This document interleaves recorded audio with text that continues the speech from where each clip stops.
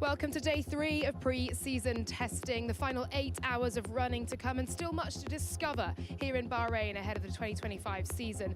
McLaren looked fastest on race pace yesterday, but with all the usual testing caveats, and Carlos Sainz set the fastest lap. And have a look, even the sun has made an appearance today for our final day here at the Bahrain International Circuit for pre-season testing. Alongside me, Bernie Collins, Lawrence Barretto and Alex Brundle.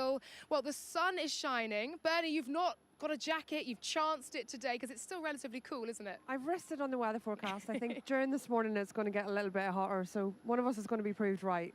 Yeah, absolutely. I think it's you, Bernie. I think it's you. There is quite the difference here. Gone for the medium compound here. So let's see how that works out for me. Great stuff. Right, we're going to get into it then. We are going to talk about McLaren and their race pace and what we saw. They did grab the headlines with some of that long-run stuff we saw yesterday afternoon. We're going to get to that a little bit later. Lawrence, Williams, though, were the fastest of the day. Carlos Sainz in the car all day long, therefore best of the track, fastest lap time. I know we can't read too much into that, but Williams must be buoyed by not just the fastest time, but actually a pre-season testing that's been so consistent and reliable. Yeah, pre-season testing hasn't always been like that for Williams. So I think just the fact they got so many laps, 2 Grand Prix worth of distances yesterday covered by Carlos, and I think he just needed a good day to get settled in with the car. Yeah, okay, it's not going to be the tabletop in times, and we're not going to see them at the sharp end when we come to Australia, but I think we are going to see a team that are in a much better position than they were last year. Obviously, had so many accidents last year that put them on the back foot. This year they've got so many spares. They've never come to testing with more spares than they've got here. So from that perspective, in terms of how they're feeling from a production level, an operational level, and just a general comfort level, Williams are in really good shape. And Carlos Sainz finished with pre-season testing now. I don't know, he won't be on his way home though, will he? I'm sure he's still got duties to fulfill today in the garage, engineering and media. Liam Lawson is also done, so Max Verstappen will be in the car for the whole of today. I think we might see a bit more from Red Bull today, therefore. What are you thinking on the 23 and 22 champions? Interesting for us. I feel a bit for Lawson, having had a wet and dry, very windy day, full day yesterday, with of course a mechanical issue potentially in the middle of it. He now has to hand over to Max Verstappen in what are beautiful testing conditions today. Great for Verstappen, and I do agree with you. We are going to see more from Red Bull in terms of pace and also giving that feedback of a driver who's been with the team for so long and has so much comfort there. I'm actually hearing Carlos Sainz will be joining us in commentary through today, so absolutely not on the plane home, and he will be fulfilling all manner of duties here with us. Red Bull had a bit of an issue yesterday, do you think? Yeah. Bit of a water issue or a long setup change, however you want to look at it? Well, so all of the paddock gossip was that was a water leak. But they've not said anything about it, the team, and nor are they obligated to. It could have been a long setup change. I mean, on day one, we thought McLaren had a mechanical issue, and they were just spending time in the garage changing the car. But they were firing it back up behind me and testing engine function as I stood in front of the garage. So all the hallmarks of testing engine function and having a mechanical issue. Bernie, we're going to come to what McLaren have been up to this morning, and Alex, come to that pace analysis with you as well. But we're also going to introduce Ruth Buscombe-Davey in the studio to look at what that pace analysis actually means and looks like. Thank you, Laura. Yes, so how do we make sense of testing times? Well, it is a testing problem, and the race simulations that the teams do are our best insight into the ranking.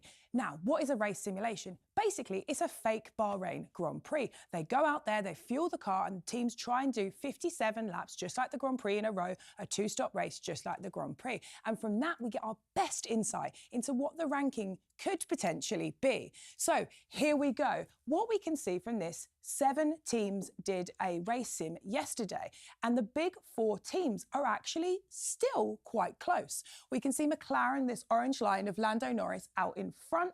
He is around 20 seconds ahead of the next 3 teams. So we've got the Mercedes, we've got the Red Bull that aborted their race sim, and the Ferrari. Now, is it all over? No, it's not, because 20 seconds is actually the equivalent of around 10 kilograms of fuel. That could be sensors, that could be pushing. All of the teams are going to have another go again today. So it is all still up to play for, but first round does still go to our incumbent champions, McLaren. Back to you, Laura. Thank you very much indeed, Ruth Buscombe-Davey. We've made our way into the paddock. We were looking at that pace overnight and this morning at breakfast, weren't we, Alex? Obviously, it did seem that Lando had this big advantage. As Ruth said, fuel loads, so much can change that. There are many caveats. What are you seeing when you look at that data? Yeah, we dug into it a little bit last night. The 3 cars were compound equivalent. I'm talking about Antonelli, Leclerc and Norris in their first stint of that race simulation. Norris has about 4/10 on the 2 of them in the Ferrari and the Mercedes. As they run through those stints, you move to the final one where the McLaren looks really, really fast in comparison to the competition. He has a compound advantage in that final stint. He's a compound softer in what were the coolest track conditions of the day. And he also has a little bit more straight line speed when you look at the data in that final stint of the day. So not necessarily comparing apples with apples. Is it 4/10? Is it over a second that McLaren are faster than everybody else?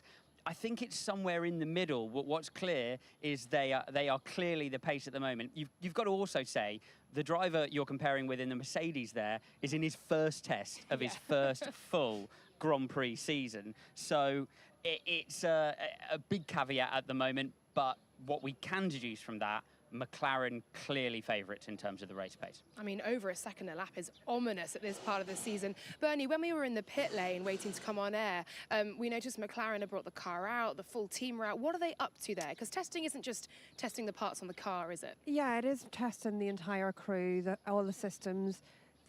Teams will have changed things in the background in the garage over this winter season. Engineers might have changed, mechanics might have changed. So we've seen McLaren bring the car out, look to be doing a full grid procedure to me. So they had the grid trolleys out there, they were counting it down. Nice idea really to do that in the 10 minutes before they started running, because there's no downtime during the session. So my expectation is that the first time they go out today, we see them on high fuel race run with Piastri possibly. So let's see if we can compare that to Norris yesterday. It'll be really interesting to read. Yeah, we'll get a bit more data then on that McLaren race pace and if it is as good as it seemed in the hands of Lando Norris yesterday. Bernie, what are you expecting from run plans up and down the grid if McLaren are on that race pace stuff early on? Yeah, today's the day. It's the last day, the last third of testing that we have. So like Ruth mentioned, many of these cars carry additional sensors for the first 2 days. Today you're trying to strip it back to race weight. You want it to be as close to you're going to run on Friday in Melbourne as possible. So we will get a much closer read of the, 10, 20 kilos is not unheard of in sensors on these cars during testing. So we'll get it back to that. So hoping in this slightly better, warmer condition, we'll see a few more qualifying runs and more of the teams, the drivers that haven't yesterday, get a race run in. Really interested to see Verstappen so we can overlay with that Norris one.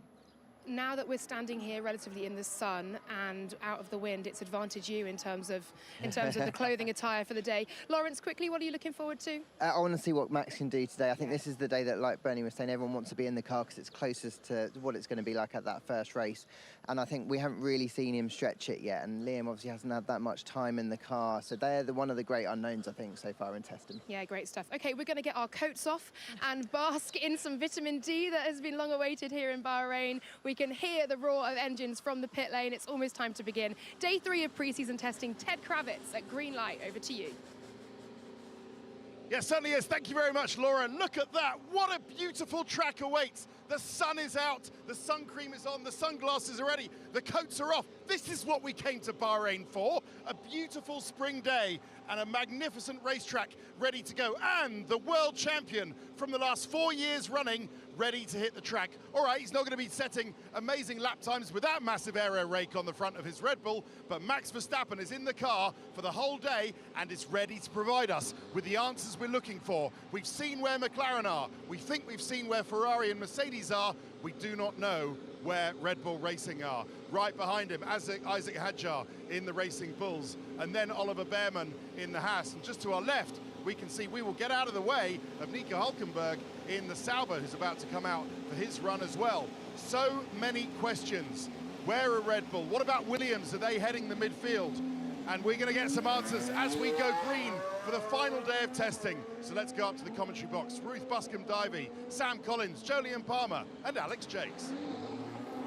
Thank you very much, Ted Kravitz. Getting the party started on day 3 of testing. A green light illuminated at the end of the pit lane. And this is the last chance to see the cars around Bahrain International, the last day of pre-season testing before the real thing begins, and we commence the Formula One World Championship of 2025. Fernando Alonso in the car, ready to go, complete with the aero rakes on the front. Teams still trying to understand what they've got underneath them. We've got teams that have planned evolutions, who understand realistically the base, but everyone's still trying to understand the exact package with the last 8 hours, well, 7 hours and 59 minutes to go as everyone begins their installation laps around a circuit that is finally back to normal, you have to say. Track temperature is 25 degrees, air temperature is 16, but the sun is out. We'll have no concerns about the floodlights. We'll have no worries about intermediate tyres and who's brought them. We will, in fact, have plenty of running from the get-go. Jolyon Palmer, what's caught your attention as we begin this day 3? Full choice for you for where to begin. Well, yeah, the blue sky to start with. It feels like Bahrain again out there to start the day. The temperatures are warmer as a result, and they should warm up as well through the 4 hours. The track will be more rubbered in, and the conditions generally very good, and no threat of rain either, which is a relief for Bahrain. Who knew? But fun hour for you in the Convox. Yeah, we've had it all so far in 2 days. Maybe we're just gonna have a straightforward run, but it's early days to get ahead of ourselves with 2025 form.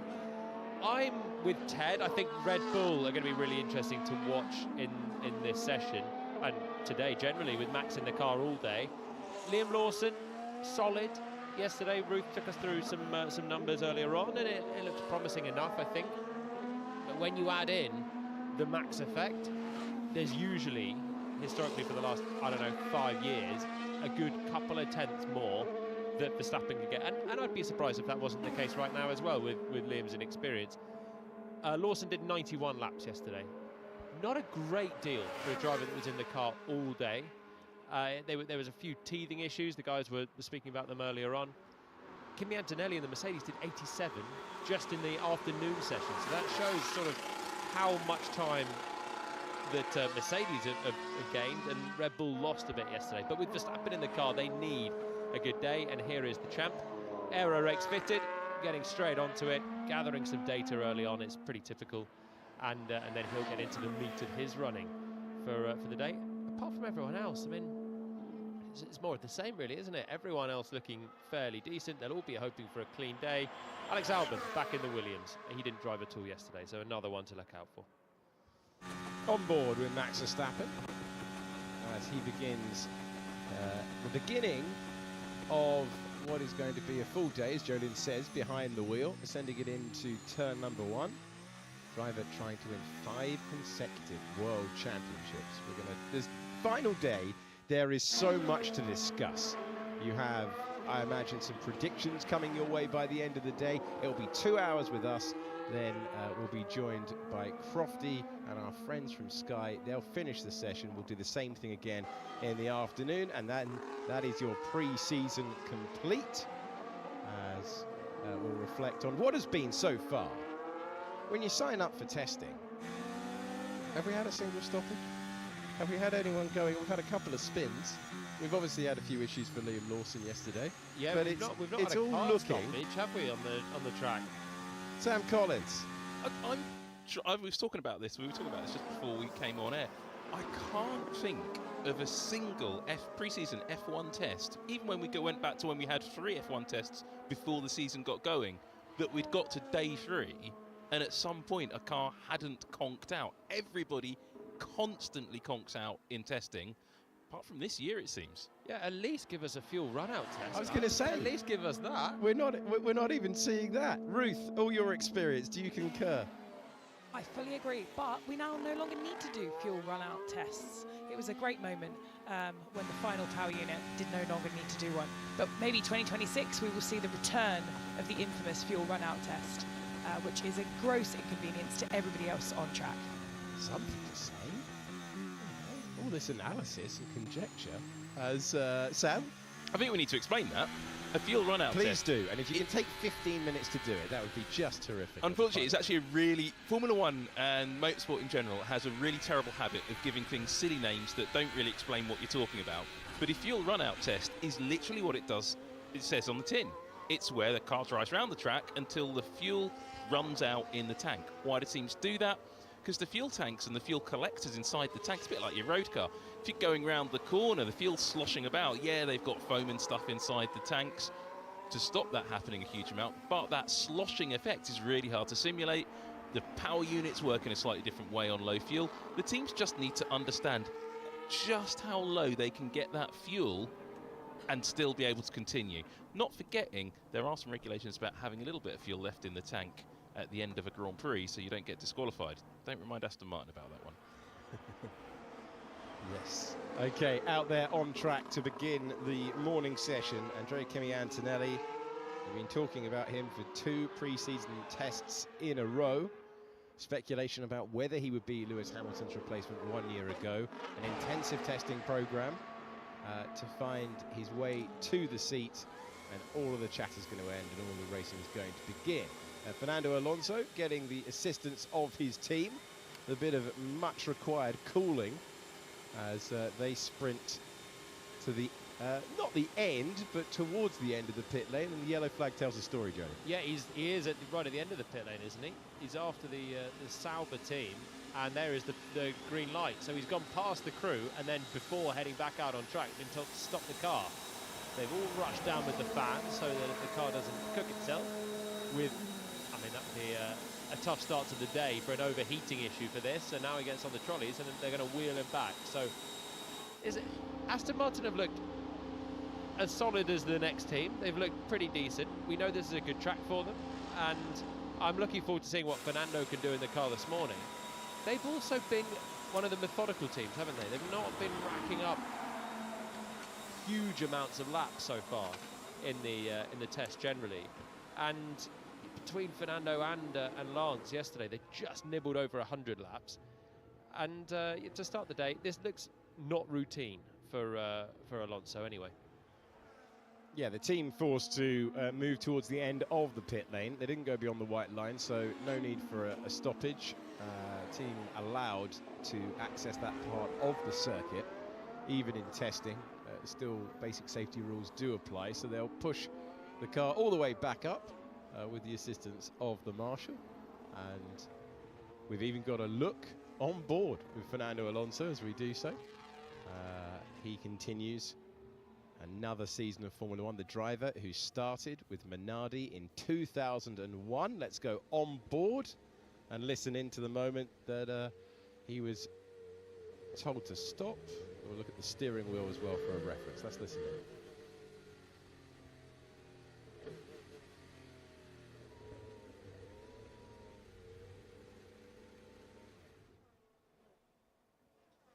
Okay, well, they knew straight away that something wasn't right there. That looked like he's got the aero brakes on. It looked like they were just going to do a front wing tweak and send him out for some different numbers on the next lap. And then as soon as he got into the fast lane, obviously the data was coming back live to the pit wall, and they didn't like something that they saw. Fernando's still in the car. Blankets going on. Might be something they can fix quickly in the garage, but yeah, definitely not part of the plan, that, for Aston Martin. Ted Kravitz, what can you see down there at Aston Martin? I can see not much work going onto the car. So yeah, Fernando was already on a run, as you've said. He came in with the aero rake, and they did the adjustment they wanted to do. Came out, all seemed fine. The engine note sounded okay when he got down to the end of the pit lane. And now they're just taking the nose off. The tyre blankets have been plugged in, and there's half an attempt to maybe start work on an engine cover. I don't know if you can see Mikey Brown, the distinctive figure of Fernando's #1 mechanic, just starting to take the engine cover panel. Or is that actually the fuel hatch? No, it's an engine cover panel. It's taking that off around the cooling. So I'm wondering if the car was starting to sort of overheat itself and they're going to take off the cooling, because that's the black cooling panel there that's just been taken off. I think that's what we're looking at, guys. Either Mikey Brown there is just taking off the cooling panels because the car was starting to overheat itself or getting a bit hot, and they're taking the blanking plates off and they'll send it straight out again, or that's a precursor to having to take the rest of the engine cover off and have a look at what's gone on underneath. But no more action, so it looks like that might just be quite a quick fix, and then he's out again. It looks like somebody left the engine blanking plates off, and it got a bit hot, and now they're taking it out again. A good spot, so they didn't send Fernando back out. Potential disaster on the cards there, but maybe just literally someone's spotted that and said, stop the car. He has done, and there's no frantic work going on there, is it? So hopefully Alonso can get back out soon. We were talking about the lack of mechanical drama in the test so far, and as if by magic, a slight issue for Aston Martin. Appreciate Ted Kravitz reporting down there in the pit lane as Charles Leclerc begins his stint. He's on the C3 tyres. The Ferrari completing a long run yesterday as we have a look at turn 11 and 12 as he climbs the hill. Just have a look at the back of that Ferrari when we come up with a bit of a closer camera angle. We should see it coming out of this corner. Yesterday we were talking about Ferrari changing their cooling layout, going for smaller exit ducts on the engine cover. They've gone even smaller today on Leclerc's car. You can see now they've got a symmetrical cooling layout with two very thin exit ducts on just by the number 16, just ahead of number 16. You can see them there, and it's the same side to side, which we didn't see yesterday. They had one much larger one on the right-hand side pod. And I think Ferrari are evaluating these engine covers. It's very standard testing fare because you can see a lot of flow visualization die across the main plane of the rear wing. So I think they're looking at the impact of changing stuff on the engine cover on the rear wing of the car. Really normal testing stuff, but interesting to see nonetheless. We've got a little like-for-like comparison as well with a Ferrari and a Mercedes on track at the same time doing a similar run on the C3 tyre. Leclerc and Antonelli in the car. And Antonelli now will respond to that lap which Charles Leclerc has just done. He's done a personal best in the first sector, 4/10 between them at the moment. We don't know the detail in it, but same tyre, and we think they're going to be roughly evenly matched. They think they're going to be roughly evenly matched as well. So there you see on the top of the timing, Leclerc 4/10 clear of Antonelli, who's trying to respond. Brian Bosley, the voice that you will hear speaking to Charles Leclerc as he attempts to take his first Formula One driver's title in 2025. The white flag there waving for a slow-moving vehicle, building up. Jack Doohan heading to his home race, heading to a full-season Formula One debut. The driver who finished third in the Formula 2 Championship a couple of years ago had a late-season charge in what was a very competitive year, won by Théo Pourchaire. Excellent driver, as was Frederick Vesti in second place. Unfortunately, the luck and the timing didn't fall their way. Both worthy drivers of a promotion, didn't work out for them, even though they'd fully earned the chance. But great to see so many rookies joining the field. A new wave, as Alex Albon called it last year. Antonelli has gone ahead of Charles Leclerc in the Mercedes. He's done a 31.1. Leclerc has done a 31.3. Doohan getting up and running for his day. Yeah, he's been quick but scrappy, Antonelli, so far in his 2 half days. Lots of small errors, particularly on braking. So I think this is the morning where he needs to try and put it all together, because he's not going to get another easy chance before we get to the season. Particularly now with the first race being Melbourne and not back here for 2 hours of Friday practice. Yeah, that is the big change compared to recent years. Palmer's not going to get his days by the pool. He's not going to get his days in the paddle court. I wouldn't have wanted the days by the pool with the last few days of weather. That's true. Yeah, Lando Norris speaking to Laura Winter yesterday was downright grumpy at the weather. You know when you book a holiday and you're all excited, a bit of winter sun. And this is important for a Brit. Oh, yeah, maybe a lot of the world probably can't resonate. They want to go for a nice bit of cloud cover for once. But no, you book it up. I've had holidays where you just try and sunbathe in the rain and you're thinking, what has life come to? Trying to get a bit of sun out there is possible for those lining the track. Charles Leclerc has returned to the pits, and out there at the moment we've got Isaac Hadjar. Fernando Alonso has ventured back out onto the circuit. Karen Pilbeam, technical director for performance at Alpine. Alpine will be hoping that they can finally get their hierarchy settled after a huge amount of turnover in recent years. You've got Ollie Oakes and Flavio Briatore calling the shots at the Enstone-based team. Their last year as a full works team before they adopt the Mercedes power unit. Big decision taken at the start of the new management tenure, as we see the evidence that the Aston Martin of Fernando Alonso is back out there. So whatever the issue was, easily rectified. Yeah, he's already done a couple of laps as well. Back out there with the aero rake, and he'll be back into those sweeps of look like front wing to start the day, just to see the airflow coming off the front axle. Stay wide of the curbs, keep it nice and smooth. And will he come back into the pits? So he's just come once past the pits, and now he's doing a constant speed run as well. The track's going quite quiet right now, and it's going to get quieter with the Aston Martin pulling him. There's a mild hint of concern in your voice there, Palmer. I've had the rain delay of yesterday morning, and I've had the power cut of day one. The fact that we've got 2 cars on a sunny track, that'll do. Doohan and Hadjar keeping us going. Yeah, Jack Doohan getting his opportunity. Did have the 1 Grand Prix at the end of the year. Although there's a lot of analysis of like, oh, look at his times, and I mean, it's a Grand Prix debut thrown in last minute to replace Esteban Ocon. Well, Doohan starting properly next time out. It was kind of a poison chalice, wasn't it? That run out that Doohan had. In some ways, Abu Dhabi's is one of the easier tracks. Is one that the drivers all know, and he did have some time to ease into it as well. I mean, days rather than hours, which reserve drivers often have, to be honest. Yeah, it's true. So he knew he was going to be doing it from pretty much the weekend before, well, the Sunday before. And the difficulty, I think, for Doohan is when you look at the other people on the grid here. Behrman came in and really did a great job in Jeddah. And he only had the Saturday. He didn't even do the Friday practice, and was not as good as Leclerc as a comparison. But we're talking about Leclerc, and we're talking about Jeddah, and he jumped into a Ferrari and did well. And then you've got Lawson jumping in and doing a really solid job as well. You've got Colapinto came in and immediately was looking decent. Or I guess Monza was his first race, and it was not as good as the next.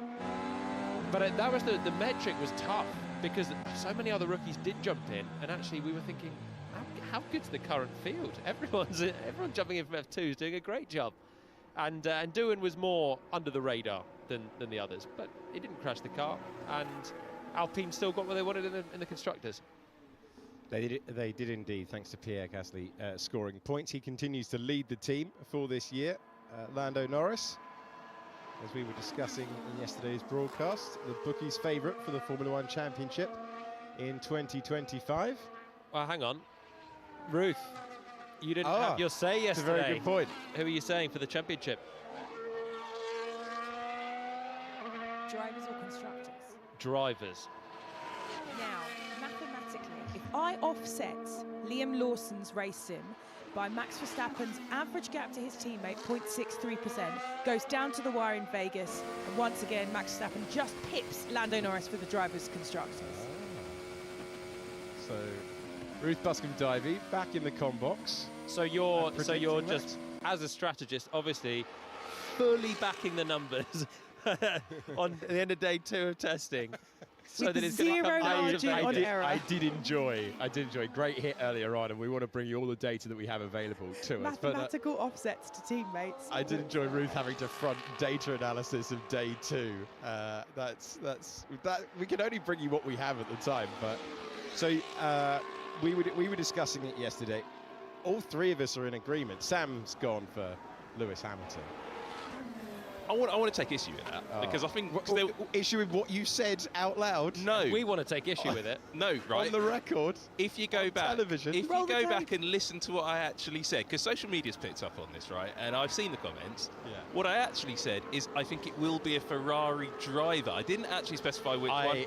We have some of the best replay operators in the world next door, Samuel. They can go and have a listen. I plumped for Hamilton for the sole reason is that I live in Hertfordshire. That is not a real reason to pick one driver or the other. I really can't pick between Leclerc and Hamilton, but I do think Ferrari are going to win the Drivers' Championship. So we've got one analyst here going off the hard data that we have, pouring through the numbers and seeing the offsets, giving us a precise countdown of when it's going to be done and who's going to do it. We've got another one going on geography.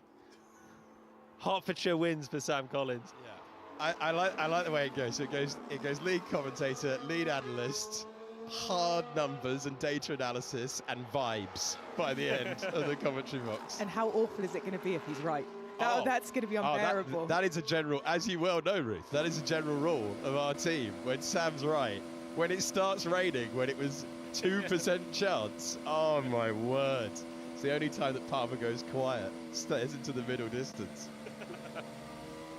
It's probably a good time to throw to Ted Kravitz down at Red Bull. Thank you very much. Yes, just taking the aero rakes off Max Verstappen's car. Interesting scene with GP Lambiase, who's of course got one of the 3 promotions in this team now to kind of head of racing engineering, explaining what's going on with the car to a very interested looking Helmut Marko by the side of the car. I did notice actually Rich Wolverson, who was sitting now for the first time in the seat vacated by Jonathan Wheatley. If you look when there are more people, when Max is doing his race run, if we get a shot later on of the Red Bull pit wall, you'll see on the far left-hand side as we look at it, you won't see the back of Jonathan Wheatley's head, of course, because he's on gardening leave. It's Rich Wolverson who's stepping up to the role of kind of race team operations manager. He's the one who's training the mechanics. He was doing that anyway, really, as Wheatley's deputy. He's just on the other side of the garage as we look at him. But then it's actually, in terms of the operation of Red Bull Racing in how they go and relate to the FIA, it's Steve Knowles, who was a kind of senior strategy guy, who's taking that job. So they're kind of splitting it in 3 ways, actually, with Gerard O'Reilly, the other part of what Jonathan Wheatley used to do. So it sort of underlines how important Wheatley's job was, that they can't replace him with one person. They've managed to replace him with 3 people. But yeah, it's a nice view of the bulkhead of the Red Bull Racing RB21 with a little air vent, the way it goes in from the driver cooling hatch, that little air vent that goes through into the tub itself.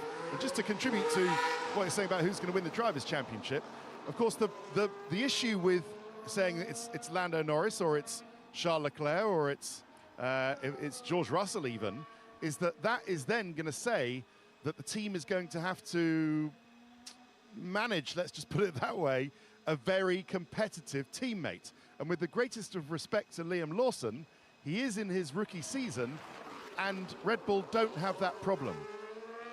And for that reason, especially given in mind that it's Lewis Hamilton joining Charles Leclerc, especially with that in mind that Oscar Piastri is on the other side of Lando Norris and has been so competitive, and the fact that it's Kimi Antonelli, or you might argue that Mercedes will say if George does find his way into challenging for the championship, all right, Kimi, it is your your first season, we're going to go with George.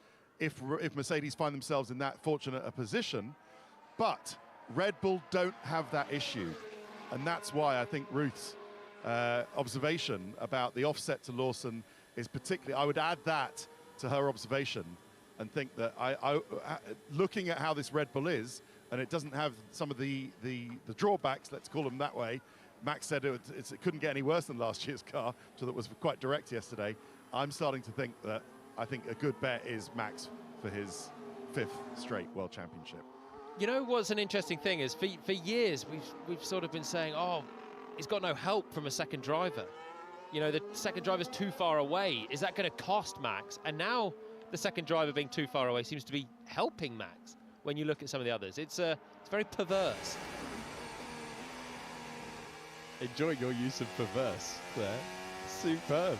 3 hours, 35 minutes to go. Ted, it's a brilliant point, because if you think to the World Championships of 1986, when the Williams drivers split the points, the McLaren drivers of 2007 split the points and let another driver in, Alain Prost in 1986, Kimi Raikkonen in 2007. Sometimes 2 rapid drivers in your team lineup is not what you need to try and claim the Drivers' Championship.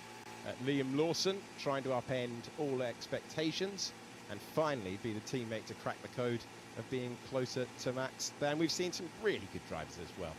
Checo, multiple Grand Prix winner, including in Monaco, including around here on the outer loop. Amazing day of Formula One, that one. Alex Albon, highly rated by everyone in the paddock. Pierre Gasly is a Grand Prix winner as well. These are not poor drivers that Max Verstappen has, let's be honest, swept aside. There's no poor drivers in the field. That's the thing. We were talking about rookies and who came in with a huge amount of panache and who sort of slipped under the radar to get into Formula One and surprised us when they got there. But no one is bad getting to Formula One, to be clear. Everyone's got some championships or certainly promising junior records on their CV. Just on that clip of the Red Bull garage we just saw, and you possibly heard on your screens just there, was that high-pitched whine. It sounds like a dentist's drill because essentially it is the same sort of thing. That's essentially a little hand tool a mechanic is using because a bit of new bodywork doesn't quite fit the Red Bull the way it was designed to do. Everything always fits together beautifully in the CAD package or when it's been hand-drawn if you've got someone like Adrian Newey at Red Bull, at Aston Martin. Sorry, I saw a purple sector and went into qualifying mode, sorry.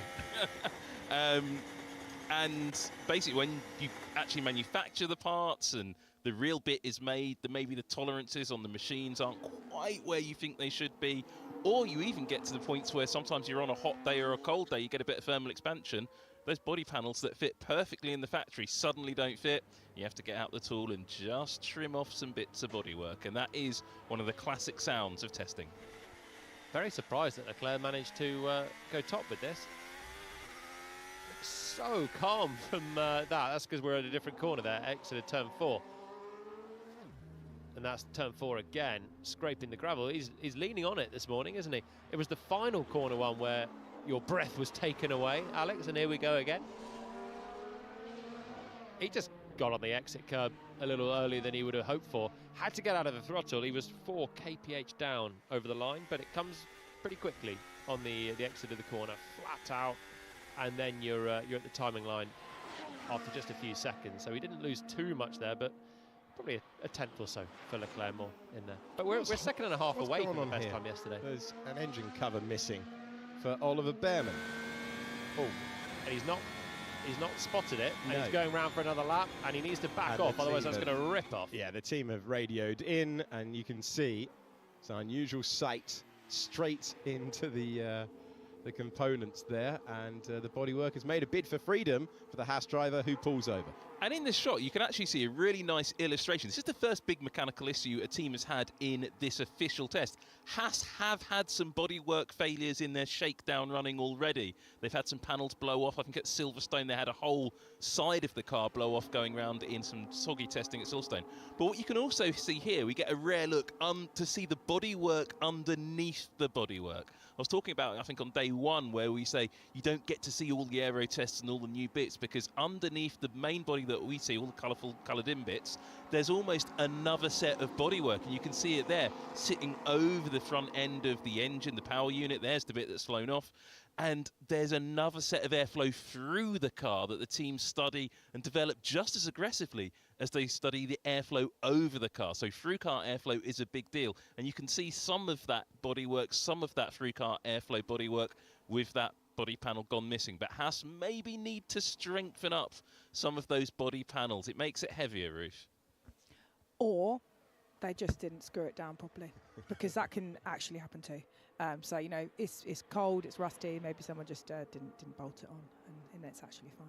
That's gone a whole lap earlier though, hasn't it? Because that's on the main straight, and when we saw Ollie coming into shot there, he was coming out of the final corner, so he's done a whole lap without that panel on the engine cover there. Engine will be nice and cooled though, on the plus side. It's not going to get too hot, is it? Glass half full. I like it. Sam's desperate to talk about the bodywork underneath the bodywork. I can see it in his eyes. I actually wasn't. I was more just thinking to try and look at what Ruth was talking about. You can actually see on this side, oh, that's gone now, just to talk about whether it was actually bolted on properly. I think by the look of it, it looks like it has been bolted on properly, because the bolts, the screws, the little hexagon head screws that hold that bodywork on, they all still seem to be there. It's the bit in the middle that isn't, but it could be something further forward that's actually come off, and then all of that air's come rushing in under the bodywork and just blown off that big chunk on the side. But as we say, this is the second time this has happened to the Haas team this year. And interestingly, they've not done any fast laps so far this test. Behrman actually was on a faster lap. He was on a lap that was going to be quicker than anything Haas did yesterday, and then the bodywork comes flying off. So he'll retreat back to the pits, and what looked like it was maybe going to be a slight foray into some quicker running is curtailed very quickly. Absolutely fine at a 135. Try and get to a 130, and the bodywork starts detonating off the car. Is what things look like for the Haas team at the moment. Ollie Behrman bringing it back, gives us a chance to show you the drone cam as he makes his way glacially through turn 30. Great use of the word glacially. Well, Palmer started it.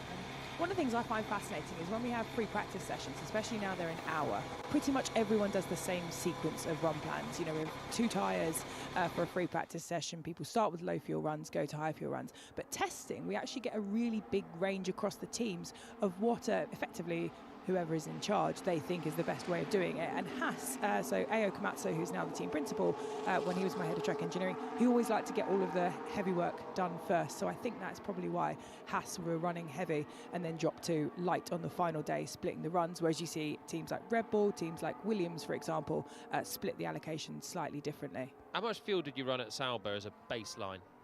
Do you know what? It always changed depending on it. So low fuel, that's a bit of a range, and it depends. It'll be between 30 to 40, but remember that it's all about equivalent fuel. As Bernie said right on the very first day, some teams speak in as though you were going to go down to qualifying trim, and some teams speak in terms of actual fuel in the car, and that's because we run a lot more sensors and extra bits in testing than we would actually run in a race. So it would often be really driven by what you want to achieve. If you're running a compound that's really soft that you would normally run where someone like Monaco, for example, and it's only going to be a very short run, you would run a lower fuel load.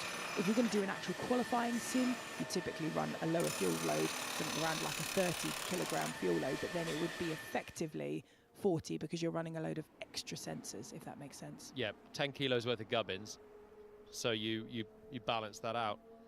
We used to be 30 kilos Renault, and then we'd often look all right in testing, and you'd turn up and think, oh, maybe we were just slightly undercooked in pre-season. And I completely agree, and that's why, honestly, the race sims are generally the best reference, because, you know, it wouldn't be crazy for a big team never to drop below 50 equivalent in testing, for example. And I think one of the most fascinating things is, in a qualifying session in Formula One, it's 18 minutes. And teams get knocked out these days because they go at the beginning and then they don't run again at the end, because track evolution can dominate the stretch between a fast car and a slow car. Now we've got 8 hours of track evolution. So trying to compare something that happened 30 minutes before is the equivalent of basically, you know, getting knocked out. So the track evolution as well makes a huge difference. And that's not just the rubber on the track, that's the winds changing, that's the temperature of the track changing. And Bahrain is one where it does typically get faster, slower, and then faster again in the glory hour at the end of the day. Okay, so I know we always say we don't know the fuel loads of the teams are running high levels of fuel. Why do the big teams just run the day on 50 kilos of fuel? Why do they do that? A couple of reasons. One, there's an element of not showing your hand. It's becoming less and less, I would say, over the years. But there is a kind of a historic trend that teams like Ferrari, for example, historically run slightly lower at the end of testing than their direct competitors. But then, you know, you change team principle and it could all change. But in this not showing your hand, surely everyone's hand is just shown. By the time we've broadcast 3 days of coverage, if you stop in the pit lane, the cameras are on. If the engine cover blows off, the cameras are on. Everyone's looking at everyone else, so your hand is just open, isn't it? Everyone's playing open-handed. I mean, 3/10. If you are 3/10 off pole, you're in for a tough season if you Lando Norris or Max Verstappen historically. So, like, actually, you know, even by just putting some sensors on the car, even if you run equivalent into qualifying, you are effectively sandbagging compared to where you would be in Australia. So you don't actually have to do much these days with the field. You know, first to last was 1.3% last year. So 3/10 is actually about 4.4%. you don't have to do much intentionally to ruin your run plan to kind of sandbag without even sandbagging. But why? I don't understand why anyone sandbags anymore. This is every year I'm just confused at the logic of sandbagging. If Ferrari now took the shackles off and did a 1:29.2, and they're a second and a half quicker than Verstappen, what are Red Bull going to do about it? They're going to try harder because they see that Ferrari are up the road? What does that actually mean? You know, it is one of the greatest debates in Formula One, because I've had a variety of team principals, had a variety of track engineers, and I've heard people give very impassionate, very logical arguments on both sides of this, as to why, you know, Fred, for example, is always saying, you know, we should just focus on ourselves, you know, make sure we get the most representative data. You'll have other team principals that will be like, you know, we don't want to show our hand because, you know, actually even this car, for example, isn't the car that we're going to bring to Melbourne. This is our rollout car. You know, it's... But, OK, the next thing is 50 kilos of fuel is a silly number of fuel. It's a silly weight of fuel. You never run 50 kilos of fuel again, apart from halfway through a Grand Prix for a lap. So you always qualify on 5 kilos of fuel. So all this testing work, why don't they test on the fuel that they're going to qualify, which is what they do all the way through practice? I've got a lovely answer for you. Because back in the day, 2014 was the year, Mercedes, who, you know, were outsiders, started doing this 50 kilogram of fuel run, which is basically a way of, with one set of tyres, doing a mini version of a qualifying sim and then still getting some long run data. So they come out, you do push, charge, push, so do effectively like a baby half qualifying sim, and then do a constant run to get something that is basically a bit of both whilst you're testing something else effectively. So if you're trying to do a sweep on other setup elements, it does give you a little bit of both worlds. So I've completely got that. If you need 50 kilos of fuel to do the run, you need to put in 50 kilos of fuel. If you're going to do a long run, but for the amount of, I mean, we've got Antonelli in the garage. He's just done a 4-5 lap run with way more than 4 or 5 laps worth of fuel in, one can assume. I need to see what's going on here. So Merck, for example, they could be doing a front push rod sweep, and they're trying to do a back-to-back test to try and get some kind of reference on like loads. Like there is. But why do it on 50 kilos? Why not do it on 10 kilos? Well, 10 that would be very short. That'd be 1 lap. 15 kilos. Get 2 laps. Yeah, but that's what they're doing. I think it's about. I think it could be about. I won't say it is about, and I am kind of on Ruth's side on this one. I think 50 kilos is actually quite representative, because there's no points in qualifying.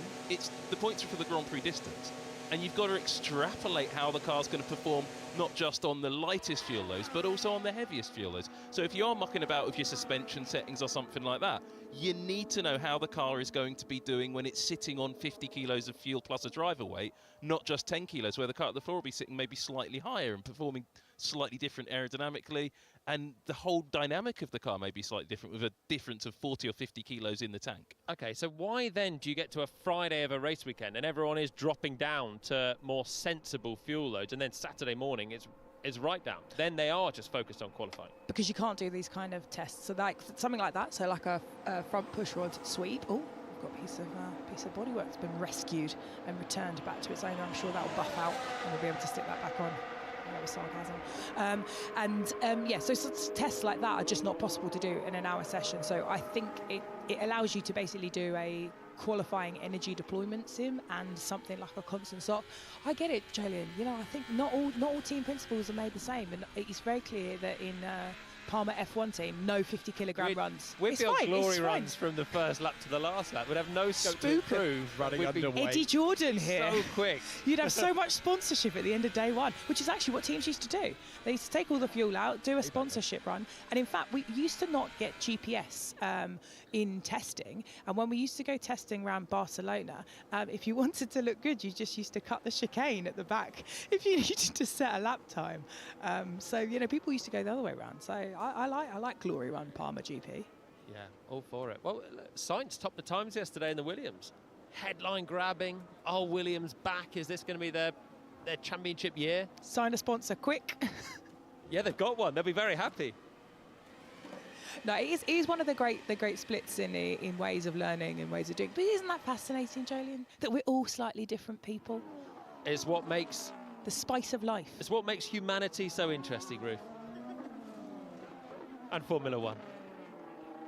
What would have been your preference to do, Ruth, if you've been calling the shots? You make it like I didn't know. I wasn't really annoying with my thing. I would, depends on what you're doing. So this year, which is an evolution, not a revolution, is going to be about kind of really getting your car into the right setup window. So it is a really good opportunity to try and do work that would take you 5 or 6 race weekends. The compounds are the same. So I quite like whatever the race engineer needs for at least the first day and a half in terms of trying to get the car into a setup window. Like this kind of like generation of cars is actually pretty difficult to find a good setup window for, because it's kind of a weird compromise between like potential performance and drivability. So the cars end up pretty stiff and pretty low. And actually that could take you 5 race weekends to find something that is a good balance. And then I'd make sure I do a race sim and my garage equipment works, and then I'd probably try and do a qualifying sim because I've got a lot of new people in my team. But I wouldn't be Jolien Grand Prix. Well, it makes so much sense to do some laps on fumes. You know, see what the car is like in the state that you really need it to be very good at in a couple of weeks' time. Haas, as much as I kind of like what they're doing in terms of just working on themselves, not looking at the times, they've got no idea what the car's going to be like when they take the fuel out. They can assume because it's nicely balanced on the high fuel that it will be the same, but the car can handle slightly differently. When you take the fuel out, it's dartier, you're putting a lot more energy through the brakes, through the tyres as well. And they don't know that yet because they're just methodically working on the long runs. Spice of life, Jolien. Spice of life. Keeps the intrigue going all the way to Melbourne.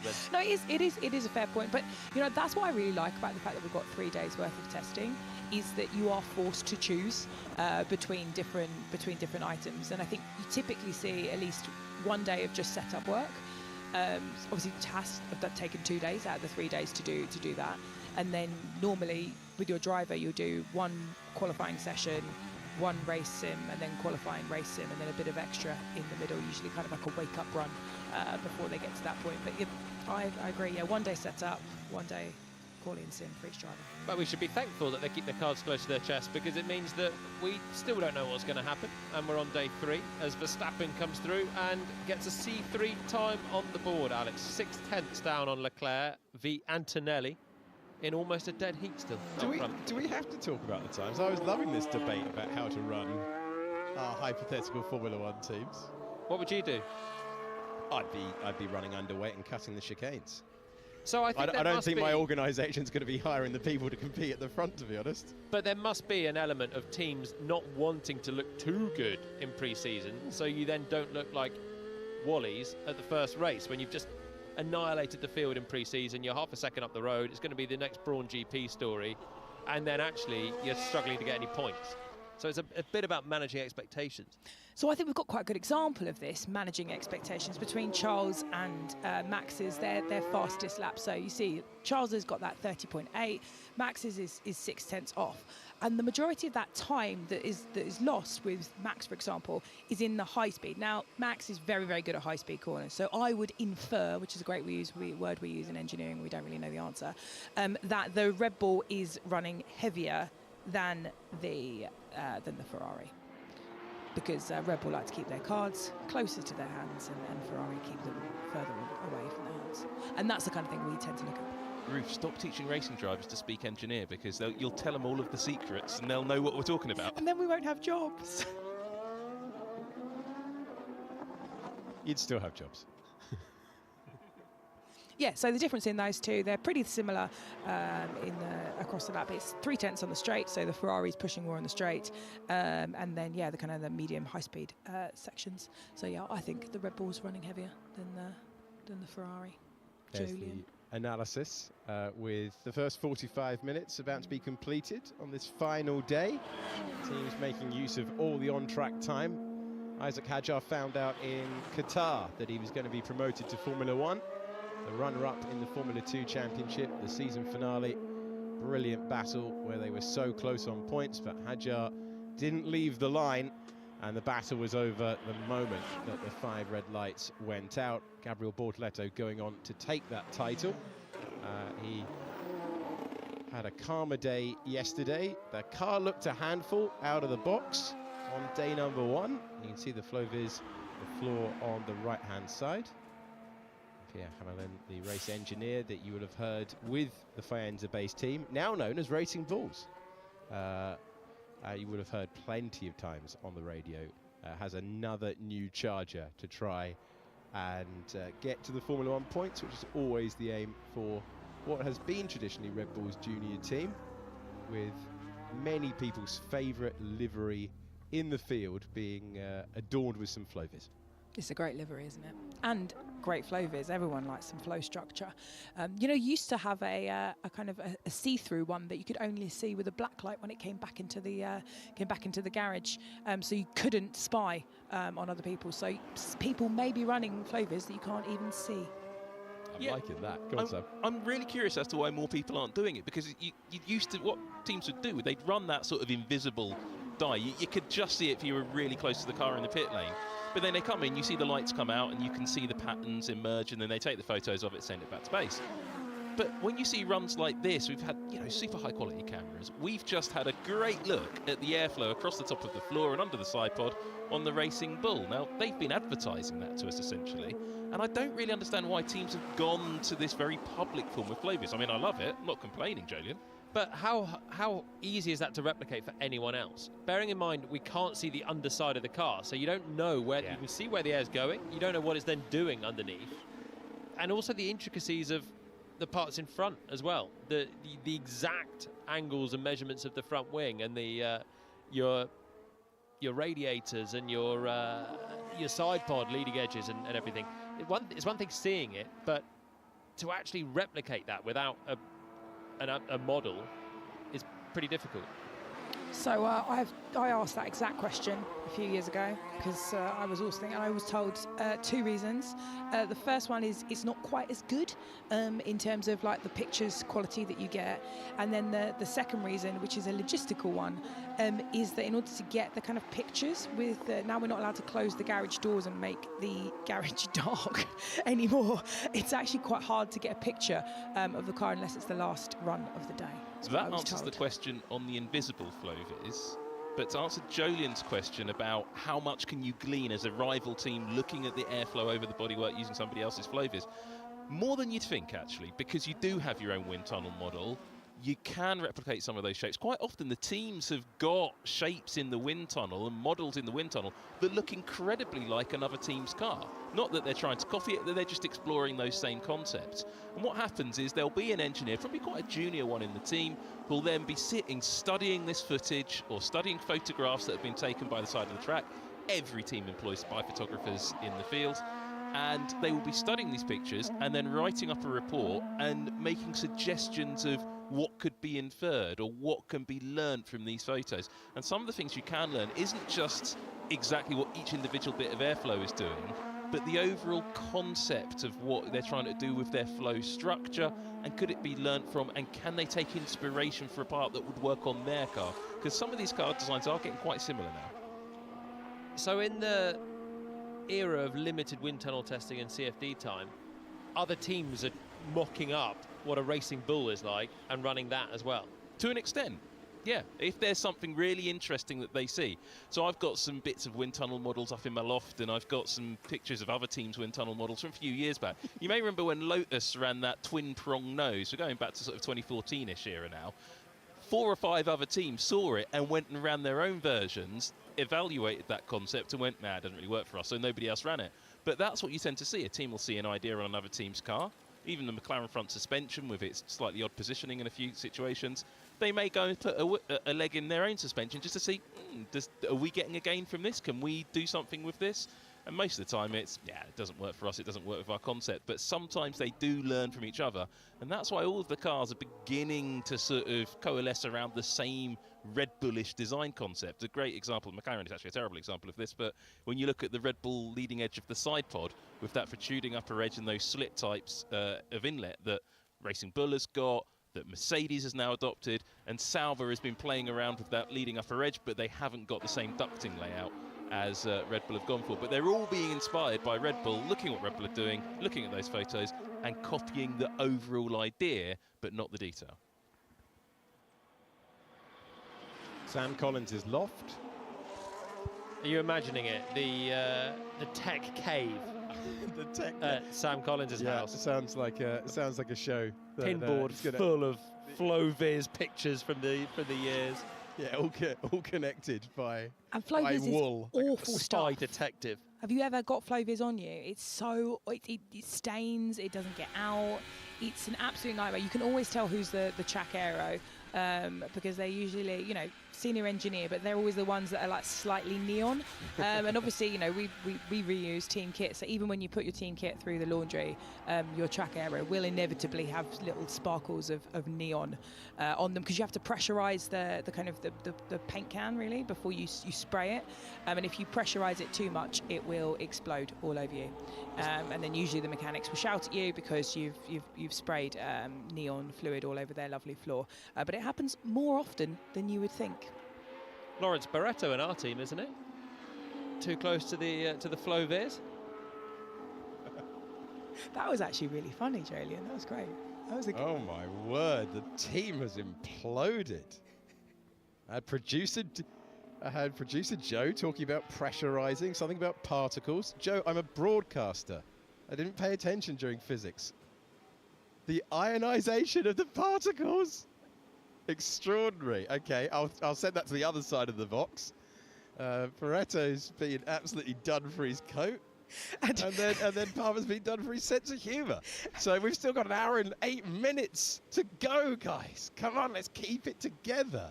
Right, who wants to pick up first after incredibly, this isn't the loft, but this is the laptop of Sam Collins, and he's got a random picture of some Flo-Viz. What are you pointing to, Sam? Please tell me that's not your loft. I've got some very similar stuff like that in my loft. That is actually the Brawn double diffuser before it was a Brawn. Why do you have that on your... Is it your screensaver? No, I just collect all this data and stuff like that. It's exactly what you imagine my loft to be like. Very 1970s with the orange and the green. So what component is that we're looking at? That is an early iteration of the double diffuser that obviously...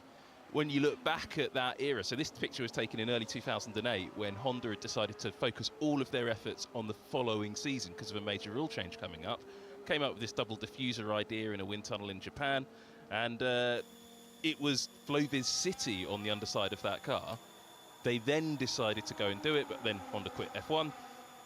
Brawn took advantage of that and took all of that data and went and won the World Championship. It's going to be a very similar situation in teams like Williams right now, the Williams team has opted not to bring a completely new car for this season. They've just heavily modified last year's car, so they can focus on next season. So the reason I was highlighting the Honda again was because they took that opportunity with a major rule change to almost sacrifice the preceding year to try and get an advantage the following year. So I wonder if an approach like that is why a driver like Carlos Sainz has gone to Williams, whose recent results in F1 you would suggest probably wouldn't have attracted a driver like Sainz. Yeah, Carlos Sainz had his options, had opportunities, and found himself moving to Williams. Had an option to go to Alpine, which is what delayed the initial announcement, which was expected at the Spanish Grand Prix, then got pushed back a couple of weeks because after he weighed up whether to go to the Enstone base team, and went to Williams, who had got on his radar as early as the year before.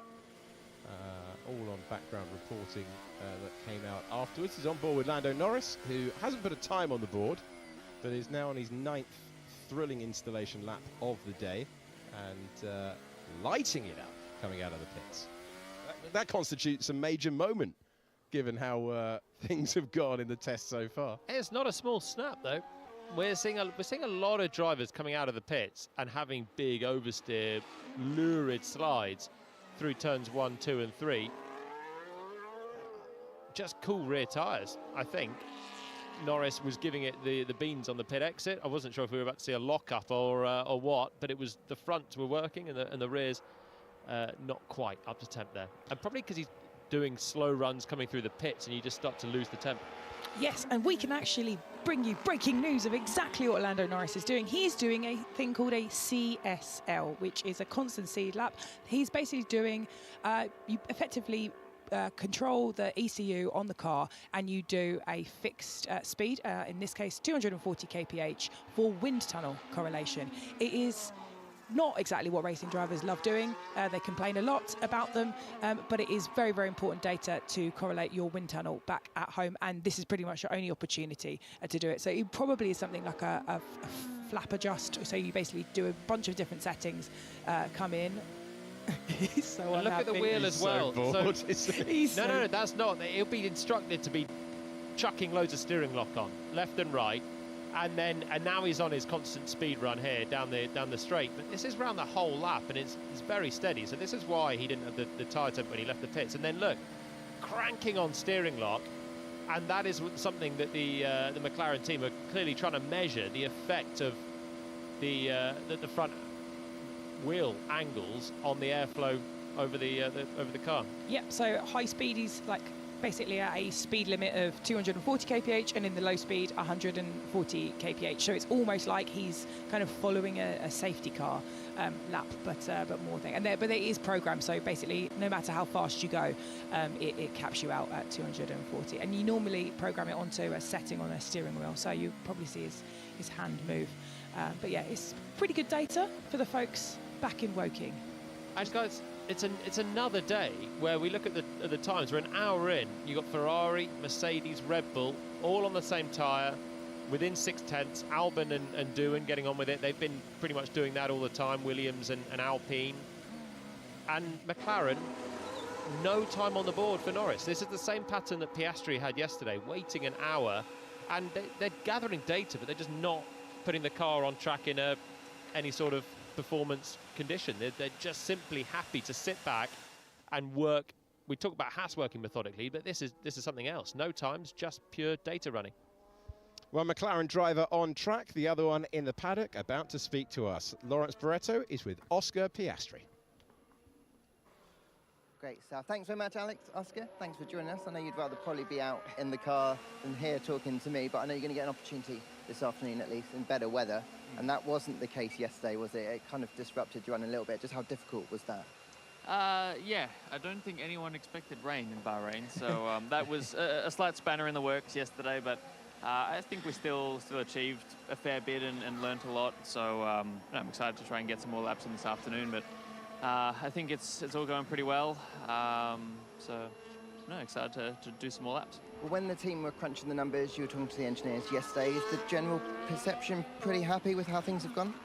I think reasonably happy, yes. I think the main thing has been, we've been trying a lot of things. Our program's been going pretty smoothly, and I think we've been getting some pretty clear reads on what different changes do, which is what you want at this part of the season. So, in terms of pace, I don't really know where we sit. It's kind of hard to say. There's been some runs that have looked good, some that haven't looked so good. So that's kind of looked the story for everybody a little bit, but I think we're still pretty confident. Lando was saying yesterday at lunchtime that the car felt like it was in the right ballpark. He said maybe the rear was kind of stepping out a little bit more. Did it feel like, from what you could see, it progressed through the day and feeling a bit better about things on that side today? I think so. I think a racing driver's always going to complain about a race car no matter how fast it is. So I think definitely there's been a few things we've tried to tackle through the test. It's been a bit tricky at points for sure, but I don't think anything to be overly concerned about. So again, I think we've been trying a lot of things, and they've been giving us a pretty clear understanding of what they do, but they've not always necessarily been the right things for what the car needs. So I'm pretty happy with how we're going. But yeah, today is obviously going to be trying to be about finding a bit of a better balance and trying to get a bit more performance out of it. I was going to ask you about your program for this afternoon. I guess you'll get a long run in as well? I hope so. Hopefully we don't get any more unexpected rain. So that would be good. But I mean, yeah, just try and get more laps on the board from yesterday is the target today. Well, I'm just hearing that we've got your fastest lap from yesterday. So if you fancy talking us through, we've got a return monitor. Okay. I can't remember how good my fastest lap was yesterday. I don't think it was amazing. I'm about to find out. Let's see if I hit the apex of turn 1.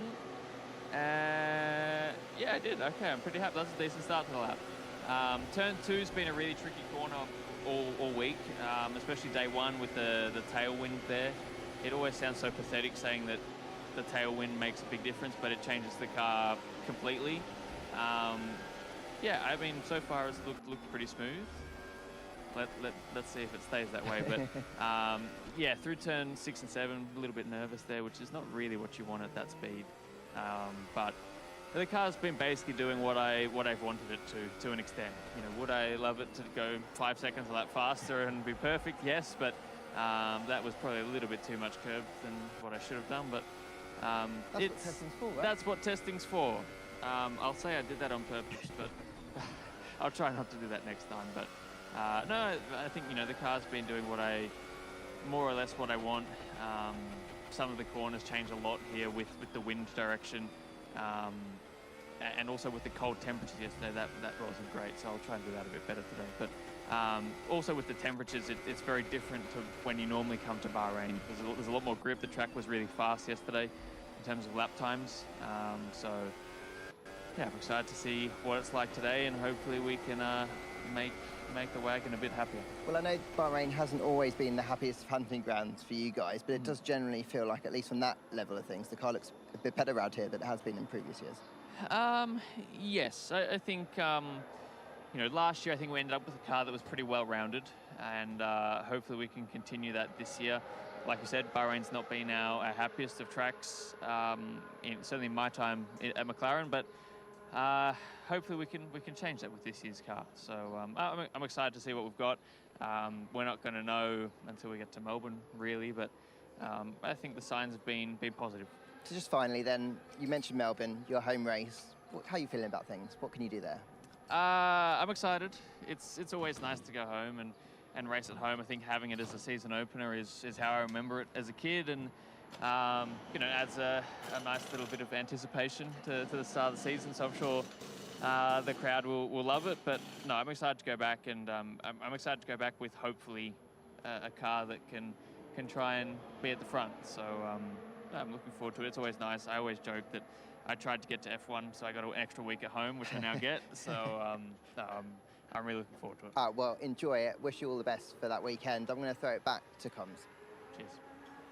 Thank you very much, Lawrence Barretto. Thumbs up for your interview from Will Joseph. No, thumbs up for releasing the car back onto the circuit. Lando Norris going back out there, having been doing some constant speed tests so far. I can tell you the wind is picking up, according to the Racing Bulls radio, to this man, but we're sending it downstairs to the pit lane. And Laura Winter at Haas. Thank you very much, Alex Jakes. I can tell you the wind is picking up. I'm going by the Bernie Collins barometer of how much my hair is blowing in the wind. If I stand this way, we're okay. If I stood that way, it'd be all over my face. Luckily, we're all right for now. I've come down to the garage, though, of Haas, and obviously we saw Ollie Behrman out on track earlier on. You can see him at the back of the garage there, next to his father. He's been out of the car now for some time, as we saw bodywork literally ripped off the car. Lots of mechanics doing lots of relatively urgent-looking work to repair what is very much a mechanical failure to this car, and whether that was just pressure underneath the bodywork actually basically just ripping it off, we'll have to see. Ayo Komatsu, interestingly, has actually got down from the pit wall, and he is fully engrossed in what the mechanics are doing. But while we've been standing here, he's been actually bent down with the mechanics right in there, getting into the action and seeing what he can do to help. So lots being done to this Haas car, and it's very much a car that they felt, if it correlates to what they were seeing over the winter, would be a massive boost from day one to what we saw from last season. But they've had an interesting test, definitely running different plans and different run plans to potentially some other teams so far, not lighting up the timing sheets with any big fast laps, but this some valuable time that Ollie Behrman is currently missing out on track. This the scene in the garage of the mechanics trying to fix it. That's really interesting stuff from down in the Haas garage. What I like to see, though, is what it is the mechanics are trying to fix. Our trackside cameras picked up some really lovely footage here of the Haas in a little bit of bother early on, and this is the problem that they are trying to fix. The first thing I want to draw your attention to here is the big crack in the side pod. Had Behrman carried on or picked up speed, actually that damage would have got a lot worse. Having gone back through my pictures as well, I can tell you it was the other side of the Haas, the right-hand side pod, that failed during their shakedown running. But as we go through the corner, we can take a look a little bit more at some of the components that may have failed. You can see further forwards on the car, those bolts and those screws, they're all in place. Some of them look a little bit displaced, but, you know, the bodywork's ripped off at high speed. So I don't think it was finger trouble. I think it is an inherent problem with the Haas. Now, the next thing I want to draw your attention to, there's a lot to talk about on this, is the design and the manufacture of the bodywork. Now, every team wants to make the bodywork as light as possible, and you can see here a sort of brown colour underneath the white paint and the black outer skin of the Haas bodywork. Well, the black outer skin, that's carbon fibre. You can see that pretty clearly higher up here on the car, on the sponsor's logo. That's the rear wing, of course. Higher up on the car, on the sponsor's logo, you can see that carbon fibre weave. But inside that carbon fibre weave, because that's just an outer skin, on the inside of that weave, there's that brown stuff. That's probably a Kevlar honeycomb. I'm pretty sure it is Kevlar, actually.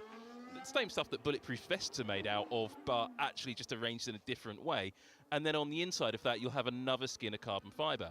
How those skins of carbon fibre and how that Kevlar honeycomb is arranged has a big impact on the strength and the weight of that bodywork. And that makes a real difference to how the car is designed. If you make it too light, events like this can happen. But as we come further through the corner, you can see what I was talking about a little bit there. You can see how the air is going through the bodywork, so coming in from the side pod duct, through the coolers, and then you can see under those big, sort of really bulky rear engine covers, there's absolutely nothing. You can see straight out of the back and alongside the exhaust. So underneath these cars, these big bodywork, it's all completely empty. It's all to do with the aerodynamics. If we take another angle of the car coming through the corner, this is a little bit earlier on, as the car goes through a right-hand corner here, we can see how that airflow is being managed underneath that bodywork, that big hole. So as we get side on, we'll get a nice little view of the air intake going into the engine's combustion area.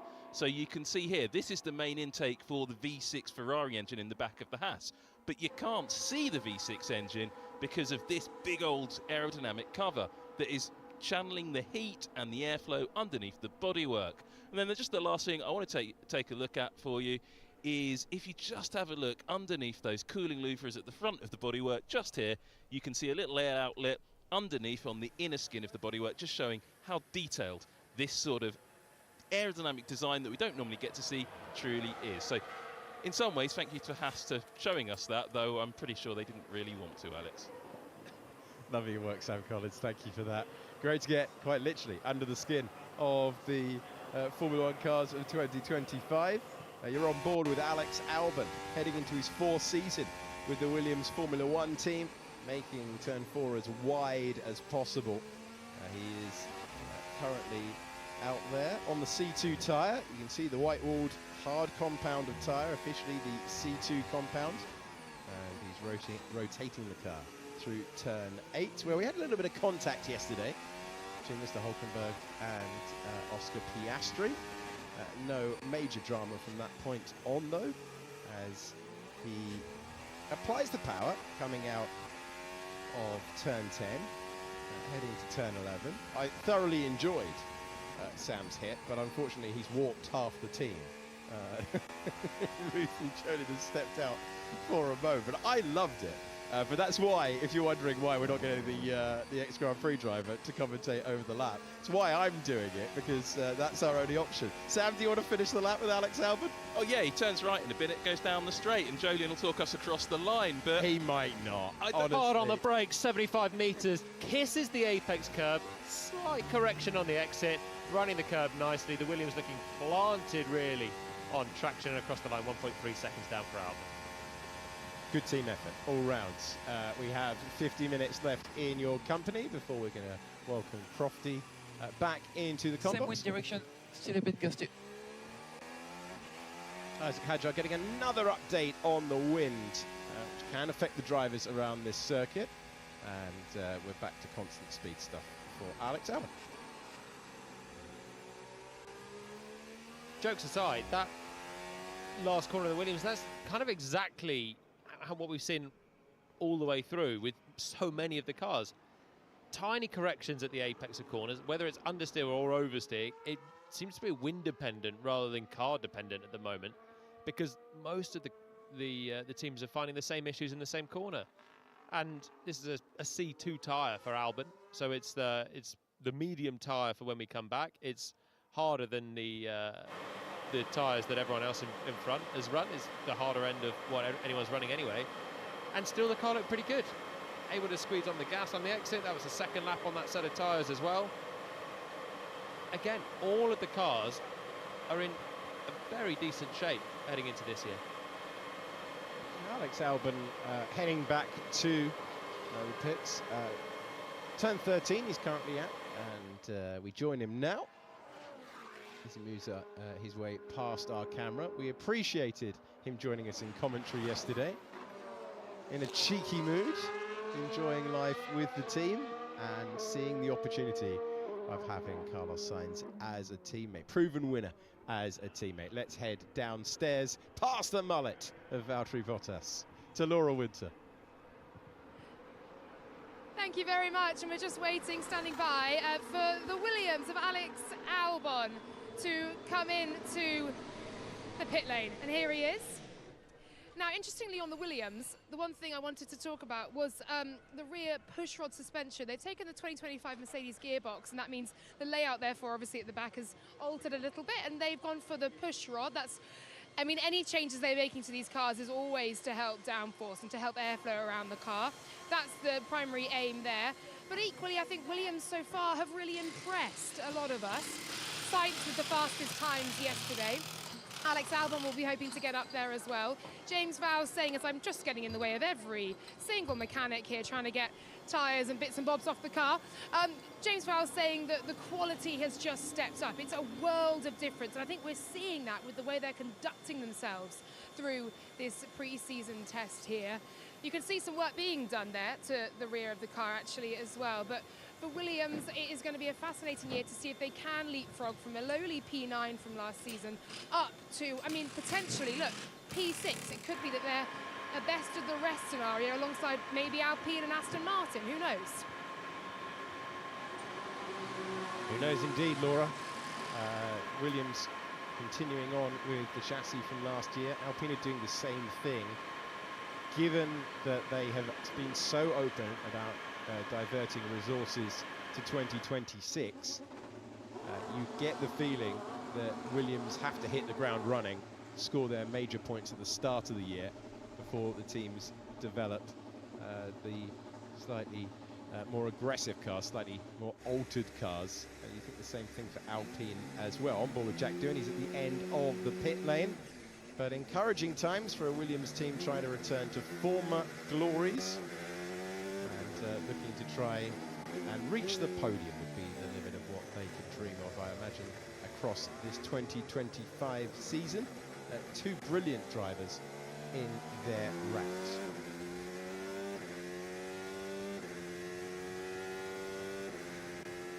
Jack Doohan's back out there and on a warm-up lap. It's Charles Leclerc. Let's give you the lap count, just for something to do. 18 laps for the Monegasque driver, and he was out there at the same time as Kimi Antonelli, who's done 13. Max Verstappen in the car all day for Red Bull, and he's got 14 to his name. Then it's Alex Albon on 17. Isaac Hadjar finds himself on 21. And then it's the man you're looking at the moment, who is on his 20th tour of the circuit. Gabriel Bortoleto, another rookie in the field, the reigning Formula 2 champions, disturbed the gravel trap on the exit of turn 4 a couple of times. And then Oliver Behrman, only 8 laps on the board. If you're just pressing play, if you're just switching on, the Haas bodywork ripping itself from the car, and he's had to come back to the pits as a result. Fernando Alonso on 11 laps, and no time on the board, but constant speed runs for Lando Norris, who's completed 12. Yep, and my secret squirrel sources, which I could not ever possibly reveal, have informed me that the Haas bodywork was in fact a delamination of the paper honeycomb. It's mystery solved. We can carry on with the morning. Delamination of the paper honeycomb. It's very testing. Very testing, but great to get the answer. Appreciate your secret squirrel sources, Ruth, which was easier to say in my head than at 14 minutes past 8 in the morning UK time. On board with Jack Doon, who's attacking the racetrack now with the C2 tyre, Jamie. Going out wide, using plenty of curb on the way into turn 4, and there's another one of those corners where so many drivers have been struggling with oversteer through the apex, and Doohan is shuffling the wheel more than most coming through on this harder tyre. And again, fighting the car on the entry to turn 8 there down the hill. Has been the lesser spotted oversteer snap. Using plenty of curb just to try and open up that braking zone for turn 10. And there's no rear grip on this Alpine on this lap. Fighting it all the way through 10 as well. Absolutely on the limit of oversteer and going slowly as a result. If he's oversteering into turn 11, something's really gone wrong, because it always pushes on the apex of that corner. Over the brow of 13 again, you can just see Jack just hanging on to it through the penultimate corner. 1 to go. That's where we joined Albon on the same tyre a couple of moments ago. And actually, a neat and tidy final corner, but definitely loose at the rear for Doohan there on the C2 tyre. And it looks like a tyre that's past its best, and its best wasn't great anyway. Tell us what you really feel, Jolyon. Well, the C2 is not as quick as the C3, that's all. Can you imagine what Jolyon's like on Christmas morning? Hold on, you're the one who doesn't like Christmas music, Sam. Yeah, but I love Christmas. But not Christmas music. No. So Christmas in total silence. Yeah. So you love it. Yeah. Yeah. Okay, fine. Sometimes the C2 is quicker than the C3, Mr. Jolyon Palmer. Barcelona, 16 laps into 2018. Well, 16 laps into a long one, the C2 probably would be faster than the C3 because of degradation. Go on, give us your look back at history of when the C2 was quicker than the C3. Oh my word! Gentlemen, a short view back in time. Yeah, there was a fantastic qualifying session back in 2018, Barcelona Grand Prix. We had all 3 compounds on track, and no team had any idea of which. I mean, we called them soft. Was it super soft, soft and medium? Which was faster. Everyone was running different compounds, and the great conclusion from that session was at the end everyone still didn't know, because going into Q2 people basically just used what they had left. It was a funny old time, that time back in the day, where Mr. Charles Leclerc, obviously now running in his red Ferrari, was driving in his rookie year for Saba, where he was my junior driver. Driver and engineer strategy briefings must have been a riot behind the scenes, if this is what it's like in the commentary box. Nice history lesson there. Appreciate that. Ruth Buscombe-Davy joining us on the final day of the test. Which... Glamorous F1 HQ. Well, you know, but it isn't actually crazy, because we come back quite a bit later this year in the season to Bahrain, and actually you do sometimes get a scenario where even in qualifying the softer compound is not significantly faster than the harder compound, because, you know, you're overloading the tyre, so even though it's faster at the start of the lap, it can kind of drop off in sector 3. A classic historical example of that is somewhere like Suzuka, where actually sometimes the prime, the option, the soft, the medium can be close, or even it can be dominated. So yeah, sorry Jolyon, I'm not accepting that. Well, actually the Spanish Grand Prix of 2018, pole was set on the C3 tyre still. Yeah, by Q3. I was knocked out by then. I don't remember. Yeah, okay. I said Q1. Just like talk about Alpines while they have a little argument here. I think yes, but first I want to hear from Laura Winter, who's down in the pit lane at Mercedes.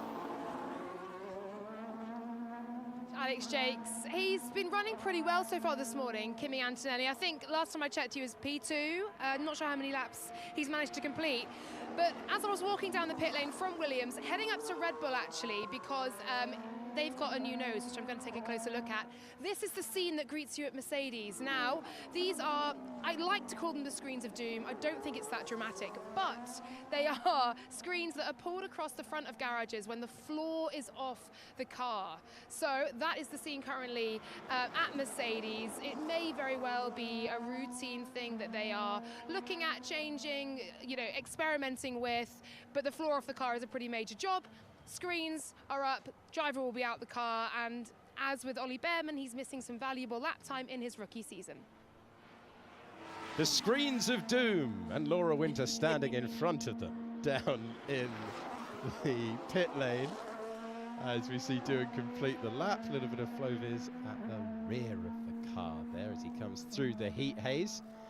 Kimi Antonelli, just to give the answer to Laura's other question, 13 laps he managed before the screens of doom appeared down in the pit lane, and C3 time that is 7/100ths of a second slower than the fastest man on track so far today, which is Charles Leclerc in the slightly darker red Ferrari for this year. Before we went to Laura, Sam Collins was absolutely downright desperate to talk about Alpine.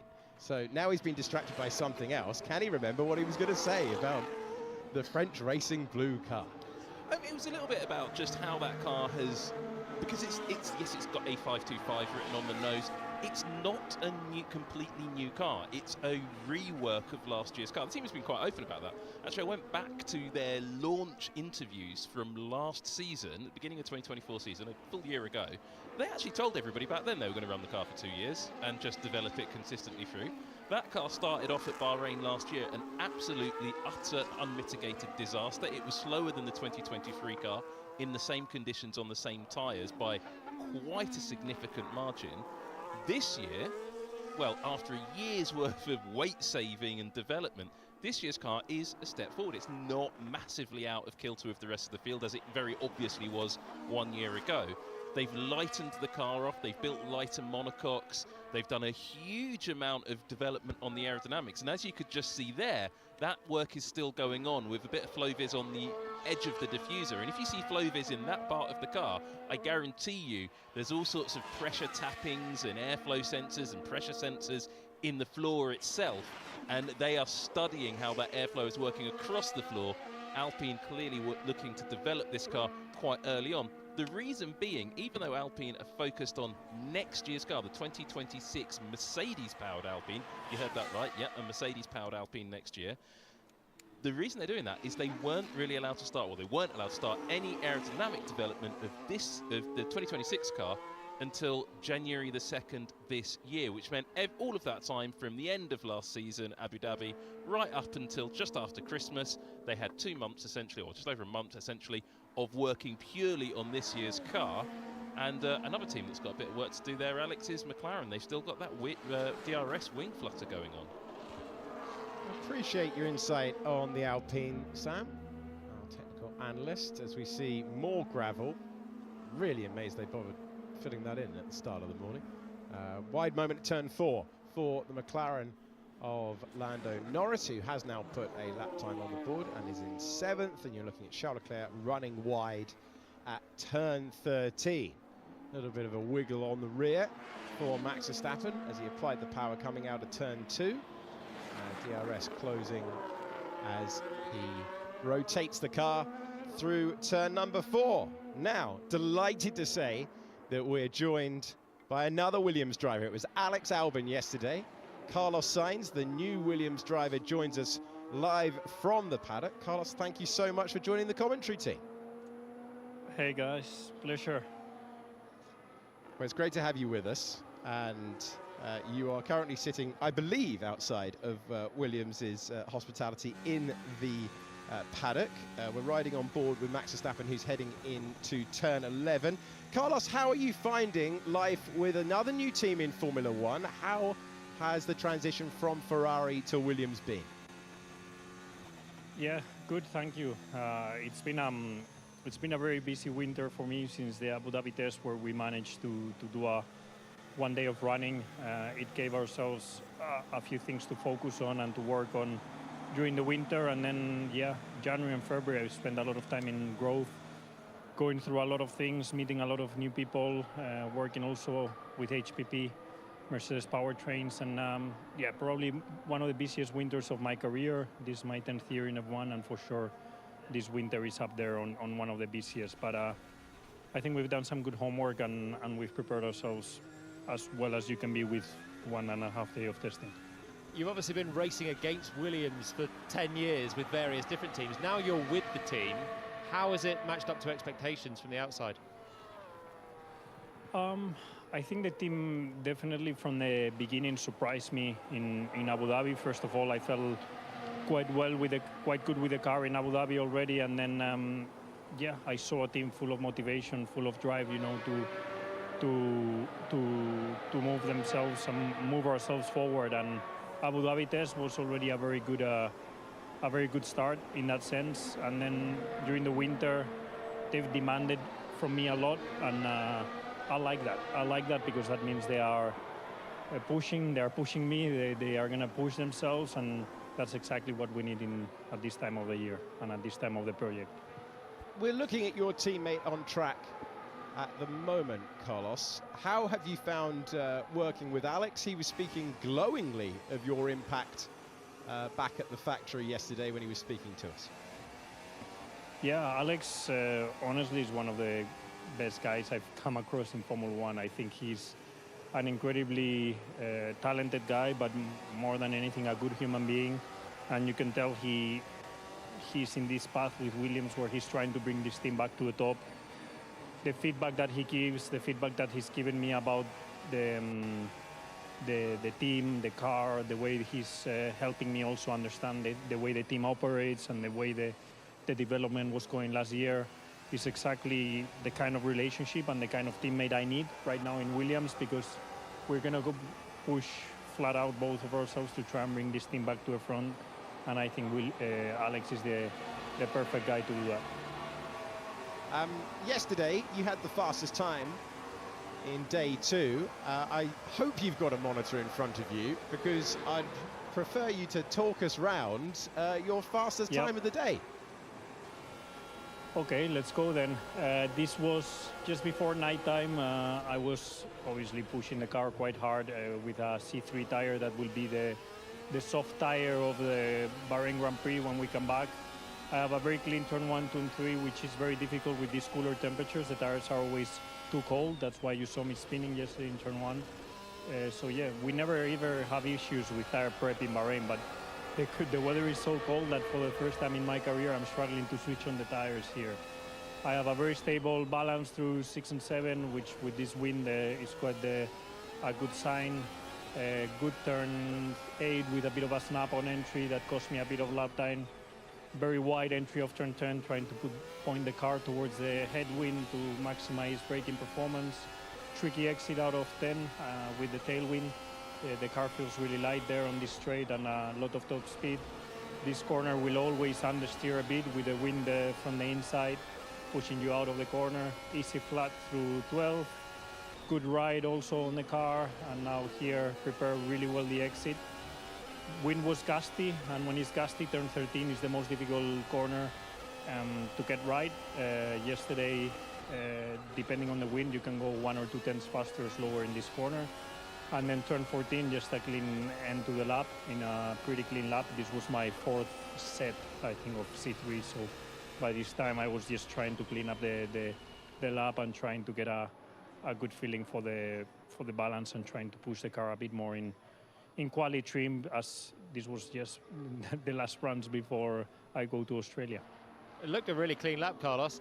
You went for a C4 tyre afterwards. Was that going to be the everything at it lap, but that was when you had the spin? I was looking forward to improving 2 or 3 tenths on that tire, as that's normally what I improved here last year on a C4. But this year Pirelli has changed the compounds, and the C4 didn't seem to give any extra grip around this track. I saw Charles also losing it on the C4 in his lap at the same time as me. So it just shows probably the C4 was not working well this test. I don't know if it's the temperatures or what is it, but it's clearly not it wasn't a good tire to be on, so I didn't improve. And how different is it generally driving a Ferrari 2 months ago to driving this year's Williams now? How much have you had to adapt? Yeah, in terms of driving style, I'm still understanding what I need to do with this car to go quick, because if I'm honest, I'm still a bit lost into where to find the lap time. You know, I don't know if it's gonna come on entries, it's gonna come on exits, minimum speeds, and that's why yesterday's run was important for me to understand if where is the lap time coming from. You know, I feel like, yeah, when I push it, I can get to a decent level, but I still don't know where the last 2/10 of the car are, and this is what I will need to discover during the first 5-6 races as I put more soft tires on the car to try and understand, yeah, where's the lap time gonna come from in this car. I really appreciate your honesty there, Carlos. That's a great insight for everyone watching at home. Just before we let you go, we know you're a very busy man. You want to dig into all of the data, see what your teammate is doing. Why didn't you belt out Smooth Operator at the O2? That was your moment, sir. I know. I thought about it, I was looking in your eyes. I was like, he's going to do it. He's going to do it. He's going to sing. Look, I was thinking wild things. I'm going to walk in doing the Kendrick Lamar dance, the Super Bowl dance. Then I thought, nah, better I sing Smooth Operator. I don't know. In the end, I didn't have the courage to do any of these things, and I just said hello to the crowd. Whenever you want to sing us out, Carlos, we will have a microphone waiting for you. Thank you for your time. Have a great F1 2025. Thank you, guys. Enjoy. Bye-bye. Carlos Sainz Jr. Fascinating answer on the transition from Ferrari to Williams, and a driver that is so methodical, proven race winner, always has capacity behind the wheel, but still figuring out where to extract performance. Yeah, well, it's how you get most out of different cars that have their strong suits in different areas. Straight line braking, carrying speed into the corner.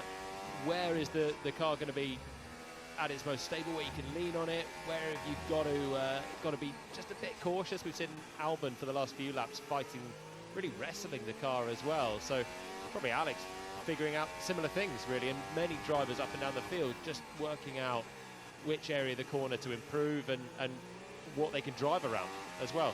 I think it's a fascinating answer on why he didn't sing on stage. the mindset of a racing driver. Can you imagine if he'd just belted it out? Would have been iconic. He would have won the night. That would have been it. Carlos Sainz on top after singing Smooth Operator. The thing is, you can just imagine the crowd all just chanting it back, and you get the whole place going. Yeah. But then everyone with their phone lights on, running orders in the bin. And it's iconic, and the night is won. But then in the back of your mind, something saying, well, what if no one reacts? What if this is just deadpan, nothing? You just belt. Just belting out Smooth Operator to 18,000 stunned faces. People crying in the back row. Yeah, I think he probably played it the right way. Yeah, I'd go safe as well, I think, on that. Everyone knows the headline act of that moment was James Vowles anyway. Getting the big announcement, walking onto the stage. There's about 20 seconds to go from the big stage doors to the point where we started broadcasting that. Right, let's get an update from the pit lane with Laura Winter.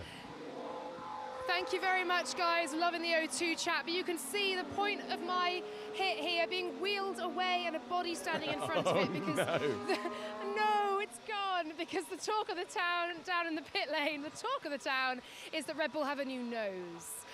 So I was going to show you the old nose and show you how it differs to the new nose, but it's been wheeled away and they're refusing to bring any other nose out for me. I have asked the question. But fundamentally, where the old nose attached to the main plane of the front wing, the new nose now doesn't attach at the very bottom, at the very front of it. So there's now a gap underneath the nose. If you can envisage that, visualize it. I have been told, though, the new nose is going to be put on the car at some point today.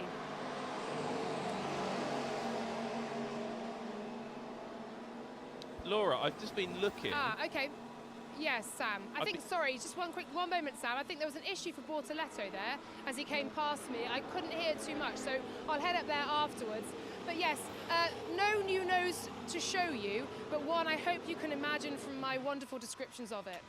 Well, we're just looking at Bortoletto at the moment, Laura. Nothing immediately apparent wrong with that car, but he is sitting in the box. I'll wait for you to get down there. Red Bull does definitely have a new nose. I've seen some photos of it fitted to the car, but I've been trawling through the footage from all day today, and as far as I can tell, they haven't actually run it out on track at all. My good friend Toby Gruner is down in the pit lane, and he's taken some photos of it. And so it exists, so you're right, Laura. And I think down at Red Bull, with that old nose being wheeled off to the back of the garage, that tells me that there will be another nose coming out relatively soon. And I'd be pretty sure it is the new one. So great spot there. You sent me into a frenzy of hunting for footage. But yeah, as far as I can tell, they haven't actually tested that new nose. But when you run a new nose like that, it's not ever just the nose. It's the front wing. It's the leading edge of the floor. First bit of the car to hit the airflow, it's going to affect everything behind it. So that's a big change there for Red Bull. Yeah, attaching now at the second element of the front wing rather than the first. Doohan looking quite loose in the Alpine once again on the C3 tyre, so he's now on the comparable tyre to the top three. They ran it quite a lot earlier, probably a good 45 minutes ago. Pretty much start of the day. Leclerc and Antonelli were smashing out their quick laps. Verstappen slightly later, and now Doohan having a go on a C3. Just loose at turn 13, but this is on the back of that really loose lap that we saw with Jack on the C2. Albon was scrabbling around as well, though, whilst we were talking to Carlos, wasn't he, on the C2 in the Williams. So plenty of teams struggling for rear grip. This is going to be the oversteer on board then with Doohan. Plenty of drivers struggling here, and it's just twitchy and nervous on the way in. Cannot commit to a smooth steering arc to get to the apex, and then he's actually just running out of road on the exit as well because he can't commit to that steering input on the way in. Running out of road, still fighting the car because he's got steering lock going on towards the exit and a bit of time lost. Fernando Alonso drilling the rear tyres coming out of turn 10. Just power drifting coming on the exit, finds the oversteer. You can see he's turning left at that point, and then he's going to have a bit of opposite lock going on there. Lovely slow-mo. You can see the driver working at the wheel, and then full-on burnout coming out of the corner. Just kept his foot in. Having fun out there. What an amazing image. Power being sent through those rear Pirelli tyres. As you say, Jody, Alonso having some fun out there at the moment. Lando Norris is on an outlap, making his way through the programme. Just in terms of an overall update of the day so far, the main thing to tell you about, there's been lots of wiggly moments for the drivers. Going wide at turn 4, we've had a few lockups, we've had plenty of corrections mid-corner. The bodywork delaminated on Oliver Behrman's Haas, so he has had an interrupted morning of running. And Norris is still playing around with the steering, still not getting meaningful times on the board just yet. He has now done a couple of flyers, but it's an outlap for him, and they're still testing things down at McLaren. So not yet into conventional running. Maybe this will be just a quirky outlap, and then we'll get into it with Lando. Alonso was on a long run at the end, and that was his last lap before he pitted, so no wonder he was just rooting the tyres, just making sure that they were completely knackered when he came into the pits. And now Lando does get into a lap, so just a quirky outlap. Maybe actually just a bit of, not necessarily data gathering, but just trying to get some temperature in the front, which is something that Lando does on outlaps anyway, just really overstressing that front axle, just to make sure, as we heard from Carlos, that the tyres are up to temp at the start of the lap. C3s with Norris. Oh, he's nearly on the outer loop. He's nearly still thinking about it, isn't he? He's nearly joining the old circuit that we ran on in 2020. And Sergio Perez took the win, only time that we've run in that configuration. And Lando Norris on the push lap, looking for grip that wasn't there. He has found a reverse gear. Great to be on board at the moment where he was fully committed live. And now he's trying to venture back on to the normal circuit. Didn't want to skip through the gravel. No. Quite rightly, doesn't want to give the mechanics more work than they've had so far. It was almost a replica helmet for the Marshall just in front of him as well there, the fluoro yellow that he used to run anyway. We've seen a few snaps from Lando so far this morning. They've mainly been on the constant speed runs where the tyre temper's just not there. managed to get through turns 1, 2 and 3 pretty neatly, and then just found a absolute armful of oversteer as he turned in, got past the apex, and it's a really big snap, and he actually got as close to that outside wall as I've seen anyone get in previous years. I don't think I've ever seen anyone hit that crypto wall there, and he almost overcorrected towards it. Max hit that on the opening lap. Oh, in the race on the shortened circuit though, different circuit. Yeah, honestly, if I could show you the withering look that Palmer just gave me there for that example. Oh, it's the sort of stuff that you bottle up and it puts a smile on your face across a commentary season. No, you're quite right. No one collects that wall. It was over on one the, lap. it was on the different lap. It was on the opening lap. It was at race pace. Good. I mean, 10 out of 10 for recollection, though. Just one reference. One thing that Lando Norris has pointed out across the entire test so far, everyone being quite tight-lipped about the characteristics of the car, he has said on the record that he's struggling more with the rear of this year's McLaren than he would like. Downstairs to the pit lane and Laura Winter. Thanks, guys. I just wanted to obviously see what was the issue for Gabriel Bortoletto as he came past us earlier on when we were at Red Bull. As you can see, car is going up onto the high stands. Every single time we move the camera to try and get the best angle for you guys to see what's going on, another Saba person stands in our way. So hopefully you guys can see a fair bit of what's going on. But there is a lot of action happening right now. Gabriel Bortoletto is just over here as well. He was out the car. Bit of a puff of the cheeks here as he was talking to Mattia Binotto about it, who was also in the garage a few moments ago as well. Just looking a little frustrated that he is out the car as things stand. And I think for Sauber, there's clearly, looking here, work being done at the front. There was work being done towards the rear as well, underneath the engine cover. Work everywhere seemingly being done to the car, so an extensive issue maybe. Sam, you may be able to see, as the camera can go a little bit further than the red line here that says I cannot move any more closely into the garage, exactly what is being done, but there seems work everywhere. There does look to be a lot of work all over the car, but I think, as you can see, Laura, they've just put some covers over I think it's a charge air cooler actually in the left-hand side pod of that very green car. And one of the mechanics is on that little trolley that's gone underneath the rear of the car. I'm wondering if it's a power unit change. Ruth, you used to work for this team. What's broken? What is broken? Well, that's the ultimate question, isn't it? Do you know what? I don't think it's that bad. I think it'll buff out. And the reason why I'm going to do that is human psychology, and I'm working out who is in the garage. And the most senior person isn't there yet. You can come back to me. Oh, we're going to go back to Laura, who may have worked it out. I haven't worked it out. I've asked a question. I've been told we can't tell you, obviously. But the black screens of doom are about to be pulled across the Sauber garage, suggesting that the floor of the car is about to come off as well.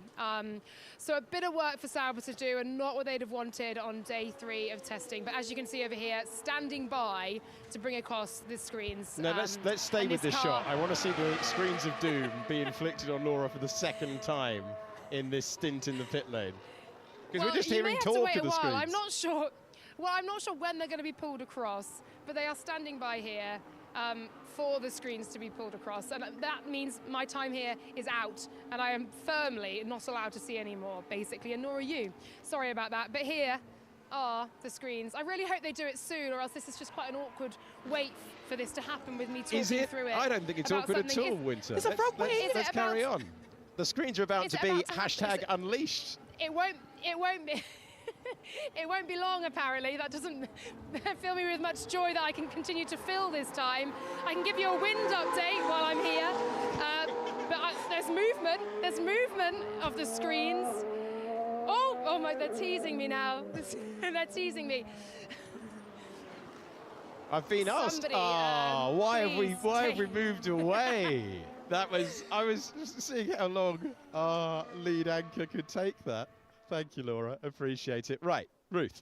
So poor Laura there was actually subject to a regulation, which means that the guys there are physically not allowed to pull it over until a certain part of the floor has come off.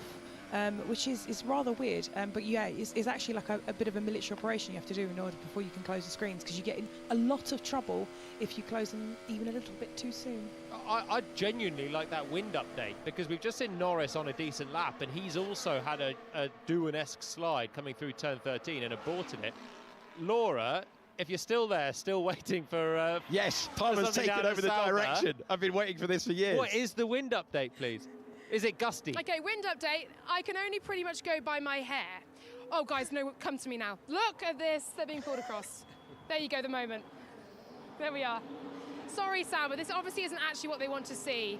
And not what they want on day 3. Not what Gabriel Bortoleto wants either in his rookie season. But we have had a live moment where the screens have been pulled across. So we hope that Saba are out soon and the problem isn't too severe. Wind, if I can, come back out this way. Hair this way is pretty good. Ed, sorry, we're going to have to just go that way. There we are. Hair this way, not good. But it's not too gusty at this end of the pit lane as things stand. Maybe unpredictable gusts. That's all I have from the weather at the end of the pit lane. Thank you. It's Laura Beaufort down in the pit lane there rather than Laura Winter. Just as a little thing about the screens, a little bit of technical analysis on those screens. Different teams have different design of screens to keep you from looking inside the garage. And some screens are more effective than others. I will say, Sauber's screens are not the most effective because you can see through them and still see what they're doing on the car. The cameramen aren't really allowed to do that, but sometimes they do. Thank you, Ed. We appreciate your work down in the pit lane as well. Ruth? I would like to back up our colleague, Laura Winter, and that I often used my hair, just like Bernie did, as a strategic tool to work out just how gusty it was.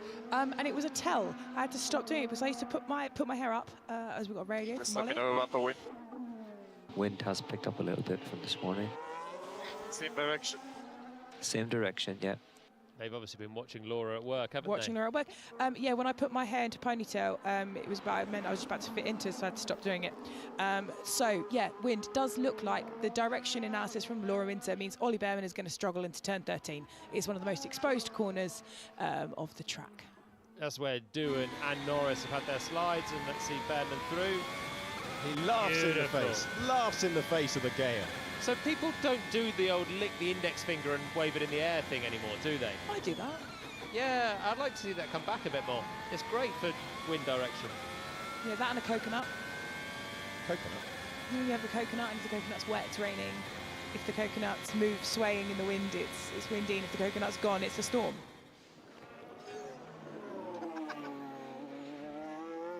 I thought the top nonsense was Sam Collins talking about the type of screen that the teams had. But we've upgraded with the coconut. Vibes down that end of the commentary box, immaculate right now. Okay, so it wasn't an issue at turn 13. Turn 11 didn't go to plan though for Ollie Behrman. Yeah, not laughing in the face of the wind at 11. So that's where it's pushing into 11, and probably had a natural understeer balance that meant couldn't get round 11 very neatly. And Alex Albon hasn't got around 10. It's like a full tour of the architecture down there. You've got the support race pit lane at turn 10. And then pointing it back to the wall that Romain Grosjean hit. The most dramatic moment of this facility's history. Can I just do something very unusual for me and comment on a car's livery? Yes, we've done it. Ding, ding, ding, ding, ding, ding. Because I hate Sam Collins' livery rundown. Oh, it's just number one. It's just gone away, but I absolutely love the roulette wheels on the Williams. Those little... They are great. The wheel covers being roulette wheels, I think is absolutely wonderful. Can I talk about wind? Please do. Well, we've spoken a bit about wind, but we might have, some new listeners. And why wind does affect drivers. Obviously, we've got a driver here that has been affected by wind in the past. And the headwind makes your car go slower, but it actually helps with braking. Tailwind, so when you're pushing you into braking, makes it harder. A crosswind, where the wind changes direction across a corner, is the worst of all kinds of wind.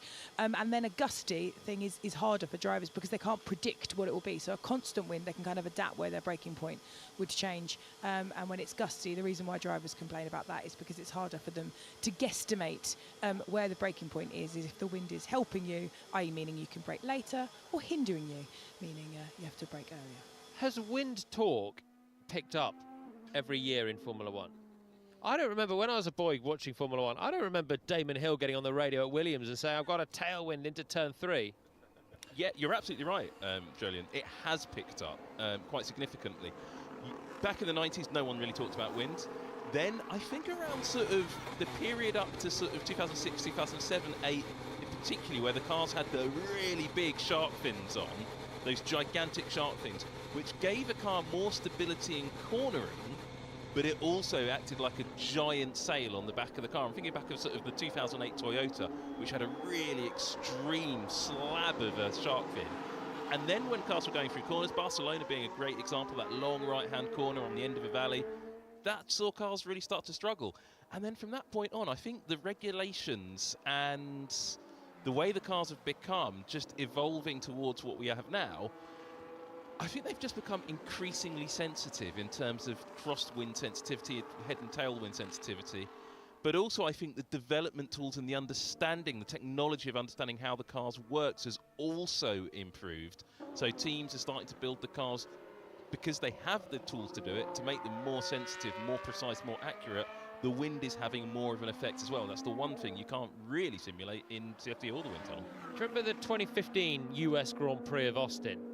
Yes. And Nico Rosberg was winning, and he had just a really erratic moment coming out of the left-hander before the quadruple right, and threw it off the road. Lewis Hamilton came through, won the race, won the championship. And afterwards, Nico said, oh, it was a gust of wind that caused it. And you just thought, that's a bit of a flimsy excuse, isn't it? But actually, then I drove the year after and realised, oh, this is actually, I mean, it's still not a good excuse. And the engineer's never going to be chuffed when they hear, okay, the old classic gust of wind again. But you can see it's got more legs. I just can't imagine that it wasn't affecting the intricacies of the cars 10 years before in the noughties, the Schumacher Ferraris, the McLaren, the 2008 cars, the detail on there. You think a little bit of a breeze would be making a huge difference on them? Yeah, I fully agree. I think, and convergent design, in that the spread of our field is now the smallest it's ever been in our 75-year history, so 1.3%. So a gust of wind that takes out 2/10 when you're spread 3% like we were 7 years ago, or 7%. We had a 7% rule come in about 10 years ago, makes a bigger difference proportionally. And gusting is something that we actually have to plan into our kind of qualifying plans, because it's a bit like you don't know exactly when you're going to get the best chance, so you might want to have more bites of the apple, because you don't know if you're going to get if the wind will be in your favour or not. So on a windy day you do more laps? Yeah, or, I mean, it's a factor. Run. You would factor it in a little bit more, especially if it's a short lap, so kind of proportionally to the overall lap, a kind of nasty gust of wind could help or hinder you. Yeah, I guess it's just another random element, isn't it? Always remember it being talked about in the broadcast in Barcelona. That's the earliest I can remember wind chat appearing. Nowhere near this. Have you got a year on that? Like early 2000s? People talking about the turn 9 especially? I think you have to discount wind chat at Silverstone because that's just complaining rather than people talking about the car. It's just that's as standard. Yeah, exactly. A big old airfield. I think it's the characteristic of the location of the Barcelona circuit. It's sort of up on a little promontory in the middle of a quite steep-sided valley, and the wind just howls down from the mountains and across the circuit. And so there's two quite long and fast corners. Joleon's driven it plenty. And I think the wind just catches the cars in opposite directions across those two corners all the time. Well, it's funny, there's always on pretty much any circuit, there's key points on the track where the wind really affects you. And Barcelona is sort of coming out of turn 3 and then the entry into 4, where you just always, it must be where the natural landscape, you know, hills around, trees around and grandstands even, and then there's a gap and the wind channels through. And it was the race a couple of years ago, was it 23, when Max went off, Carlos went off early on in the race, and it was basically a big gust of wind, as we see another tank slapper for Hadjar. And it's the same here. It's turn 4 and particularly turn 13 where we're seeing most of the slides. Okay, Zach, so the wind is still coming up together with the track temp. So the track is not getting faster. And now it's a pure headwind in turn 1. Pure headwind in turn 1, a few kph higher wind again. So that is one of the rookies in the field being given that information about the wind and how it's affecting things. You saw a bit of frustration from him, hand off the wheel in frustration, and this is the reason why heading into turn 1. He's got nice airflow over the car at 1 with that headwind. Now he's got the wind behind him a bit, and wheel spin. Can't keep his foot in through turn 2, and that's a lot of frustration from Isaac Hadjar. So it looks like that was going to be a decent performance run, I think, for Hadjar and the Racing Bull. And he's on the C3 tyre. It looked like it might even be one of his last runs on the C3. He's already done a couple of sets, and maybe that was his last shot to try and put things together, given his reaction. And we heard the brief on the radio as well, giving him the information, but you've still got to drive around it. It's one thing hearing what it is, it's another thing feeling it on the track. And Hadjar, very frustrated, very animated for a test day. He is generally in his racing career. He is an animated, vocal driver on the radio. His first year of Formula 2, it was intense every time we heard a radio message from him. That first year of Formula 2 just didn't go to plan. He wasn't really competitive in the way that many expected as he stepped up from championship contention in Formula 3. The frustration boiled over, but even in the championship contending year of last year, where he was runner-up in the championship, found himself very, very hot on the radio. And I like different drivers with that approach. You don't want everyone to be laid back, but that is something that his engineer is going to have to work on. You talked about the psychology element yesterday when we were talking about driver-engineer partnerships. Yeah, the pit crew will be probably quite glad that Yuki Tsunoda seems to have mellowed over the last 12 months as well. Team leader now, and was very much at the same mentality on the radio, and still is on occasion. Of course, everyone, you're highly strung in the cockpit, particularly on race day or qualifying day.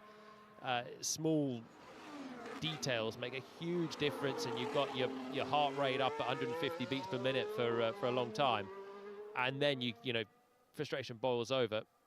It can be quite difficult to be on the receiving end of it for an hour and a half every Sunday. We're looking at Kimi Antonelli on track, but I want to look at the data in comparison to Charles Leclerc. We're going to have another look at one of our AWS graphics and look at the breakdown between first and second on the timing page. You want data, we got data. And breaking news. In fact, Kimi Antonelli was faster across the lap right up until that very point at the very, very end of the lap. So let's break it down. You can see that these two lines, red line of Charles Leclerc, teal line of Kimi Antonelli, are very well matched, with the biggest differences first coming in that high-speed section, turn 6, turn 7, where Kimi Antonelli, a bit like the whispers that came out of the Brackley camp, is very strong in high speed. And he's actually, across the lap, a bit able to carry about 5 kph faster. Again, medium speed corners. That turn 11, areas like that, he's able to be about 3/10 faster across the lap than Charles Leclerc. And he's fairly well matched. Now, that Ferrari is much quicker on the straights. So it's nearly 3.5 faster across the whole lap.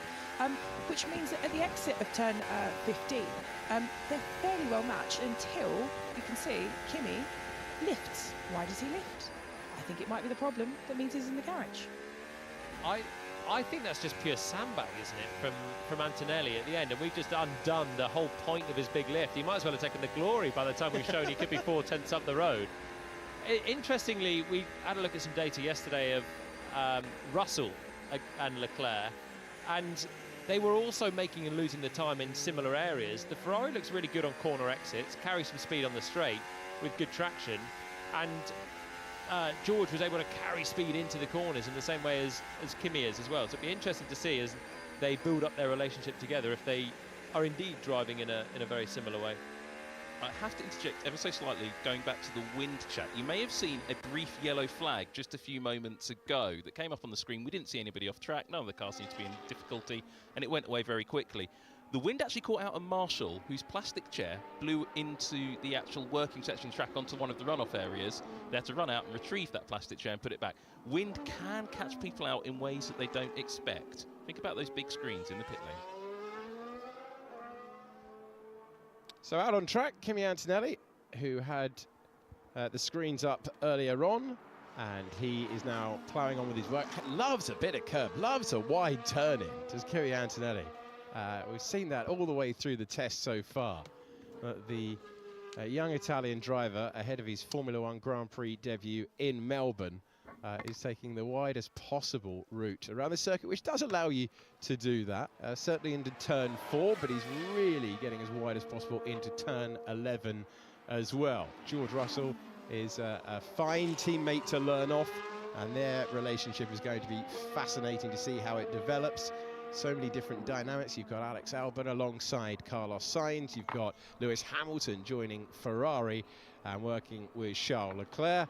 And after the first 2 hours of running, it's Leclerc, Antonelli, Norris, Doohan, and Max Verstappen, the reigning world champion, is in 5th position.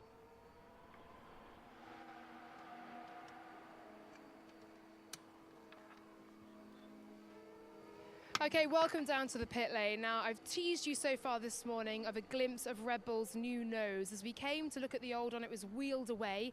I can now reveal the new nose is on the car. So the former nose was attached to the main plane of the front wing. If you can see, and it's pretty tricky because we do have people in the way, and of course it's up on the jack as well, but if you can see that that now is not attached to the main plane, as we're going to be moved backwards as Max Verstappen is about to be heading out, that creates a gap underneath the nose. And this is, I believe, and we have trawled footage this morning so far, this is the first time this new nose will be heading out on track for Red Bull. Now, it's an interesting day for Red Bull. They've been relatively quieter, it seems, through this test, not making too much noise either way compared to certainly previous years where they have been the talking point, just how fast they are. Here, we've not quite seen the true extent of it.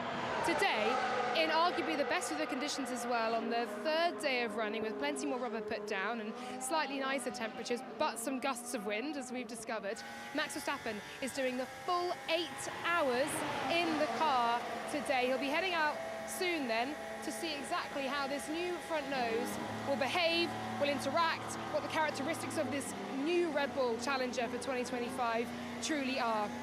McLaren so far have been the team as Max Verstappen heads down the pit lane for the first taste and feel of that brand new front nose on the Red Bull, which they brought out on this 3rd and final day. McLaren very much grabbed headlines, of course, yesterday with that long run pace from Lando Norris, with the usual caveats of it's testing, fuel loads, and all of that. Plenty more work to be done for lots of teams here today on one final day in Bahrain.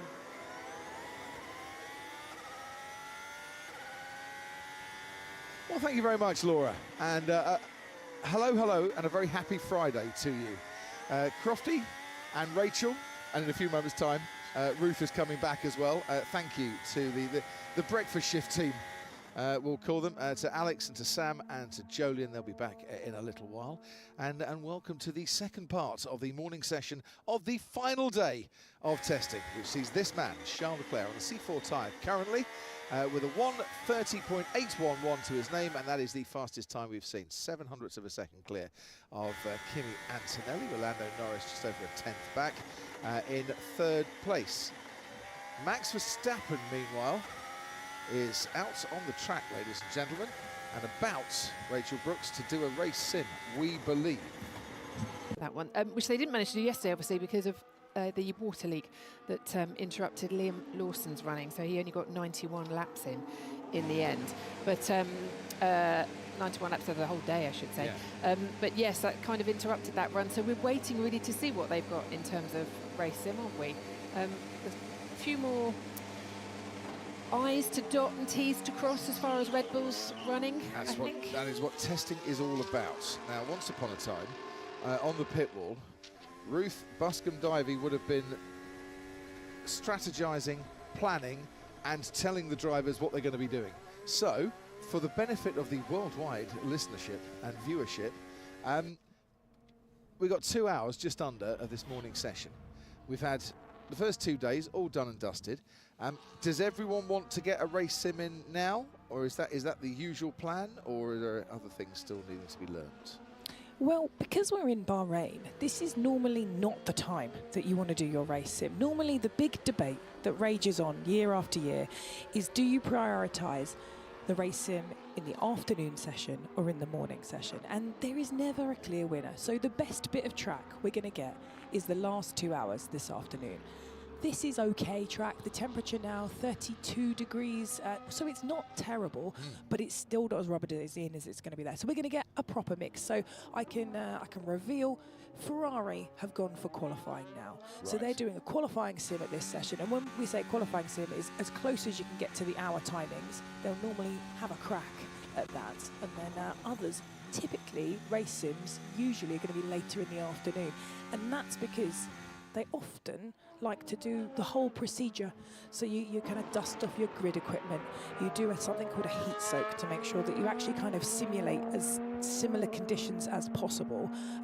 So if you do it now, it's a bit late really for a race sim to start. A heat soak, the car kind of standing still for a bit after it's been out for what would be the laps to the grid, simulating that. Yeah. Because it's the one thing that, we'll talk about this with Martin Brundle a lot.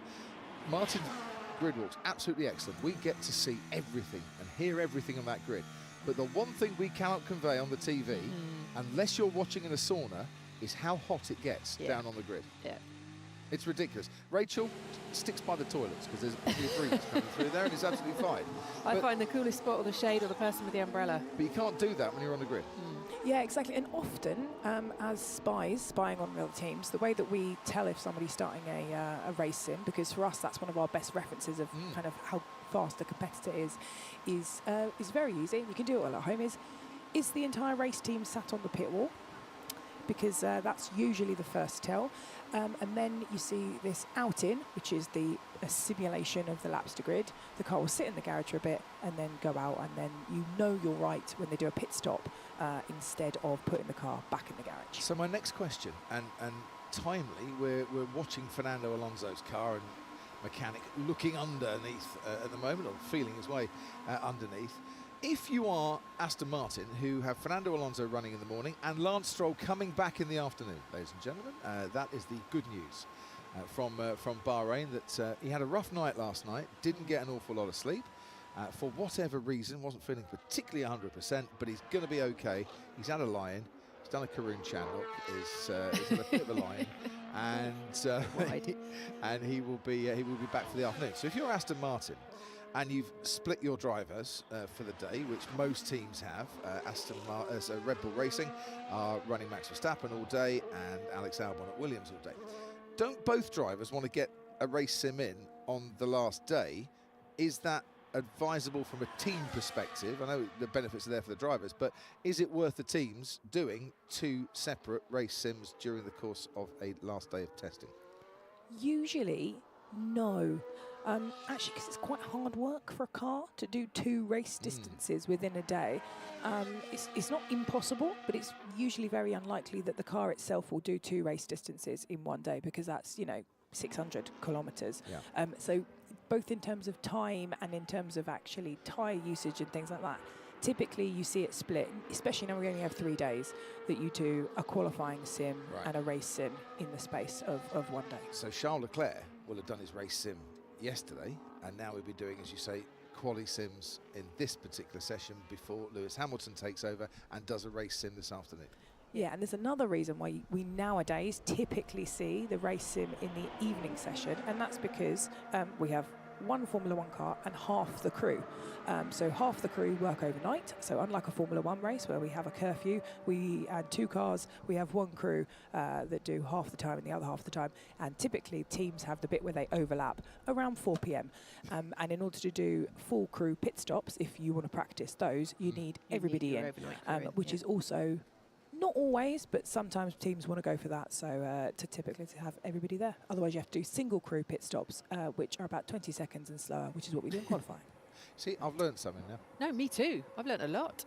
I might put my feet up and quit while I'm ahead on that one. I mean, there are a lot of people who might say, yes, let's do that. But I'm not you, messing with you. Rach. But not me, of course not me. I've been tinkering on the Williams. Alpine's back in the garage as well. I was going to say, you mentioned the Red Bull doing the race sim. They put their new nose on this morning. It's the we've seen photos of this. This is the first time it's been out on track.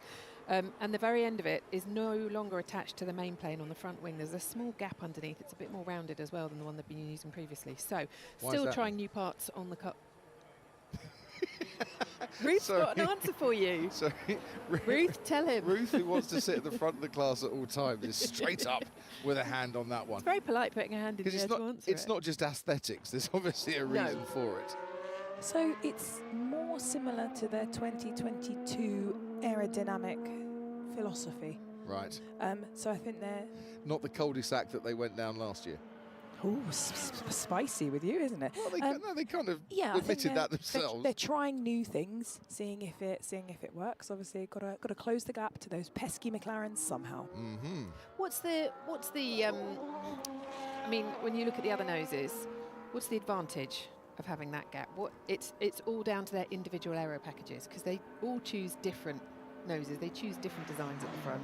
This is what they think will work with the rest of the package they have on that car. Yeah, exactly. Right. And it's about kind of making sure you have a well-balanced aero package. I mean, if you think about everything working in unison, actually, you know, annoyingly for us at home, a lot of it is underneath the car.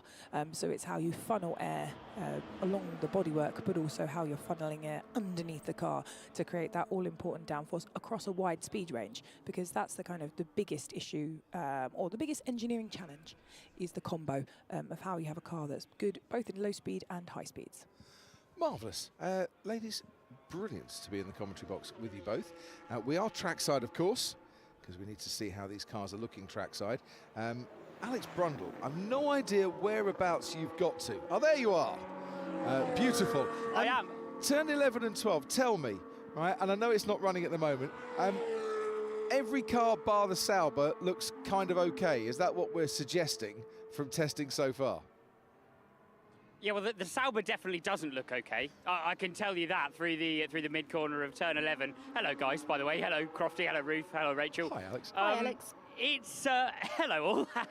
It's interesting down here. The wind is heading this way, as it has been for most of the test. So obviously on the way into turn 11, everybody's struggling a little bit more as we've seen them throughout the test so far. Although when the track rubbers in a bit, it really helps in that braking zone. Then they kind of turn through the wind, and as long as you don't touch that outside curb too much, as we see Verstappen come through behind racing speed there, as long as you don't touch that outside curb too much, it kind of hooks up through the mid corner.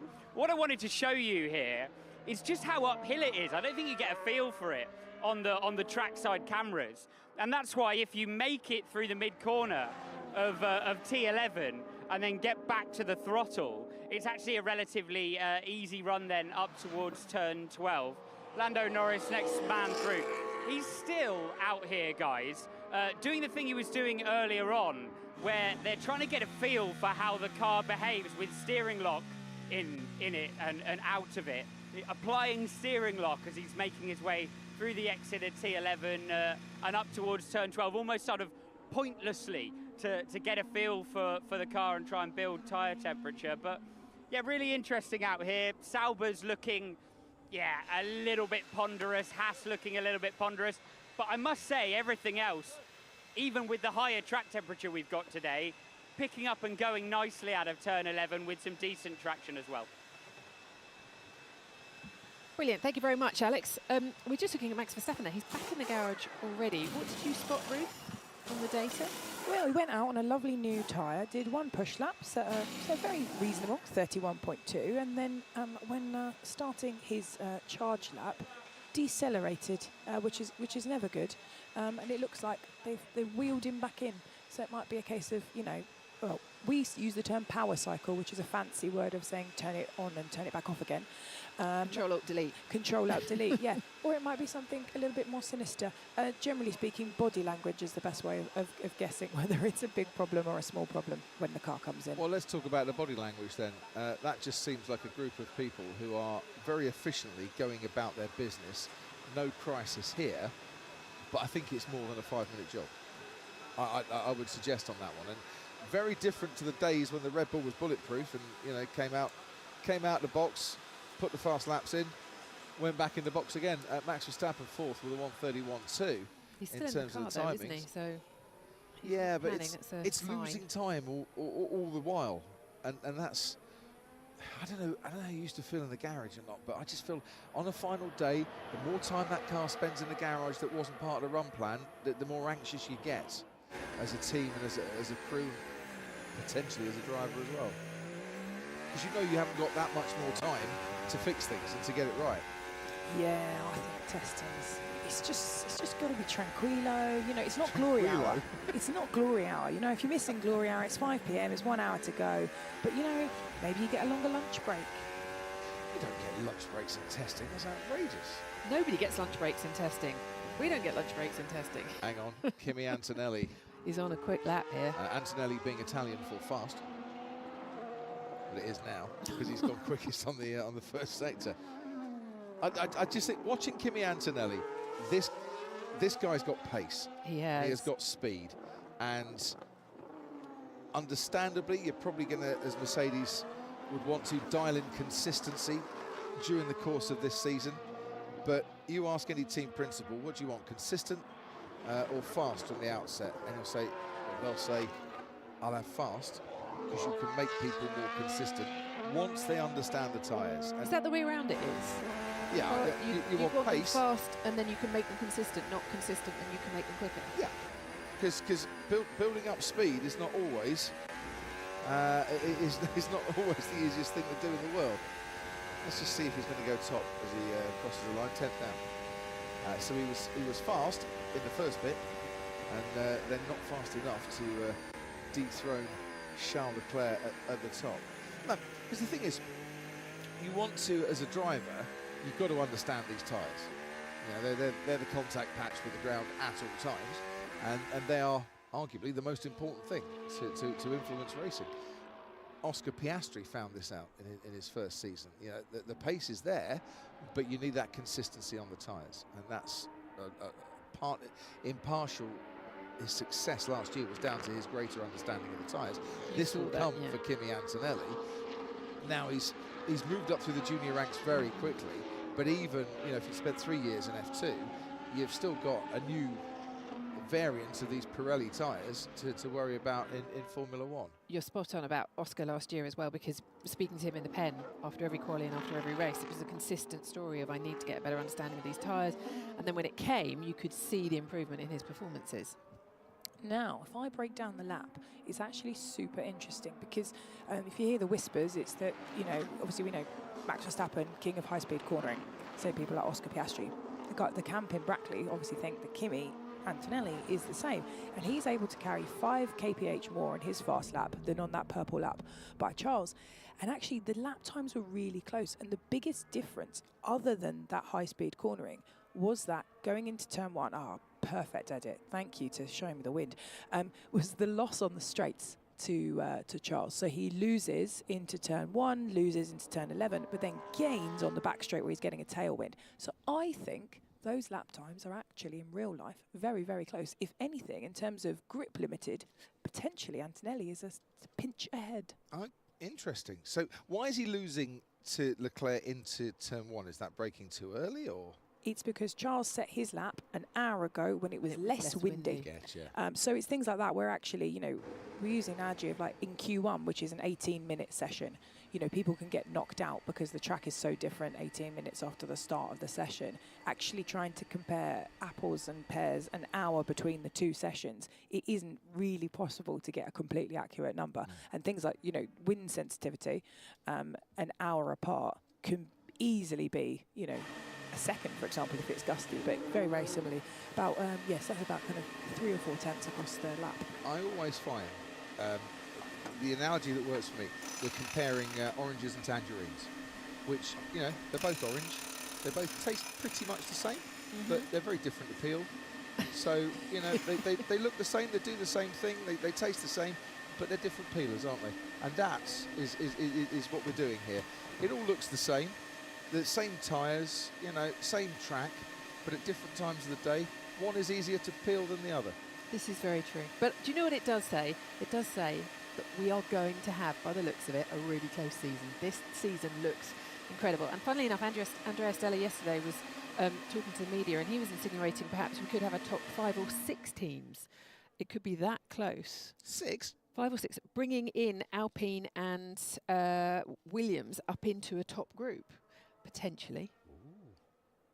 It could be fascinating. Well, it is going to be a fascinating season anyway, but if it is as close as it looks, or potentially looks at the moment, yes, McLaren had a great Sainz race. set the fastest time of the test yesterday, second year running, and he did it in the Williams.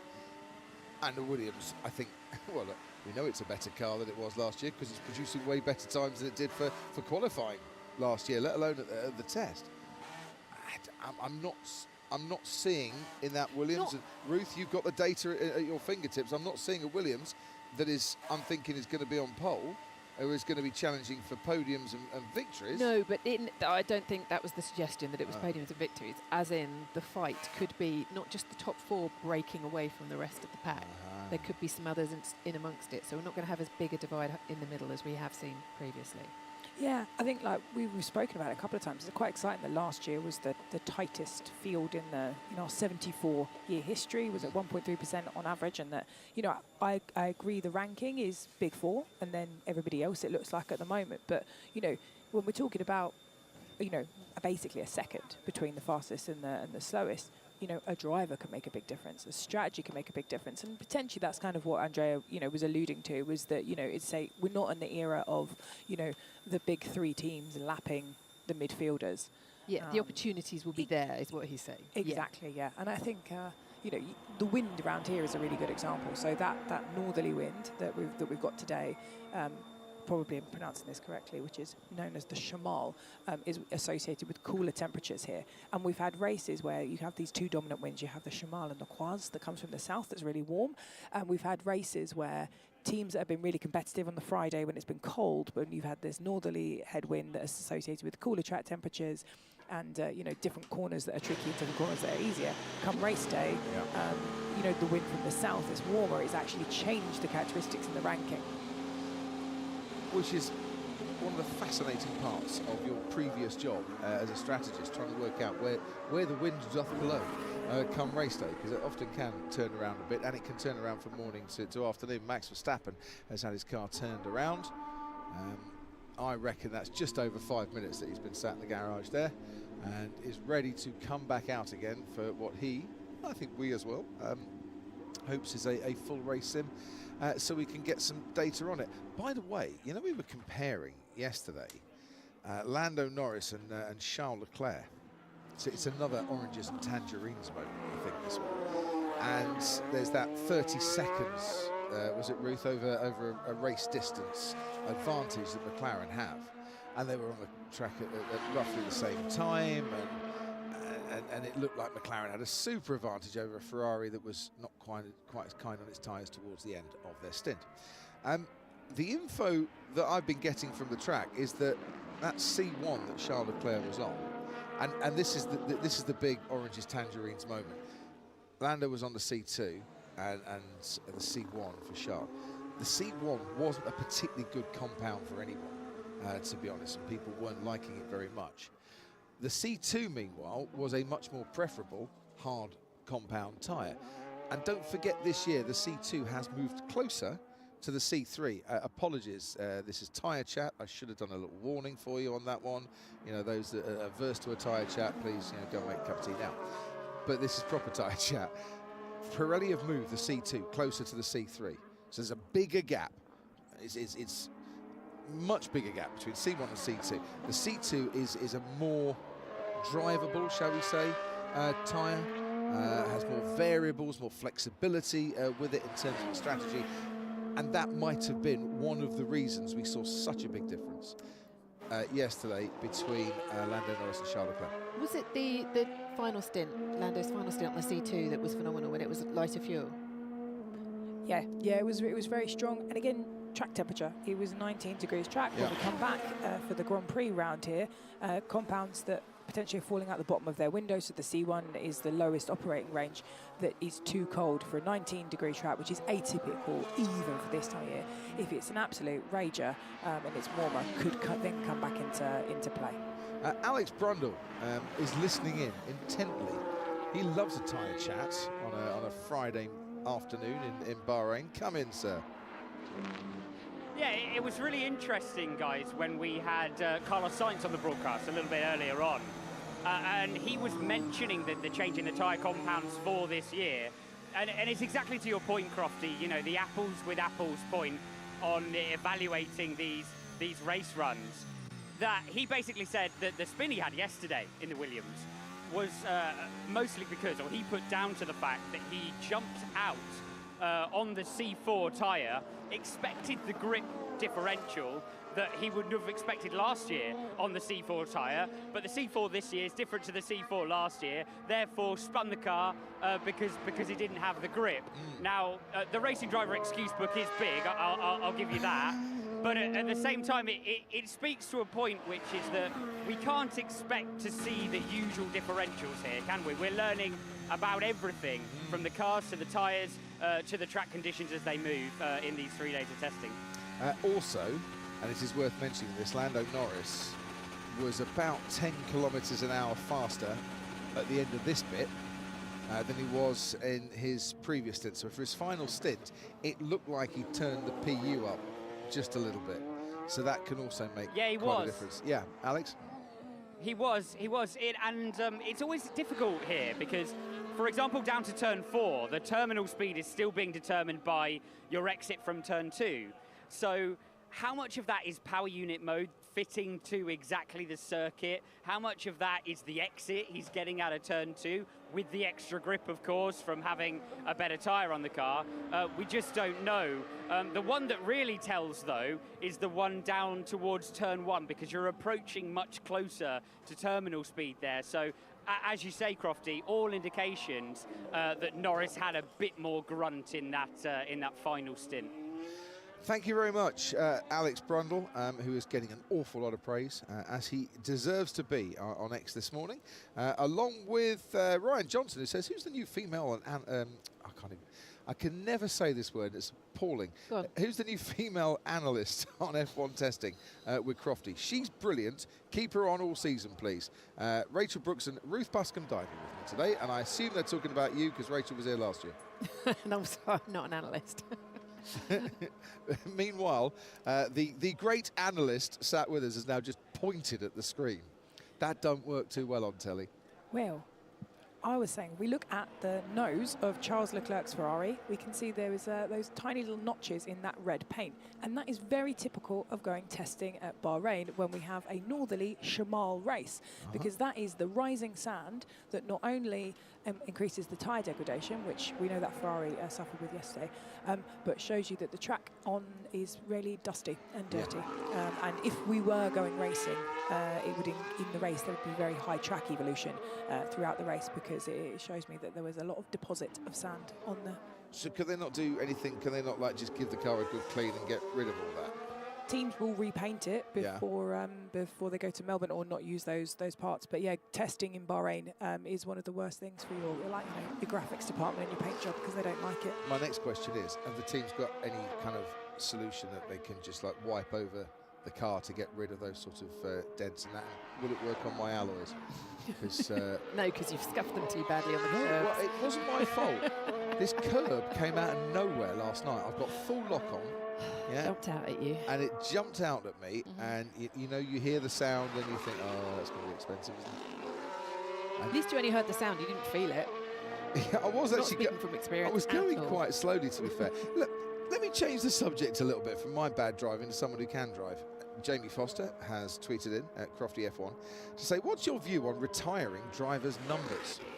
I believe Lewis's 44 should be retired as and when Lewis retires from Formula One. What do you think? Now, it happens in football, doesn't it, when you get legends at football clubs and they retire the shirt. And, the number 6 at West Ham will never be used by anyone other than Bobby Moore, as it was at the time.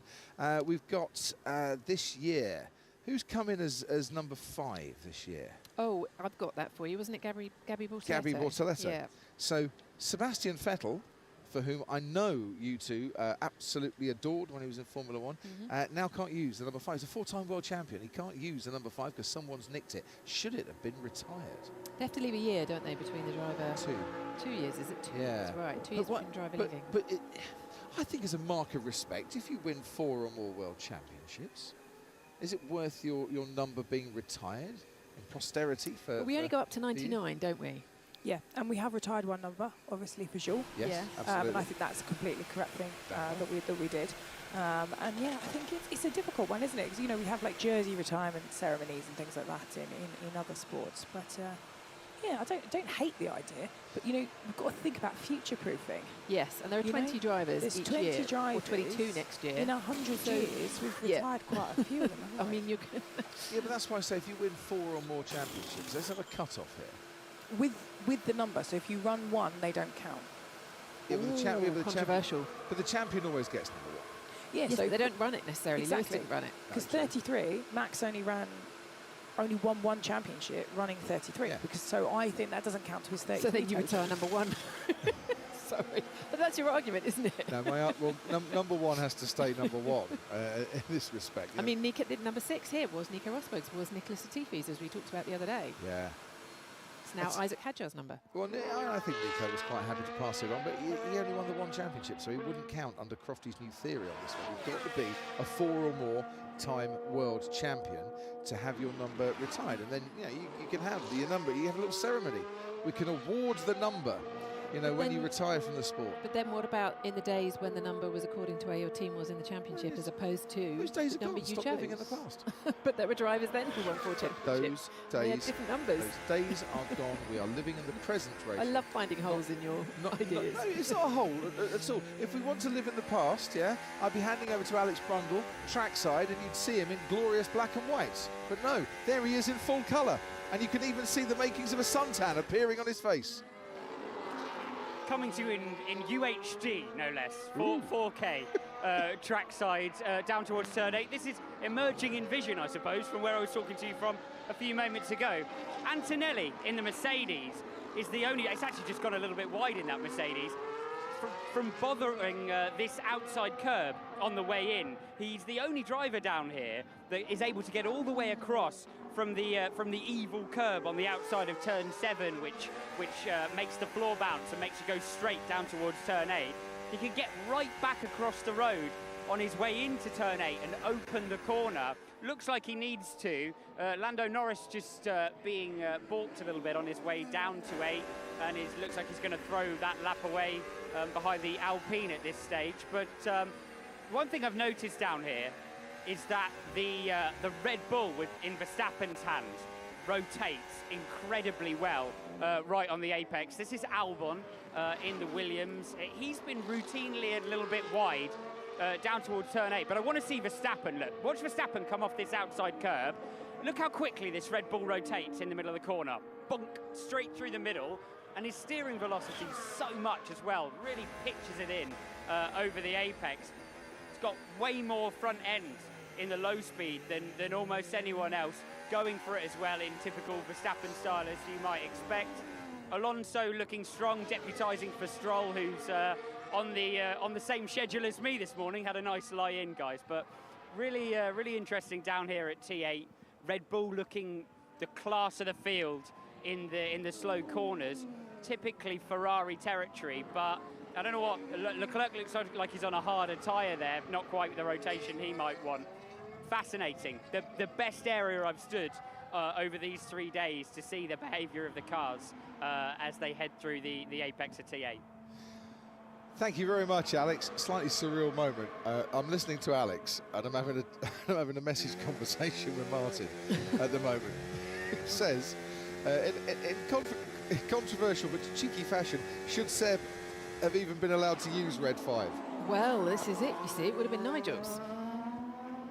I believe he picked it for Nigel, because I asked him. Say that again. I believe he picked it as a homage because he wanted to be red 5. Now that's absolutely fine. Yes. Yeah? If you're doing it as an homage, I like that. Unlike Nico Hülkenberg, when he was asked why are you using 27, is it about Gilles Villeneuve? It's Gilles' number. Was it? Oh, I had no idea. He had no idea about the connection with the 27. If you're going to use a famous number, yeah. I have a fun fact. I mean, it might not be fun, but it's a fact about numbers. Before you do that, every time you want to speak, you put your hand up. Right? Did you used to do that? when you were at school. I did win the Hermione Granger Award. Car number Brilliant. 4, and I was getting close to being able to use this fact at some points last season. Car number 4 has never won the Drivers' Championship. Ever. Seriously? Never won it. Oh no! And last year it got as Lando. close as it was ever going to do. Yeah, Lando which Norris. because historically it was the second car of the second constructor. team, which is kind of like the dark shadowy place in Lion King. You don't want to go. We've come from Harry Potter to Lion King, ladies and I gentlemen. drop all the references. That's but yeah. what I call Ted Kravitz, the circle of life. Yeah, so yeah, car number 4 dear, oh dear. never won. So Lando has a chance to make history to be the first driver to So win use number the 4. Drivers' Ted, I expect to hear that on the notebook at some stage. Should Lando do it? Where are you, sir? Very good. Hello, Crofty. Hello, Rachel. Hello, Ruthie. Yeah, numbers chat. Can't beat it. I'm down at the Alpine garage, where not since Lando Norris was going around handing out the teas for Fernando Alonso in the McLaren Honda years. Remember that? Yes, I do. Have we seen Paul Aaron here? There you go. You can see it on Yes. your screen right now. Alpine's test and reserve driver, the promising F2 driver, and many think a very promising Formula One driver in the making, has come round not only with the coffees and the teas for everybody here in the garage, but also chocolate chip cookies. Yes. Look like some very good homemade chocolate chip cookies. So Paul Aaron realizing that the way to curry favor with your team is to hand out the tea and coffee. Now to more serious stuff, and Jack Doohan, as you're watching him, I think also on the screen at the moment. What lap time has he just done? Because it's this fight, 2 stories here, Crofty, really. It's this fight in the, as we have a look in the garage, this fight in the midfield between Alpine, between Williams, potentially between Aston Martin, how that's going to go. And then how is Jack Doohan doing, sorry, no pun intended, getting used to the car? So that was a new set of C3s that he's just gone out on. So I don't know whether it's moved him up the order in any way. I don't have a monitor He's down 5th here, so I fastest can't with a tell. 1:31.2. His last lap, though, Ted, was a 1:31.6. Okay, so 4 tenths away. That's not so bad. Yeah, I just, wanting to see, as he works through new tyre runs, race runs, how his progression goes, really. And look, there's no need to underline the importance of the first few races to Jack Doohan. Everybody knows the score. Jack knows it. Everybody knows it. But it hasn't been the smoothest of tests. It's been good, solid. But I think he'll be looking to make a little bit of a step forward when he gets to his home race in Melbourne. And if you turn around, Paul Aaron's coming back with the teas and the cookies, Ted. So you can have yourself one on the way back. Well, they're not for me. They're not for me, Rachel. They There are might for be the one team. left. He's on the pit wall now. I've already inspected the. Look, Paul, it's see? very kind of you, but it's not for me. It's for the team. But well done. You know. I made extra just in case. Well, that's very kind. These cookies look excellent, though. I might come and try them. They look handmade, to be honest. Did you make them? I don't know. I didn't make them. I'm just. I've got a very good cookie recipe. I'll give it to you later. Okay. Well done to you. It's for the team. For the team. Well done to you. Good job. That's fine. Good. Well, from numbers chat to cookie chat with Paul Aaron. That's testing for you. You're better than me, Ted. I would definitely take him We know full well that now the camera is off Ted Kravitz. He'll be in there. He will be going for those chocolatey dough-baked morsels They're very faster good than at the Alpine, Cookie by the way. Monster on steroids. They're quite very frankly. good at Alpine. There's a coffee competition. Who can do the best coffee in the paddock?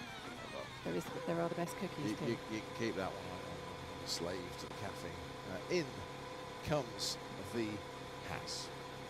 In comes the heavily laden Haas. The I heavily spy laden the Haas. start of a race simulation.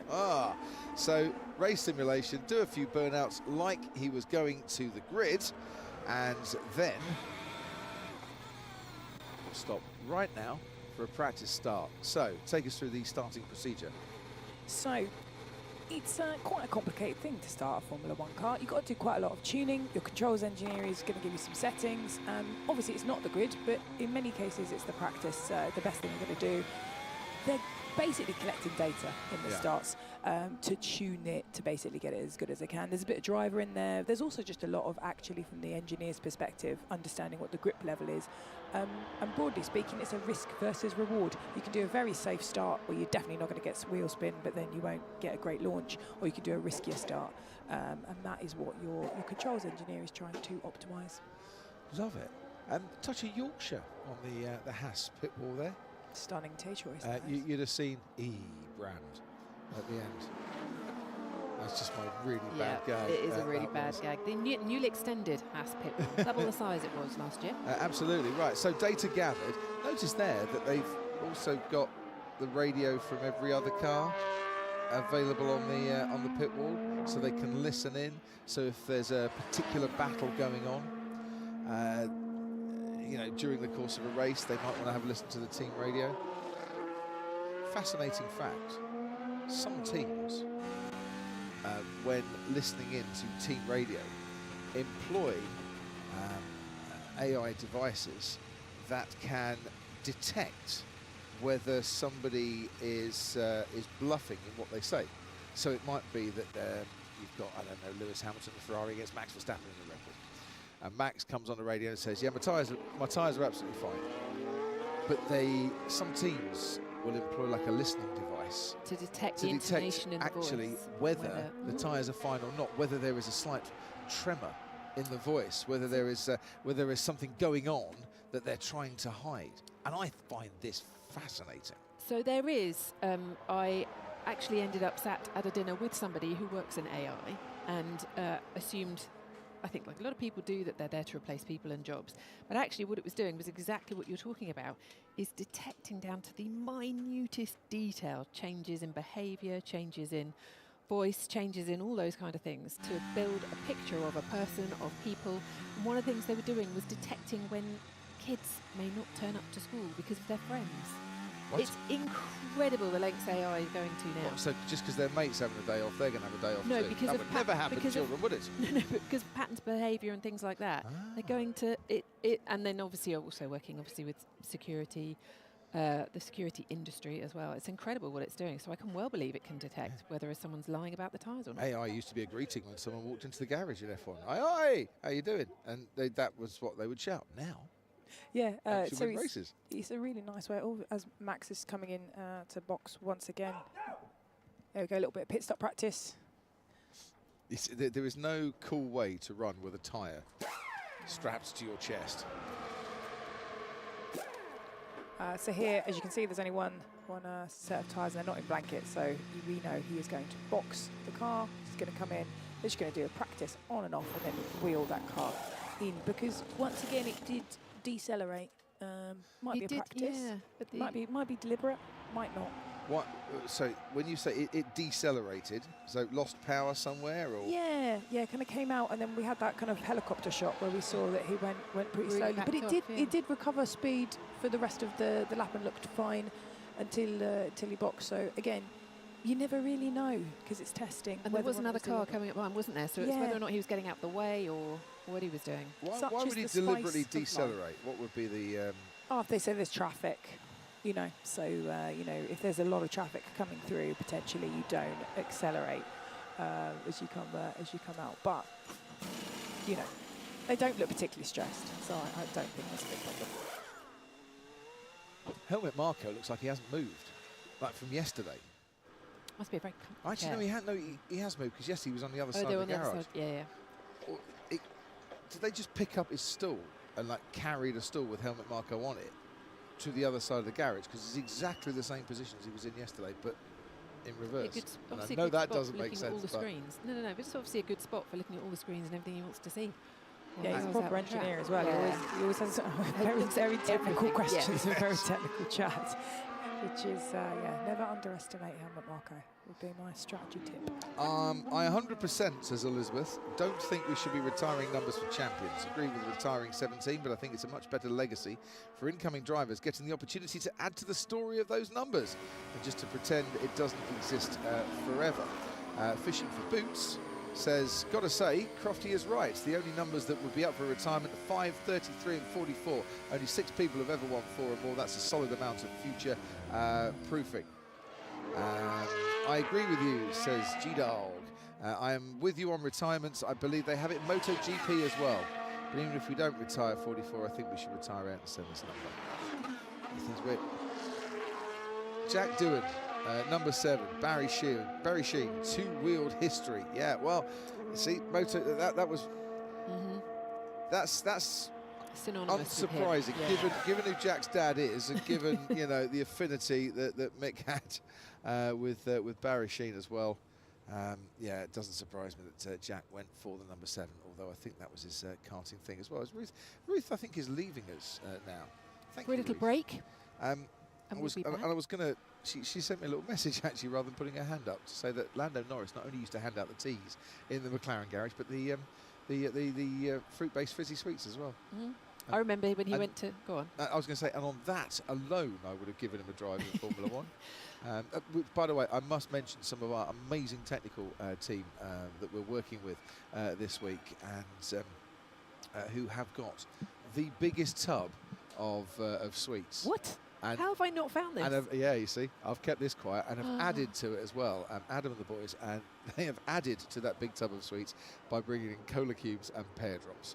If you want me during the lunch break, I shall be having E-numbers. Scratchy roof of mouth, but they were worth it. I should be eating E-numbers. Anyway, talking of childish behaviour, ladies and gentlemen, the school run is over. He is with us. Karun Chandok, hello. Morning. Well, it was when we turned up. Yes. Boom. Hi, Karun. Hi, how are you? Very good. He walked Very straight good. into that one. I like that. It's very good, though. I apologise, Crofty. I thought about stopping at McDonald's to bring you a takeaway breakfast, but then I thought you'd get more upset if I was 4 minutes later. You'd have been. He'd have been very happy. I know. You know how happy I did that think makes of him. his double egg, double sausage, McMuffin, hash brown. Other breakfasts are available. If you'd have brought in a hash brown, I'd have loved you forever. Hello, everybody. Nice to be here. What's going on? The sun's out. They say don't apologise for not being here, because it was lovely to have Ruth alongside Rachel and myself. Not only is the sun out, but there are cars out as well, with a bit of an engine cover trouble with Ollie Ben. Other than that, occasional dips of tyres into bits of gravel. Charles Leclerc has gone fastest. Kimi Antonelli's looked pretty impressive too. Max Verstappen's gone out, come in, gone out, come in. He's kind of doing a bit of an okey-dokey on this one today. He's not quite putting his whole self in, his whole self out at the moment. He's somewhere in between, and that's. We've had no red flags. We've had reliability. I mean, I'm with Jolyon Palmer. What's going on with testing these days? Well, last time you said that, there was a power cut, so let's not. It's been very reliable running. And that has been really the only issue is the lights. Well, I mean. So what do you want to add to it? Or Well, the weather's to go back home now? at the moment. This looks like the best day of testing, isn't it? The wind has died down a little bit. The sun's out. We're not, track temperature is finally representative. 32 degrees. This is what it's supposed to be if you've gone out to Bahrain, not the 15, 16 degrees that we had yesterday. So those teams that were enjoying the cooler temperatures because it suits their cars better. Well, we don't know which ones they are. Well, exactly, but they'll be able to see now whether it was just the cooler temperatures or whether they have got those improvements. Yeah, exactly that. And I think yesterday we saw people doing their race runs in the afternoon, didn't we? We saw them doing those sort of shorter balance check runs in the morning. We're sort of seeing that now.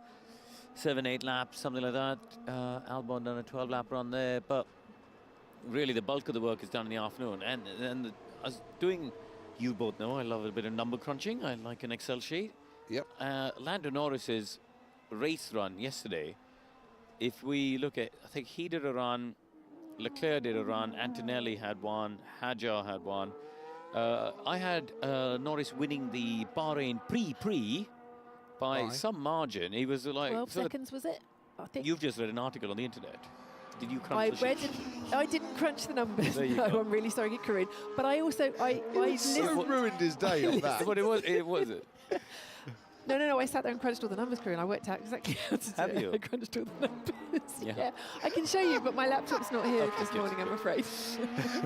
I don't actually know what the total was, but I had him winning by like 3/10 a lap, basically. So, yeah. But it was really impressive, wasn't it? If you compare... Go on. He's gone.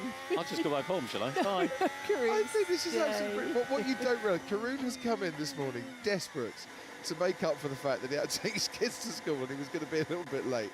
And he has produced overnight an amazing piece of work. It is like the best show and tell ever. But he hasn't shown us. Except he's come in with his best show and tell to find out that there's a kid got to school earlier with exactly the same thing. read it on the internet. Yeah, honestly. Rachel. I did some prep. Yeah, you read it on the internet. And I listened to you guys all day. He stayed up yesterday. all night for this. Look, he's not even had a shave this morning. Just blindly believe the internet. I didn't. I did sit down and work some numbers out. Okay, very good. And I looked at some graphs Anyway, the as well. point still is, Yes. this afternoon, I hope that they all do some long race runs in the warmer, more representative temperatures, because that will be more, it'll be a more pure indication of what we're going to have for the season. We expect very few races to be down at 16 degrees track day. Your workings out and your Excel spreadsheets, I use body language. You know use this. body language. You know this. You use I psychic. look at the body language. No, I look at the body language of the teams, of the crews, of the team principals and of the drivers. And Lando's body language yesterday was pretty positive and upbeat.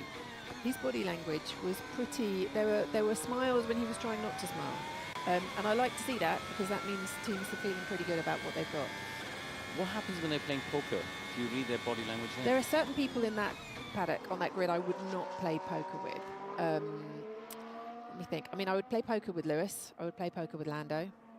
Who are the ones who are hard to read? I'm going to have to come back to you on that. Max occasionally, but usually Max on a Friday afternoon, you can tell what the car's going to do that weekend. You speak to him on a Friday afternoon. Yeah. Fernando, wouldn't play poker with Wouldn't play Fernando. poker, Would yeah. never play poker with Fernando. So Ollie Behrman, what's he been up to this morning?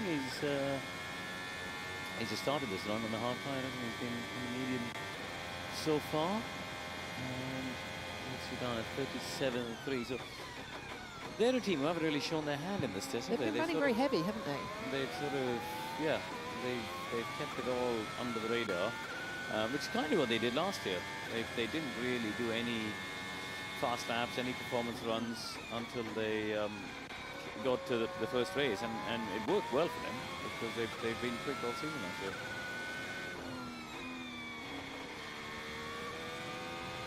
Jack Doohan's come back out again. The Alpine spent fair time in the garage. Oh, no, it's in the garage. Oh, no, this is a replay. This is them putting on the Floviz paint. So what they've been working on in the garage all that time, they are now going to go and see whether or not it's going to work on track. It doesn't really go with the pink, does it, the green? But it's not there for aesthetics, I suppose. No, it'll stand out. Well, that's the idea, obviously, so that they can get the patterns of airflow, and they can visualise.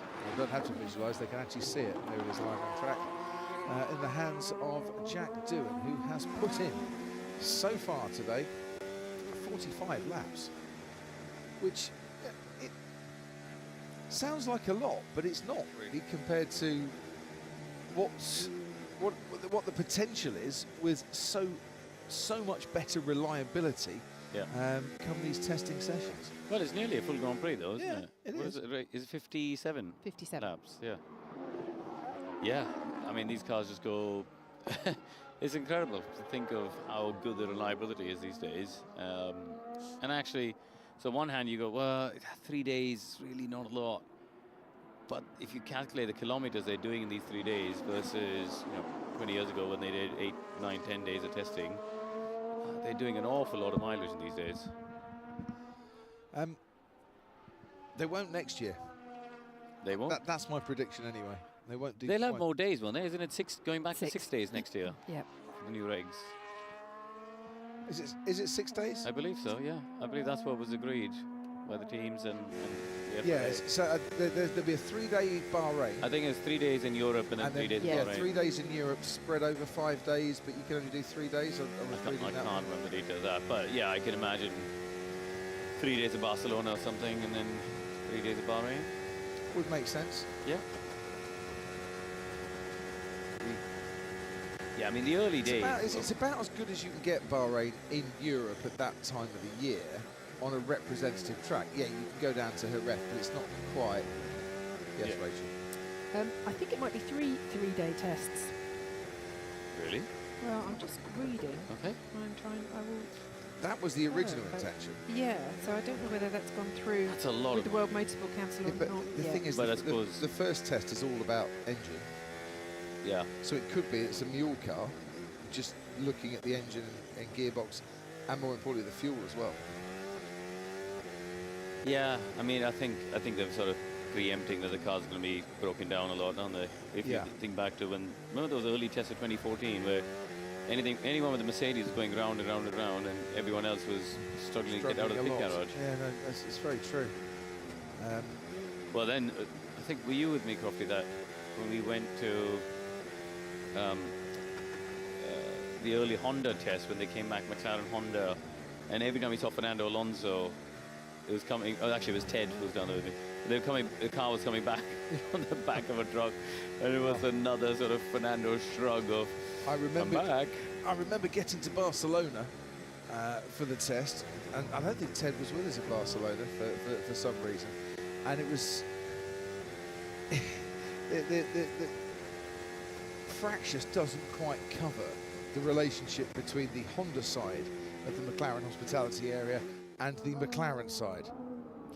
Dave Greenwood, ladies and gentlemen, who we pointed out yesterday, and I should give Dave Greenwood his official new title with the team, Racing Director. Sounds very, very official. Sounds like a man not to be messed with. So what's... Yes, sorry, as far as I can tell, the plan is for 3 lots of 3. Okay. So 9 days of pre-season. I'm trying to find out if that's been confirmed yet or not. Well, I'm sure you'll be very excited for that race. You love a bit of testing. I remember the days in Jerez and Barcelona, and the freezing cold days where my voice never survived the full stint of testing. There was always a day where I completely lost my voice. Happy times. For you guys, yeah. Sorry, no, I was just remembering back the days. Sorry, I wasn't necessarily meaning you, Rach, on that one. Constant speed, constant aero test for Fernando Alonso down the main straight. Let's go back to Bahrain, shall we? Bernie Collins, hello, good morning, welcome. How you doing? Good morning, Crofty, and everyone back in London in the comms box. We're just in front of the Red Bull garage here. A lot of work has been going on in the rear of the car, which hopefully you can see on your screens now. Looks a bit like a standard setup change, that they've not quite been able to get the components they're trying to get in and out of the rear of that car there. Verstappen, we can see in the back corner of the garage, just getting suited up, getting his helmet on. But interestingly, the car just gone back on high stands, I think, just to allow the mechanics a bit of freedom. You can see them now clambering underneath the car to try and get those rear suspension components changed. There's quite frantic in that there's a lot of mechanics around the back of the car, but they are trying to get the change done as quickly as we can. And then you could just see this new front nose that we've talked a little bit sat on front of the car, just been taken off in order to allow that car on the high stands. But a bit of setup, aero work, tweaking going on that as well before it goes back on. But hopefully, if they can get the components that they're working on at the back changed in time, and we can see the guys standing by with the engine cover, so it does look under control. Verstappen should be back on your screen shortly. Thanks ever so much, Bernie. I'm watching 2 screens there. I'm watching Bernie and listening to Bernie talking about Max Verstappen and Red Bull. And then someone arrived at Aston Martin with a rucksack, which looked like they had a load of computer games in the rucksack. Has the F1 game arrived in the Aston Martin garage, or is Lance Stroll about to play Call of Duty before he goes out, or whatever they call the FIFA game these days, FC 25, I think it's called. I have no idea. No idea. Or Wii Golf, which is or Mario Golf, which is my favourite. You never played Mario Golf? No, I played Wii Golf. Oh, Mario Golf's great. You do like a proper swing. It just looks like my real game. Everything has a fade on it. But then they have like stupid courses in the middle of cities, and that's brilliant. Bet you Lando Norris has played Mario Golf. He can't stop playing golf. I've got a confession to make, Crofty. My maths was wrong. Karoon's maths was better. Go on. It was much more than 12 seconds. Come on, you Karoon. went ploughing down this path, so carry on. you know. For those just joining us, what you read on the internet wasn't right. Is that what No, you're so saying? I read an article on the internet. I listened to a podcast, and I also looked at some graphs. Well, you had a busy night, didn't you? I did my prep for today, and it's nearer 31 seconds, do we believe, if it was a full race distance in comparison. However, obviously you need to adjust for you have to look at it time across on the different stints. And in there was a delta in terms of tyres, and there's some assumptions there that you have to make. But the way it sort of shook out in applying offsets that I tried to do.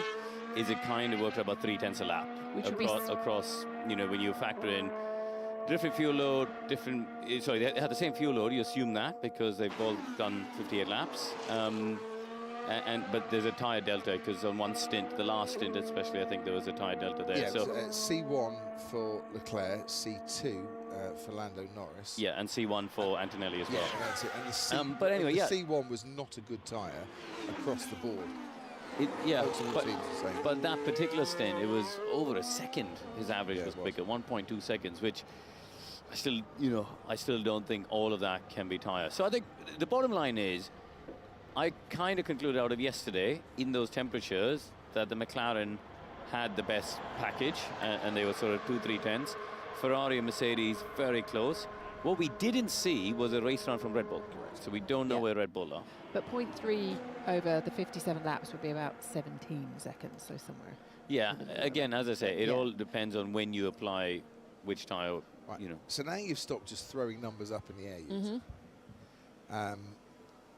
Corrected, taking into account everything, what are we saying the difference is? 31 seconds or less? Much less? No, I think 3/10 per lap yesterday. Right. In yesterday's race run, and I'm caveat by saying it was in yesterday, in those temperatures, in those conditions, on those tyres. Let's see what today brings. And that's the more important thing, is this is a much better day in terms of being representative. 3/10 is a lot. It's a lot. And over 57 laps, that's where you get 17 seconds from. I would take your word for that. Only because I just did it on the calculator to check. Put it on the podcast. The only numbers I cared about last night were the numbers 2 and 0. Was that the menu on your... it wasn't the menu. I thought that was the food order menu. Did your team win at the football? Yeah. Yes. That's why I've got the lucky socks on today. You see that? You have lucky socks after the game? Well, I have lucky socks for the day of the match. So you've worn them twice, 2 days in a row? I've got 2 pairs right now. I have lucky socks for the day, and I have lucky socks for the day after the win. Are they playing tomorrow? No, just to celebrate the fact that we won.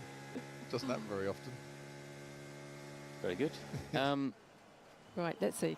We need to see. They're not going to do a race run now, though, are they? They're going to leave it to this afternoon. No, there's only an hour to go now. So well, we'll have to wait and see if he does it this afternoon. No, just trying to see who's out there who looks like they might have had a go already. Jack Doohan? He's only just gone out, though. He's got the aero paint on. Yeah, no, he has. Yeah, I think he's doing short runs if you look at what they've done so far. Oh, Ollie Behrman, sorry. That was the one who we thought we saw doing a practice starts. Maybe. He's 8 laps on this particular stint. Oh, look at that. I say Ollie Behrman, and there he is, ladies and gentlemen. 1 apex. 2 apex. Is he coming in the pits? No. I say that, Karoon. 1 apex, 2 apex, just to indicate that it's 2 corners. False. I heard this argument. I don't know how many yesterday. times you've driven that corner, Crofty, but if you try to take a second inside apex, you'd be horrendously slow on starting straight. Yeah, well, I'd be horrendously slow anyway, and having run the track on several occasions, I can tell you, I jink to the right and I jink again, and then fall over. The car looks heavy, doesn't it? It looks. Well, his last lap was a 1:38.7. Yeah. So that you think, oh, that's really, really slow. Hadji's going around with a 1:38.6. So actually, that's Ollie's lap before was a 1:39 as well. Yes, but that's 2 very similar times there, and similar. It's like a different category. 9 seconds slower than, you know, the benchmark pace. It's quite something, isn't it? Right, Bernie Collins has made her way down to Aston Martin. So the question is, Bernie, the man with the rucksack arrived. What video games are they playing down there? Well, Crofty, I'm not quite fit to tell you that, just as we see Fernando Alonso come into the pit box here. What I was going to bring you, what I was aiming to bring you, was a little bit of insight to how different teams set up their pit walls, how they set up their garages at this point in the weekend. So you can see over my shoulder, the Aston Martin pit wall actually looks pretty sparse. We've got the management on the right-hand side, 2 race engineers on the left-hand side. And those guys are working on Fernando's car, looking through the data. In the garage, we have Fernando's pit crew. But if you look further down the pit wall, the Alpine pit wall very full, the Haas pit wall, almost full seats on that pit wall as well. So different teams take different approaches to the number of people that they bring at this point in the race weekend. One of the things that I never did as a strategist was I never attended a winter test. Really? For the last 10 years, I've not made it. Yes, I've not made it to Bahrain. And one of the reasons for that is the mission controls are so well set up that you can actually do a lot of the analysis from the factory. And a few things to add to that. Because we have day crew and night crew in terms of mechanics, as I said, Fernando Alonso's crew working on his car, Lance Stroll's crew isn't here. So Lance Stroll's crew will have been doing the night shift, and they'll come in later on this afternoon, and they'll have a crossover period where you might see teams start to do pit stop practice when both crews are on the ground, full crew around the car, and then they'll take over the night shift as they would have done the last 2 nights in order to get the car set up for the next day. So a bit of split strategy across the teams and which crew are on site, which crew are on the night shift, how many strategists are on the pit wall. I always like to look to see who's made the trip out to Bahrain and who's really enjoying having some time home in the UK and the slightly offset time zone, but doing all their analysis from back there.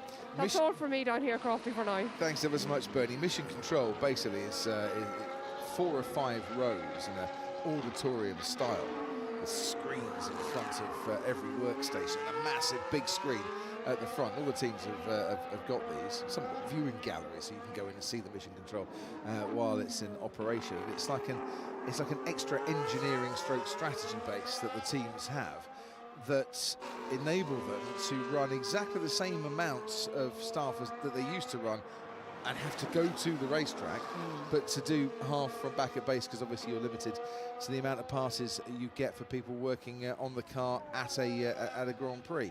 And with the beauty of undersea fibre optic cabling, it's absolute instantaneous transfer of data and conversations. I remember when Mercedes first put in their mission control and had senior engineers back at base. Lewis Hamilton was at Spa, and it was a great conversation when he said to Andrew Shovell, "Shov, are you here at the racetrack?" He went, "What do you mean?" He said, "Well, you sound like you were here, but I haven't seen you all weekend." This was like on the Saturday afternoon. "So I haven't seen you all weekend." He went, "No, I'm back in Brackley." "Well, you sound like you're next door." I went, "Well, that's good then. That's how these things are meant to work, Lewis. I am here with you in Britain." There is Andrew Shovell. There is, definitely in Bahrain. He was... well, we had Toto Wolff chip in, didn't he? Remember there was a race, yes, was it Austria somewhere? He was at home, and he came in on team radio. Home, was it the COVID year, maybe? Can't remember what it was. It was the year where he just came in the team radio, didn't he, in the middle of the race? Pat Simmons famously had his own mission control at home as well. Yeah. And would make lots of key decisions from his cupboard under the stairs.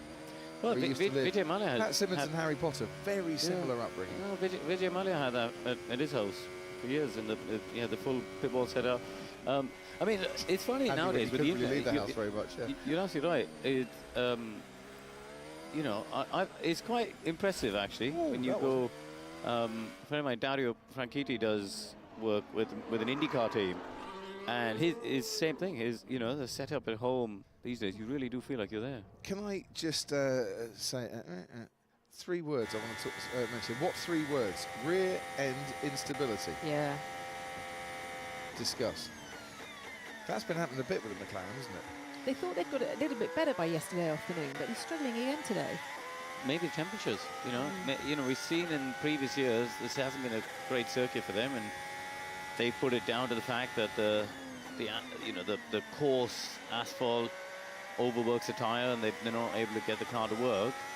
Cooler temperatures yesterday would have helped that, and maybe, I don't know, maybe, but the lap time's still there, isn't it? 35.4 for Norris, 35.5 for Antonelli, so yeah, it's not where are they on the tyres? Yeah, Norris's tyres 8 laps old. Antonelli steps off to 4 laps, so yeah, it's still there. But yeah, you're right. It doesn't look easy. No. Bernie, back down to you. It's clear enough, Crofty, but just looking at some flow vis on the front of this Alpine here, you can see it being cleaned off just in front of us, but it's almost like the car came in with an issue, and they've been working on the rear engine cover. Now they've just started to take the pictures of the flow vis, get that cleaned off, but Lots around this front left wishbone structure, the pull rod that you can see there. And actually you can see how far it spreads down the whole car, into the side pod, along the side of the floor, pretty much getting everywhere on that. You can really smell them trying to take this flow vis off. It's really, really strong. And even it's gone so far as the very rear suspension. That's not the bit that they were intending to get the flow vis on, but that's how far it has stretched in the time that they were trying to put it on these front wishbones. And just to point out, Crofty, the flow vis dries actually pretty quickly when you put it on the car. So you want a very nice outlap, and almost by the end of the outlap, that flow vis will have dried. So you won't do a launch at the end of the pit lane because that'll allow it to dry when you're sitting stationary, which is not what you want. And you'll try and get lots of clear air, no traffic on that outlap to get the most perfect read you can of how the airflow is flowing undisrupted over your car. Thanks, Bernie. I remember Lando came in yesterday. He had the car covered in flow vis, didn't he? He said it was on his helmet, it was on his overalls, and he could smell it the whole way around the lap. Unpleasant. Kimi Antonelli is tucked up behind Alex Albon. He's going for the lunge, Crofty.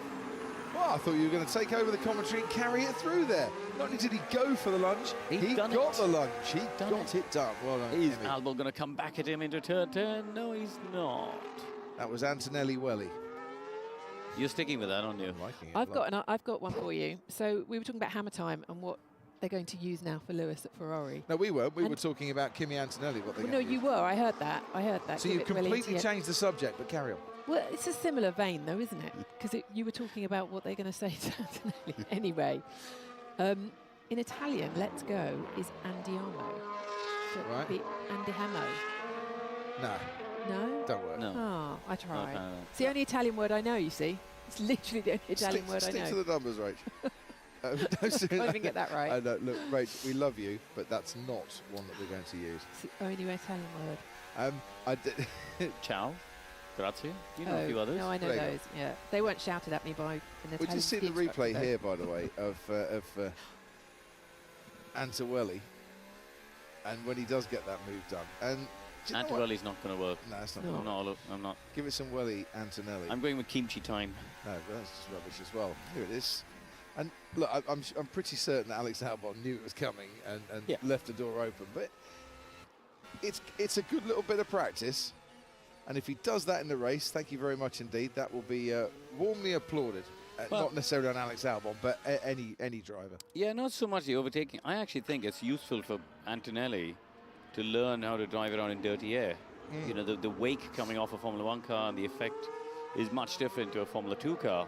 And I actually think for rookies, it would be useful for the six of them to spend a bit of time just driving around in the dirty air and experiencing that. Someone sent me a tweet last night saying if car number 6, if Isaac goes for an overtake and doesn't quite make it, can you come up with a line, nearly had you? Which I thought was quite good. No. Firmly headed into granddad joke territory there. It's not even dad anymore, it's granddad. It wasn't even mine. You know there's a notebook somewhere filled with them, don't you, ready for the season?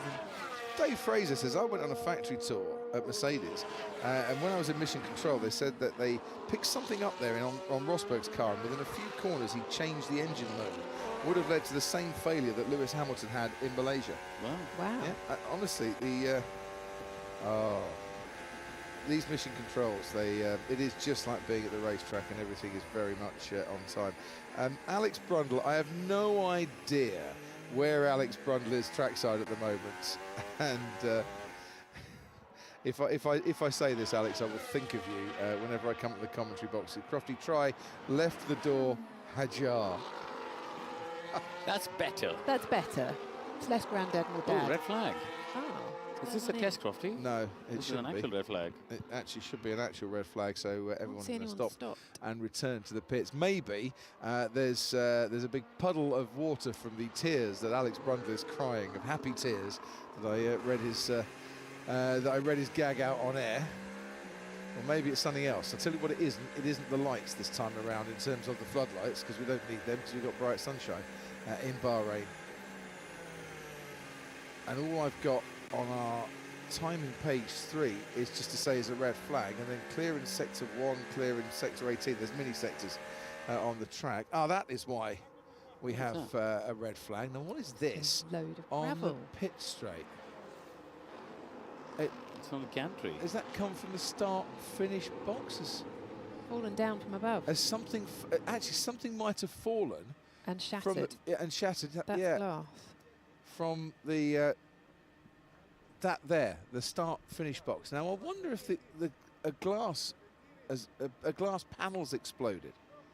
What? Because it's the same colour, isn't it? Yeah, Tinted glass. How does that happen, though? Well, it sometimes happens in heat. Glass can do this. There it is. It is. The window's missing. Wow. I mean, I've heard of glass cracking when it's cold. I've not heard of that. Are you sure the man just didn't bump the window out? Well, I'd like to see a replay that is of this. also possible. Bernie Collins, are you actually outside the start-finish line?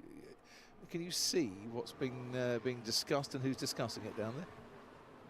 Crofty, can you rely on me to be where you want when you need me? Always. I am here. It's not me. I didn't hit the glass, but hopefully you can see the start, where we have the checkered flag normally. We're just in front of the start-finish lights.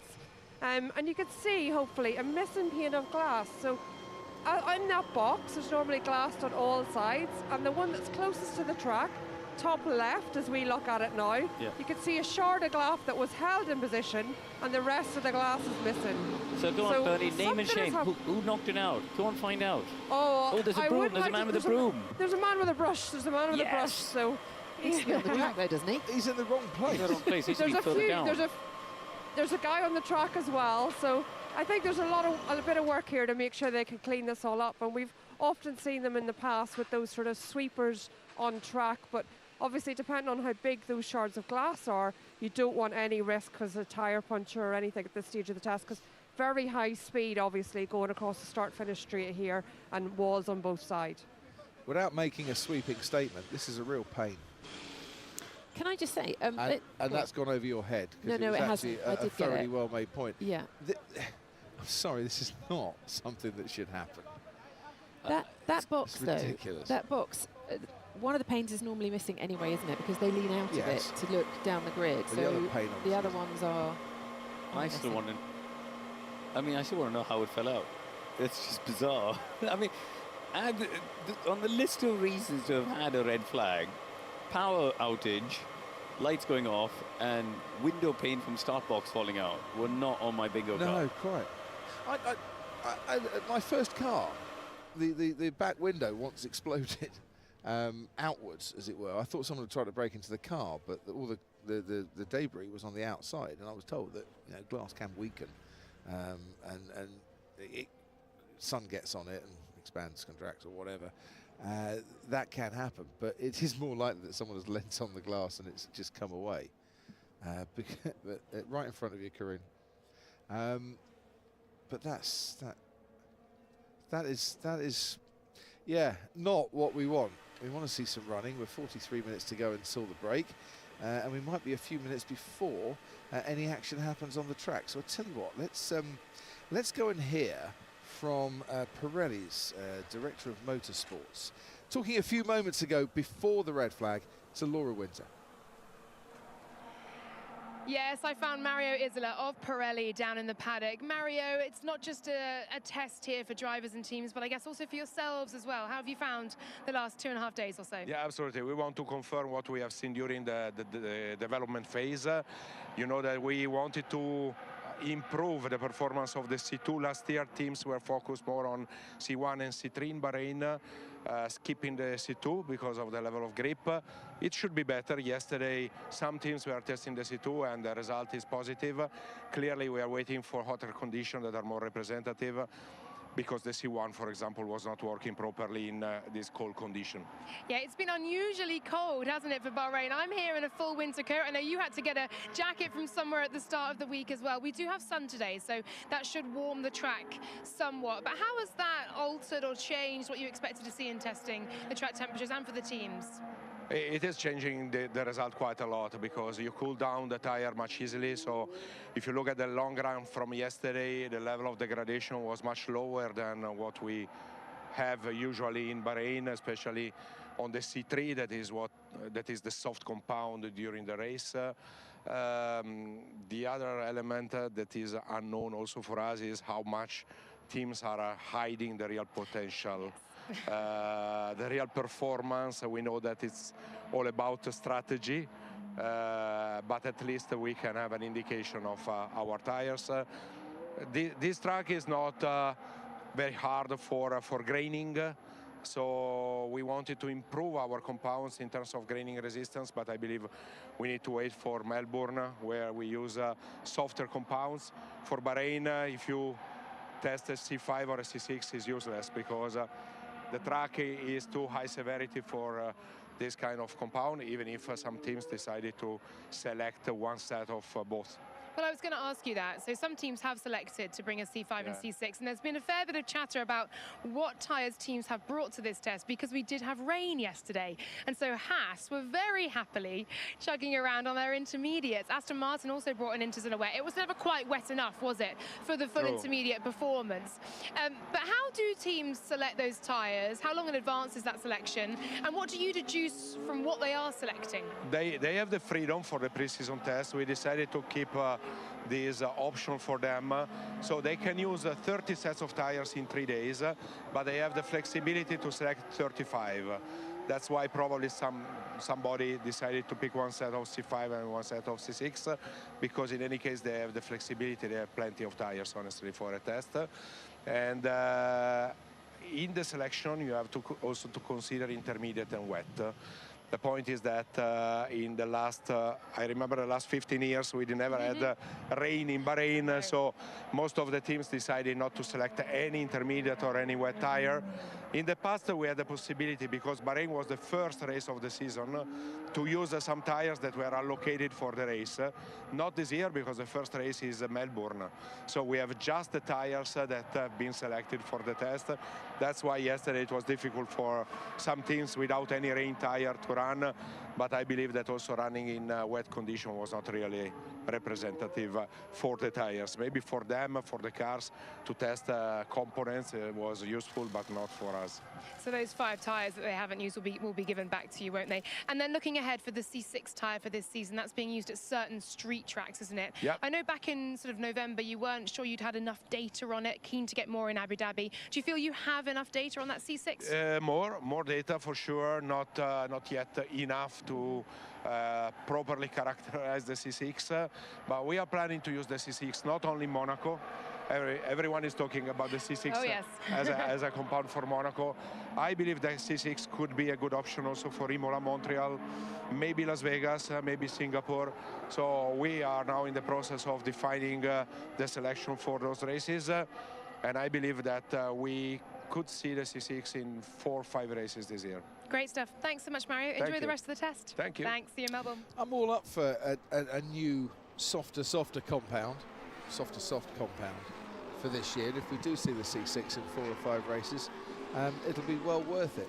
A Monaco with a minimum 2 pit stops and a tyre significantly softer than we've had before could spice things up beautifully. It would, yeah. I mean, I quite like the 2 pit stop rule. I think we were talking about it yesterday. Are there 2 cars going around the track? Well, yeah, Antonelli and Alonso are allegedly on the track. I can see them on the on our GPS tracker, but we still officially have a red flag. We officially have a red flag. Now, it said the session will resume at 13:21. So they will have got there, and I'm sure there would have been a brief green light, but I'm told there was also a quad bike on the track. So they might have gone out on green. The flag would have gone red when race control sussed that there was a quad bike on the track, which would be, for any reason, possibly the people that were sweeping up having to then get themselves back off the track again. So these 2 will return to the pit lane, come back into the garage, I'm sure, and then go back out again.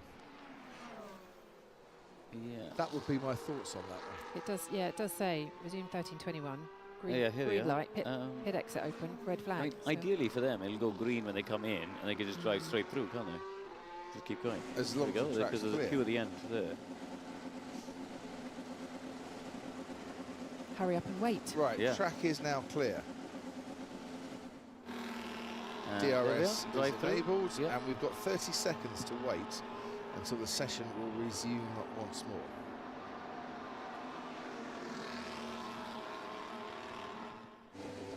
And there's that cue. So Kimi Antonelli has definitely gone straight on to the end of the pit lane.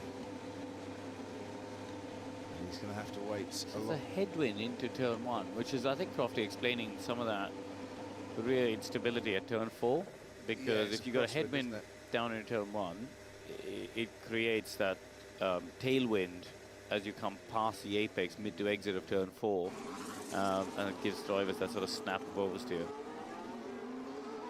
Right, 35 minutes then to go until the end of this morning session. And look at that, we're in a stampede out of the pit lane. In single file, they make their way around turn 1, and before they get out of turn 2, Lando Norris thinks I'm going to get on with this. Thank you very much indeed. I've got a more aggressive approach that needs to be done. So 35 minutes, you could do a third of a Grand Prix, couldn't you, in that? If you want to just keep going around and around, fat load of fuel. He's on a new set of hard tyres, Lando Norris. And if he's handing the car over to Oscar, will he do that, or does he want to do a quick glory run before he hands the car over? I think it's going to be up to the team, really, isn't it? Well, yeah, no, it is.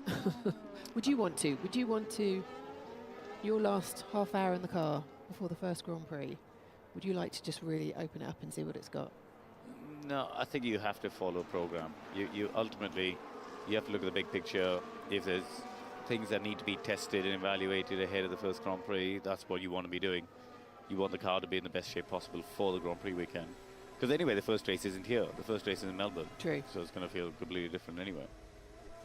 You know, the grip level in Albert Park is completely different to Bahrain. The temperature will be different. So you'd rather do everything you need to get the car evaluated and signed off for the first race. So in the past, when we've gone straight from this testing to the race in Bahrain, we've had a better idea of how the field is than we have this year, because the first race is going to be so different. Or can you still get a decent picture because we know this track so well and the teams know this track so well? Yeah, I think it's just nowadays with the way the calendar is, you know, shaped, you've got outliers for the first two races, really. You know, Melbourne is a street circuit, low macro level on the asphalt, relatively low grip. So yeah, it's not a normal circuit. China is a circuit which puts a huge emphasis, particularly on the front left tire, but in general the front axle, in a way that no other circuit in the calendar does. Paul Ricard was a little bit like that, but not to the same degree. So again, a very unusual circuit, very front biased. And then we come back here to Bahrain for the first sort of conventional circuit, and then Saudi again is a completely different circuit. So yeah, you know, the calendar. Oh, sorry, you've got Japan in between, haven't we? Yeah, actually, so Japan is the first normal track before Bahrain. I keep forgetting Japan's now up there, the third round. Still confusing to me that Japan being the third round of the championship. It is, yeah, the calendar feels a little bit odd this year. Lando's on a good lap though. Oh, until then. He was. You cursed him. I cursed him. You didn't wear the West Ham lucky socks. I didn't wear the West Ham lucky socks. I'm not borrowing those, it's okay. Yeah, but a lot of rear movement there on the way into the corner.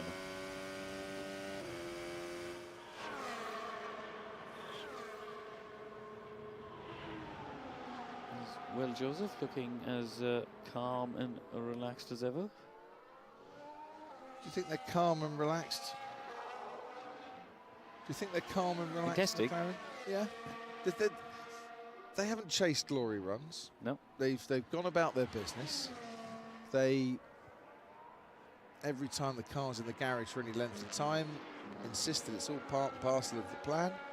Had no major mishaps on track. It has looked a little unstable, rear end. Yeah. From time to time. But like that. But are they calm and relaxed underneath it all? Well, this was a tricky one here. Watch this. As he, yeah, even before the apex, the rear had stepped out of line there. So I think they are, you know, I think they know they've got good potential in the car. They know there's underlying performance. If the base is good, which is what they had last year, right? You know, if you had a bit of a challenging FP1 or something, you can dial it out with setup and just get the car suited for the conditions. But the baseline needs to be good. And that's where, for Red Bull, it was a problem. It was their baseline had gone away from being as good as a McLaren. And whatever they did in terms of setup, they couldn't recover that. It looks like, would you agree, Aston look like they've got a consistent baseline? They're not quick at the moment, but they seem to have a more consistent baseline than they've had the previous year. I honestly don't know.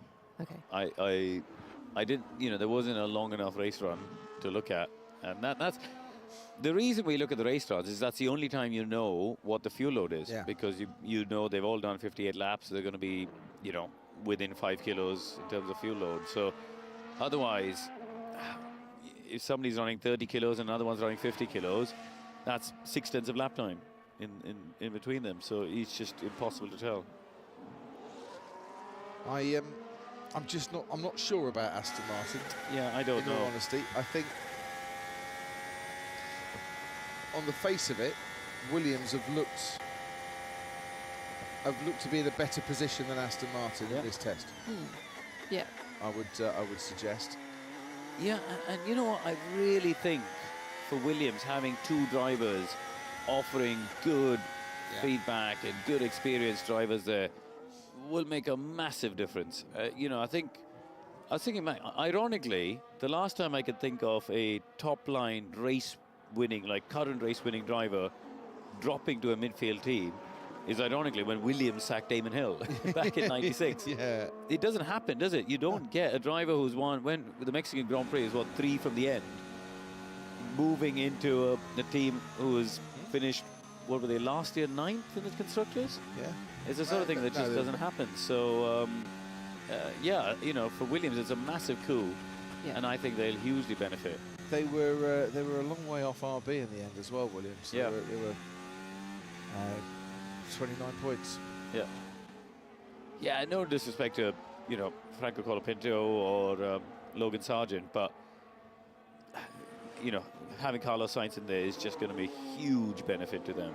Look, this is Williams' best lineup since Felipe Massa and Valtteri Bottas. Yeah, it's probably 100%. better, I think, than that particular combination.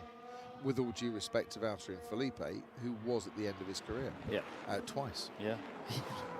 Yeah, retired. It was bizarre, wasn't it? That colossal send-off, the whole pit lane cheer. I was standing in the pit lane when he came walking by, and the whole pit lane came out to cheer in Interlagos and all this. And it was like, oh wait, he's back.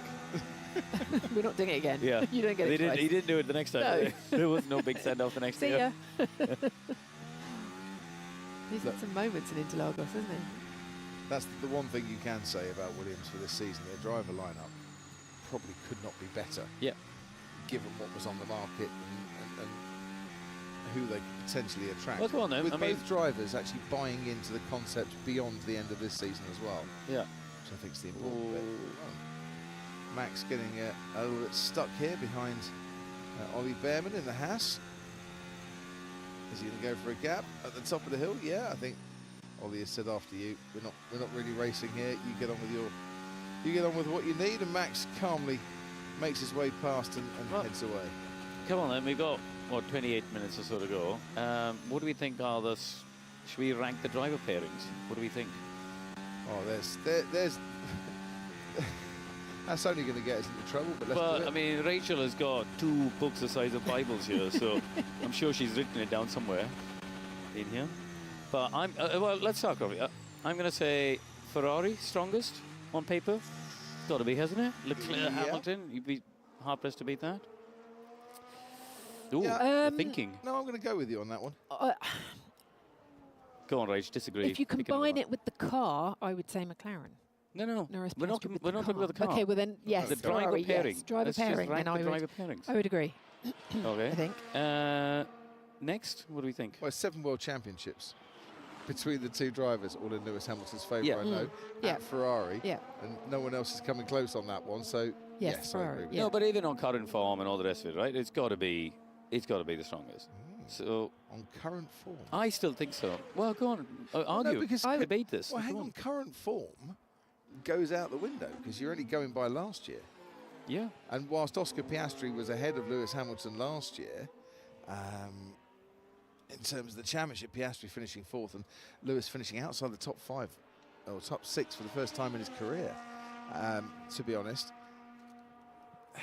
Oscar had a better season than Lewis, so therefore you could argue that with both drivers at McLaren finishing ahead of both Ferrari drivers on current form, McLaren have a better driving pairing, but on historical form. Yeah. No, okay, let me reverse the question. 2025 F1 season. Yeah.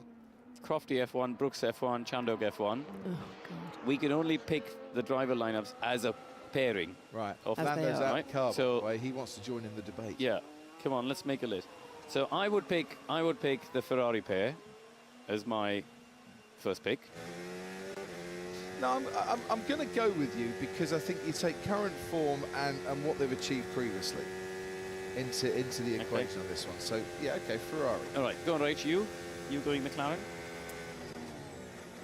Oh, we've had 2 minutes. There's a timer on these debates. I know. You ever do a school debate? I will go Ferrari simply because of the few occasions where Oscar didn't come right in behind Lando. Okay. The opportunity when he could have done. So I will say Ferrari, then McLaren. So are we all agreeing McLaren second then? Not necessarily. Okay. Go on, Crofty F1. Would you put Red Bull ahead of McLaren? Interesting choice. As you're taking it as a partnership. Yep. So when two become one in this, and in Max Verstappen, do they have the driver that's capable of finishing? Yeah. You know, ahead of the two McLaren guys, and Liam Lawson with the potential to get in amongst them. So I would pick Red Bull as my second. Okay, no. Is my pick. So you go on McLaren, Brooks F1. Crofty? No, I'm going Red Bull. You're going Red Bull, okay. Third? McLaren. Red Bull. Okay, I'll go McLaren. Fourth? So fourth? I would say Williams, I think. I don't think that's. I don't think that's a surprise. I think you have to say Williams. I would say Mercedes. What? Because George Russell is capable of manhandling the team ahead of what Carlos Sainz and Alex Albon could do. Or? I think George Russell. I feel like he's got this. Yeah, he's got a bounce in his step after last year. I thought he was driving very well last year, and I think he's stepping up into a role of a, I am the big team leader. This is my time to shine, and I think Antonelli. There's a sparkle there. There's some special magic there. I think he's great, but I've got nothing to go on in F1 with Antonelli. Yeah. So I have to pick Williams. Okay, so are you going Williams Crofty for P4? No, I'm going. Yes, I'm going Williams P4, Mercedes P5. Okay. And I'm with you on Kimi Antonelli. I know exactly what you're saying, but I'm trying to put the right analogy in here. He is the young horse that someone has paid a lot of money to buy at the sales, and is starting out on his 2-year-old career on the flat with the potential of winning the Derby one day, but we don't know how it's gonna go. I agree. Or how he's gonna go when he hits the track. I agree. It's a risk. So I'll go the opposite to you guys. I'll go Mercedes 4, Williams 5th. Okay. So then that leaves us. That leaves us Saba, Haas, Racing Bulls, Aston Martin, and Alpine. Now this is going to be. This is where it gets tricky, isn't it? Okay. So I'm going to go. I'm going to go number 6, Sauber. Oh. Wow. Okay. Because for the same reason that you think about Kimi Antonelli being, a real bright spark for the future, I think Gabriel Bortoletto, we're seeing on screen now, is another one, and a real great one for the future. And Nico Hülkenberg, I think, showed us that he is in. To me, he's in the Carlos Sainz, Alex Albon mold, where he has lost nothing. He is consistent, dependable, and if he ever had the right car, he would have been a multiple podium sitter in Formula 1. Okay. And I think he is still one of the best drivers out there. Good argument. Go I've on, been Rach. taking the mickey out of me having huge notepads in here. Kroon's just had to have a piece of paper from one of them Yes, to write yes, his all list. about you. Go on. Anyway, Just the one rather than the forest in front of you. do you know how long this season is? I'm going for Haas, I think, for Ocon and Behrman at number 6. You're going Ocon Behrman, Yeah, whereas Crofty's gone Saba then. I'm going to go Ocon Behrman as well, because I think it'll be a tricky one to manage, because I think there could be some sparks there. But I think they both, I would put Ocon as a similar level to Hulkenberg, and I think Behrman, I put Behrman, just he's had a bit of more F1 experience. I think Bortoletto's got a lot of potential, but at this moment, I think Ocon Behrman ahead of the Sauber one for me. Right. I'm struggling with 7, whether it's Sauber or Aston. I disagree with you on the Haas thing there. I'm sticking with the Sauber. Okay. And then who's 7? 7, I think has to be Aston Martin. Okay. You're going Aston for the Fernando factor. For the Fernando factor. And also, and also he has a teammate that made his debut in 2017. He's not exactly a rookie, has been on the podium, has raced an awful lot. Is the most experienced Canadian Grand Prix driver ever. Yeah. And should be delivering more as a team. Yeah. But I think on paper, yeah, you have them at 7. Rachel. I've got them at 7. Okay. Same. That's what I said. Yeah. So Can we stop there though? No, I would pick them. I would still pick Sauber ahead of the Aston lineup. I like this. There's a little spark in Bortoletto I quite like. I would pick that lineup ahead of the Aston one for me in 7. Right. So I've got Haas at 8. You got Haas at 8. I've got Aston at 8. I've got Sauber at 8. Okay. Which brings us on to 9 and 10. That's why I want to stop, please. Well, only because you're too nice to have a weakest driver You have to pairing. debate the whole thing, haven't you? This is the point of debate. I've gone for Alpine at 9. I've gone Alpine 9 as well. And Jack, because I thought Gasly, towards the last third of last season, was outstanding. Yeah. He's very, very strong. I ranked him in my sort of top 10 drivers of last year. In 9th as well. He was very strong. And I think we'll have to see with Jack.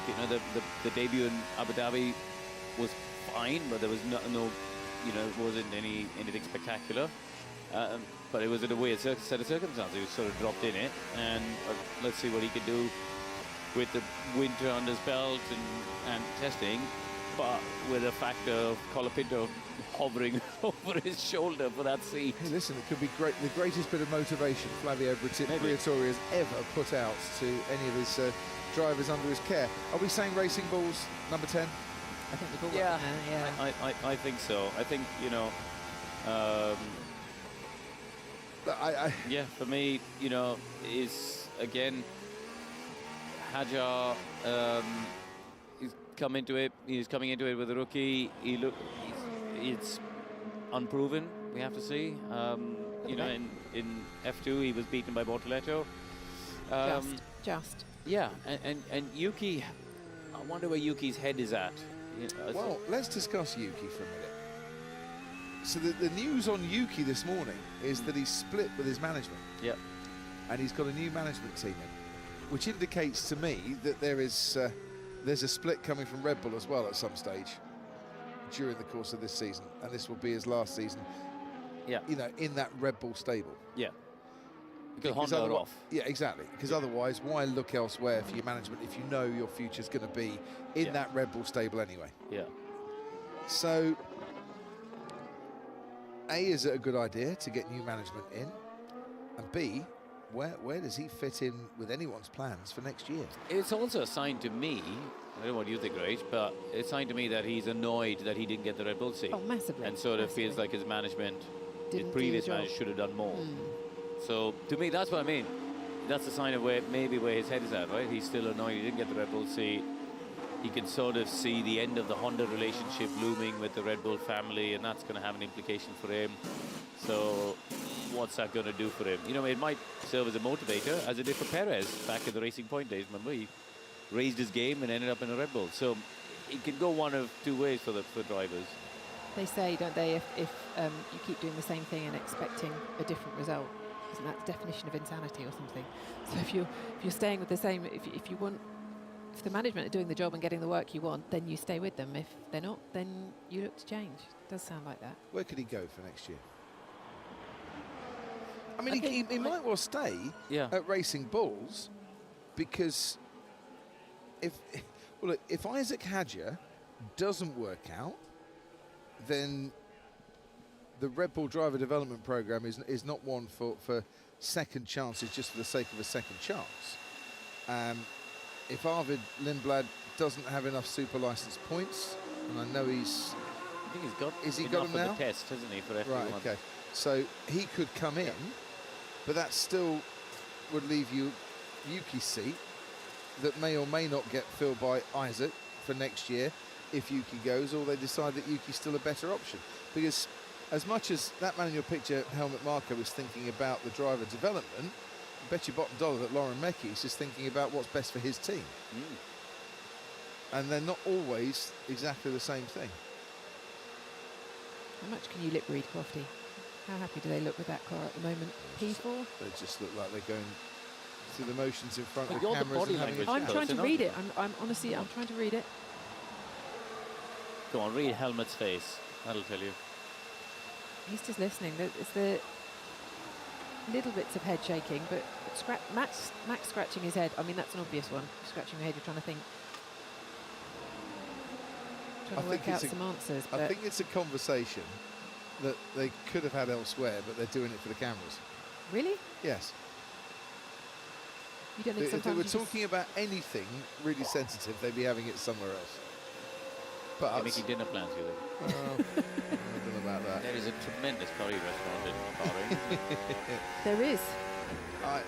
I think that all is pretty okay and fairly standard for the morning for Red Bull, but I don't see any massive concerns on the faces there.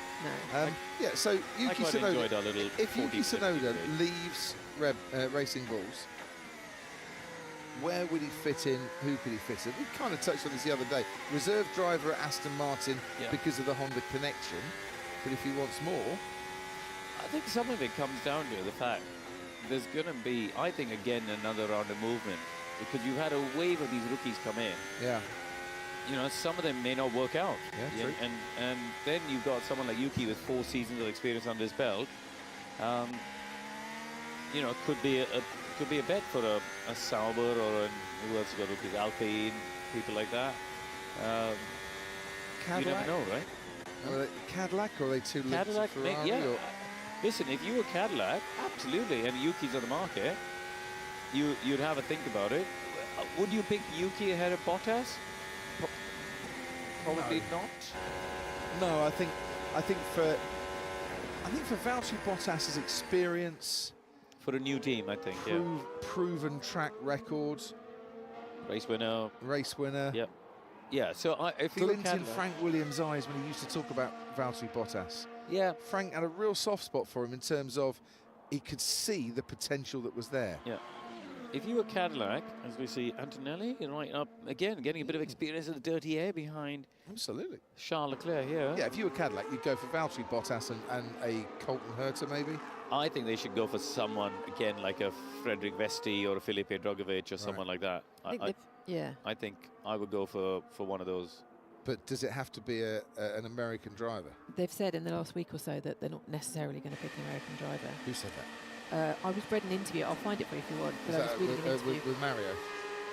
I know Mario's did a couple of interviews. Quite possibly. We'd have to check. But I did read. They were saying it doesn't necessarily have to be an American driver. No, I'd look at a Pato Award. Yeah. Well, I tell you what, it's Alex Palou is the one, isn't he? He's two-time champion in IndyCar, and he's been outstanding in recent times. I know Herta is the one who's been grabbing the headlines because of the Andretti link. Yes. But Michael Andretti and the Andretti team are no longer running that program. it's now a separate team. Yeah, it's TWG Motorsports, isn't it? Yeah, so to me, you got Frederick Vesti, who did a very good job in F2, Mercedes simulator driver, he's done some Mercedes F1 testing, and guess what? He's racing for Cadillac in sports cars. Funny that. So he's in the Cadillac family, and I think Alex Palou or Pato Ward would probably be ahead of Colton Herta in the queue. It was Dan Tauris. Did he? Ah, the TWG. You mentioned, yeah. TWG. So they aren't necessarily looking for an American driver. Yeah. If you're wondering, why we're talking about Cadillac being a done deal, it is a done deal according to the FIA. It needs the commercial agreements to come in, and that all the indications are that announcement and approval was going to be given before the start of the season. I still think it will be before the start of the season, and it's coming, but it's not quite there yet for whatever reason. They're heavily recruiting, aren't they? They've run out of car park space up at the Silverstone base, so you see they're parking I was up there the other day. And they're sort of parking up all along the road now, and we've got trying 4 to get units, people in. 5 units at Silverstone now. The challenge is, though, they've got to recruit another 400, 500 people. Yeah. And it's tough recruiting people in F1 right now with gardening leave and long lead times. As Haas have found out, and Audi are finding out, you know, it is difficult to poach people from other teams. Yeah, look, they've got some good people in already. Pat Simmons has been working there for a while. John McQuillan. Nick Chester. And Nick Chester. And names that have been in Formula One, experienced names, but there's a lot of other people. I went and had a look back in September last year. There's a lot of other people from various teams that are working up there and have done for some time. Coupled with they'll make their own engines for 2028, I think is the earliest they're thinking about that. And that will all be done out of America and out of Indianapolis. I tell you, the other one who could be a candidate there is Joe Guan Yu. Obviously, he's now Ferrari. A couple of factors. He's a Ferrari, Ferrari reserve right now? Yes. They're going to have Ferrari engine next year. He's managed by Graham Loudon, who's now the team principal of Cadillac. Cadillac, yeah. So there's a couple of good connections. And I tell you what, if you're Cadillac and you want to think about the Chinese market, if you were GM Cadillac, that's a good way in. So you got to put Joe Guan Yu on that radar, haven't you? See, the way this is going, we're going to need a 12th team at some stage. I'm all for it. More cars, the better, Crofty. I've been saying it. We are aligned. There is a synergy in our viewpoint on that one. Rarely, but on that one. No, but it's true. Yeah. Do we want to see 20 cars on the grid, or do we want to see 24 maybe, as long as they're all competitive? Yes, you that's don't want the to thing, see, isn't it? with all due respect to your old team, we don't want to see HRTs coming in. Correct. We want to see, you know, a Red Bull for the future coming in. Yep. You know, and Red Bull, remember, weren't always the winning machine that they've turned out to be. Talking of Red Bull, Max Verstappen will be on duty for the afternoon session. He's doing the full day today, and Alex Albon at Williams will also be taking over, will continue driving, I should say, this afternoon. Elsewhere, Oscar and Lewis and George and Lance Stroll, I think, for Aston Martin will all be coming in. That graphic did say Fernando Alonso, but the team say Lance Stroll will be back. Pierre Gasly and Esteban Ocon, Yuki Tsunoda and Nico Hülkenberg will all be doing their bit on the track this afternoon. I think the track temperature has sort of peaked now, so we're not far away from the lunch break, are we? And I think that'll be the point where the temperature will sort of plateau and then start to drop. So I think this afternoon we should see some decent long race runs. And we will talk about those in depth, and because it's when we get to the golden hour and the golden simulations and the final part of testing, that I think is when the times start to become a little bit more relevant. They were yesterday for the race runs as well. The morning sessions less relevant on the times, although Charles Leclerc won't be unhappy that he has the fastest time of all. Do you read anything into it if a team doesn't do the run in that golden hour, do a really flat out run? No, but I still think, I guess there's a lot of suppositions, but I think you would still assume that they are then chasing a balance correction. They're still trying to understand their car if they're not yet comfortable, confident, just go out there and do a full race simulation run, you know, and where you effectively you can't change the car. You change tyres and a bit of front wing, but you can't change the car. If they're not yet happy, then they'll be changing things. I think Ferrari will be happy. You know, in general, if you look at it, pretty much every session, they've been at or near the top of the timesheets. And there's a trend, isn't there, where them and Mercedes have generally been within a tenth of each other in most sessions. So they've kind of left off where, so it picked up where we left off from back in the last year, wasn't it? Where Mercedes, Ferrari super evenly matched. McLaren slightly ahead. Red Bull, the big unknown. We don't know still where they're going to be and how they're going to shake out. And then you've got Williams. I think Williams look like they've taken a bit of a step forward. In general, they've been a bit closer to the pace, it seems. But we have to see a bit more long run running from people like Aston, I think, and Alpine to really conclude the midfield. 40 seconds to go until VSC test. Ooh. I know it's your favourite part of the day. Love a VSC test. I still want to know who knocked that window out. I don't think we will ever find out. Oh, come on. You think there's footage Ted's somewhere, out do there. you? What are you talking about? Ted will be, this is like prime notebook territory as he... He will find out, you're as right, he actually. finds out He will absolutely points a find broom out. at the man who knocked the window out. Could have been someone with a broom sweeping in there, cleaning up. And just the back What, end the of the handle broom, knocked the out? Yeah, handle maybe. knocked out the window.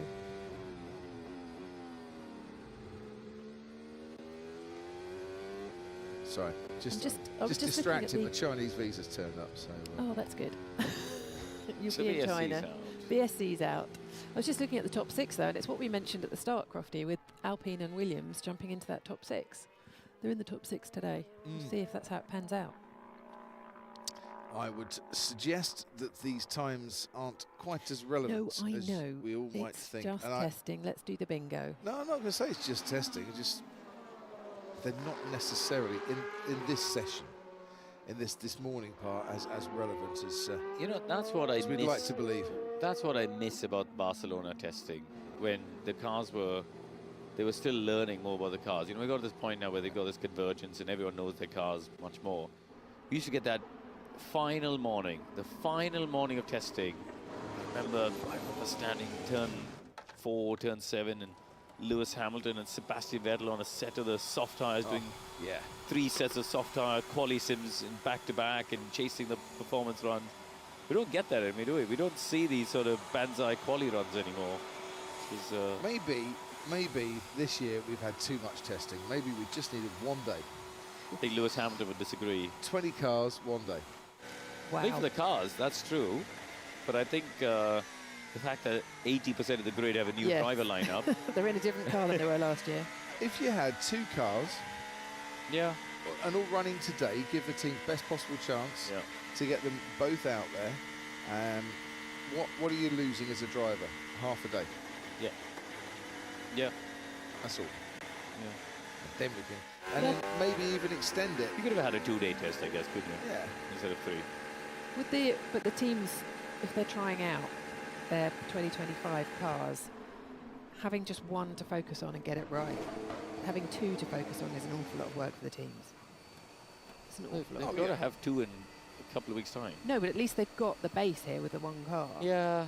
You've got a night crew that comes in No, because I get all that. I get all think that. they'd find that. But I think, you know, I do think just with the reliability we've got now, it's taken the... But then on the flip side, jeopardy Crofty, out of it. you know, this is a unique sport, isn't it? Where we're watching people practicing. You don't spend 8 hours a day watching a net session at Lord's or people running around at... I don't know, did they broadcast West Ham's training? No, training? I did get invited to go and see a training session. I nearly thought you were going to say take part in a training session. Well, I've played a match at on the hallowed turf. Have you? Yeah. I first game of football I've played about 12 years. So did you score? So sore the next day. No, but I actually, it was like a rolling substitutes, but I ended up in goal for the last 15 minutes, pulled off a corker of a save. And it was on video as well. I'll show you it later. What I was going to say is actually I'd go down and have a chat with England's bowlers in the net and give them some advice Yes, based on the that was Afghanistan us. one-day international the other day. But well, they're all coming home, aren't they? So you can chat. well, yeah, one more game to play. But what I was going to say is, and you're absolutely right. The point you kind of said what I was going to. Formula One is a really weird sport. We as observers want anything unpredictable is great. Yeah, and variety is fantastic, and exciting racing that comes from not knowing the most minute of details is always superb. And our hopes and our wishes are offset by the desire of the teams and the personnel within it to plan everything out into the smallest minutiae and get everything worked out strategically and engineeringly, and if that is a word, and scientifically, to stop the unpredictability. And it's an age-old battle between, you know, how you run the sport as a competitor and how you view the sport as a fan.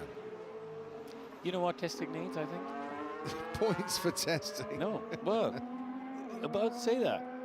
Like, I think we should have just a 20-minute, like, Q1 or 18-minute Q1 shootout for, you know, $1 million prize or an extra 5 point. I don't know, something like that. Yeah. Just have some form of, like, testing bingo. The $1 million moment. The $1 million testing moment. You talked about, we watched them practice in this sport. I got sent many a day to film the nets at Lord's or England football training. So we do watch in other sports. You didn't do live commentary on it, though, did you? I didn't do live commentary. Well, I stood at the side and talked about it live. Not quite commentary, but we did do that as well in a previous live. Not quite to this extent, though, you're right. Not 24 hours of it. That is very true. Now, yesterday we had 3 for the standing start. Today we had 2. Yesterday, if you remember, George Russell was literally left sitting there whilst everyone went off. Basically, he was doing his own thing and he wasn't just trying to react to the lights. So they've all disappeared, and we have got Gabriel Bortoleto and Isaac Hadjar. Ladies and gentlemen, the 2 contenders going in to the final round of the F2 season in 2024 are going to scrap it out on the grid in F1 cars at this pre-season test. Hadjar stalled on that occasion, didn't he? Stall, don't do that. We want to see Charles Leclerc at the back of the garage. That's all well and good, but we want to see the drivers get away on the grid. We want to see this standing start. This is going to be the most exciting bit of the morning. I want to see Rachel do a Crofty impression. Oh, look, you see, already Isaac Hadjar has just declined to go on the front row because he knows the grip is there. Yeah. Extra formation lap. Formation lap. There was me getting carried away, forgetting they do an extra formation lap.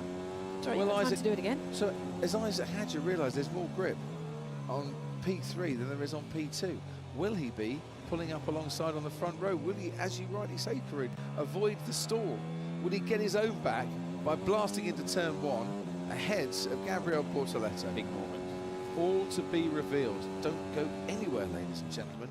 Forget your 11s in the UK. Forget whatever food or drink intake you are going to get on before Alex and hour's time. Because this is the exciting moment. Can I build it up anymore? You've got half a lap. Keep going. Yeah, come on. Earn your dollar. We've all learned our coin, don't you worry about that. By the way, Linny Lawler says, Crofty, read the window. Many a glass outdoor table is shattered in Australia from the heat of the day, then cooling at night tends to go off with a loud bang. Wow. So there you go. It doesn't seem as though it's that hot, though, does it? It's hot enough to do that. Degrees. Well, exactly. And it they hasn't get suddenly like 45 degrees well, in the summer. exactly. So I'd be very surprised. I'm still suspecting somebody's wrong elbow. The big elbow of the law.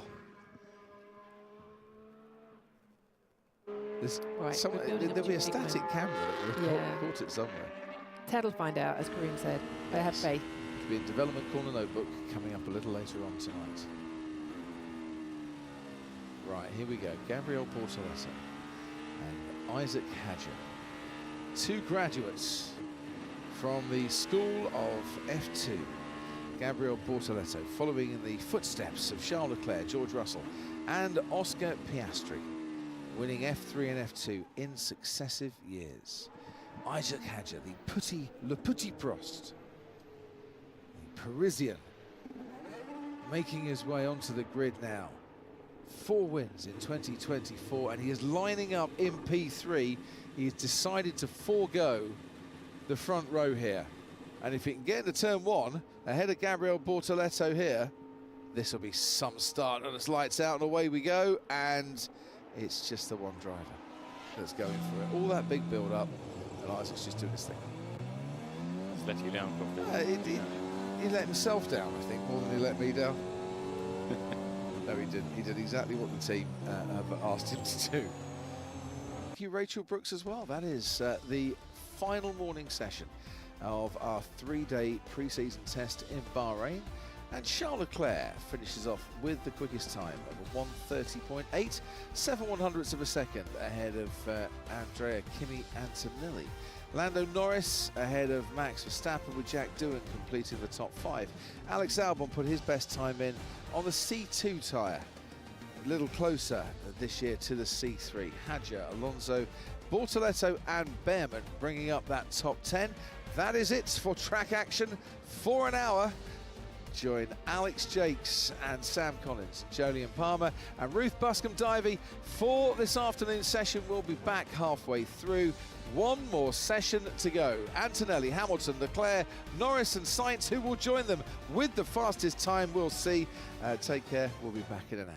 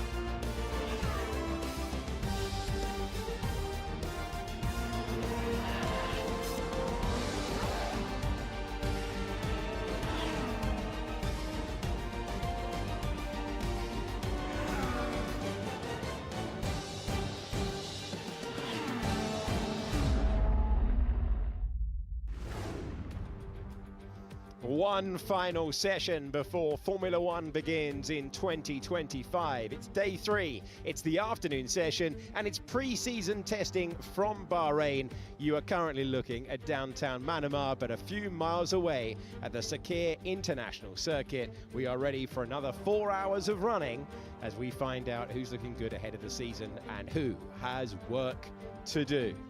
You're looking at live trackside pictures as we build up. 4 minutes of build-up and then 4 hours of commentary coming your way.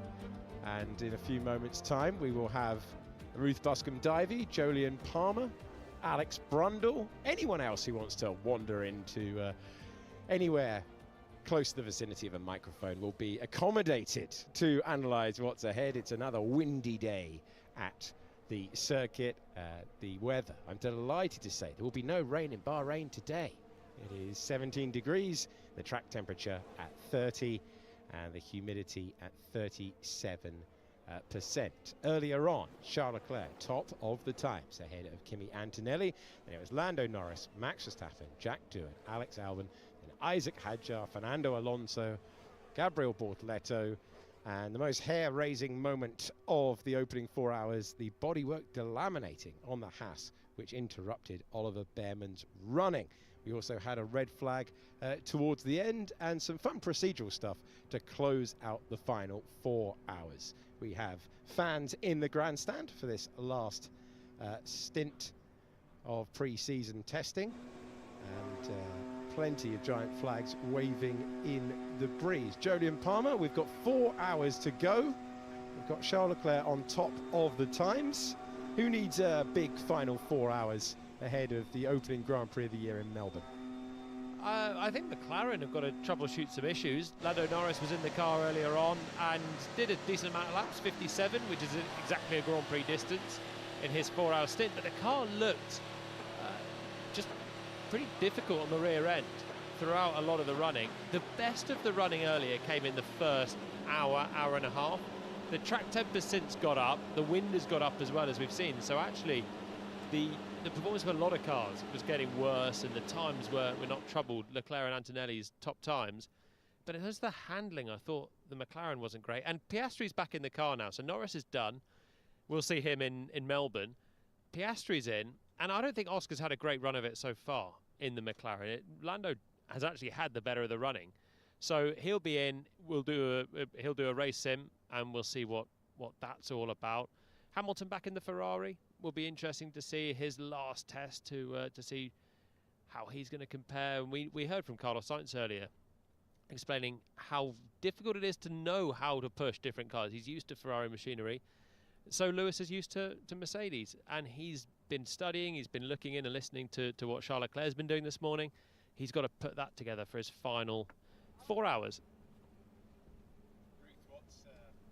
There we go. Switch my microphone on. Pre-season testing in the commentary box as well. Ruth, what are you looking forward to in the next 4 hours? I'm looking forward to my favourite session, which is the final one.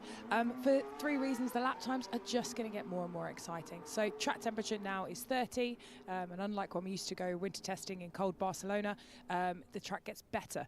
So it should get faster as we go through the session. Secondly, this northern wind, this Shamal wind that offers us the nice braking into turn 1, is going to drop. It normally drops throughout the afternoon session, and across lunchtime that will have dropped some of that dust from the sand dunes onto the track.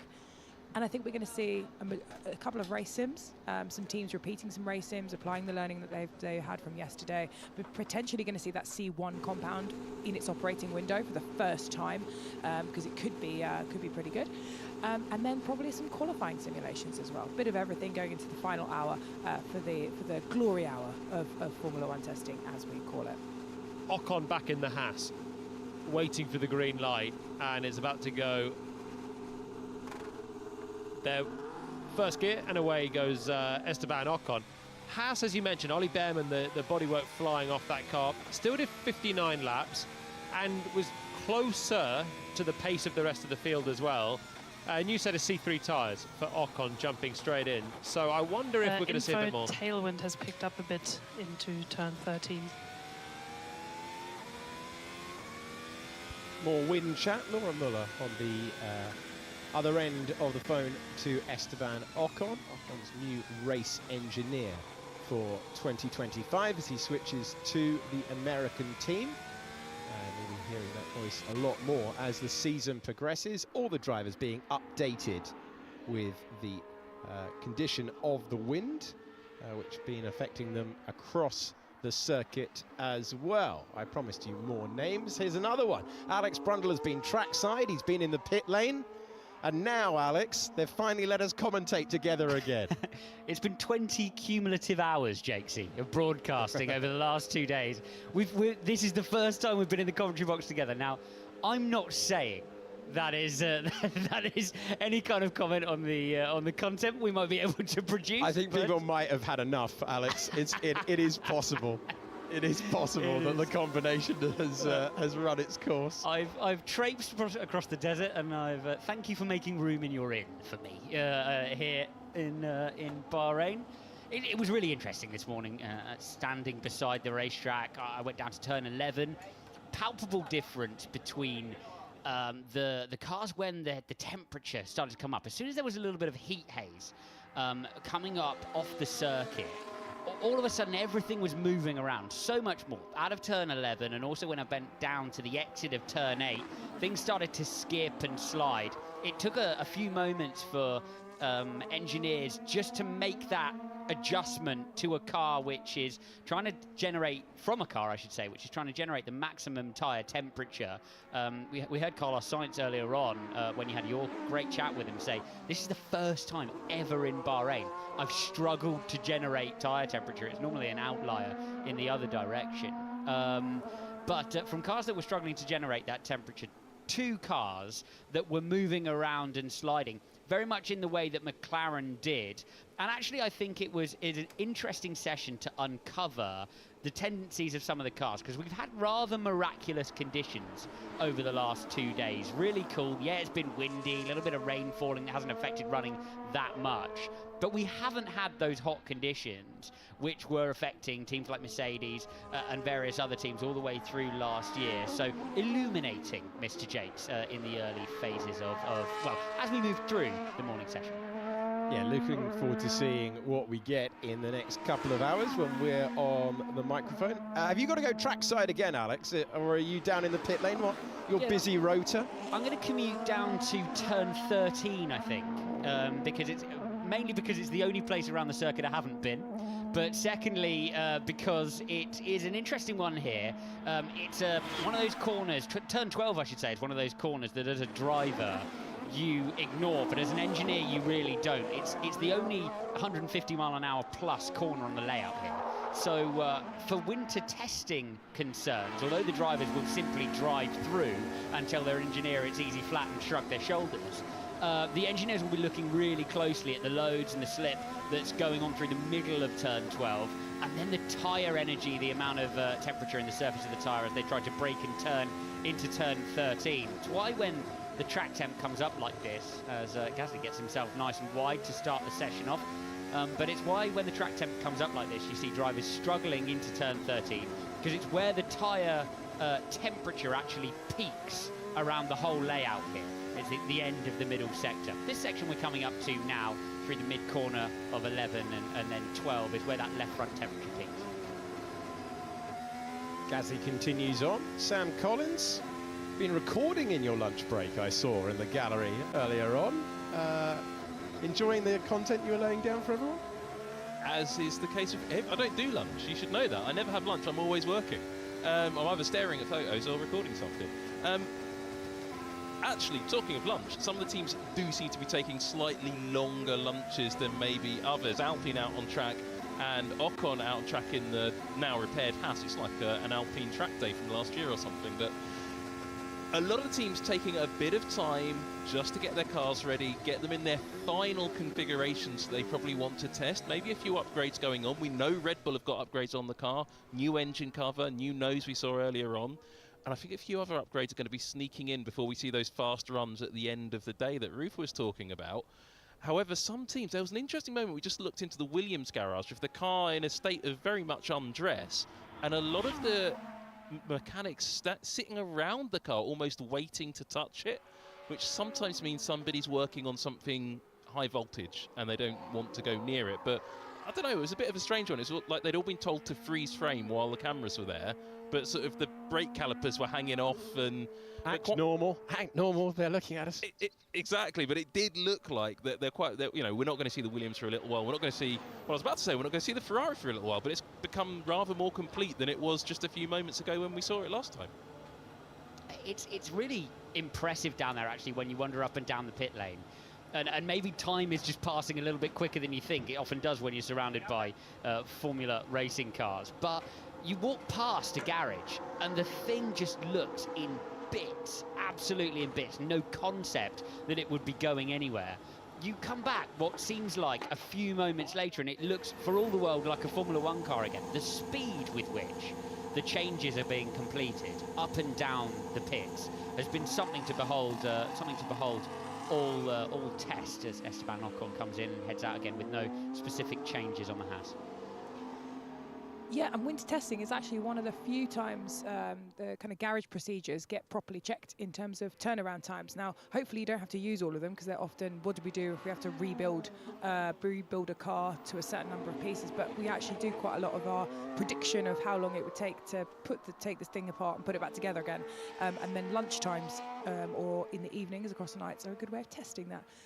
Depending on your driver and the configuration and the complexity of the car that kind of regulation year, it's not kind of discommon that you would use more of your lunchtime. And in fact, we play it differently in Bahrain than we did in Barcelona, because in Barcelona, the bit in the middle of the day was the absolute best part of the day. And so you would put your big setup changes maybe at the first thing in the morning, whereas in Bahrain, actually, in terms of conditions, it is okay to swap. And then when you're swapping drivers as well, that also involves swapping parts, unless, of course, you're Haas, when both your drivers are the same height and basically the same shape, which I imagine means it's easier for them to change over all the parts. Well, it is a quick change for them, isn't it? And similar for Alpine. Red flag. Why do we have a red flag? Asked the commentator, looking at his timing pages. The cars are all circulating. So Gasly, we're about to join Pierre Gasly for an attacking lap, we hoped. We've got Esteban Ocon, Pierre Gasly, Yuki Tsunoda has just left the pit lane. And we have an interrupted session with all cars required to come back to the pit lane. Check the windows, check the lights.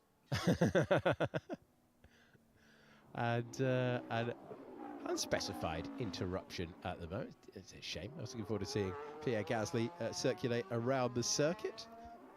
And Yuki Tsunoda's not getting much luck in this test, is he? Every time he seems to go out on track, there's either a problem with the car or seems to be a problem on the track, which means his laps just aren't getting in there. I just get the impression he hasn't had that much track time in these 3 days, and maybe a little bit on the back foot, but the car seems okay if not a little twitchy. All right, everyone's coming back to the pits. It wasn't exactly frenetic out there anyway. Oh. Wow. That's, well, it's an amazing bus tour, but not one that we wanted to see at that moment. Do you remember last year, Logan Sargent had a really high-speed spin at that part of the circuit? It'd have ended up in the side of that bus. Well, there's massive runoff area down at turn 10, but you never want to see that. And that's why the session was interrupted. And back to the pit lane we go with everyone. Okay, so let's get it back on topic and talk Formula One in 2025. Laura Winter had a chance to catch up with Andrea Stella with that Constructors' Trophy under his arm from 2024. They caught up a little while ago. I'm joined by Andrea Stella. We've just been discussing what we had for lunch, but we'll spare you that chat. Andrea, pre-season testing for McLaren appears from the outside looking in to be going very well. That long run stuff yesterday certainly grabbed some headlines. What can you tell us from within?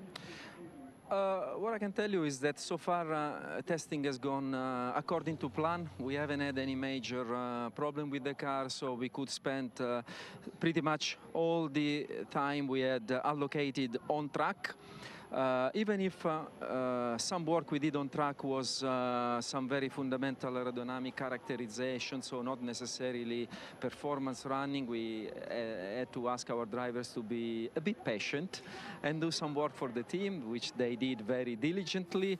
And then once we went into performance running, we saw above all that the car behaves as we expected, which is not to be given for granted, because we applied some changes to car layout over the winter, and we definitely came to the testing here with some question marks that we wanted to resolve. So for me, the main takeaway so far is that the car behaves as expected, and I really want to take the opportunity to praise the work that has happened from an engineering point of view, in this case specifically, because innovating a car that was already quite competitive, taking some risks, it wasn't an easy decision, but we did it based on the confidence we had in our engineering department, and they look like have been able to do a really good job. That must be a huge relief coming into pre-season testing, because you don't know until you get that car on track exactly the work that's been done over the winter.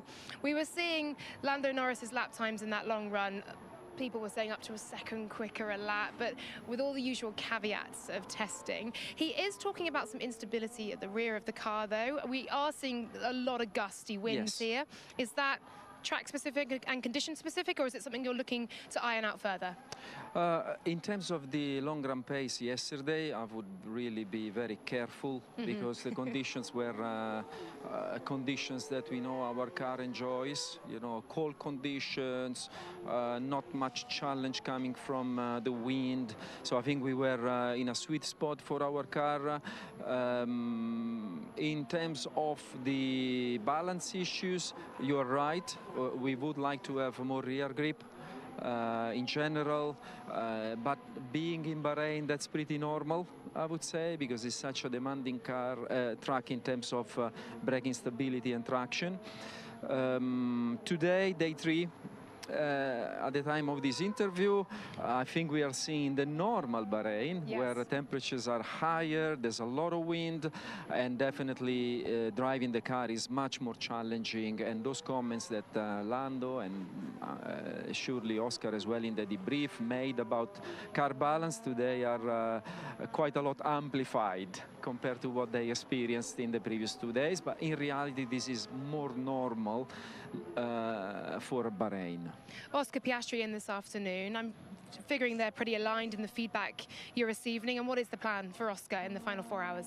So very aligned in terms of comments on the car, which is always very useful and reassuring for the engineering department, because it gives us clear objectives to focus on, to improve the car, and we do have to improve the car. In terms of Oscar today, the work will be more focused on race preparation. Oscar has been doing some fundamental car development in the previous 2 days. Today will be more about performance runs, and then a similar long run to what Lando did yesterday. But today will be more difficult for the driver in these conditions to go through the 60+ laps of a race simulation. But we are not wishing away the sun, are we? Because it has been so cold. No, we take it, and I'm sure everyone welcomes this kind of sunny conditions. Thank you so much, Andrea. There must be a lot of confidence in McLaren heading into this season. Thank you for your time. Thank you very much. Laura Winter in conversation with Andrea Stella, who achieved every team principal's dream at the preceding race in Abu Dhabi, when it was nervy, given a retirement. Fernando Norris would have put Ferrari in position to win the title, but McLaren claimed it their first since 1998, and now we're on board with the still novel sight of Lewis Hamilton driving a Ferrari behind the wheel. He's been making positive noises all the way through his pre-season, including in the lunchtime press conference, slight alteration through turn 13 as he waits for the car to comply through the corner. But Hamilton adjusting to new surroundings. What's that journey like, Ruth Buscombe-Divey, when you join the Ferrari team and you make the transition? Well, I went from, I can't say I was a Formula One driver or a 7-time world champion, but I did go from being a McLaren fan to my first job being at Scuderia Ferrari. So pretty similar in the scope of things. And all I can say is it was one of the most welcoming families and places you could ever be. It was absolutely brilliant. The way that kind of they say, sports are a family, but it really is. And to see the smile on Lewis's face, to see him reunited with some old friends in his physio, Angela Cullen, once again. I can't wait to see what he's going to do. A change is as good as a rest, as they say. Sam Collins. Ruth, I've got a bit of a question for you, because you say sports teams are like a family. Ferrari, Italian, they love a good family. Now, you've worked for Ferrari, you've worked for Haas, you've worked for Saba. They've all got Ferrari engines. How close is the linkage between those Ferrari-powered teams? We know Haas buys a lot of bits from Ferraris, but in terms of the people, because I know you've worked your way through all of them, how close are they? So we have the same power unit engineers, so it's pretty difficult to tell unless you know who's who, because everyone wears the same uniform, which is important. But the power unit engineers that each manufacturer, so not just Ferrari, supplies to run their power unit are Ferrari employees or Mercedes employees, and those people, effectively now I worked with them for kind of 12 years on the trot, and they kind of do tend to rotate every couple of years between the customer teams. But yeah, beyond that, they're kind of three very distinctly different teams, of which I can confirm that the pizza and the pasta is significantly better in Scuderia Ferrari. Whilst we're on Grill Ruth, what's the culture differences like between Ferrari fighting at the front, huge team based in Italy, Haas, the absolute opposite end, based in the UK, tiny team, and then you've got Sauber, based on their own in Switzerland. When you actually just walk into the building and just the day-to-day, is there massive culture differences? Yeah, I mean, again, it's difficult because of kind of the passage of time. Obviously, I was at Ferrari pre-Coscap era. I was at Ferrari when, the president was Luca, and it was still no longer a Fiat Group company. And there was you could see it was a winning machine. It was a team with a lot of resource, a lot of history, a lot of pride. Can you feel the pressure or the tension of having wins demanded on you there? Yeah, absolutely. But I think it's the highs are higher and the lows are potentially lower in terms of the win itself. Winning at Ferrari is truly an absolutely phenomenal, special feeling. I'm very glad that I was able to do it with Seb in Malaysia 2015. We referenced that on day losing, one. we got that in before 3 hours 41 to go. Excellent. But I would say losing with Ferrari also really hurt. But again, that was my first reference. And I would say that, every team is in a battle to win or to lose. And, crossing the line, P5 in Bahrain with Haas and with Romain Grosjean felt like a win to us, to quote Romain as he crossed the line.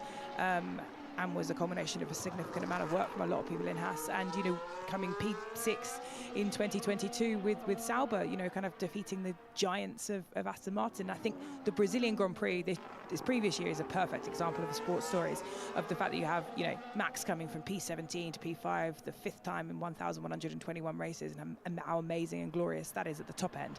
And then you have the Alpine story, 3 championship positions, and those two kind of, and the whole team working together. And I think it's when you look at it, sports really is all around. So if we accept that working for Ferrari is quite different to working for a Haas and a Sauber, Alfa Romeo, what is the contrast between Sauber and Haas?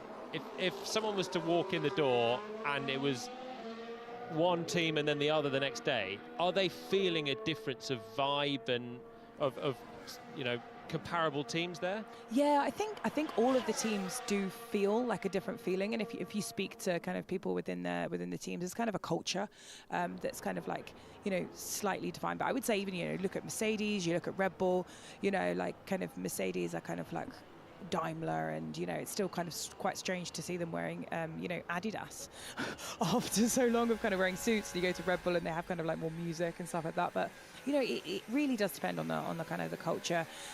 Switzerland, it has its own culture, has its own identity. Good cheese. it's phenomenal. You having cheesy lunches every day? I don't think I could. And I'm allergic to chocolate, which was an absolute nightmare. Oh, That's no cheese. That's actually why I left Saba, guys. I was about to ask you, because the lifestyles between those teams is it's different from working their point of view. Because I've been to Hinwil, where Saba is based, and well, if you like mountain walking and mountain biking, it's wonderful, but there's not much else there, and Zurich isn't exactly a party town. And then you've got Zurich Slam from Sam Collins. And then you've got to look wow. at. Then you've got to look at. You're not going to the right bit, Sam. And then you've got to look at the middle of the UK, where you're going to see a lot of the people from Haas, though they have a few people in North Carolina and a few more people in Italy. And then Ferrari, the big difference to Ferrari and to Sauber, or as it's about to become Audi, is it's all in one place. It's all in one small Italian town that's quite a nice place to go. Also not a big party town, but a nice place. Sam clearly doesn't know where to go in Modena. There's lots of good pizzerias and pasta places, but I'm in bed far too early for anything else. The question is, though, because we had James Key talk about it yesterday, that it's hard to recruit people to go and work in Hinwil in Switzerland. And a lot of engineers are English, and they're not so keen and necessarily able to go and work in Italy as well. So they've had to Audi are opening up a facility in the UK as a result. But from your point of view, someone who's worked for all three, and I know at one point you were commuting on a crazy journey to work, I think, for Sauber at one point and living in the UK. It was it was quite a heavy job. So I mean, what are the pros and cons in terms of staff recruitment, technical staff recruitment for these different teams? I think it just depends on what you like. I mean, I lived in, I'm English, kind of grew up in England, and moved to Ferrari the day I graduated from university, and probably wouldn't have gone if my wonderful boss Giacomo Tortora had told me the truth, which was that I did need to learn Italian, which is when I got there I said, why didn't you tell me? And he said, because then you wouldn't have come, which was... I thought you were going to say you replied in Italian and you couldn't work out what his answer was. I will always be ever grateful for the kind of the experience. I wouldn't be in Formula One without someone opening a door for me. That was Scuderia Ferrari. I wouldn't have a skill without them, and I've learned so much and grown so much because of that team. And that probably as it's always part of it. And then you go to Sauber, and ultimately I was a head of race engineering for 8 years, and I learned how to be a manager, and I learned how to kind of take care of people and balance your own personal gain versus being a leader of men and women, and very, very grateful for that experience. And I think everything's just a chapter that you get to the end of one chapter, and now I get to hang out with you as you insult me, so this is the next chapter. Alex Brundle, Racing Cultures. What can you tell us from your career? Racing Cultures. Goodness me, that's a long book, isn't it? That's a book I think every single race driver or engineer or even mechanic could write. But you get different flavors of the same kind of person that you always end up working with. Very intense, very driven, very data driven, very factual. But then it's great that those are kind of coloured by the different nations, the different teams in which you're installed as a driver. Of course, we move around even more readily, don't we, than the sort of engineering staff. And George Russell having a bit of a spicy moment with the Alpine here, like on exit of the pit lane. I also spotted, by the way, while we're just to drop off the racing cultures topic momentarily, while we were chatting away on Grill Ruth momentarily there. Lewis Hamilton, George Russell giving Lewis Hamilton a bit of a wave. Did you spot that on the way down towards turn 11, the old teammate? Is that your sort of thing? Wave to your old teammate? Nah, none of them will talk to me. No, I would do. Of course. Well, we spend quite a lot of time with each other, and we're all friends, of course, in sports car racing because we all have to share the same car. So you've got to kind of like them, otherwise it gets very, very difficult indeed. When you think about it, Sauber is such an outlier in Formula One.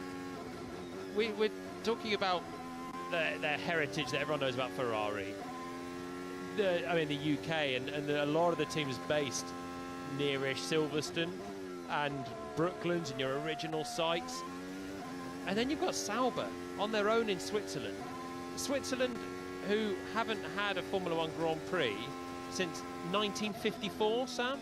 At Bern Bremgarten, out in the forest in the city of Bern. In 1954? I think in 1954. There was meant to be one in 1955. It was on the calendar, but Switzerland then banned motor racing as a result of the disaster at Le Mans in 1955. So that race never took place. Okay, so it gets even more dramatic. They've not had a Formula One Grand Prix for 71 years, and then they banned racing, and yet there's this Swiss team that Peter Sauber founded in 1991 onto the grid, and they've been an ever-present since. But we're so used to the history of Formula One and it running in the blood, particularly in the likes of Ferrari, and the passion that Lewis Hamilton and so many drivers have to go and race for these historical teams.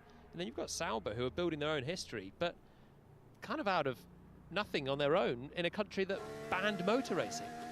Sauber are an interesting one because they've been a privateer enterprise. I mean, obviously badged to various manufacturers, but they've been a privateer enterprise for so long. Of course, now going to become an OEM team.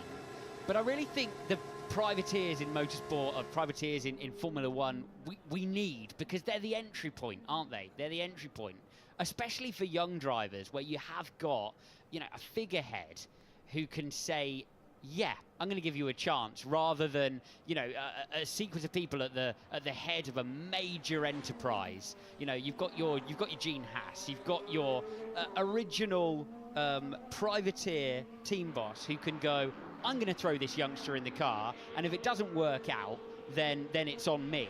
I think if we lose that entry point into Formula One, we'd lose, you know, and had a sequence of OEMs that were effectively always locked in to running the established drivers on the basis that, I mean, granted, what Mercedes have done for Antonelli this year is pretty much in contrary to that. But I think Formula One would be a rather different landscape without them. Well, there is your Eddie Jordans from days gone by, isn't it? Giving Schumacher a chance on the grid, and your Ken Tyrrells giving Martin Brundle a chance on the grid. We'd be so much worse off without them. Some of us would be, yeah, definitely. I think the broadcast teams would have had to work slightly harder through the last couple of decades as a result. Yeah, fascinating. So, Alpine aren't going to be very happy with us, because Gasly's just gone to the top of the times whilst we've been blabbering on about Switzerland and Swiss cheese. We can reboot it, it's fine. It's the joy of testing. Oh, Gasly's gone top. What a great lap time from Pierre Gasly. That's a 1:30.657 on the C3 tyre. The man, the team leader at that outfit. Enstone-based team.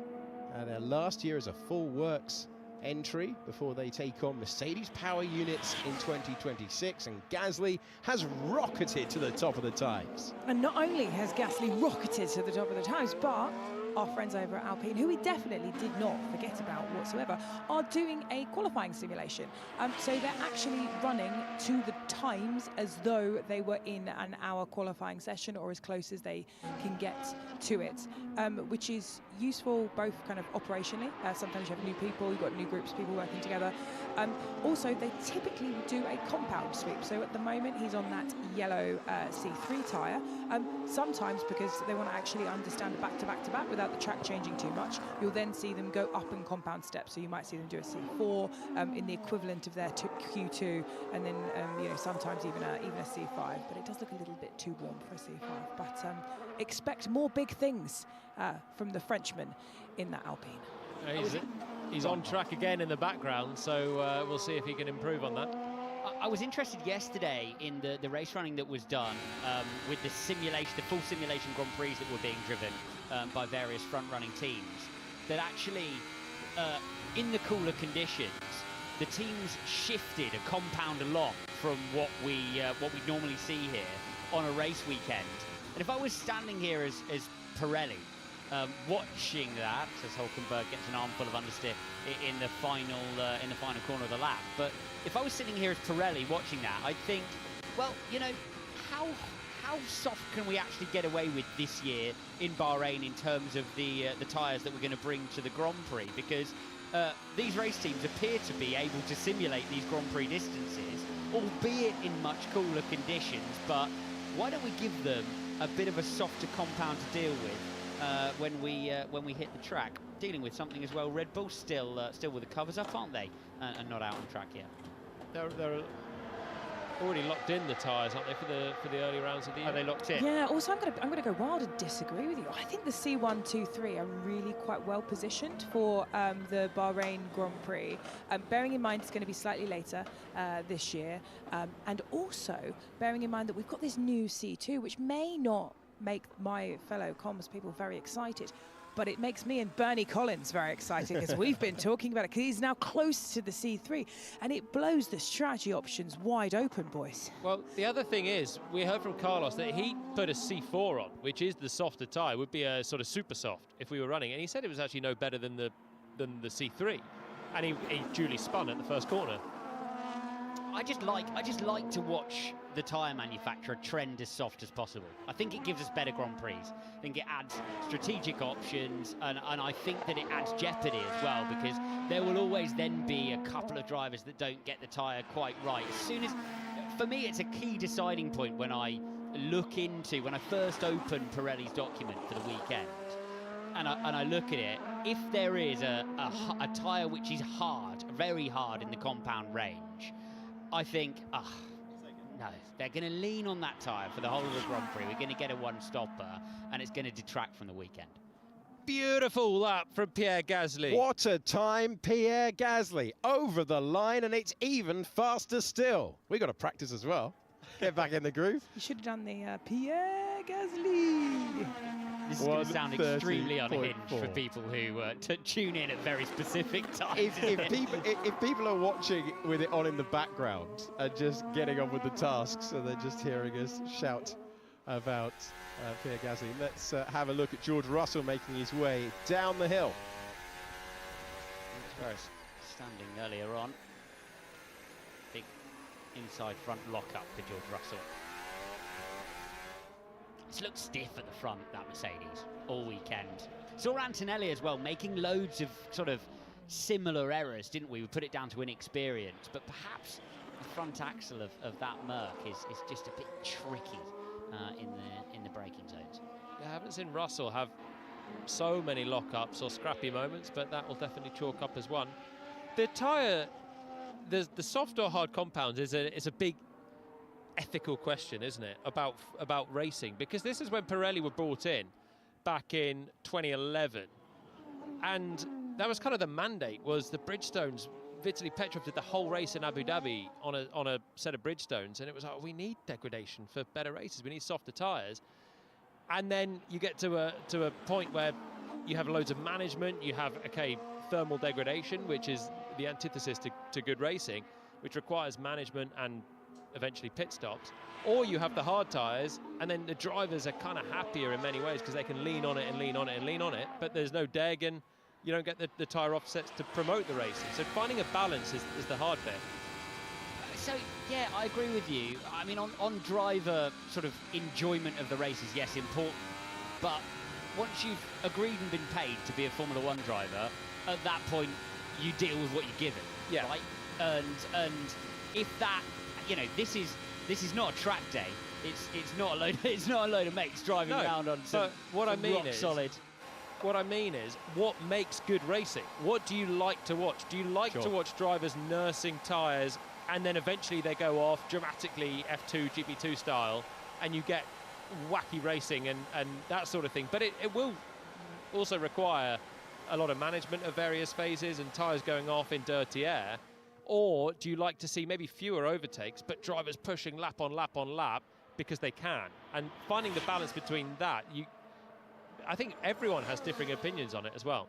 I would split that by track, actually. I think on a prepared circuit like this, potentially to entirely contradict what I said earlier, which I'm sure will fall to the notice of no one, I'll say that it's nice to watch the drivers push. But around a street circuit, I like to see them go soft. I'm a proponent. I've proposed it twice in this commentary box. I've only been in it twice. That say it again. I'm going to say it again until somebody listens. That I want them to get rid of the hard tyre at the street circuits as soon as we know the softest two compounds are safe. Well, good news is someone has listened, and there's now a C6 this year. There is. We're going to go softer on compound. They'll still go round and round and round on the C4 or whatever the hardest one is, won't they? Is introduced to try and give the Alex Brundle high deg street circuit feel. Brundle effect. Sam. Well, I've got a question for the two racing drivers in the room and the race strategist in the room. I'm not going to ask you, Alex, but you can answer if you want. I will answer first. Yes, you're right. What do you think about tyre warmers? Because there's been a lot of discussion about getting rid of tyre warmers, and I've not really come down on a personal position on it, so I'm just curious as to what you all think. Go on, Ruth. Well, you know, I used to be a purist F1, but I had my first endurance experience this year, and I did a 24-hour race in Daytona, and they don't have tyre warm-up. So they don't have warmers, so they have like significant tyre warm-up. And there was so much strategy in the crossover between the difference between the warm-up of the medium and the soft tyre. It was absolutely fascinating. So if you'd asked me in Abu Dhabi, I would say don't do it. But now, having enjoyed so much the jeopardy, the calculation, the trade-off of degradation and warm-up, I'm all for it. Trust me, Ruth, some of those sports cars don't have tyre warm-up either, as well as tyre warmers. It was 17 seconds on a medium and about 7 on a soft. So it was a lot of warm-up, but everyone had to do it. It reminded me of that Imola Grand Prix where we had a lot of different warm-up on the Inter. But yeah, fascinating from a strategic perspective. So I'm not going to block it in case I had the vote, the final vote. Alex did a faraway look when I think we that can was get mentioned. Yeah, I think we can get away with it. There are other series who are having exactly this discussion at the moment with regards to environmental issues and whether we should be taking tyre ovens and tyre blankets around the world. And they've eventually fallen to the no tyre warm-up rule, and there was much gnashing of teeth. To begin with it being sort of considered dangerous and difficult. There were various accidents and incidents, but now it's just been incorporated into the nature of the series and how they run. And I think it's actually that crossover period which is the difficult bit. I'm not sure Formula One would actually cross that bridge without binning it. I just think the pushback from teams and drivers would be too huge for it to actually ever occur practically. I love the idea of getting rid of tyre blankets. It makes so much sense from a racing action point of view. It's still the same for everyone. There would be definitely some strategy implications, and it would be hard going wheel to wheel coming out with no tyre temperature. And I had it in my whole career until I got to Formula One. F2, GP2, no blankets. You're in the cut and thrust of a battle in the race. You come out of the pits, you've got your rival next to you, and you've got to judge somehow where to brake. And it's challenging, it's fun, it's a good spectacle. The problem is in Formula One, getting heat into this compound or these compounds of tyres is so difficult that you actually need the blankets to get the car working at all. And if it's in scorching temperatures, maybe you generate it eventually. But going out on stone cold tyres that are designed for a Formula One car, the weight of the car, the stresses that they've got to deal with, the compound is built differently. And if you just leave the pits, there'll be some races you just never generate the temperature ever, and you're driving around with 1,000 horsepower and it becomes a bit of a joke show. So it would need the tyres to change to accommodate it. Yeah, it is important to note that it's not a case of just sticking the tyres on cold. It is an entirely different product, as you say, Palm. So that would be an issue. To be honest, the times I've done that in professional motorsport, I have had a radio message that's asked me to do a burnout, and when I asked how much of a burnout they wanted me to do, they said as big as possible, and I do it just for that out of the pit lane to get rear tyre temperature. All right. So I think everyone has nicely answered Sam Collins' question there, posed to the experts in the commentary box. One of many issues ahead of us in the 2025 season. One of the main narratives of the year, the new wave of talent that we have joining us in 2025. And some of those rookies were talking about the step up to Formula One in the lunch break, in the press conference. Question for the 4 rookies, for all 4 of you to be stepping up from F2 at exactly the same time. Like, how nice is that to be sharing this together? How strange is it? Like, just what are your thoughts on that move? Kimmy, do you want to take that first? You got the mic near you. I mean, it feels great. I mean, Gabriel, I know him since karting, so it's nice that you know, we've been coming up the ladder.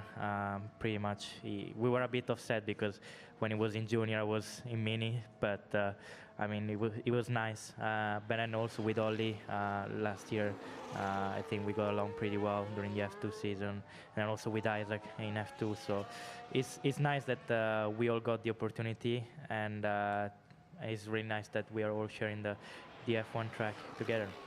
Gabby? I think Kimi said all of it. It's amazing. It's cool to see young drivers getting into Formula One now. For I think some years already that, you know, there was always one or two coming in, but finally a year that a lot of us managed to get the opportunity, and I think all of us deserved, you know, good results in junior series, good results in testings that we have done. So yeah, looking forward to see what we can achieve on track and the fun battles we can have as well. Great stuff. Isaac, anything to add? No, it just shows the, I would say, we have a strong generation, obviously, and yeah, it just highlights this, and it's good to obviously raise guys I know already, so it's a bit more familiar once we get to it on track, you know.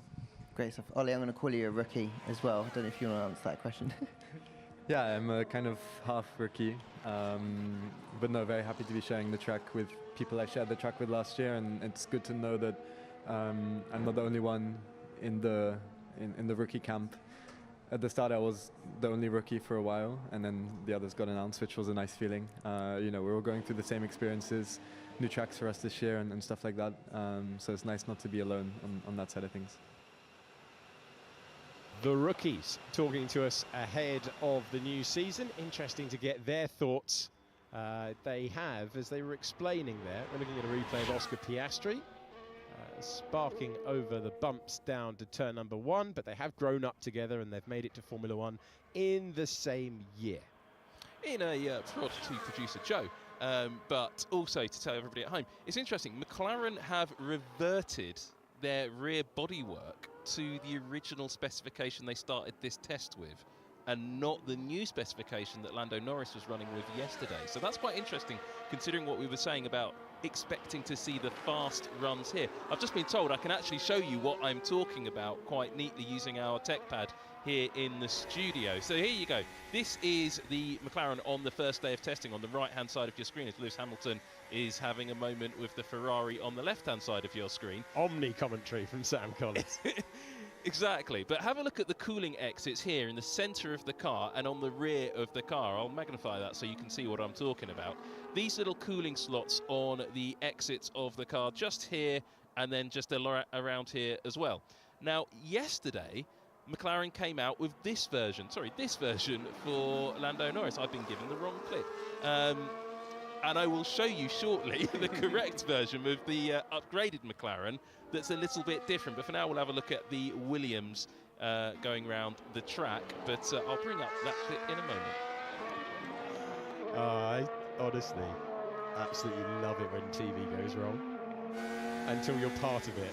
And then, appreciate you highlighting the changes that McLaren have made at this stage of the broadcast. Sam's still wrestling with the tech pad as we're on board with Lewis Hamilton. He set a personal best in sector 1, and he's continuing on down to turn 11. You've got the live speed there in the right-hand side. Let's have a look from the drone how the rotation of the Ferrari is looking through turn 11. Jake, see, that Ferrari looks really difficult to drive this afternoon. I was watching it a little earlier on. Exit of turn 4, entry of turn 11. Look, way wide through the mid-corner of turn 13 as well. Anywhere where it's got its tail to the wind, Hamilton's really struggling to get it into the apex. This is going to be a better lap for him, but it doesn't look happy. Big understeer through the mid-corner. It's probably one of the better corners of the lap. Let's see what he does across the line here, but it looks really, really nasty behind the whatever they've done to that Ferrari for Hamilton, whatever they're testing. Of course, you take avenues, they don't always work, but that doesn't look friendly. So Lewis Hamilton checking his mirrors to see where everyone is. And you can see into the garage as Hamilton continues on in conversation with the team back in the garage. And Oscar Piastri is on an outlap. Do I see that as a new set of mediums for Lewis Hamilton as well on the tyre screen? Getting a thumbs up, Brundle. Getting a thumbs up from the other side of the commentary box. So, yeah, performance run on a new set of mediums. Not dialed in. Great. Didn't look great at all. It's interesting seeing Hamilton, Hulkenberg there having a little slide in the Sauber as well, but also the McLaren earlier in the hands of Lando. Just a lot of the sort of front runners struggling with plenty of oversteer now in the car, and it just looks, the cars look so good at the start of the week, and now they're probably starting with quite a conservative baseline. Get the rear doing what they want, and then you start to add front end so you can just turn the corner quicker, until you find the problem where you're finding too much oversteer and you need to dial it back. And the more front end you can run and it sticks, basically the better. But it looked like Norris had gone over the top of that given the conditions earlier on. And certainly I agree with you, Hamilton there, having to fight the car way more than he'd have liked. That car has looked decent earlier on, but again on day 3, McLaren and Ferrari just looking like they're having to work a bit harder, the drivers. It's not terminal though, is it, mate? Because how many times in testing have you gone, I like that, just give me loads of whatever that was? Yeah. To just see what the limit is of whatever it does. Kind of what you're saying, really, with the front end. But so often you go, okay, that's given me a little bit more speed and performance. Just chuck loads of that on, and let's find out where the limit is. If you don't find the limit, then you might have untapped potential. So it could be something as simple as just cranking on front wing, get more front downforce, and if it sticks, brilliant, we're going to be really quick. If it doesn't, you have a really snappy oversteer car. We're sitting here watching it on the screens and thinking, oh, this car looks a handful, but actually they can just trim out a couple of turns of front wing and it'll come back together. And everybody writes Ferrari struggle on day 3 of testing, and we all get steered in the wrong direction, which again is another reason why there's a generous pinch of salt to everything that goes on. But it's fun to surmise. Esteban Ocon going very nicely.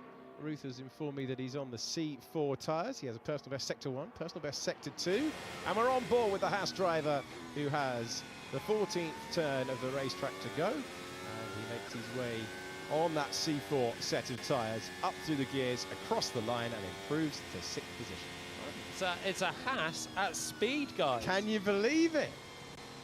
And it's a race sim, so that was a C4 tyre. And very interestingly, when we were chatting to Carlos earlier, he said that he was expecting 3 to 4 tenths between the C3, C4 in the similar conditions. This is as similar as we get in testing.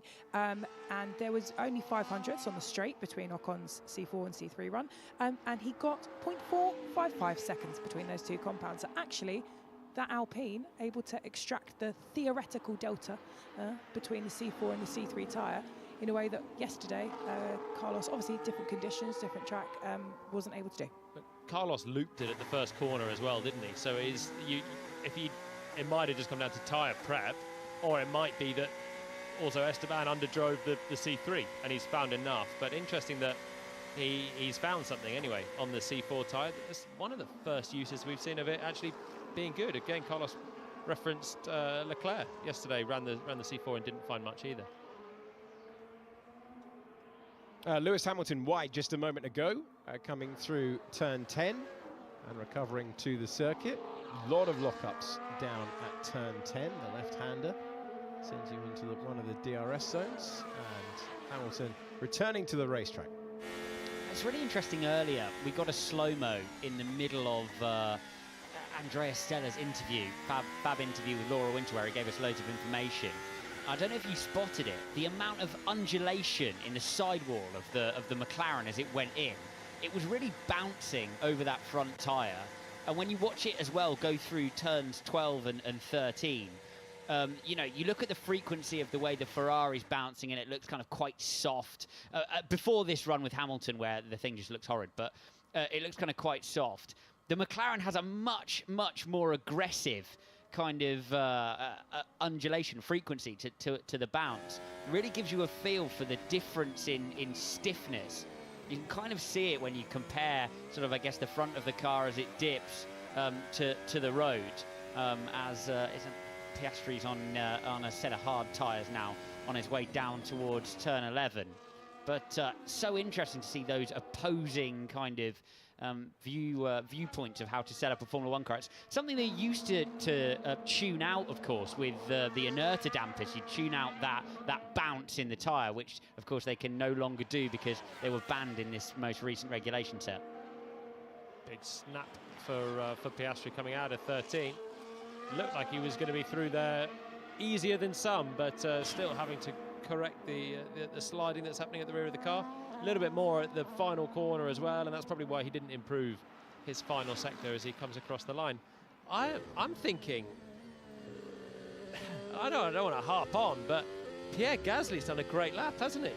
When you see Ocon on a C4 be 3/4 of a second down, I don't think the track is in a great window. The track temp is still high-ish compared to what we've seen, the air temp 17 degrees. And Gasly's time actually stands still as a pretty solid one.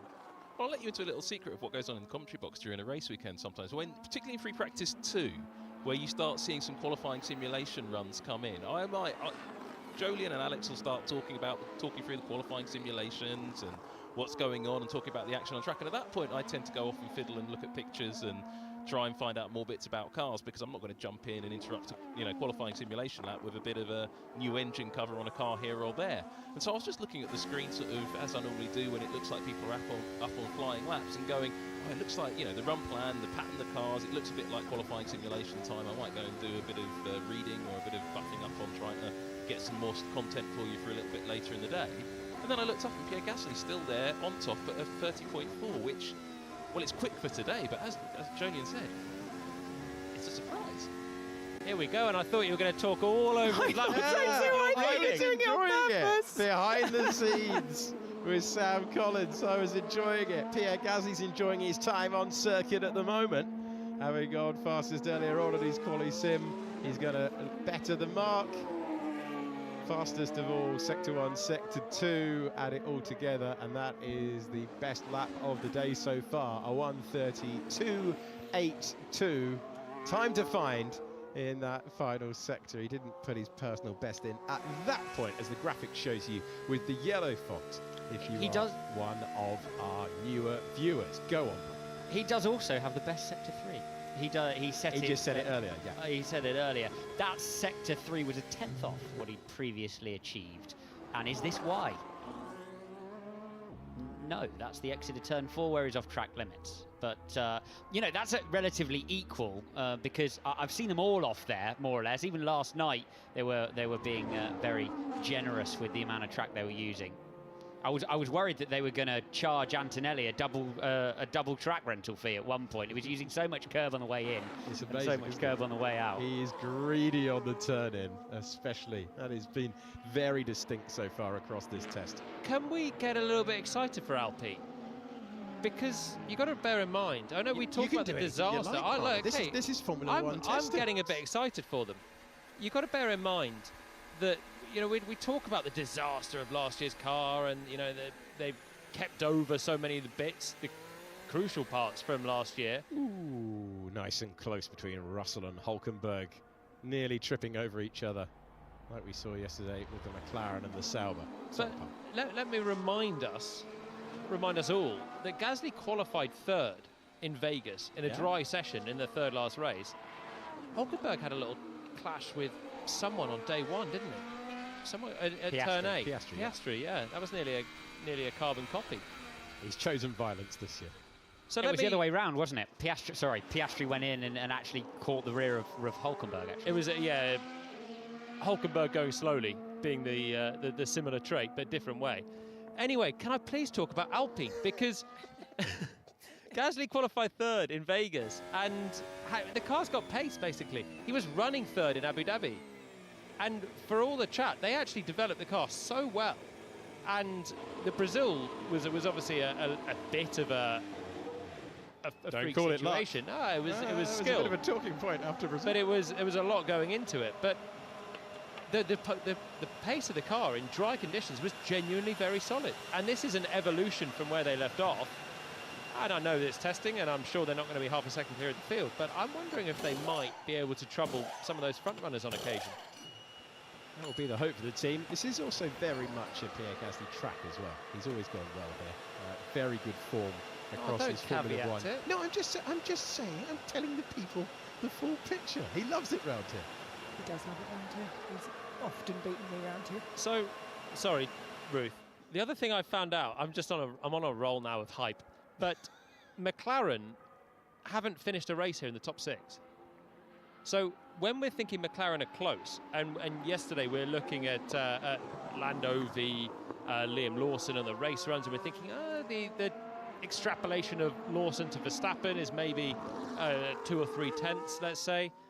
The extrapolation of a McLaren in Bahrain, where they've never gone well, to a McLaren in Melbourne or other circuits might also be a couple of tenths. And all these things are added to the melting pot, are they not, Ruth? Well, it is testing. But, you know, they hadn't won a championship for a while, and then they did.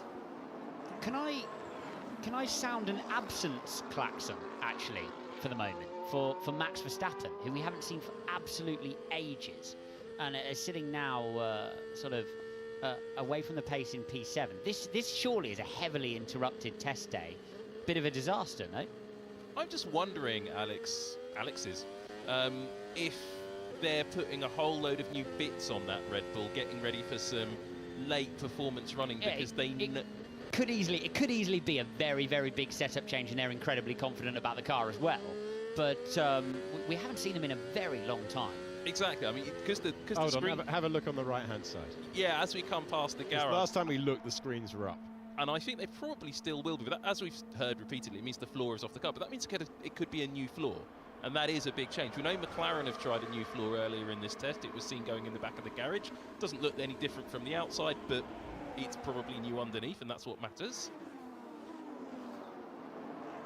We're going to go on board with Lance Stroll into turn 11. That's our replay. Scrubbing wide. All the steering lock on, and still there was no purchase. If in doubt, turn the wheel a bit more, and it didn't pay off for Lance there. Right over the slip angle. I've got a question for Jolyon.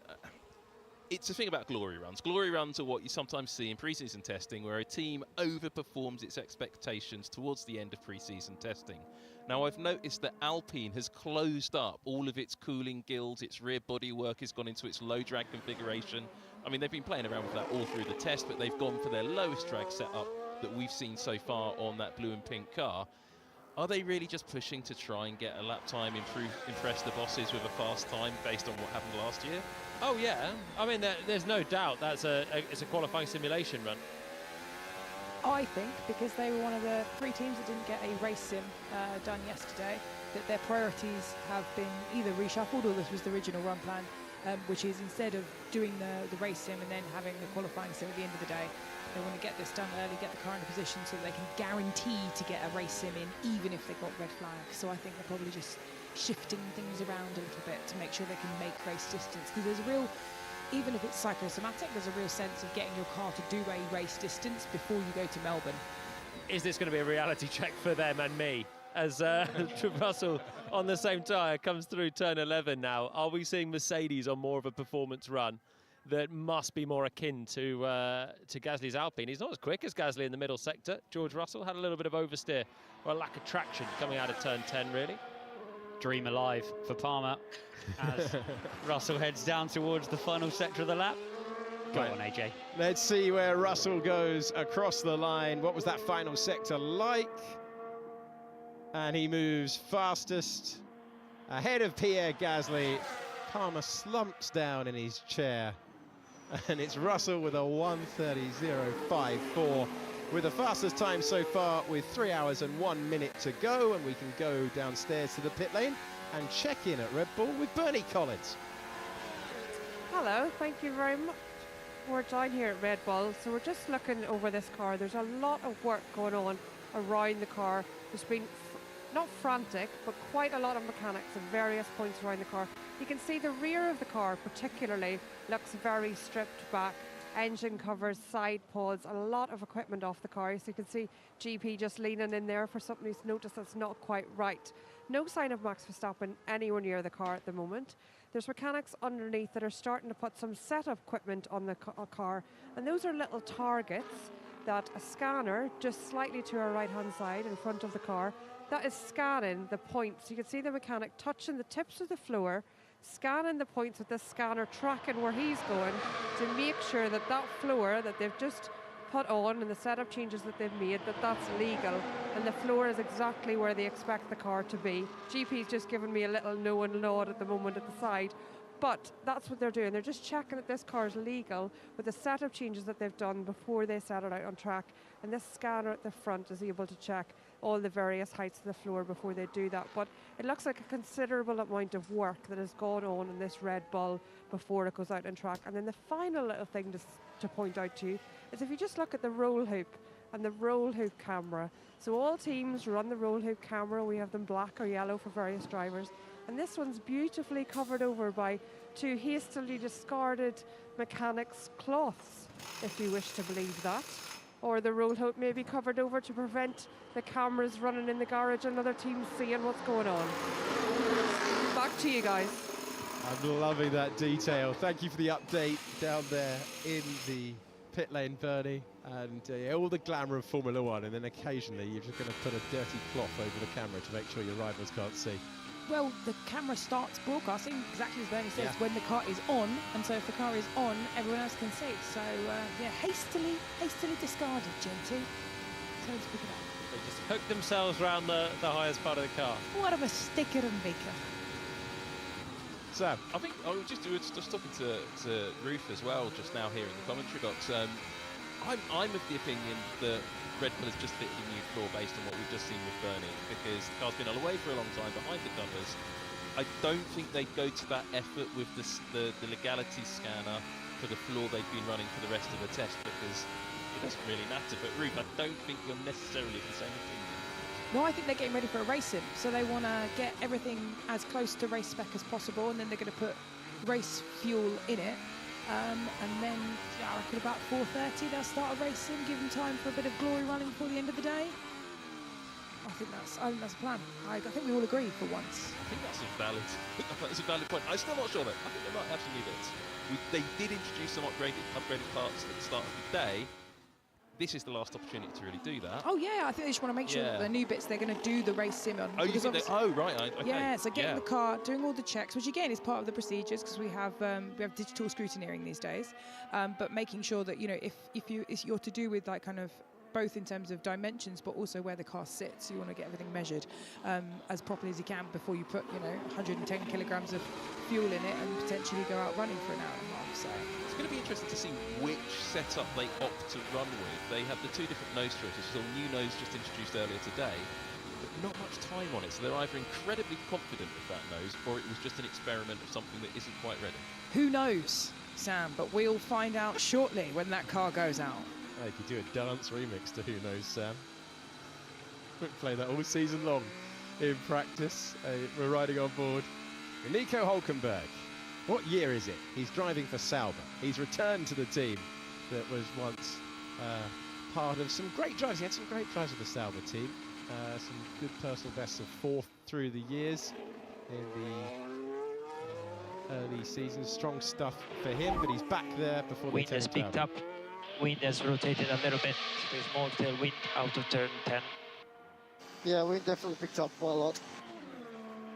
That might explain why Russell struggled a little more to get the power down out of turn 10. When you have the wind behind you, you gain straight line speed, but you lose a little bit of downforce. So it's kind of boring to hear on the radio, but it's also important information for the drivers that Hülkenberg had just oodles of understeer again as we joined him at the end of that lap in the Sauber. And I'm wondering if Sauber are not at the races at the moment. Let's see again. We've seen this a couple of times so far today. This is where, if you've got the wind picking up, coming out of 10, then it's sort of coming across into 14. So it would push the front out and give you a little bit of understeer maybe inherently. But it's been a few times now, just in the Sauber, not wanting to turn. And that's not really a problem many other teams are having. They're struggling more with the rear end, but that Sauber not having the front in some of the medium low speed corners is it's just a time sapper.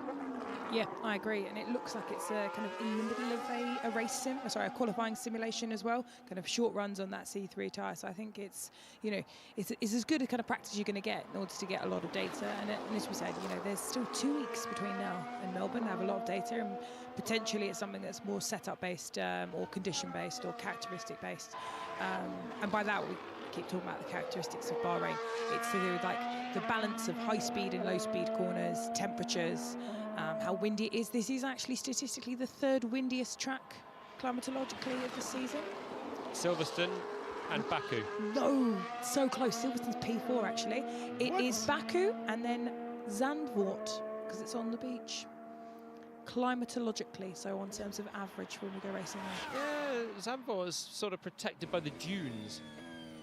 I don't just, you know, take it up with the Met Office. I think we did see the highest wind speeds I've ever seen, certainly in F1, on an F1 session during Zandvoort last year. We had a really high winds just coming off the channel there. Yeah, I did. I could be skewing the data. We did a track walk, didn't we, Ruth? Yep, I accept your apology now. It's okay.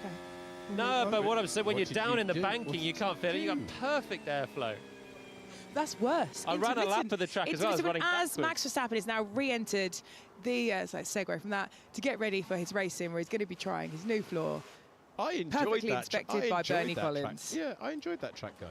I thought that was an excellent guide between driver and strategist. Oh, and they've got rid of they've got rid of the rag. They got rid of the rag. Excellent. Good job, boys. It's not strong. But I genuinely thought it was a good track guide.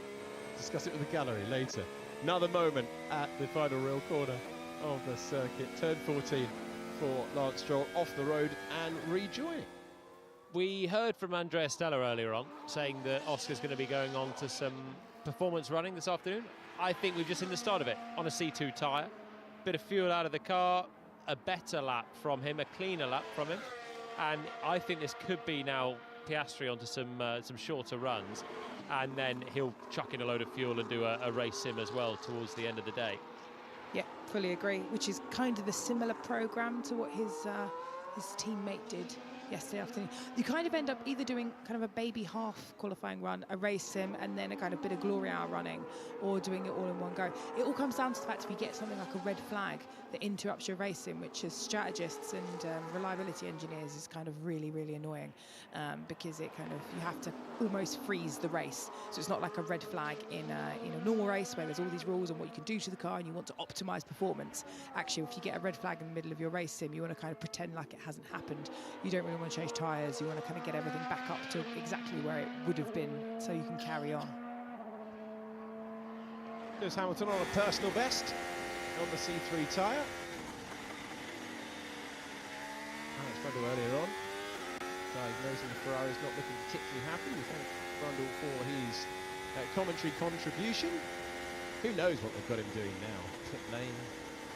Well, hopefully he'll go out to that turn 13, turn 12, 13, and we'll get a gauge on the wind and the cars. Hamilton, C3, 3/10 away from Gasly. And half a second away from Russell.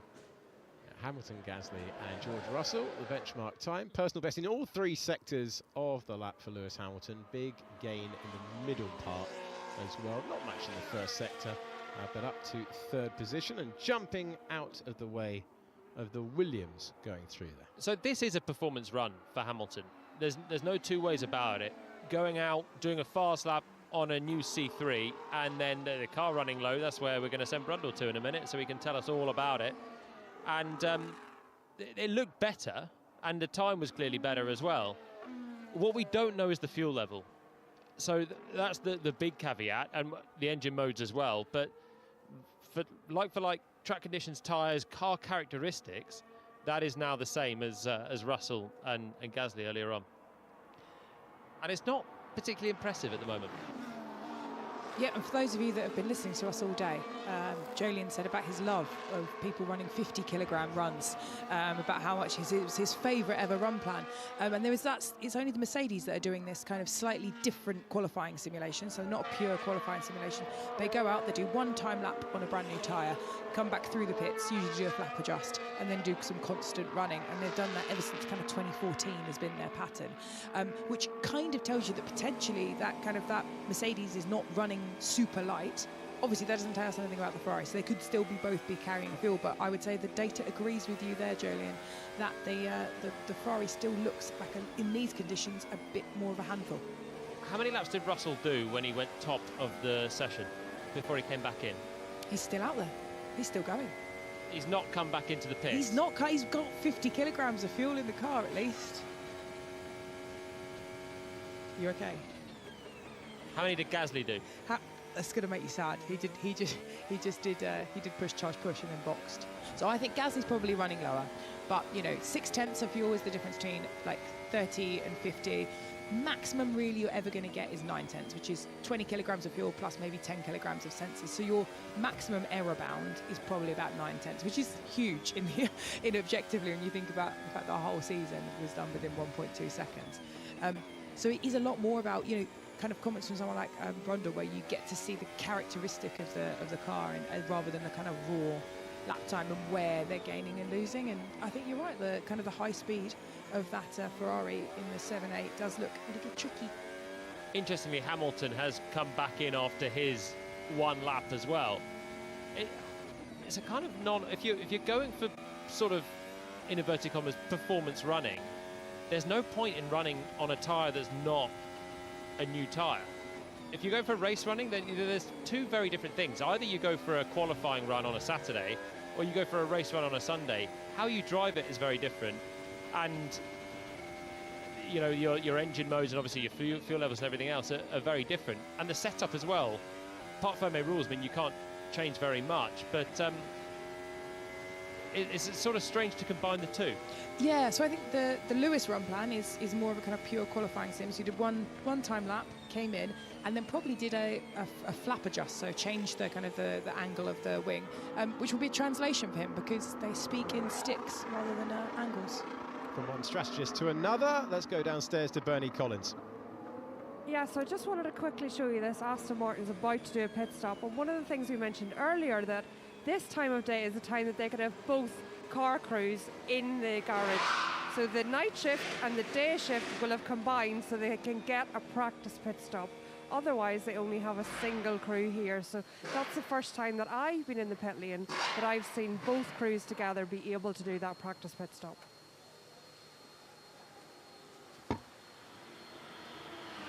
So looking down into the pit lane, thank you, Bernie, at Lance Stroll. And we were able to catch that. It's good that we were able to catch that as he came in. Now looking at the racing balls and back to the Palmer hype train that is Pierre Gasly out on track. 2 hours and 47 minutes to go. And there's the sector breakdown between Gasly on the C3 and Hamilton on the C3. Sam? Well, I think Gasly's just been in the pits, had a little bit of fettling, and has headed back out. So I think we are about to see more Alpine magic out on track, which will make Jolien Palmer very happy, I suspect, because we've had there's been a bit of a strategy debrief going on to see what the Alpine You are all really about all behind the about. scenes today, Sam. Absolutely. Jolien, I know you have an opinion because I can see you looking like you Because he's awake. Yeah. A personal best for Pierre Gasly as we jump on board with him up towards turn 11. Let's see how sweet this Alpine is handling. Beautifully to the apex, squeeze on the gas. You don't want to run that curve on the exit, it'll just drag you wide, and Pierre knows only too well. Easy peasy flat, he is right on it with George Russell. It's a showdown in the final sector. Beautifully not over track limits on the exit of turn 13, bobbing over the crest, down towards the final corner, braking about 75 metres, that's plumb. That is plumb. Wait for the front to turn now. There's a bit of understeer there with the wind changing round. Gasly drives to the line. Does he go top? Oh, he's done it! Pierre Gasly, come on down. Fastest time so far. He goes ahead of George Russell by 100th of a second. Lewis Hamilton's on a personal best as well. Testing's turning in to some performance runs at the moment as the floodlights will illuminate. That's the story of day one. And Hamilton climbing the hill all the while. So Gasly putting the fastest time in there and moving ahead of Russell by 100th of a second. It's Oscar Piastri who has the ultimate speed in that final sector. And Gasly the best in the middle, and Russell still the benchmark through the first sector of the racetrack. And checking back in with the 7-time world champion. And he is checking back in with his team. So he's abandoned that. after a personal best first sector. That was the same set of tyres for Hamilton's. That was just a front wing flap adjust, we think, for Lewis coming through the pits there and going again. No time on the board. Armful of oversteer through the mid-corner, through the exit for Max Verstappen, who's back on the track. First lap for him this afternoon. 1 corner to go. C2 tyre to bed in. And there's a load of understeer, and that's why it just drags you wide onto the curb, and then you cannot commit to the throttle. And it's not going to be a great lap for Max, 1.6 seconds off, but at least he's back on track. And you can see with Verstappen coming towards us that Red Bull has reverted to the original specification of nose that they started the test with. They introduced that new specification earlier today. It's gone away again, and that's quite a shift. It makes me think that it's a bit of an experiment, or maybe an experiment that didn't work out. Was Max shaking his head as he came over the line there? It looked like it, didn't it? The way to tell the noses apart, just for the reference as we move our way through the start of the season, is it's the element of the front wing that the nose is attached to. So the second one is the new one, and if it's attached to the first element of the front wing, it's the old one, which is how Sam is telling them apart. But Verstappen, I'm not surprised, he nearly was out of frame when he went through turn 13. Not the easiest lap for him as he crossed the line. The driver going for 5 World Championships in a row. This is the moment at the 13th turn. It's loose on the very entry there for Max. He can handle the car on the nose, but it is just slower when you're having to make so many corrections, and you can just see the rear just slewing round on him as soon as he released the brakes and got the car turned in. And then the very next corner, he has a load of understeer, so a bit of a mixed bag for Verstappen, not feeling the front and rear connected, which was actually a big feedback of his in the latter part of the year, just not feeling the grip. And one corner having the car like that on the edge of oversteer and over the top, the next it's just pushing into understeer, and he's not feeling the whole car act as one. And hey, it's one lap and we've just caught the end of it, but the characteristics there of the Red Bull didn't look great on that C2, and there was what looked to be a shake of the head for Max as he came across the line. Yeah, and I think they're going to want to try and get a baseline setup, which doesn't have to be absolutely perfect, but you need to have something that is drivable before you go into your race sim, because the last thing you ever want to do is interrupt any kind of like extended high field running, because the car is not really drivable there. But we'll have to see if he continues or boxes, won't we? Well, we're going to find out right now. Into the final corner, it looks like he's going to continue. Yep, giving it the beans coming out of the final corner, so still on the same tyre. Maybe we can keep with him for the lap.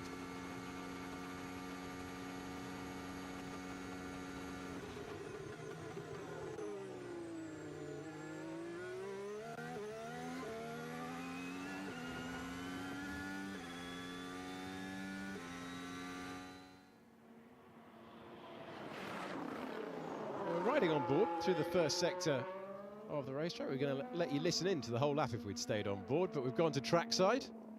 So probably my time to start talking at that point. And Verstappen looking for slightly more compliance as he rotates the car through turn 8. Then you climb the hill, and it's lock-up central ahead of us. So many lock-ups across the test, down into the dramatic corner, and there's another one into turn 10, and off the road he goes. Seen a few of them so far this week. Not many from the Red Bull, but that is one for Max, who was slightly down on his first sector. It looked tidy enough through the first sector, really, which is turns 1, 2, and 3. Turn 4 maybe losing a fraction. The deceleration of the car was good, got to an apex and had decent traction out of the first part. This is where it eventually goes wrong for him. Tricky section. You got 9 into 10, braking and turning, never easy, and it's a lot of entry speed, and he just cannot commit to the brake pedal with that amount of entry speed and steering lock on. Another look at the lock-up at turn 10, and that's 2 push laps in a row where Verstappen has not been able to manipulate the car to his liking. The driver who in the press conference yesterday said this year's car couldn't be any worse than last year's. Made me smile because he won 9 Grand Prix last year, so it wasn't exactly a shocker, just wasn't as mighty as the one that had preceded it. You're only as good as your last race, isn't it? And even though he had such a good run at the start of the year, all of those pole positions as well, it's how he ended the year and how Red Bull ended the year that was the big head scratcher. And that was the kind of feeling at the end of the year, wasn't it? The McLaren and the form team, and they won the Constructors. but still Max won in Qatar. They found more performance again when it mattered with an upgrade package at Austin. And it looked like they were getting back on top of their struggles. Had the tangle with Piastri in the final race, of course, and couldn't fight for the front spots there. But it was by no means as disastrous as, you know, the narrative would have you, I think, the performance of the Red Bull. McLaren charged up, Ferrari were good, Mercedes had their moments, but Max was constantly there or thereabouts. There were a few races where he was just nowhere. And I think those races where he was nowhere was really down to a engineering misstep around the Hungarian Grand Prix time. They fitted a very big upgrade package, and it didn't really work particularly well. And Verstappen didn't like it. They took it back off the car, and then they were trying different things. And the car seemed to go away from Verstappen rather than him having any issues. He was still driving well. And as we heard in the press conference, he didn't like the car towards the end of last year. But it felt to me, as Jolene said, it felt to me like they'd solved those problems towards the end of the year, got the car going back in the right direction. And then this car, as we've heard from all of the engineers, is all focused on curing all of those ills once and for all. It's a fun stat. Alex Albon has almost exactly to the decimal point the same average finish as Nico Hulkenberg. That is deep into the statage for this time of the test. And Alex Albon is deep into a race sim. He's actually on the second stint of his race simulation, having done a first stint on that C3 tyre, and he's now on to the C1, which was a little bit out of the window yesterday, but potentially looking a little bit stronger today. 83 laps on the board for him. We haven't seen him too much, but he as you said, has been ploughing around, gathering the data, doing the race run, feeling the car on various different tyres.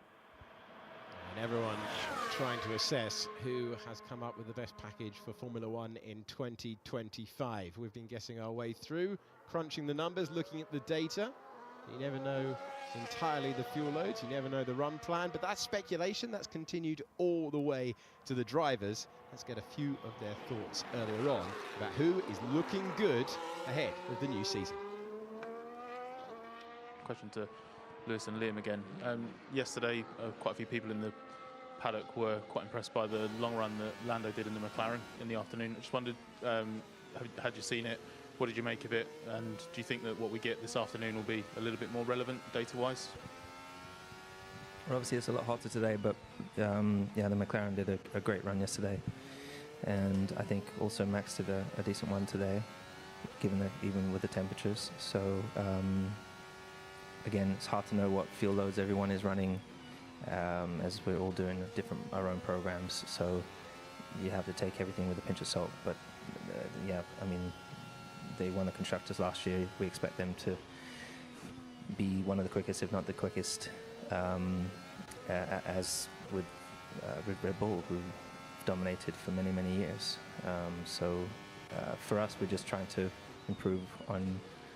I haven't even done the long run yet, so I'm about to do it this afternoon, and I'll get a bit of a better understanding of how this car behaves in a race stint. It's going to be my first race stint with the team, so I've only done short runs of like 10 laps, so it'll be interesting. We've definitely got some work to do to improve. Thanks, Lewis. Liam? Yeah, I mean, yeah, similar comments. I think obviously not a huge amount. Everyone's got new cars, but not a huge amount has changed. So we can probably expect, the performance, especially of McLaren last year, to probably start like that this year. So of course we see it. We're looking at everything. We're obviously just as focused on ourselves. For me, I'm obviously very focused on adapting. It's a lot of different things in the way that you actually drive this car. To be honest, that I'm learning. So. Yeah, we'll obviously be looking at everybody else, but at the same time, I've never been here when it's been this cold. I don't think anybody's been here when it's been this cold. So when we come here to race, I think it'll be also probably very different conditions. Well, Lewis Hamilton talking about the speed of the Ferrari, Liam Lawson giving his thoughts on the overall picture as well, and then gearing it towards his programme as he begins his first full season in Formula One. But Lewis Hamilton with the line there that he's got work to do. The Ferrari team have got work to do. And he continues past the pit lane, and that is where we are heading to right now, where Bernie Collins is going to walk us through the architecture of what's down there in the pit lane.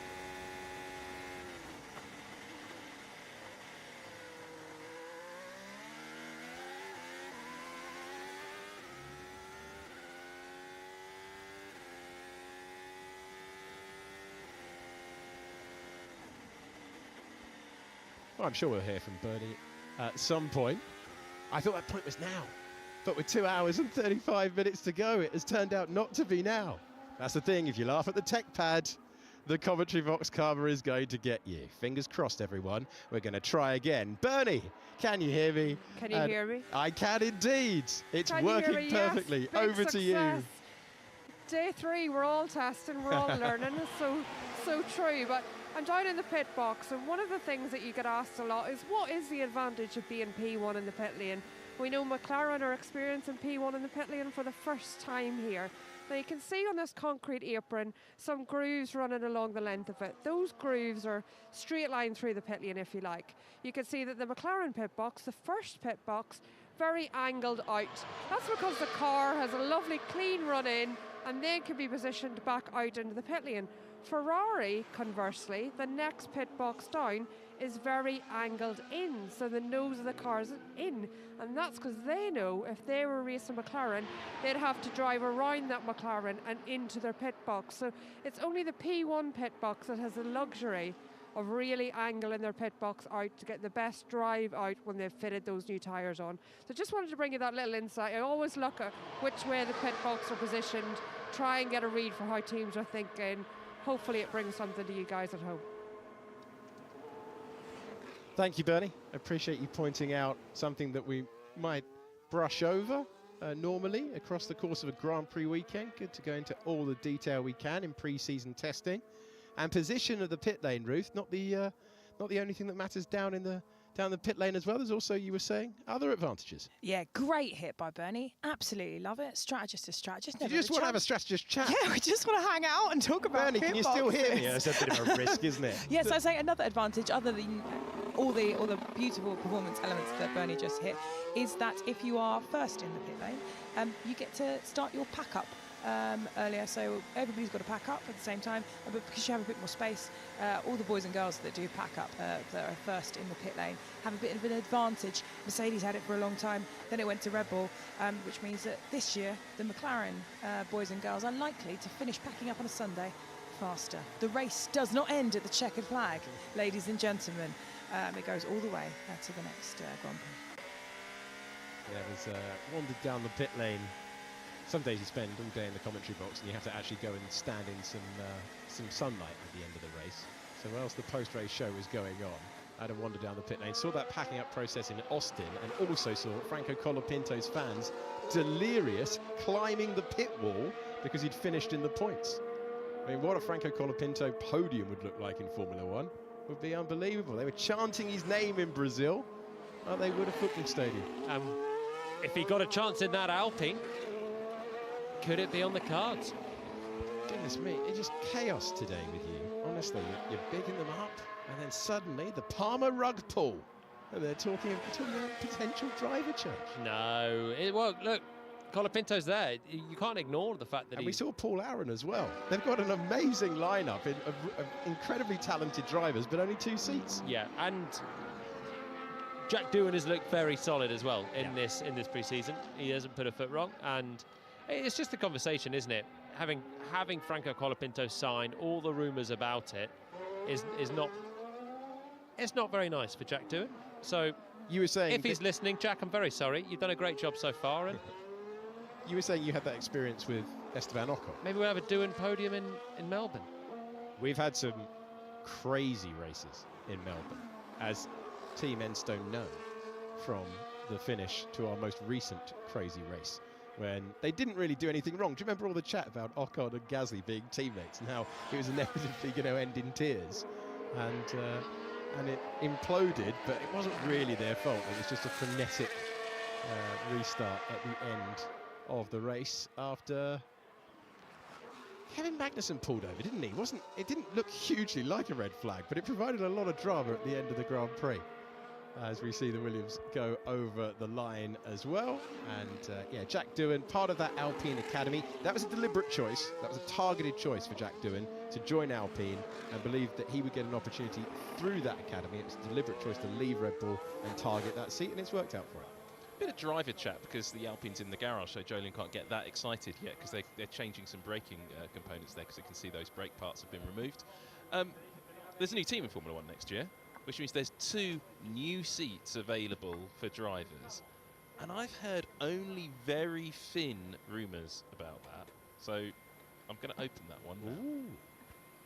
What have you heard, Ruth Dusker? I got 2 words for you. James Hinchcliffe.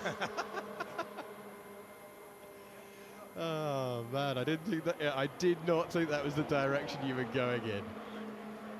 Here we go. Yeah, I think that'll be a very exciting seat and very hotly contested seat. Yeah, it will be. As the grid expansion is fairly rare, and the quality of driver that we've got on the grid in recent years is mighty high. Nice to hear James Hinchcliffe's voice. Good luck to Hinch and our absent friend Will Buxton as they start. I'm just saying. Good luck to them as they start their IndyCar season at the start of the year. Neither of them have enough super license points to drive for the new team next year. You don't know what could happen this year. I'm not letting. Sorry, James neither of them. Neither of them. As in list the people you thought I was linking to the seat. No. I was just trying to get off that subject and onto the subject of Max Verstappen, who most certainly does have enough super license points, but also has. Who raced against Will Buxton, by the way. He did indeed, and beat him. Red Bull have reverted to the new specification nose now. Verstappen's gone back out, and you can see there's flow visualization die on the right front corner of the car. Here's a lovely shot of it. You can see with that where the air's flowing over the front of the car, rapidly towards Verstappen's helmet, actually. But I just wonder, they're experimenting, and it feels like there's been a conversation in the back of the garage, doesn't he? Max went out, clearly wasn't happy with the car, gone back in, got the new bits on, and has gone back out again. And, well, the car still doesn't look particularly fun to drive, does it, Julian? He's hanging on to it a little bit through the first sector, but it's quicker than it has been before. It still looks tricky through turn 4. Again, then it's understeering a lot at turn 8. Can't get the front end. It's not looking easy, this, from behind the wheel for Verstappen. Russell's had another crack at a C3 tyre, by the way, and didn't improve. He was a couple of tenths away from his best, so having done that elongated C3 run, he's had another go at it. This is Verstappen on a C2, understeering quite a lot through turn 11, didn't quite get up to a perfect apex. 13's the tricky one. 2 stabs at turning in, fighting in. It's cleaner. This is a C2, remember? It's a harder compound than we've seen most of the rest on. 1 corner to go. This is where he picked up all of that understeer on the previous go. And again, he's having to wait quite a long time there, turning it in, front waiting to bite, and then hovering in the mid-corner as well. And 1.2 seconds down is Max Verstappen. I think we've not seen Piastri yet on a C3 tyre, have we? Oscar's out on track. And I think that might be our reference point for what a C2 time is, for what it's worth. And Verstappen is 4 tenths down. Looking at more of the Flovis, fantastic pictures. Where's Sam? Where's Sam when you need him? Sitting right next to you, Ruth. You can see the airflow. It's actually really interesting. It was really definitive there. You can see the rear lower wishbone there and how the air that's flowing over that is going up and into the cooling duct on the side pod. Really clearly. You don't normally get such a clear look at how the front wishbones are interacting with what's going on downstream, but that was so clear. Lovely bit of footage, and I think certainly we've got something we're going to be taking a long, hard look at over the next few days, a couple of weeks before we all arrive in Melbourne. Yeah, opening Grand Prix of the year, returning to Melbourne for the start of the season. Wonderful stop on the tour. We look beyond the rocks. That's arty, isn't it? Yeah, that's nice class. stuff. That's nice. That's nice stuff. The man heading to his home race. No Australian has ever won the Australian Grand Prix in World Championship spec. They had a non-championship race there that Alan Jones won years ago, but no one's ever won a round of the Formula 1 World Championship in Australia. Being from Australia, where are we looking forward to travelling to on the Formula 1 calendar in 2025 is the sort of question you get asked in the commentary box when it comes to day 3 of testing. What's on your highlight reel, pal? Where are you looking forward to travelling to? Australia. I love Melbourne as a season opener. You do. You like the track as well. You like driving the track. You're a big fan. I was just a fan of it all, really. And the track's actually better from the days when I was racing. The track changes that came in a couple of years ago. Overtaking is now possible. It's a DRS frenzy around there. High speed, beautiful Albert Park. And when we've had the sort of European winter, the Bahrain winter that we're in now, and then you get to Melbourne, fans in full end of summer spirit. I love it, and I think it's going to be a cracking season opener for us in a couple of weeks. Do you know what? Melbourne is a brilliant motor race every single year. It truly is. It's fantastic sporting spectacle. But it's also utterly terrible in terms of trying to understand where a car is working, which cars are good in which condition, because it's such a weird circuit. It just has this strange characteristic that a car that works well at Melbourne may not work well anywhere else on. It's one of those strange ones. Brazil is another example of that. There's just a few outlying tracks on the calendar, and Melbourne is just a strange venue. So I don't think we'll get a true picture of the pecking order in F1 until at least we get to Suzuka round 3. And even then, the weather's interrupted things so much recently, that's not that repeatable.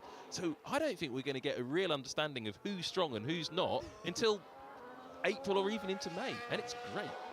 And also, it doesn't necessarily matter who's strong at the start of the year. You say we're not going to get a picture until April or May, but the cars will have changed potentially by May as well. Remember just last year with the tightness of the field, how small upgrades delivered right can transform a season. Where are you looking forward to most this year? Ooh, there's a lot of stops on the tour that are exciting. Where am I going to pick? I'm excited for the first sprint race of the year in Shanghai. That's going to be pretty exciting. And always enjoy a trip to Austin, I have to say. That is one of the highlights of the season. That's turned into a real modern classic. Great track, great atmosphere. The fans are so enthusiastic over there, and then the city itself is just a dream. Ruth, what about you? Yeah, I think Austin's definitely up there. Yeah, food, overtaking, VSCs, what more can you ask for? Miami, I've got friends that are basically family that live there, which is great. But there's only one answer from me. Which is? Viva Las Vegas! I forgot how much. It's been 80 odd days. I forgot how much you adore Las Vegas. Yes, I you know, it's just like the land of statistics, of bright lights, of stunning racing. That's not the first thing I associate with Vegas. Yeah, yeah. Synonymous with stats. Synonymous with statistics. I love it. Yeah, you know, different strokes for different folks. You know, I'd say if I was a Formula One driver, I probably would say something like Suzuka because I get to drive around it, but I don't. You know, Vegas it is for me. I'm pretty sure I'm not going there this year, at least for Formula One, but I'll be here. He's here all year, folks. Yeah. But favourite of them, you've just mentioned it, is Suzuka. It's a wonderful venue. It really is. If you're a Formula One fan and you pick one race to go to all year, regardless of where you live in the world, for me, Japanese Grand Prix at Suzuka is so special. It also has the best food. It's magnificent. It's such a good. I had to wait a long time before I got out to Suzuka to cover the race there, and occasionally have to leave Palmer behind, commentating through the middle of the night. Watching him on Convox Cam get grumpier and grumpier. It's happening right now. It's happening again. It's the same thing. because I'm getting flashbacks. It's a brilliant event. I concur with what Sam said. If you ever get a chance to Suzuka, take it with both hands. It's Pierre Gasly all aboard the hype train along with Palmer, currently top, having done some quali simulations earlier on. George Russell in second place, then Lewis Hamilton. So third in the order, doesn't look too bad, but when we've seen the characteristics of the Ferrari, it doesn't seem too happy at the moment. Top three as we tick into our final 21 minutes behind the microphones before the real thing starts in Melbourne. Has anyone seen Aston Martin this afternoon? Lance Stroll's done 18 laps. They've gone from being sort of quietly looking all right on day one to just being quietly not looking anything. There was a bit of an update from the team earlier that Fernando Alonso wasn't feeling the best. So he had that early season Fernando flu that we've seen a few times. So he wasn't in the car as scheduled this morning. And as you're right, though, we haven't seen very much of that green machine this afternoon, if at all, have we? Or has it just been parked in the box? No, I don't think we've really seen it, have we? I'm thinking, assuming the top four are going to be the top four in various order, in probably a pretty close order, hopefully. Mercedes, Ferrari, McLaren and Red Bull. we've obviously seen Alpine show something today with Gasly. We've seen You Williams. should have mentioned it, Jolien. I don't know if you've noticed, but Gasly's just been pumping in the times. You should have said something. Easily. But Sainz did the same yesterday in the Williams, and I'm expecting Albon to have a bit of a crack at some fast laps in the Williams later on today. The shot for any of these teams to potentially be fifth and nudging towards the top four, sneaking an outside podium, seems very, very open. And I'm starting to wonder if Aston Martin have made the progress that we thought they might have done on day one. Big year for them. Transitional year. Adrian Newey joining the team. He's not going to be having any impact on this year's car, but he might be later on in the year, but really working for next year in the rule change. But it seems very, very open for everyone else to have sort of best of the rest moments. I agree, but I do disagree about Adrian Newey because Secret Squirrel informed me, could never possibly reveal my sources, that when he was announced in the factory, he had an 8-minute standing ovation from all the engineers. And I say that level of inspiration, I've never worked for Newey, I know him, and I got to work for a lovely man named Rory Byrne, and having a legendary designer does make you, stay a little bit later on a Friday night and push it and work for it. Yeah, so clapping by the sounds. 8 minutes. 8 minutes. Usually don't see that sort of reaction unless Palmer wanders into the gallery. Yeah. So Sam and his tech hand. But that's kind of my reaction is to that. Is that all? I mean, Newey's achievements cannot be under. To be fair, I would take a bullet for that man. And when he actually became my friend, I was so nervous the next day that I was like, did I make a good impression? And it was probably one of the best moments of my life. He's a truly lovely individual, actually, Adrian Newey. I know him a little bit as well. However, you did just mention the name of his arch nemesis, his arch rival, Rory Byrne. Now, that's a name that isn't as well known as Adrian Newey. Rory Byrne is a South African engineer who's worked on a huge number of super successful designs. Michael Schumacher's championship winning cars, I think every single one of them was a Rory Byrne originated design. He's also still working as a consultant on the current generation of Ferrari cars. Not sure how hands-on he is on the design these days, but he is still involved.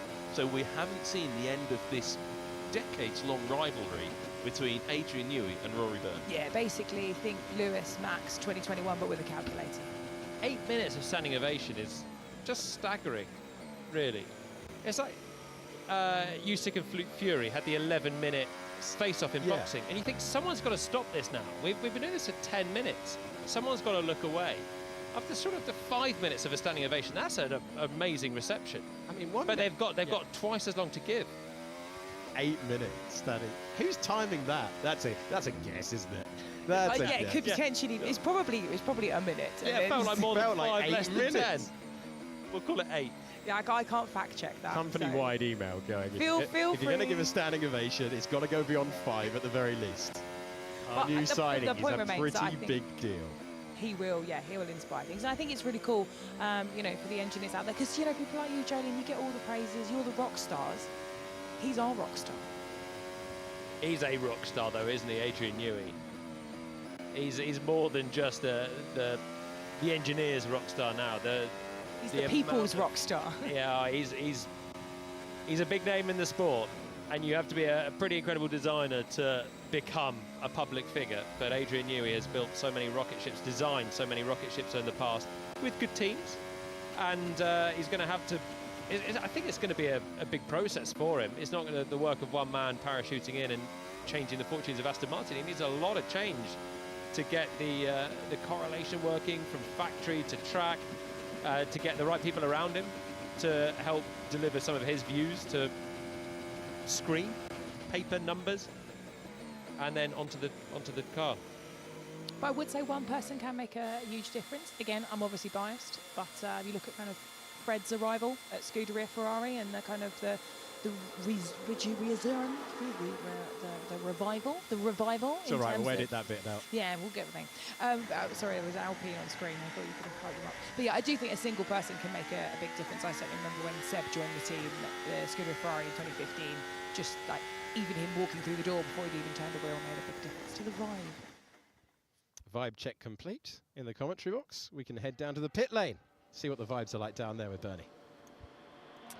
Well, the vibes are quite different down here in the pit lane, but I just wanted to show you some of the detail that the cars go into before they go into a long run. So we're stood here in front of Hulkenberg's car. He's over the side bench talking to his engineers, and you can hopefully see the mechanics going around and taping up the bodywork, and you can see it just looks like normal Sala tape that you've had at home, but no, it's very high quality aero tape. And what they're doing is they're taping up all of the little gaps around all of the bodywork, such that I guess before he goes into his long run, he has a very perfect aero surface. This happens every long run over the weekend, before the cars go into a race simulation. Anytime that you're expecting not to take that bodywork off again, you're just sealing up all those little gaps, because any little gap has the potential to reduce the downforce on the car. So the mechanics very digitally, you can see some cleaning around the car as well, just to get the surfaces in the absolute perfect condition before you start this long run, and try and get the best aerodynamics, the best downforce that this car can produce. So just a tiny bit of insight there into what the cars go through before they go into the long run. Hopefully we'll see Hulkenberg back out in the car soon. Over to you. That's fascinating stuff there, Bernie.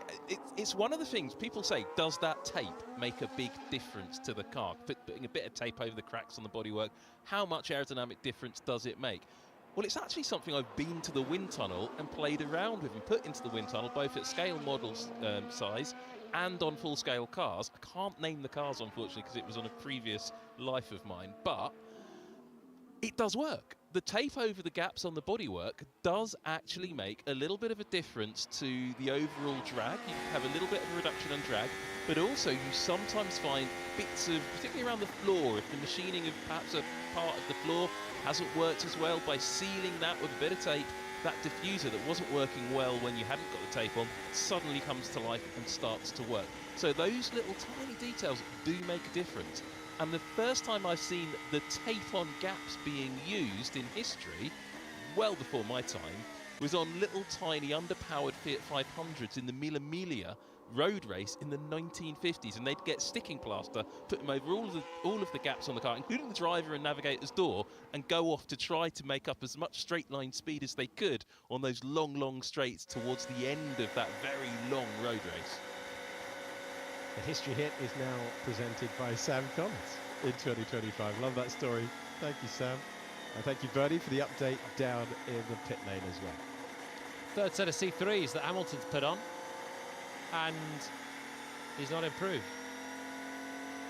Fourth set, is it, Ruth? It's a C4, but he has also not improved. Similarly to the comments that Carlos Sainz said yesterday. But yeah, it does seem like that C4 tyre, which is, these tyres have characters, right? So if you ask, I'm sure Bernie would say the same thing.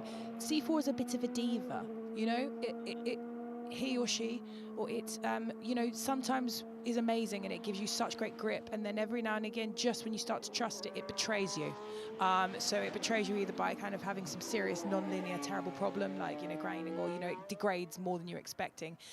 But when you get it right, you know, it makes you believe in love again. I knew the payoff was going to be worth it, and it was. The tricky tyre. Carlos Sainz didn't enjoy it yesterday at all. He was pretty negative about what he found underneath, but temperature's slightly higher today. We're looking at Yuki Tsunoda. No two ways to put it. Passed over promotion, and Tsunoda trying to show the senior management that they got that decision wrong. And he started the season last year so motivated, carried it all the way through, and kept his drive in Formula One, which was under threat at the very start of the year. Kept it for the entire season, and got a new one-year deal as a result as he climbs the hill. Do you remember last year, there was a lot of chatter about this team, and were they going to be the big surprise? And they sort of failed to deliver on it. Well, they massively did. I think we all thought they could be the bridge between the top four and the rest, and they fell away, ended up being usurped by Alpine and Haas.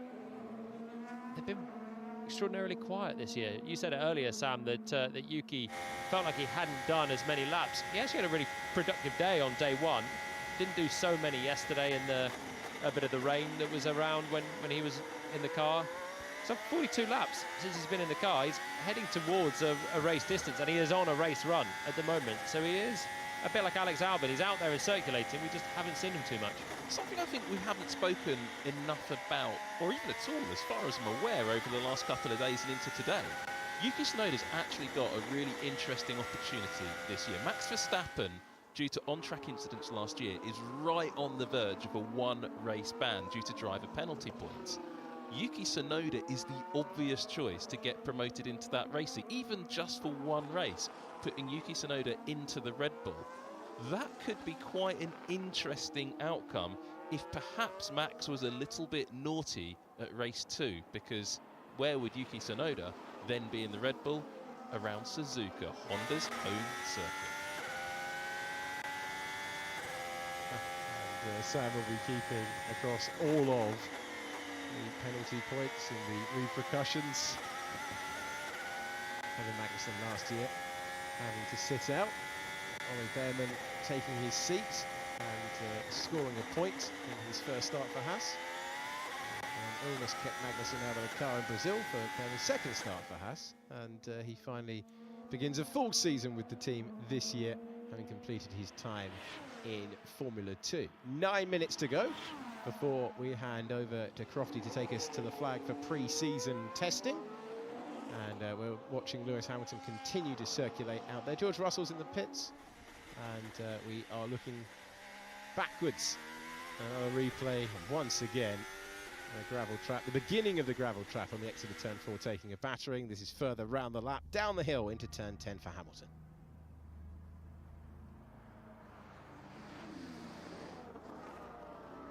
Okay, let's head to Lewis Hamilton's old team. Bernie has made her way to Mercedes.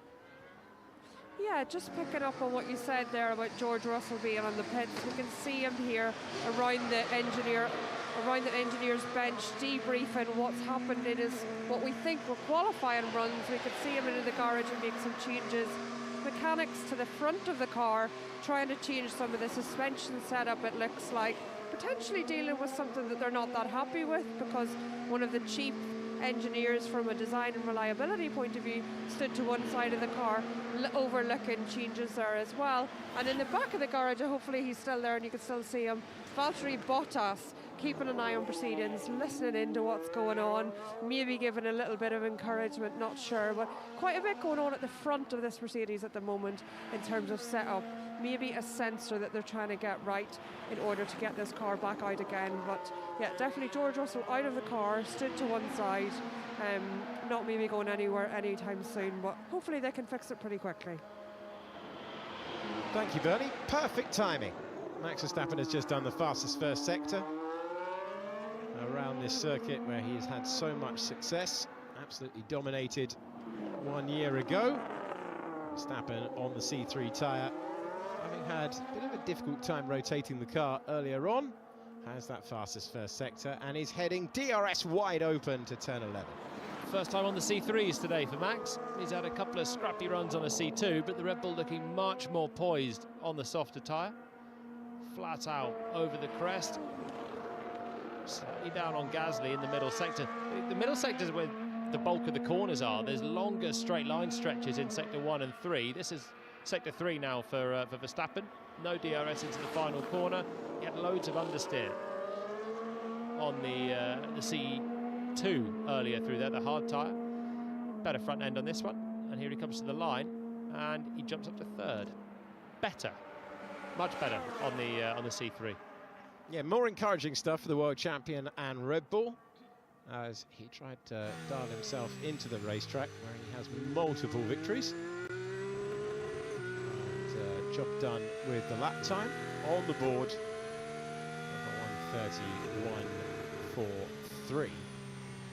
Out there at the moment as well, we've got Pierre Gasly going across the line, Yuki Tsunoda, Esteban Ocon's out there, so is Stroll and Piastri, as well as the world champion who we just saw on the circuit.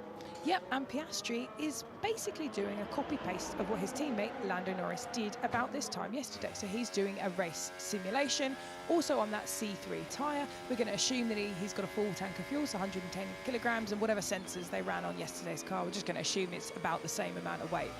But he is lapping, compared to where Lando lapped, about 0.8 seconds a lap slower in the first stint. Now, is that because the car is 0.8 seconds a lap slower, or he is? No, it's the track is so much slower today because of the wind and because of the temperatures than it was yesterday. Now, some of it might be other elements, but it is fascinating to see just quite how different it is and just how much the wind is around here. It always shocks me every year, even though I know deep down. It's actually pretty good data this for the teams, because they've got a lower deck, Bahrain, in cooler temperatures. Now the temperatures are back up, and you could see there Oscar in the final sector just struggling with the rear coming round, and this is back to classic Bahrain deck. Abrasive track. It's certainly not scorching out there, 16.8 degrees air temperature, but the track temperature is higher than it was, and it's putting more energy through the rear axle, and so it's going to be back towards your closer Bahrain dead characteristics, and that is in part why everyone's slower, as you're mentioning, Ruth, with just the conditions more than any car changes. Yeah, you're completely right. So yesterday, basically, Lando had 0 deg on that C3 tyre. So as a strategist, we would probably just say it was dominated by warm-up and getting the tyre into the window, so 0.01 seconds a lap, whereas Piastri is doing about 0.06 seconds a lap, which, as you say, much closer to what we have in a normal Grand Prix. And that was one of Andrea Stella's caveats earlier on. He said, yeah, Lando did a great run, but they were good conditions. We know we go well in cool conditions. It was also much less windy, so they were optimal conditions for the car. So now they've got a test of what it's like in conditions that are less optimal. Still not boiling out there, but it's breezy and it's hotter. Slight change for McLaren in the bodywork department as well. They've gone for the tight, very tight tail section where the 81 of Piastri's number is, just around the exhaust, which is the newer specification. But they've gone for the older and slightly more open bodywork further forward, not the newer specification. So a bit of mix and match going on at McLaren of the bodywork packages, and that's what they clearly are feeling is probably the best solution for now. And they're not really working on the conditions for the circuit as it is now, because they're all thinking about what's the car going to do, not just at this track, but in Melbourne, in the first few races of the year, in Suzuka, building up through the rest of the year. That's what the focus is here. It's not on the fastest time now, though it is lovely to have it, isn't it? Yeah, and again, teams take different approaches on that cooling. So it's one of the things a bit like downforce level. You can tell a downforce level because the rear wing is bigger. You don't need a degree to do that. Cooling level as well is just how big the kind of the exit is at the back of the car. And actually, even from a pit wall, you can look and see how open or closed the cars are. And yeah, different teams have different approaches to that. So some will run the cooling that is required. Some will run more cooling than is required to get a reference, because there's lots of tuning behind the scenes. Depends a lot on your ethos as a team, your power unit, what your power unit provider needs to have, and every millisecond can make a difference. And of course, if you've taped it up properly with a good tape, that also helps. Any more tape chat, Sam, as we come to the end of our run? Just at the aero tape, the proper aero tape, is really expensive, and some teams don't use it in different series just because it's too expensive, because the amount you get through is huge. Highlight of the test, Sam Collins, that we've seen so far. Obviously 2 hours to go. Please still watch. Yeah, for me, being slightly nerdy, it's the Red Bull and how mysterious that car still is, and how we've yet to see what it's really got.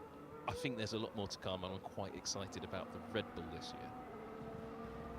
Ruth Buscombe-Divey, you've joined us for day 3, but I know that you wouldn't have missed a minute of day 1 or day 2. What's your highlight of the test? Well, my highlight of the test has got to be Laura Winter's hair, because 1, she looked phenomenal. 2, it allowed me to talk about the wind, which is one of my favourite topics in terms of race strategy in Bahrain, and has segued into phenomenal wind chat for the whole day. So yeah, Laura Winter's hair, P1 for me.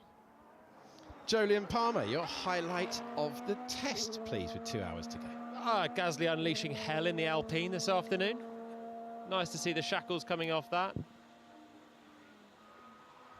Anything else? I think the whole test has just been so straightforward for everyone. I would say the power cut hour that we held brilliantly with nothing happening on the first day, or the rain hour that Chris McCarthy stepped into. I thought you did very well. both of those hours, where I might not have been in the commentary box. So what was your highlight? Going home before the rain? Yeah, thoroughly enjoyed not having to do that level of broadcasting. No, seeing how bulletproof the cars are and how excellent they all are on track. Still getting used to that sight with Lewis Hamilton behind the wheel. My thanks to the whole team providing the pictures on site and in the commentary box. From us, for the moment, it's goodbye.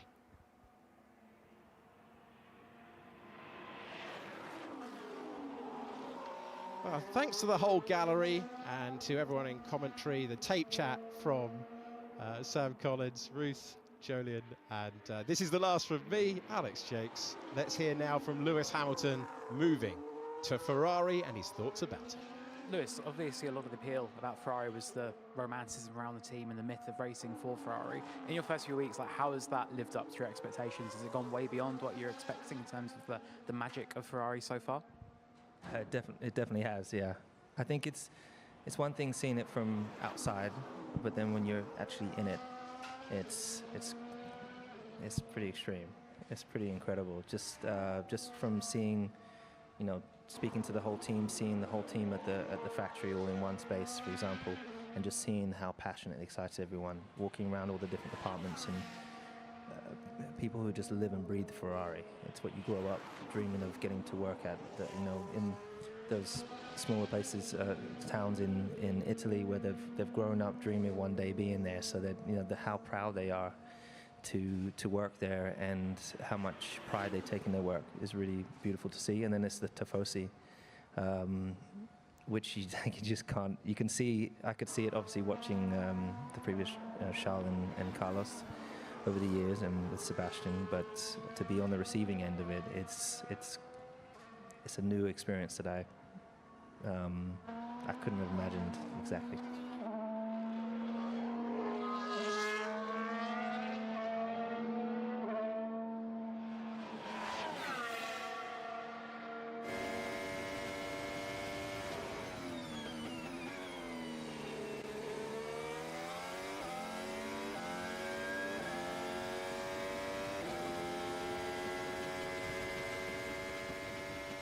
Welcome back then from the commentary box, just in time to see Oscar Piastri on the C1 tyre start another lap. Oscar Piastri with the 6th fastest time of the day, 35 laps completed. His teammate Lando Norris has put in the 8th fastest time of the day, did 57 laps altogether. The most lappage today, Alex Albon, unsurprisingly, as he's doing 2 shifts, 97 laps for him. Max Verstappen is also doing 2 shifts. He's on 59 laps, has the 3rd fastest time behind George Russell and Pierre Gasly. Karun Chandhok is alongside me. 2 more hours to go, Karun Chandhok, of this pre-season test. 2 more hours for somebody maybe to surprise, something to happen that we're not kind of expecting, and other than the lights going out and what we'll call the driver coach, the bus, nothing has really been that surprising so far, or has shocked us in any way, and a chance for us to look at some race runs and see who's looking in good shape ahead of Melbourne. Yeah, it looks like Piastri's just starting his 2nd stint of his race run. He's done a first stint of 18 laps on the C3, and he's now switched. Esteban Ocon also on a race run, I think, at the moment. Yesterday we saw in this stint, Crofty, Lando Norris averaging at a 1:34.4, 1:34.39 to be precise. So, and he was on the C1 tyres at that time at this stint. I believe. He then went on to the C2 for the last stint, was it? Yeah, I believe so. So, Piastri there, 35.2, but it's only the first lap of the stint, so let's see as the fuel load comes down. Hopefully that will improve. But not a lot of cars on track, is there? There's only 3 of them out there. Yeah. Ocon, Gasly. Which kind of surprised me a bit, unless we're just about to see a race simulation in the next few moments on that one. Yeah, we've got an hour and 55 to go. There's still enough time, isn't there, to get a race simulation done if you get going fairly soon. Valtteri Bottas is practicing a pose that I think we're going to see much of this year. The standing at the back of the garage, looking interested, trying to ignore the cameras, and knowing that the lens is focused very much on him. Yeah, I did see quite a funny comment from Toto Wolff saying that he's now that he's back to being a representative of the Mercedes brand. I'm not sure the naked calendars and the budgie smuggling ads are going to be making a return again. Which is a shame, because he raised a lot of money for charity. So maybe we'll do the Mike Crack calendar and just have Mike there in various pastel jumpers over his shoulder. Okay. I don't know where to go with that. But I think there is a. Is there a market for? There's a market for charity calendars in Formula One, and once we've had the Valtteri Bottas, let's do the Mike Crack calendar. Well, if anyone in Aston Martin's listening to the commentary, you can text Crofty and let him know what Mike thinks about that idea. Sure, he'll absolutely love it. just in a great headline on motorsport.com. It says, Hamilton, I use negativity as fuel. Is he talking about 2026? Is that like the sustainability fuel for next year? It's a new brand. Yeah, negativity. But no, it's all about negative comments drive me forward. I know that feeling. You know what? Shall we pick up where our colleagues, Alex Jakes and co, were talking about before, highlighted the test? And I'm going to say, actually, it's been watching Lewis Hamilton get very comfortable in the Ferrari very quickly. Yeah. He does seem at one with the car. He's sort of, you know, it feels like he's been tracking Leclerc in terms of pace.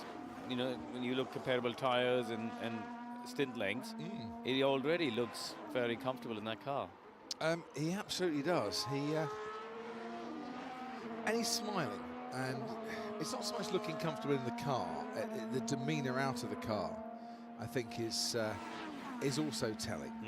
And his integration within the team and the way the team have integrated with Lewis as well seems like a really good fit, doesn't it? And it was a sign of respect, wasn't it? Ted was highlighting before that John Elkann came out to Bahrain to see the test, and that is not something that happens every year. You know, I think that's a sign of respect from the wider Ferrari group for Lewis, and he's embraced that. There's David Sanchez, Executive Technical Director of Alpine, not just Technical Director. Does that mean he gets to park closer to the entrance because he's part of the executive team? Yes, must be. Max Verstappen, DRS Open on the C3 tyre. So they don't seem to be doing long runs here, do they? We haven't seen a full race distance from Red Bull. No. You didn't see one yesterday. We said he did with Liam Lawson yesterday. We didn't see it with Max this morning. And how many laps has he done? No, he's doing short runs. He's quicker than Gasly on this lap, so this is not race fuel. No. So he's, you know, we saw Lawson do 2 stints yesterday, so 2/3 of a distance, 44 laps. And this is Max coming up to the line. So is this what Red Bull will have put in as a normal run program, or with a lot of Flovis paint on the right-hand side of that Red Bull car, are they still just trying to understand it a bit and thinking the more time we spend understanding and working and tinkering away, the better off we'll be come Australia, and maybe we'll do that to sacrifice a race stint this afternoon? I think that's it. I you know, we were talking about this earlier today. To me, if you are happy with your baseline car, you don't need to be experimenting with things. You don't need to be doing short runs and spending time in the pits changing things. You just go out there and pound round and round and wait for things to break and things to fall off. You know, you're doing reliability testing, you're doing race distances, you're doing long runs. The fact that they're doing short runs and changing things in between, presumably, indicates that they still need to learn a lot. And that Flovis down the side, not only will their photographers be all over it, but every rival team will be taking pictures of that Flovis paint. Does this kind of back up the noises we've been hearing from Red Bull as well about, and from Max? The car's nicer to drive, and that's fine. Every driver wants a car that's nicer to drive. Doesn't necessarily mean it's going to be the fastest of the fast. You could have put in a bit more benign suspension that makes it easier on the drivers, but taking a bit of the ultimate pace out of the car in doing so. The trick is finding both. Absolutely right. And the third element of that is finding a car that works at all circuits, because you know the beauty of the Formula One World Championship is that we have such a wide range of circuits. You're going from street circuits to you know, one's peppered full of slow 90-degree corners like Miami or Baku or something like that, to then the more fast-flowing circuits of a Silverstone or a Spa. You know, and you've got to have a car that works in every type of condition. And I think that's where McLaren were great last year. From Miami onwards, they didn't really have a weak circuit. You know, maybe Vegas, but I think that might have been symptomatic of the tires, them not being able to fire up the tires in the same way. But yeah, apart from that weekend, really, I think they didn't really have a weak circuit as such. There's a lot of configurations in Bahrain. It's not just this track. You know, we've raced on the outer loop as well, but there are various other configurations, including the one we have for the Grand Prix a few years ago that I hope never comes back as a Grand Prix track. It wasn't the greatest race ever. But would it make sense to run different configurations each day so the teams get a better understanding of the car over different demands and disciplines? We used to do that with GP2 testing at Paul Ricard. Really? Yeah. We used to do day one, I think we used to do a 3-day test, and every day would be a different configuration. And I think it was great because it meant you could test for Monza, you could test for Monaco, and everything else in between as well. And Bahrain is unique, isn't it? It's the only track on the planet, I believe, which has 4 Grade 1 licensed layouts. Yeah. So they could absolutely do that. And I think that's a good shot, actually, is you could do, you know, I remember even a GP2 test. We even switched at lunchtime one day. Really? We used to do a mid-season test. We used to do a 2-day mid-season test. And we switched from whatever it was to the Monaco layout because it was pre-Monaco, and we did a high down. We all switched to a high downforce package and did a Monaco layout. Because at the very, just watch this, is Oscar Piastri gaining on Nico Hülkenberg down the straight and passes him with ease. And Nico knew he was coming, saw he was coming, moved over to the left-hand side, and the McLaren carries on its way. I mean, yes, you'd have to install various different timing loops, but you can do that ahead of time. Might have to move the cameras from day to day so we can all get the best shots, but it's a test, and the teams, I think, would get a lot more out of it. Even if you just ran the Grand Prix track and the outer loop could double up as a very nice, you know, Austria or a Monza, high-speed track. Yeah, I think the slight problem is that the bit you're cutting out, i.e. the middle sector, is actually the one that's most relevant. That's true. For the whole calendar. So that's the slight challenge, actually. Well, maybe they can find a 5th Grade 1 circuit within all the configurations. What it does mean, of course, staying on the same track, is that Alex Brundle only has 15 corners to go and wander around, and he doesn't have even more on the infield. So where are you? Oh, turn 13 you're at. Top of the hill. I am. I'm at the only corner I've not yet visited over the 3 days of testing. Lights are on, guys, out here, and it's always deceptive, isn't it, when you get the TV cameras, because it's darker out here on the racetrack than it looks. Interesting down here in turn 13. It's one of the biggest challenges of the lap in terms of the balance of the car. That's the second apex. So to position you on the racetrack, that they take this second apex, but you kind of have to ignore the first kink as they come into turn 13. They've already been through the flat-out turn 12. We're expecting Lance Stroll, who's on a relatively long run in the Aston Martin. What I'm seeing down here, it's one of the areas of the circuit that forms the final sector, and there's a huge difference actually in terms of tyre compound between those drivers able to get down to this final apex and those missing it. As the temperature begins to cool down now, you can really see something of what we saw in the race runs yesterday, where the softer compounds really start to make a huge difference to the amount of grip and purchase the cars have as they try to make this really tricky turn 13 apex. Some drivers able to be a bit more accurate than others. Albon has been pounding laps in on that medium compound tyre, looks relatively accurate. Piastri looking really dialed in here in that McLaren, following around with George Russell at the moment. But yeah, trickier and trickier track conditions you sense for those drivers on sort of any of the white wall compounds, the C2 or the C1 down here in turn 13. It's something I asked the guys in the com box last night, Crofty and Karim, but I'm interested to hear your view on this, having watched 3 days of testing here. Which car would you guys want to be in? Because I think I've more or less picked the McLaren.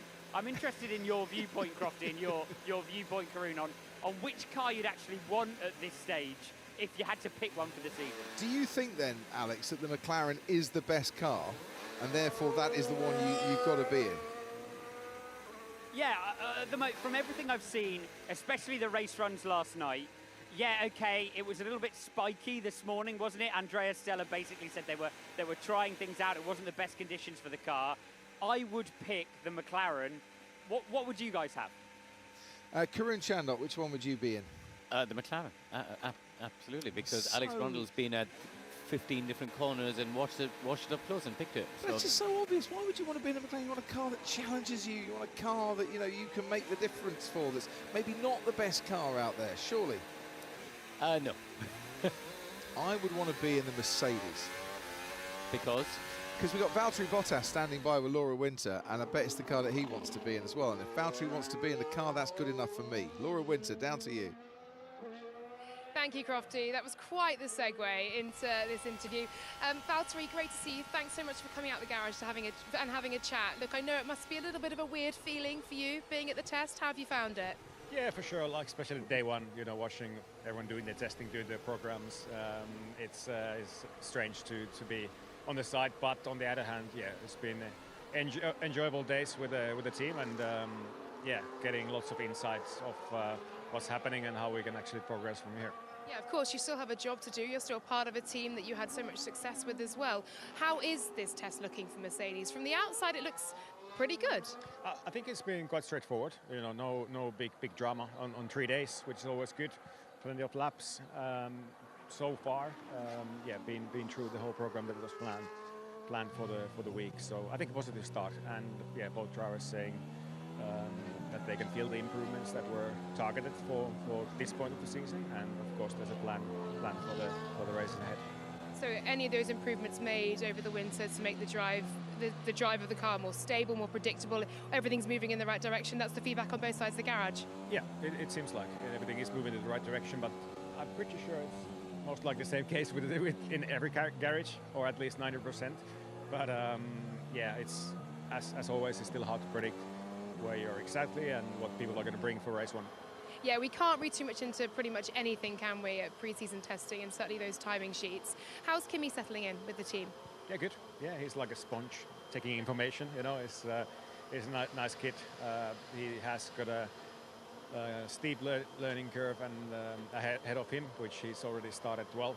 And when you're approaching your first race, there's so many new things and information that it's going to be, for sure, very exciting for him the next weeks. But so far, I think he's done a solid job, and I think he's going to learn a lot from these 3 days.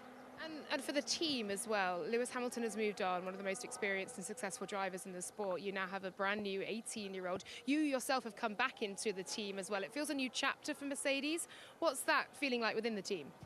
It does feel different, of course. It has been 3 years that I was back, but yeah, when a driver like Lewis changes, for sure, it changes the feeling a bit. But I haven't, obviously, I'm still yet to see the team in action in a race weekend to get a proper read. But one thing is good to see that winning mentality and that drive hasn't disappeared at all. So nobody is going to be happy finishing second, which is good to see.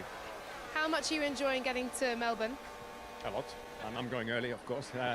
Race of Champions next weekend already. So it's looking forward to getting back to Australia. Great stuff. Brilliant to see you, Valtteri. Thanks so much for the insight. Cheers. Valtteri's going to Sydney for the Race of Champions. Sounds like it, yeah. Down under it does. Well, yeah. It's his racing outlet, isn't it, for the next few months. I really hope that this is not the end of Valtteri Bottas as an F1 racer, and we do see him back on the track racing in Grand Prix. Not necessarily because I want George Russell or Kimi Antonelli to sprain an ankle or anything, but I want to see him back in the car for next year. And I don't think the last couple of years we've really seen him in a car that has enabled Valtteri to show just how good he is. Because I think he is a fine driver on his day. Yeah, it is tricky, isn't it? Because if I look at the field today, it's a really high-quality field. You know, you've got the drivers who finished first and second in F2, graduating to F1. You've got just a very, very good lineup of 20 drivers on the grid. So I think we talked about before, the obvious then answer to the Valtteri point is Cadillac for the following season. So we'll see. You know, watch this space, I guess. Absolutely. Did you see the birds crossing the road? Yes, very brave. In front of Esteban Ocon. Very brave indeed. Very brave. Yeah. I once looked this up. I don't know if that is the national bird of Bahrain. But it looked like a flightless bird because it wasn't flapping its wings to get out of the way. Didn't seem to be running either. Well, he had every trust in Esteban Ocon. Yeah. The white-eared bulbul, that's it. The national bird of Bahrain. Good. Fun facts, as always. I tried. At least you haven't discussed the camel farm. Natalie discussed the camel farm. What, this on the first day. On the first day, yeah. Wow. And that's normally your chosen Bahrain specialist subject that you reserve for FP1. I have let camel chat go since then. And one thing we did miss whilst we were hearing from Valtteri Bottas and from Alex Brundle trackside is that Max Verstappen back in the garage now, but has got the fastest time of the day, and he's dipped into the 129s for the first time as well. 129.844 for Verstappen, so knocking Pierre Gasly off the top spot there. And then last we saw of him, he was in something of a committee meeting with Helmut Marko and Christian Horner and Gianpiero Lambiase. Yeah, I mean, it's still not as quick as we saw yesterday, is it? The lap times. So,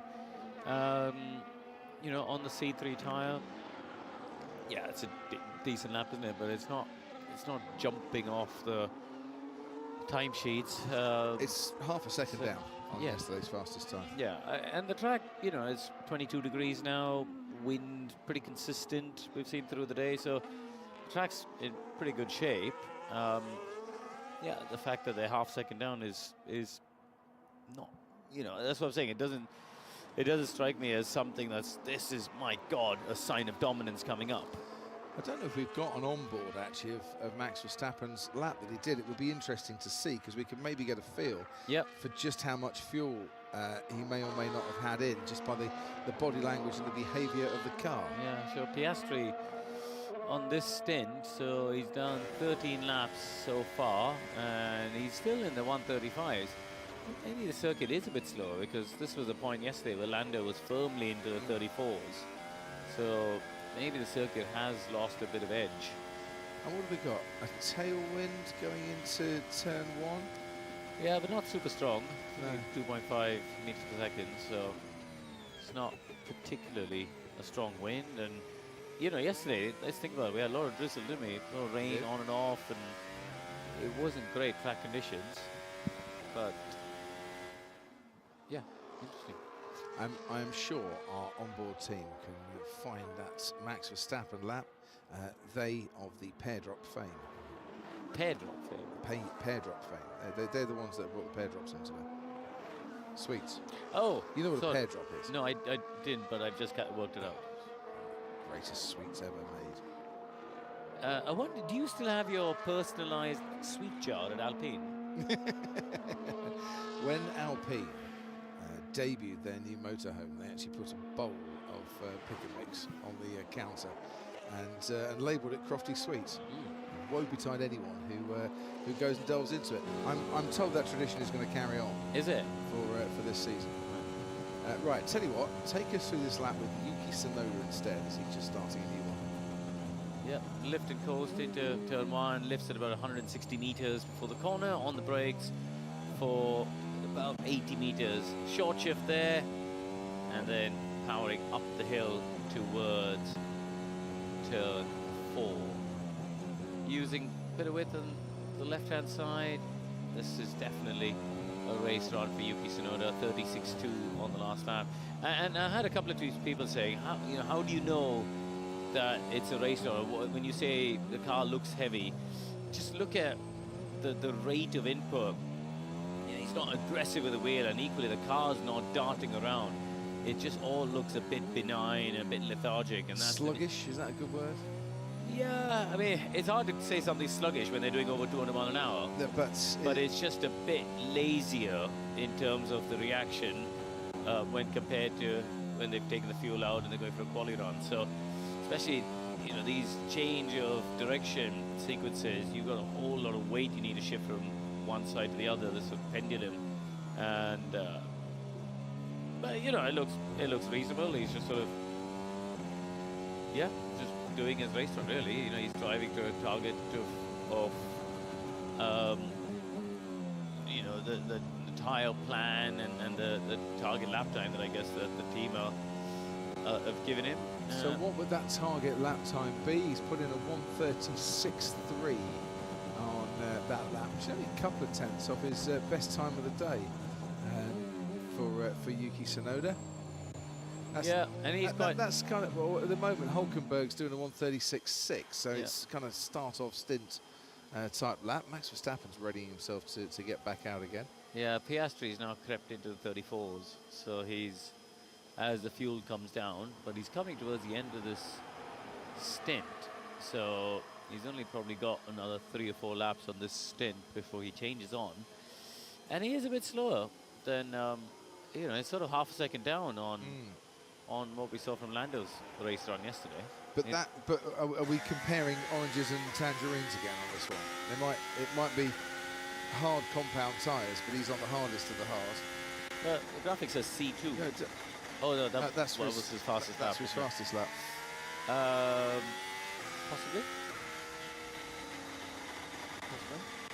Because I wonder if we're carrying on the trend where that C1 is not necessarily the tyre that most teams would choose.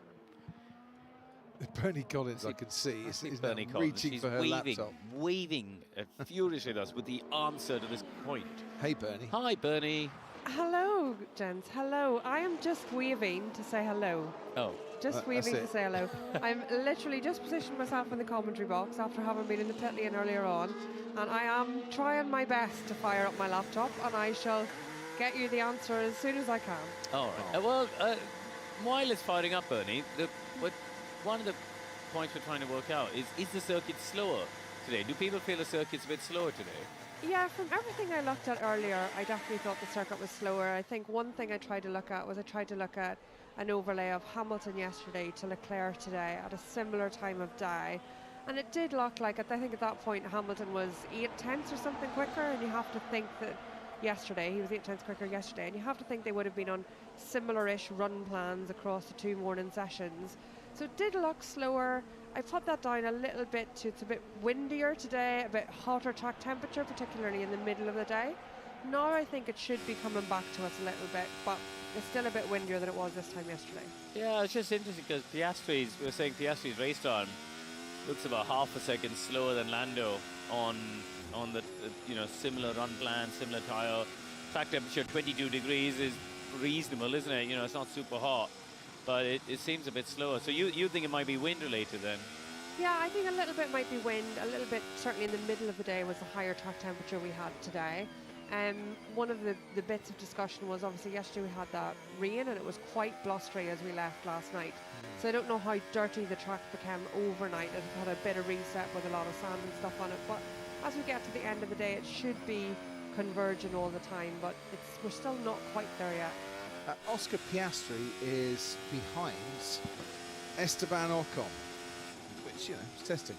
And these sort of things happen, but this will not be helping Piastri's lap times, or indeed necessarily the condition of his tyres, albeit providing very good data as to how the tyres handle when you're running as close as he is to a car in front. Now, a bit twitchy, the Haas, as Esteban gets the power down, if Oscar was to use his DRS, I dare say there's a good chance of getting past here, but Esteban has got his DRS open as well. This could be really frustrating unless that McLaren can dive down the inside, which he does. Just like that. Is Ocon going to come back at him though, up into turn 4? Do the crofty switcheroo. The old switcheroo. Yes, yes, Esteban. Whoa. Oh, this is going to be a bit tight. And tighter, I'm sure, than anyone at McLaren or Haas would have liked to have seen going into turn 4.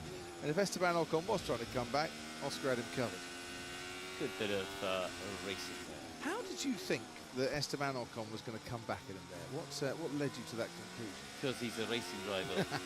And clearly, if he wanted to just let Oscar go past and carry on his run, he would have done so early on the straight. The fact that he fought him all the way to the braking zone made me think, he's going to have another go. Absolutely. Even in testing, you do not want to be conceding position. And the man with a great bird's eye view. Down that turn 1 was Alex Brundle. Come in, Alex Brundle. Yeah, you on the track, Alex? Yeah, but I got an even better view sitting down here at T1 of that little moment between Piastri and Ocon. Incredible down here. The tailwind when we were down at turn 13 has turned into a headwind, of course, as we head down into turn 1. And it's just so late, the braking down here, well past 100-meter board.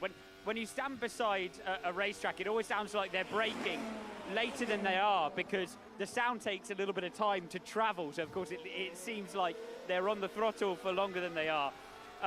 Very bumpy, actually, the braking zone here. You see other formulas move into the middle of the track to break into this Bahrain turn 1. Formula 1 cars just swallow it up. They got so much downforce. 3 days of running. There's been so much running here, look, that the skid blocks, as they go over the braking zone in T1, have actually polished the track as they go down into turn 1. Interesting, when cars come out the pit lane, we were discussing potentially not using tyre warmers in Formula 1 earlier on. But in a corner like that, which in best case scenario is a 65-kilometre apex speed, when they make their way initially out of the pit lane, I know that we're only dealing with testing here, but the cars look so ponderous and difficult to drive. So, yeah, great down here in turn 1. I am going to go for a bird's eye view, though. Excellent. Just while you're down there, Alex, question for you. They have smoothed the track on entry into turn 1. They've got rid of some of the bumps, but and I noticed this on the first day, there are still bumps there approaching the braking zone or into the braking zone, and I wonder if that is going to have an impact when we come to the race in a few weeks' time. Yeah, it really will. I mean, it's always a factor down here, and it's one of the reasons why you can make a move down the inside of turn 1 quite easily, as well as having a big stop down there, because actually the offline section of the racetrack is a better surface to brake on than the online section. So good fun down here. A great turn 1 for the race as well, with that tricky tight switch back into T2 that always generates drama on the exit curb. Right, off to the tower you go, Alex. We'll see you in a bit. And in the meantime, let's head down to the paddock. Lawrence Barretto is with the Haas team principal, Ayo Komatsu. Thanks very much, Crofty. Ayo, thanks for joining us, jumping off the pit wall to have a quick chat. It looks like it's generally been a very productive test for the team so far, but there have been a few niggles, haven't they? Just talk me through it. Yeah, this morning we had a bit of an issue with bodywork, so that wasn't great. So it was a bit of a messy morning and really affected Ollie's program. In terms of how Ollie feels, though, confidence-wise, he was talking about feeling like he was good in the car, could really push it, even if he'd lost a few laps. Doesn't that show how far he's come, really?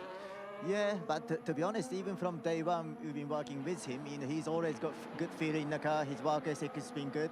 So yeah, and then this year's car, I think the baseline behavior is pretty good. So yeah, he's got good confidence. How good do you think this car is, Ayo? But this car, I think it's very difficult to tell because competition's so tight. We're doing a race simulation now. If you look at our lap time against competitions, it's really, really close. So yeah, I think it's a good starting point, but I think the competition's going to be really tight. So I guess bare minimum, you're at least in the fight, and it's about how quickly you can add that performance going through, the rest of this run and then the first couple of races. Yeah, not just adding performance, but just understanding the car and get most of it. So that's been that's going to be the challenge, I think. And also, going to different circuit, different tires, track conditions, etc. So really adapting to new challenges and get most of the car. What have you found from Esteban's feedback? Because obviously having an experienced driver, race-winning driver in the car, that maybe must help with the feedback and maybe making changes a little bit quicker? Yeah, no, his feedback's been really good. And then we've been focusing on long-run performance. And then again, just testing some of the test items. And yeah, his feedback's been really, really good. And setting a good benchmark for Oli as well. Again, in terms of tire management as well, he's been really good. In terms of the test overall then, are you reasonably happy, despite all those niggles, with what you've managed to achieve and what you've managed to learn? Yeah, I mean, if it wasn't for this morning, I'd be happier. Because the last 2 days has been really good and this afternoon's been going well, but this morning really wasn't good enough from us. So, in this tight midfield, if we want to compete, we need to really step up. So.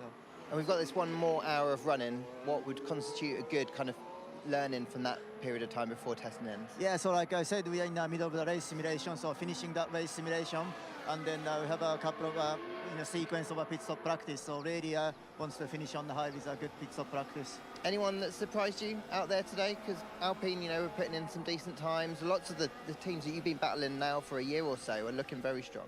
Yeah, again, like I said, because this is the last year of the stable regulation, I didn't expect any slow teams this year. Then Alpine, Williams, they both look competitive. I think honestly, it's interesting for the fans because each race we go to, somebody's going to be more competitive than some others, depending on the track, depending on tires. So yeah, it'll be really interesting. Of course, it's challenging for us, but that's what we're here for. Great stuff, eh? Well, I'll let you get back to the pit wall. Thanks very much for joining us, and I'll throw it back to you, Crofty, in the comment. Yeah, thanks ever so much, gentlemen.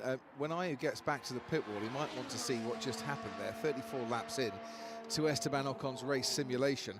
Looked like he'd been called in for a pit stop and then told to stay out again because he was coming into the pits and then had to veer at the last moment back out onto the track again, which if he did that over a race weekend, I would imagine would be a penalty because he'd gone way beyond where the bollard number is.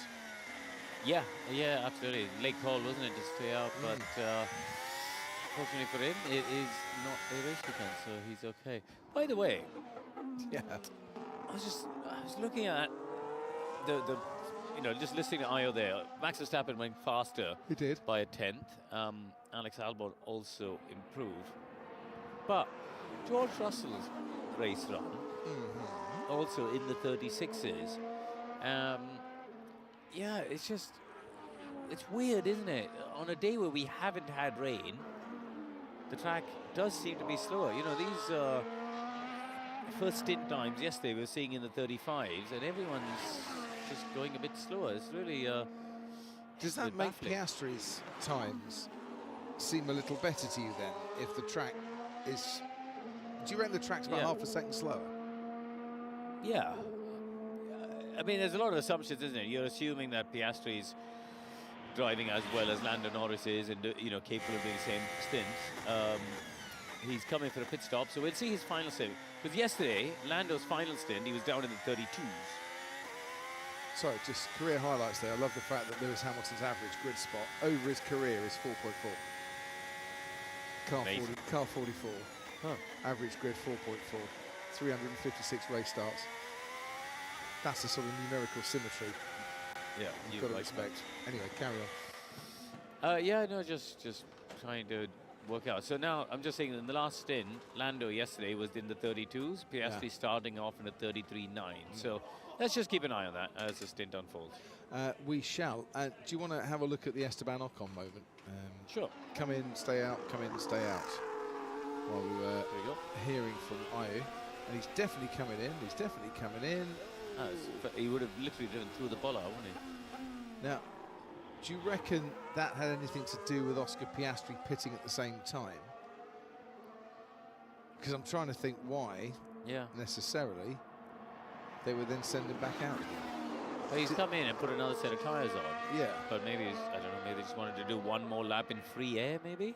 Potentially. Maybe they thought, we'd go on one lap at the end of the stint in free air without Piastri. But the problem is, by coming in and out of the pit lane, he lifted down the straight. So actually, it's, it's not clearly representative. But you get a balance check anyway in free air.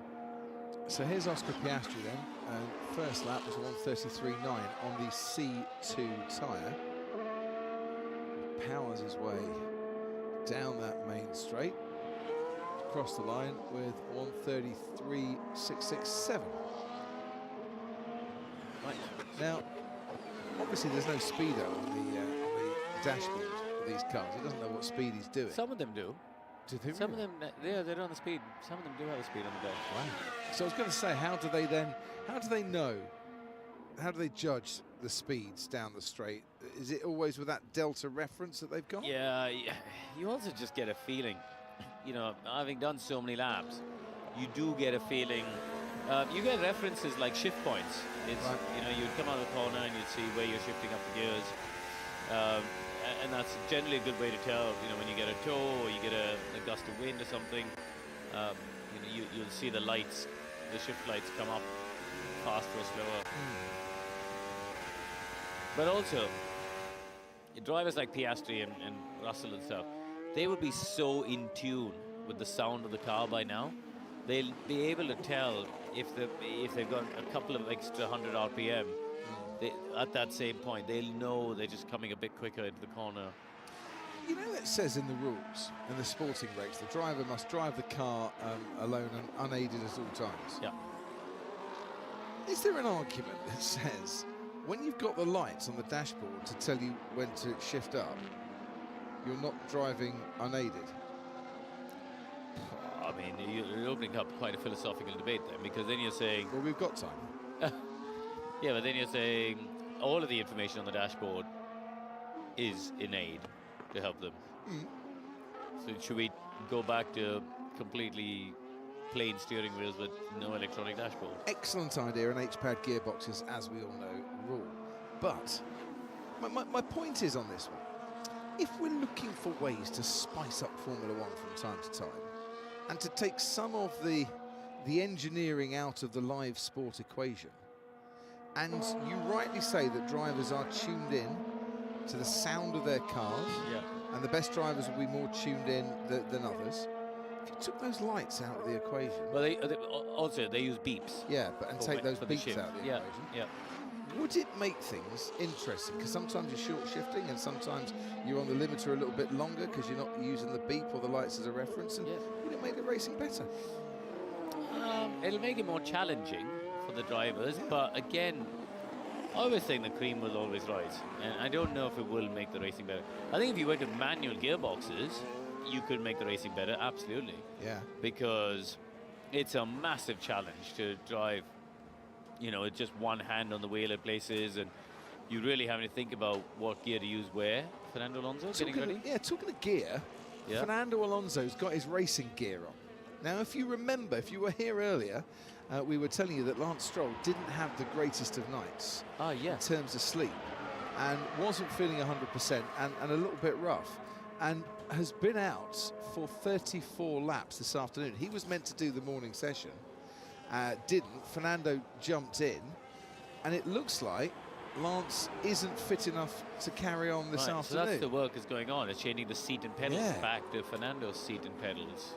Now, this is not ideal on many levels. First and foremost, I hope Lance is okay, and it's nothing too serious. And I'm sure he would want to be in that car if he could possibly do it. Secondly, from a team perspective, you're losing quite a bit of time while you're changing over the seat and the pedals, and you're going from Lance Stroll cockpit to Fernando Alonso cockpit. Yeah. So what you were planning this afternoon, which I would imagine is a race simulation for Lance Stroll, obviously hasn't happened because he's only done 34 laps, and you're losing out on the time to do it with Fernando Alonso as well. Yeah, and there's been no communication from the team. You know, they're normally on the ball in terms of sending out updates and information on their information channels, but yeah, nothing from the team. Quite clearly, we can see Fernando Alonso and his seat about to go into the car, so I think all of our assumptions are correct. Piastri, a 34.6. Pierre Gasly's done a 34.1, but his tyres are much fresher. George Russell, he's into the 37s, so that's a long way off on his stint. Bernie, you look poised and ready, microphone in hand, like you are about to jump in. Not necessarily jump in. Never jump in over you, Corinne. Never jump in over you. Yeah, I think it's interesting that a lot of the teams are into the long runs, and like you say, it is disappointing for Aston to see Alonso getting in now and that disruption to their day in this very, very important final day of testing. Looking at the long runs, I'm trying to get a proper read on the difference between Norris's long run yesterday, which we discussed a lot, and how quick that looked, even compared to McLaren the year before, compared to most others that were running yesterday. I think it was over 2 seconds faster than McLaren achieved during the race here last year. Obviously that wasn't their best performance, and the car did improve a lot through the year. Looking at Piastri today, I think Piastri is in the region of 6 to 7 tenths slower first stint to first stint Norris, so that is a read on where the track is, because as we know, those two were reasonably close at times in race pace, let's say. So I think the track, particularly the first stint that Piastri done, he's now on stint 3, was a long way off. So once we get this final stint that he's on now, we will get a better read on how the track is, if the track is coming closer to what we had towards the end of the day yesterday. But that makes it reasonably complicated for the strategist to take apart, because the track improvement through today will be very, very different to the track improvement through yesterday. Today's track improvement will more closely match what we had in previous years related to the high track temperature in the middle of the day, but we're still quite a way off. You know, today we reached a peak of 33 track temperature. Last year this time we had 39, so still 6 degrees off, but that 33 today is a full 15 degrees hotter than we had yesterday. So it's a big, big difference in track improvement, a big difference in lap time, and that means that yesterday in the cooler temperatures fit to push a little bit more in those tyres with not so much overheating. So let's just put that succinctly if we can, BC. The track's about 6/10 of a second slower, you reckon? Something like that, yeah. And I reckon the track temp is about 6 degrees hotter. So 6 degrees warmer, shall we say, is worth 6/10 of a second slower. Yeah, I think at this point the track is that much hotter. At the middle of the day when this comparison maybe comes, it was more than that, so it was more like 15 degrees. So maybe 2 degrees of track temperature to a tenth of lap time. Let's do something like that. Yeah, like that. Yeah, and I think that's where there's something even more strange going on, because Piastri's last stint, and now the track is down to 21, which is, you know, yesterday I think it was down at 15, 16. Yeah. The Lando's third stint. I think your point earlier, Bernie, about the wind and maybe some other factors blowing the dirt, I don't know what it is, but, you know, Piastri at the moment, 33.6, 33.7. You know, at this stage, Lando was firmly into the 32s. You know, we're 8 laps into Piastri's final stint, so it does seem like the track is further away. 6/10, that's the number to remember. That's what we reckon is going on. Track about 6/10 slower than it was this time yesterday. I think it might be even more. We'll see. We'll see, as Bernie will have a tremendous amount of data to crunch through and tell us, because there'll be an offset. Come on in, Bernie. What do you think? I mean, I was just going to say my flight home is going to be a real toss-up between sleep and crunching numbers, Corinne. Where's your commitment, Bernard? Did you just use Bernard? Well, you just used BC, so there's a whole range of names on the go today. I just thought you've got to be Dave soon. Well, I just thought we got BC, DC, and KC, and it sounds like a Eurovision Song Contest entry, quite frankly, as the worst band name ever. But you know, let's bring it in. It's testing. We're testing things out, Bernie. Well, yeah, maybe we should do a vote. We should do a viewer vote, which name they would like to be carried forward for the remainder of the season. You can have BC, Bernie Collins, or Bernard. It's entirely up to you. Oh dear, I'm going to regret that, am I? You certainly are. Meanwhile, we sent him to the tower, and we're going to go to him in just a moment, but I have an update. I have an update from Will at Aston Martin, ladies and gentlemen. Following an initial session in the car today, Lance subsequently felt unwell. Fernando will finish the test today. Oh, that's a shame. Get well soon, Lance. And I hope you're feeling much, much better when you get to Australia. Meanwhile, at the tower, Alex Brundle. Yeah, the That's what happens when you profess to have visited every corner on the track. They send you up the tower. I'm not too sure that Bernie has too many numbers to crunch, because I reckon she's nailed it actually. With a warmer day, the track stays hotter for longer because it obviously maintains the temperature. But having come up here, it's much windier now. The tailwind heading down towards turn 11, much stronger than it was even earlier on when I was down in turn 13. Visiting turn 10 again, interesting to see Piastri on a decent long run. They take this really wide line in and roll through the middle of the corner. Russell still pounding away at race runs. We'll have to do all of the... we might have to do a little bit of number crunching actually. Maybe Bernie can do that on the plane home to see what these race runs actually look like in terms of an average, but we'll get a feel for it at the end of the day. What a place, hey? 495 light poles, 5,000 lights on over F1's traditional testing venue. It's been a pleasure. That's the last you'll hear from me, guys. I'm sure I'll see you through the season. And where are you going? There's an hour and 10 minutes to go. Later on in the year. What are you doing? I'm off, mate. I'm off. I've got the lift's broken in the tower, so I've got to climb all the way back down again. Also, your hair gel is clearly doing an excellent job. It's not been moving. People complain that I've got Lego hair. This is the compound you need. This is the compound you need. Do you know what there, Brundle? I have not seen such a work-shy attitude since your dad said to me at the end of a race last year, right, traffic's really bad. You can cover a bit after the champagne, after the national anthems. I'm going to get on my bike. Honestly, I see he's passed out all the tips to you. Up. Sorry, I'm walking out of the circuit. Outrageous. But it has been an absolute pleasure to be with you for the last 3 days. That's just appalling, isn't it? I mean, over an hour to go. I think we need to get another text to Brundle Senior. Honestly. Have a complaint. In the words of Pierre Gasly, ooh, Alex Jakes, ooh, Ruth Buscombe-Davey.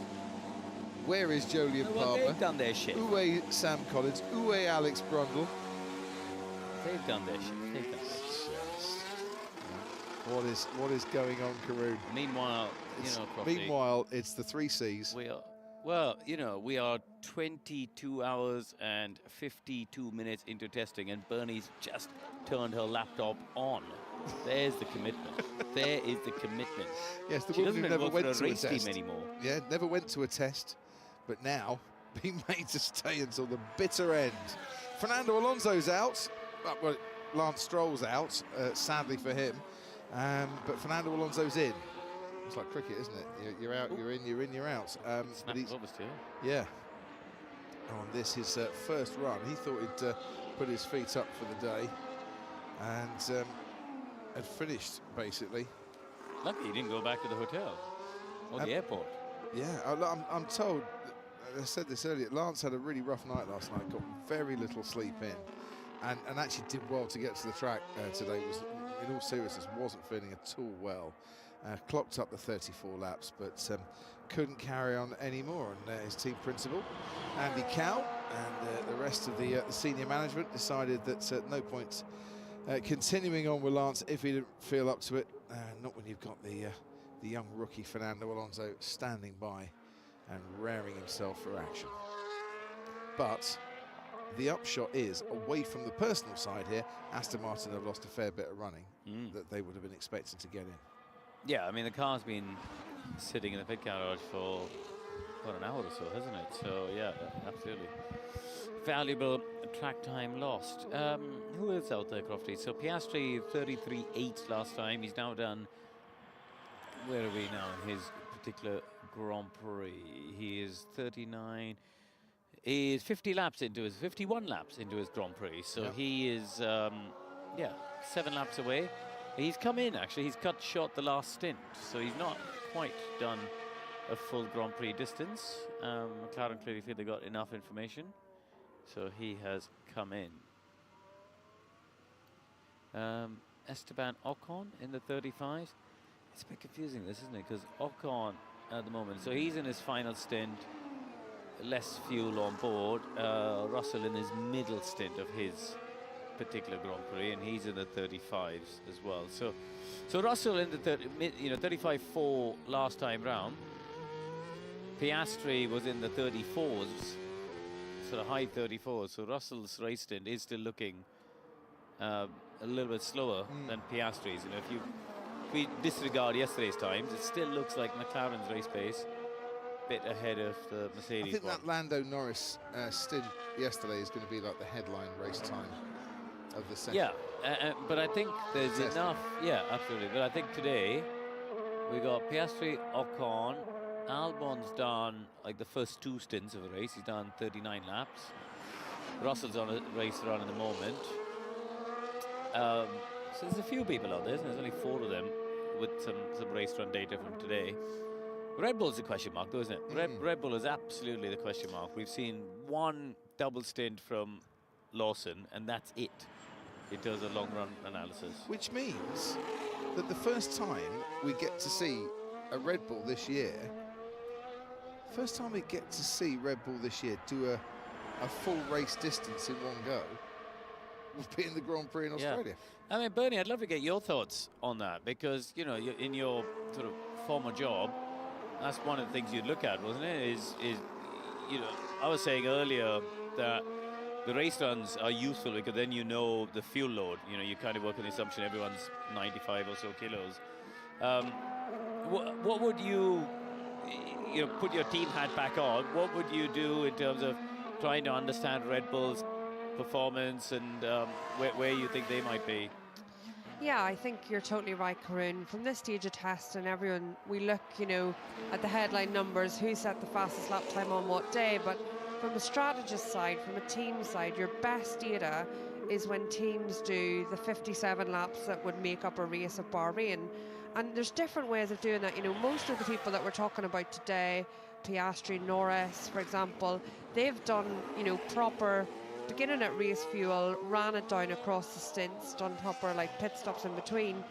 A few days ago, we'd seen teams that, refilled at each pit stop. So they might have done 3 stints to get to 57 laps, but they'd done them all at 60 or 70 kg. So it wasn't proper race start fuel to race finish fuel. And as a strategist, that's hard to pick out the exact number. What you want is a 100 kg race start all the way down to 0. And it's clear in the data when that's happened.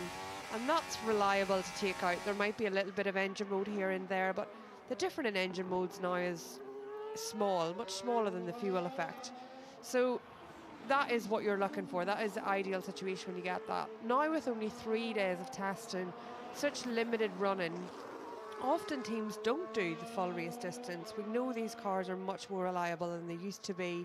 So teams often don't feel they need it, or they do the other situation, which I said, is refuel in between, and then they sort of hide their fuel load from those of us trying to work it out. So you have to take as educated a guess as you can do. Some of that is based on how many laps they've done, so you know their minimum fuel that they have in the car. That's one end of the range. You can see what their lightest fuel that they maybe ran over the weekend was, what their best lap time was. So that might give you a maximum fuel that ended up being, because you know that could only be a certain level. So you're trying to work within these bands of confidence and then try and make a feel for how the cars are ordered. We use GPS way more now than we've ever done to look around this track, look at how cars are performing low, medium and high speed, and then maybe, cut and shot, if you like, a lap together, put that into Melbourne. Where do we think that car will perform at Melbourne in the low fuel? But at this stage of the game, there is a lot of estimation of car pace, and that makes qualifying in Melbourne particularly difficult, because you don't quite know how easy it is going to be to get through Q1 or Q2. You don't quite know how confident you should be in your tyre set selection.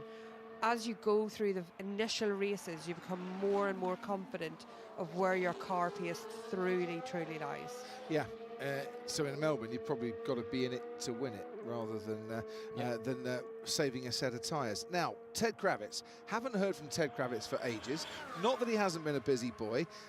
Paul Aaron has been in touch with him via the Twitter, and Ted has actually posted a chocolate cookies recipe for Alpine and Paul Aaron. Is that what you've been up to for the past couple of hours, Ted?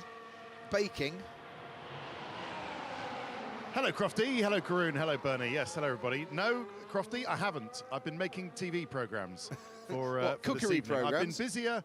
No, that was one thing I did for about 30 seconds in reply to Paul Aaron, because he's a nice chap and we gave him a little interview earlier. I've been busier than Steve the horse wrangler down here, Crofty.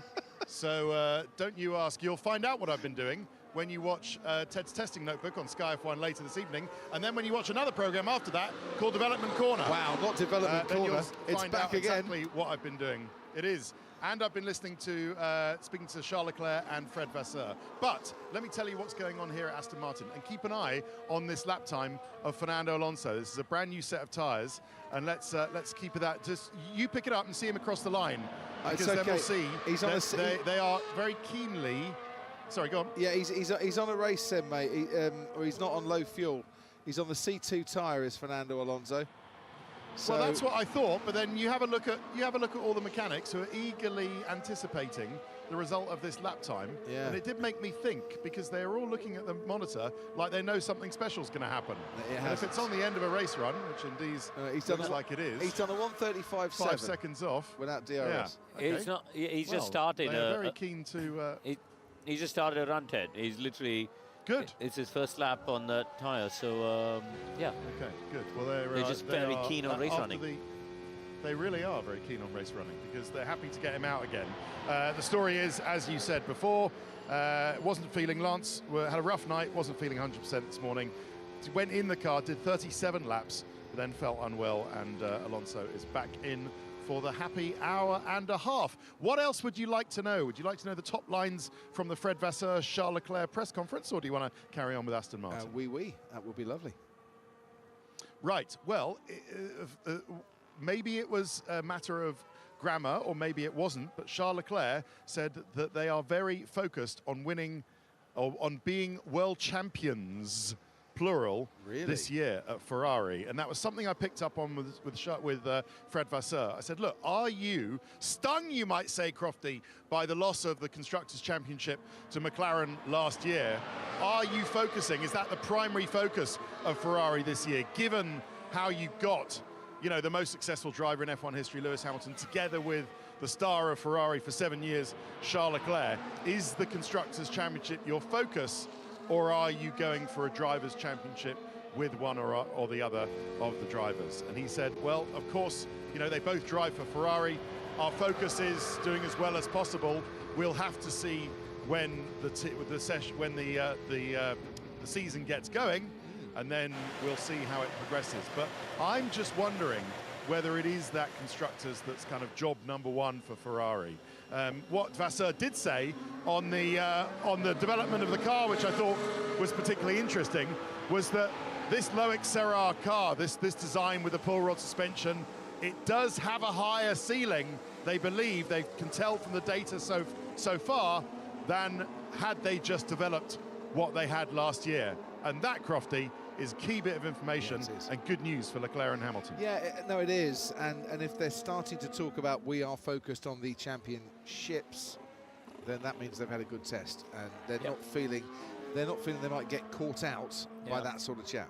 Just I've been just sort of trading messages with somebody who is number crunching today, just to try and get a sense of it. Yesterday, Antonelli in the Mercedes, his race run to Norris in the McLaren, it's about 4 tenths off on average, four and a bit. And today, Russell's first stint, he's still in the second stint, was about 4 and a bit off Piastri's comparable first stint. Okay. We'll see how this. So it does seem like that's where Mercedes are. The actual number is different, but the gap is still McLaren a little chunk ahead of Mercedes, with Ferrari and Mercedes yesterday, at least it was similar. We haven't seen a long run from Lewis Hamilton today. Ruth Buscombe-Davey, would you concur with my learned colleague, Mr. Karun Chandok, Would I concur? Well, actually, I think Russell's maybe even a touch slower than that. Is he? Yeah, I mean, it's... but yeah, they're definitely behind. We can conclude that.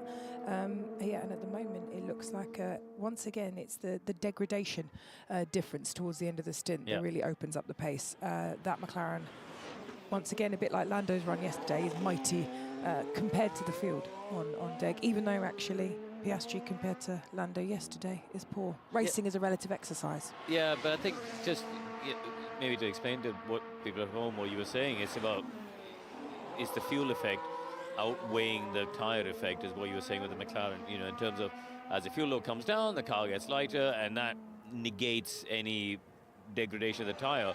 Seems to be the case with the McLaren, less so with the Mercedes, because he's still in 35s, George Russell. Last time round, 35.3, and you know, we quite clearly saw Piastri at this stage of his running, 30 laps into the 34s. Crofty.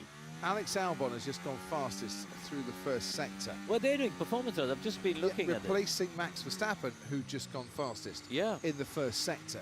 So we'll leave tyre deg chat for a moment and just focus on the out-and-out pace of Max and Alex, who are the two drivers that have done a full day today. Yeah, do you hear the wheel spin coming out of turn 10 there? Oh, a massive amount of understeer there at 11. That's pushed him out wide. It's not able to pick up the throttle as early as he would have liked. And look at the lap times bleed away. Understeer just kills lap time. And then the rear snaps there on the exit of 13. That Red Bull does not look hooked up to me. That is not a car that is, again, it's not connected. It's got understeer some parts, and it's got, and that I think creates some of the snap oversteer. But 13, he had braking and entry had real instability. It wasn't understeered. So that's a ball that doesn't like being pushed, quite frankly. The way that's looking. Yeah. C4 tyre for Alex Albon, who has now gone quicker. 1:29.6, 10th and a half clear of Max Verstappen. Williams, who were fastest yesterday with Carlos Sainz, now fastest at the moment with 54 minutes to go with Alex Albon. I turn to Ruth to my right to ask, what's the difference in tyre compound between the C3 and the C4 per push lap, would you estimate? So it's an evolving answer. See, I like that, an evolving answer. At the moment, what have we evolved into? Right, so at the moment... Because I'm not taking your strategist, I haven't got a clue.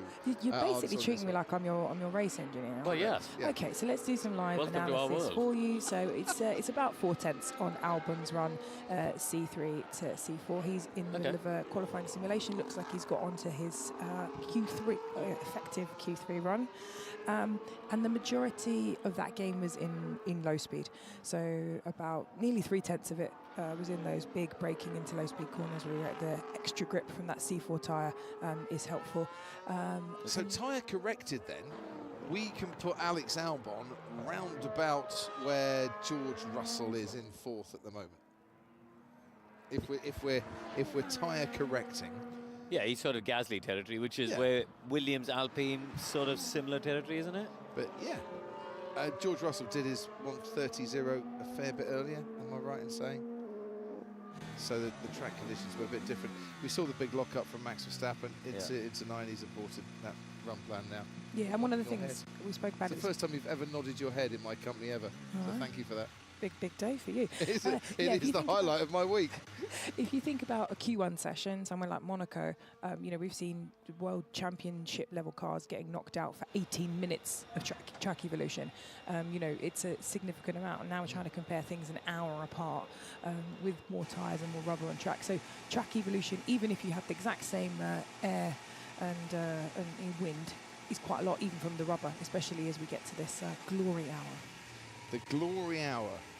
Are we in the glory hour? I believe we are in the glory hour. We've only got 52 minutes left of a glory hour. Love it. Glorious. You're missing all the glory. Meanwhile, someone's just said into my ear, Bernie Collins charts. So I don't know if this is popular music or graphs. Sing, Bernie, sing. It's a chart-topping 3 Cs, no? 3 Cs and Ruth and the 3 Cs almost, I would say. Ruth and the 3 Cs. Now we like that. That's how we're going to go with it. So, unfortunately, Crofty, you're going to be absolutely blown away by strategy chat in the next few minutes when me and Ruth get going. So maybe you can have a cup of tea or something. But what we're going to do is we're going to introduce a chart, and it's going to hopefully show the comparison between Piastri, who's a solid orange line on the chart, and Norris, who's a dash line. Now, Norris's dash line long run stint was yesterday, and you can see that, you know, it's flat line roughly between 92.5 and 93 seconds.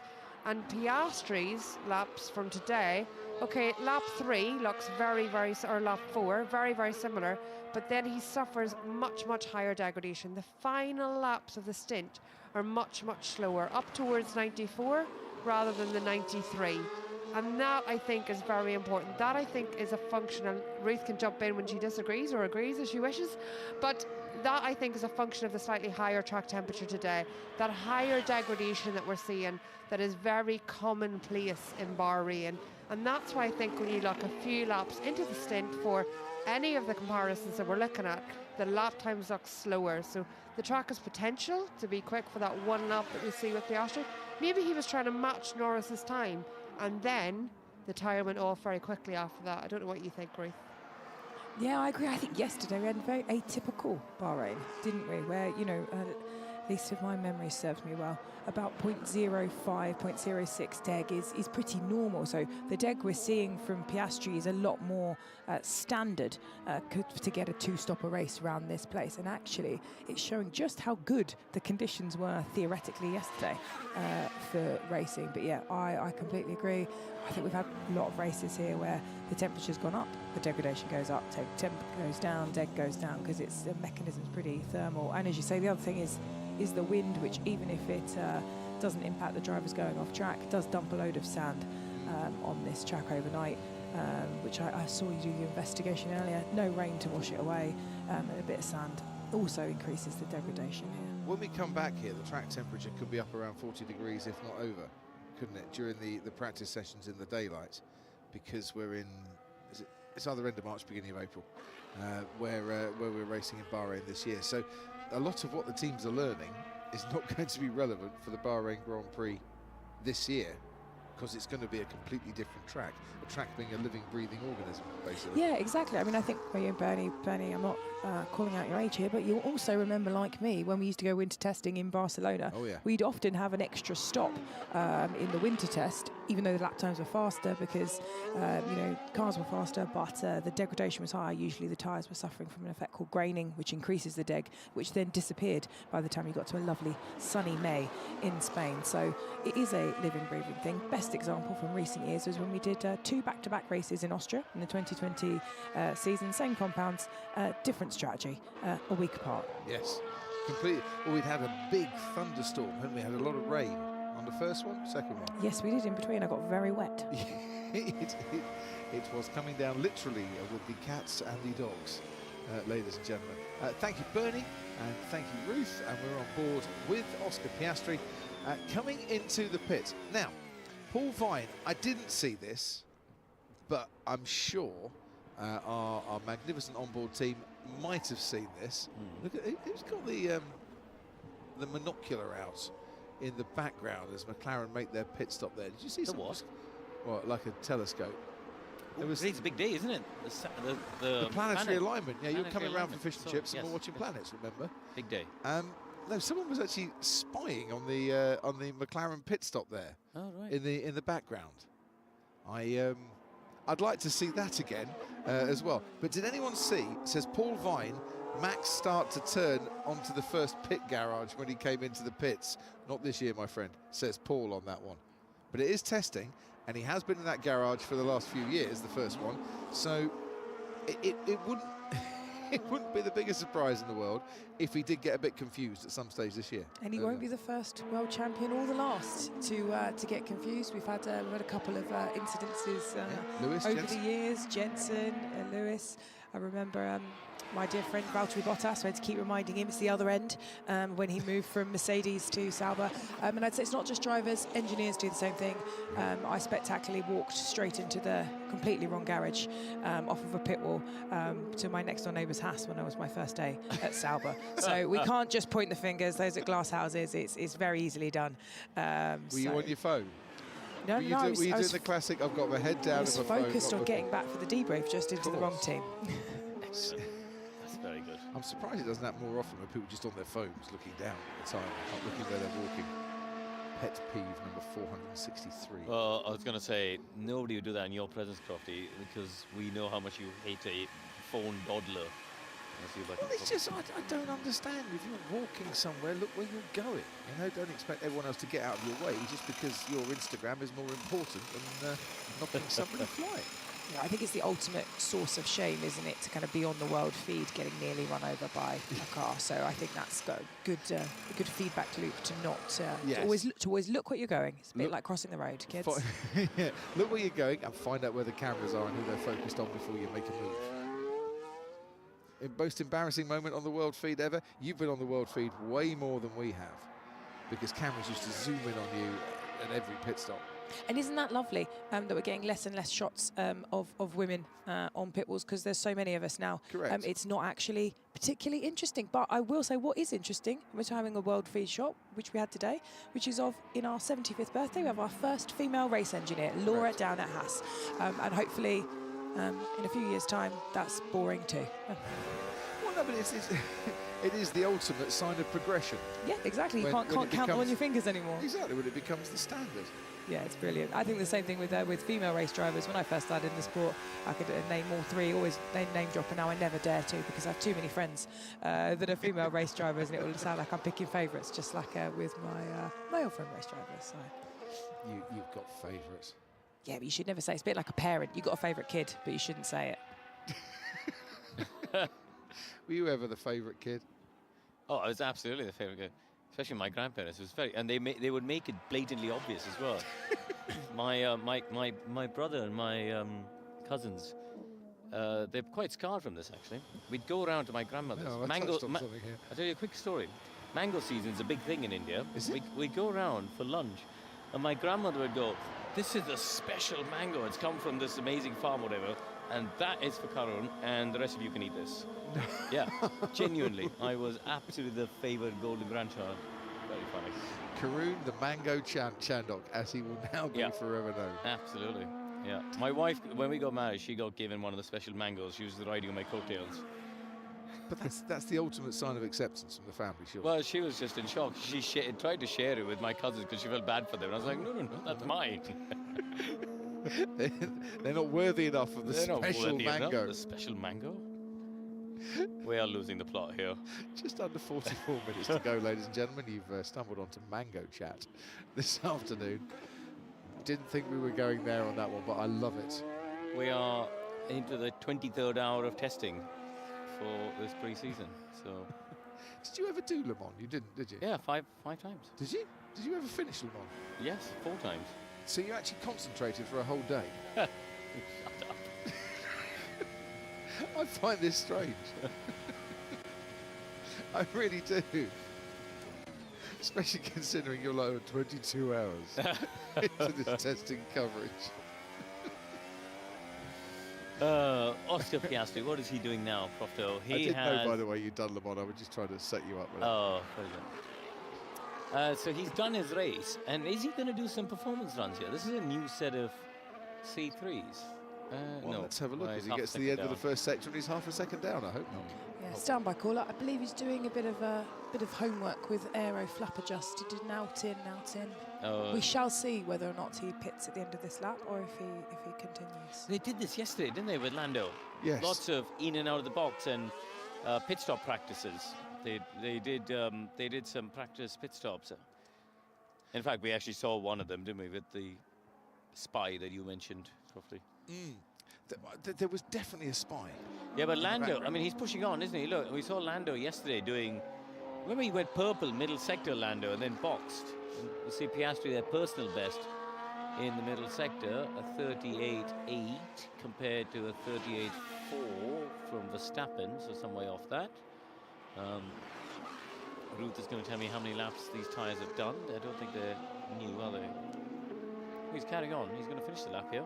Yeah, they do look new. Yeah, that is a brand new tyre, doing a 30.6. So this does look like the beginning of a mini qualifying sim to finish off the day. Although he's looking in his mirrors, side by side, to see what's going on. Yeah, he was quite wide here. We're about to see a replay. Look, at 11. So he turns in, carrying that understeer. He tries to pick up the throttle, but it's just understeered wide. He's still flat for the next one, but clearly dumped a little bit of lap time with that. Look at the rear floor, Crofty, just bouncing off the ground. It's so impressive to watch, just how much energy goes through these cars. Jean Alesi, James Hunt. As you know, my favourite stat, this one, the two drivers that have won on their birthday in Formula One. Yep. And as I quite often remark with Jean Alesi, it's a shame he didn't race more often on his birthday. He'd have won more races. This year, we have two opportunities for drivers to join the special James Hunt Jean Alesi Club, starting with the Chinese Grand Prix and Alex Albon. Okay. And continuing the week after with the Japanese Grand Prix and Oscar Piastri. Okay. And I dare say, one if not either of those two gentlemen have a chance to join the exclusive birthday club. Yeah, I think one more than the other, but... Alex is fastest so far. Yeah. Albeit tyre corrected, he should be fourth. Yeah. Verstappen's on a quick lap here, so he's done personal best first sector, bit down, about half-tenth down on himself in the middle sector, but we'll see what the last sector of the lap does. The McLaren looked pretty mighty in the middle sector yesterday.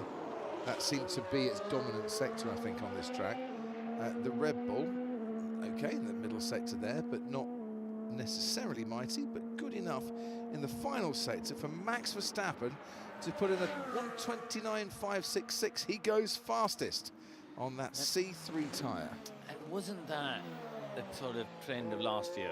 Is the McLaren, when you had corners, those sort of fourth, fifth, sixth gear corners, between 150 to 220 kilometers an hour, that sort of range, the McLaren was just devastating, and the middle sector of the lap is made up of that here. The Red Bull's clearly got good efficiency, good in sectors 1 and 3. And we'll see. This is a replay, Max?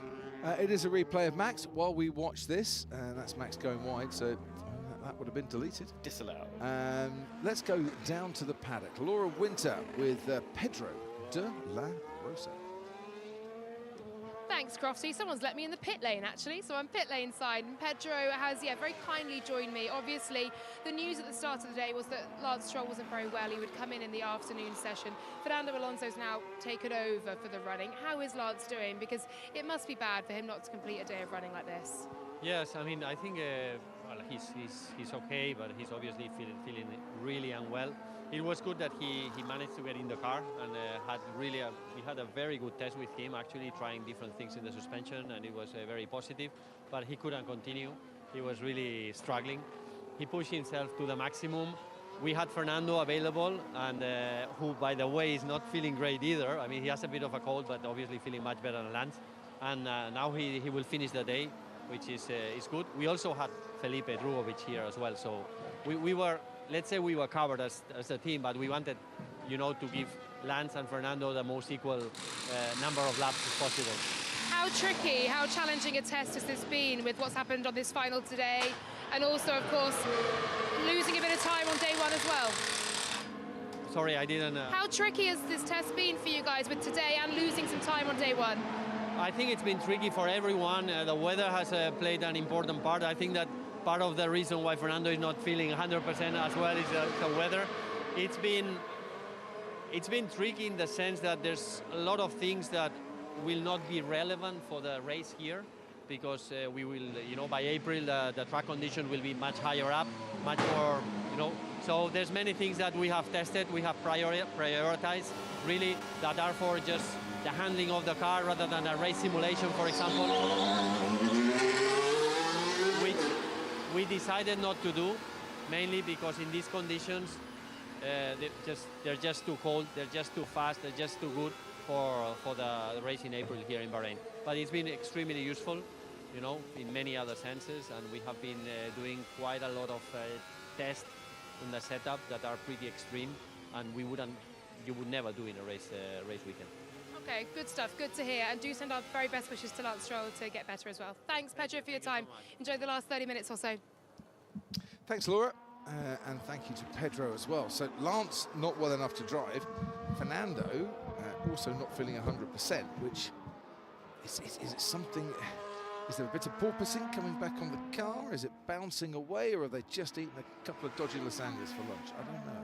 Yeah, it'd be interesting to see if we've spotted any of this porpoising, which, if you're a new F1 fan, is bouncing, caused by the fact that in 2022 we changed the aerodynamic regulations, and we have ground effect, i.e. we are generating a lot of our downforce by making effectively a pocket of downforce, and when it pops, the car goes up, and then the car gets squished back down to the thing, and it goes pop, and it does that loads and loads of times, so the car bounces like a porpoise if you are a SeaWorld fan, which is not very nice for a driver. But there are now metrics that mean that the drivers, that you cannot operate bouncy enough, so you can't have a car bouncing up and down. So if it is bouncing, I would assume it is within the tolerable allowance. But yeah. In other words, it is like the driving equivalent of attending a Metallica concert. The metrics stop it becoming a Spirit Box concert, if you know your Spirit Box from your Metallicas. I mean, I've still refrained from going to the Download Heavy Metal Festival with you, and so... Love it. You would love Download. You, me, in a field, few thousand, tens of thousands of other friends, in the mosh pit, having fun in the sunshine. No thanks. Oh, you'd certainly love Spirit Box, mate. Mega bad. Anyway, you know Paul Vine said, did anyone see Max Verstappen turn into the first pit garage? On behalf of Paul and anyone else, let's have a little look. Here's Max coming in to the pits. Pit limiter on, 80 kilometres an hour. Where shall I go? Tell you what, I'll go into the first one. That's where I always go, isn't it? Oh, Max, that is not where we go now. I'm afraid your team finished third in the Constructors' Championship and you're a little way down. He did go into the first pit box, didn't he? Tried to, anyway. And then I actually think he was trying the second one. I think he went past McLaren and nearly went into Ferrari, it seemed like. So, but yeah, they're going to be third now, so... But it isn't a race. Jensen did do it, 2011 Chinese Grand Prix. Yeah. And that was a race. So Yeah. it is worse to do it in a race, and it is testing. So if you're testing where you're... I always forget where I park. I don't know, I think it can happen to the best of us. I mean, you just told us how you walked in the wrong pit garage here. Yes, maybe I shouldn't be a world champion driver, okay. Do you not use what 3 words? Well, maybe that's what we should tell the Formula One drivers when they change their garage. Instead of saying box, you can go like, penguin, left, 42, and then they'll never drive past the wrong one again. What 3 words? You're too slow. Oh, how That'll be what will come from the pit wall. No love lost whatsoever. But it is a real... I mean, Bernie made a lovely hit earlier where she was kind of demonstrating the advantage you get from the P1 garage, P1 being the first in the championship, that you get a straight shot in.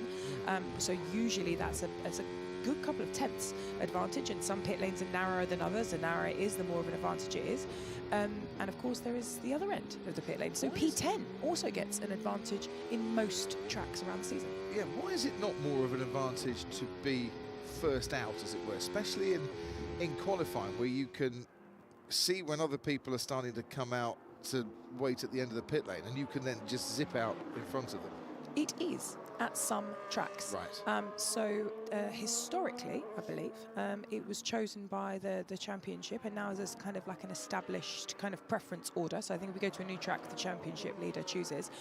So a track like Suzuka, for example, the championship leader is the other way around, where there is more of an advantage. So it really depends on the exit layout, because we do get some tracks like Silverstone, where between the final pit box and the pit lane speed limiter there isn't that much time. So even if you don't need to put the pit lane speed limiter on, but you don't actually get to the 80 kph before you get to the end. Then there's other ones like Monaco, for example, where it's actually quite a significant advantage to be the last box, because you can get out in front of somebody, and you cannot technically unsafe release because you're never in the pit lane. But why would you not, if you were Red Bull, why would you not, last year, or McLaren this year, why would you not choose the last pit box in Monaco instead of the first? Because the first is also great, because it means you can get in and you generally gain more. And then we also have kind of right-of-way rules in the pit lane for releasing. So there is a right-of-way thing that if you're racing the person next to you, you get right-of-way. So generally, it is better to be first.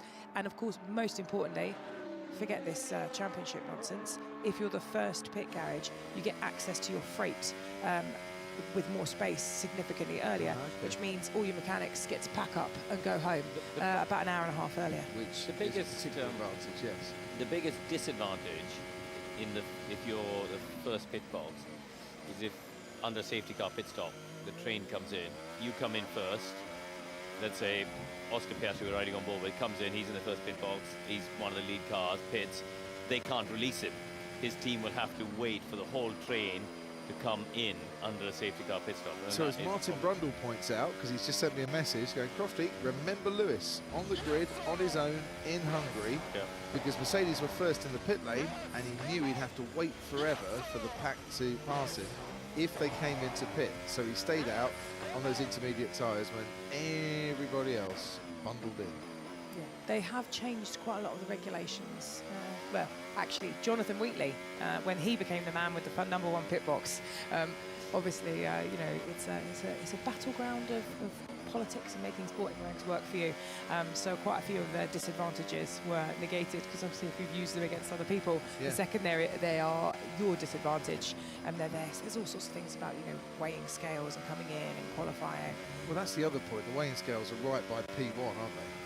Yeah, sorry to interrupt. Piastri's on a quick lap. He's not interrupting at all. Now is a good time to talk about Piastri. Yeah, I've just been watching it, and the car just looks so hooked up in that middle sector. Once again, as we were saying before, that middle sector where those, you know, high-speed corners are, the McLaren comes into its own, and not as quick as the Red Bull, or indeed the Williams in sector 1 or 3, but the middle part of the lap, Piastri very strong. His sector 1 was a long way off Alex Albon, actually 4/10 off Albon in the first sector.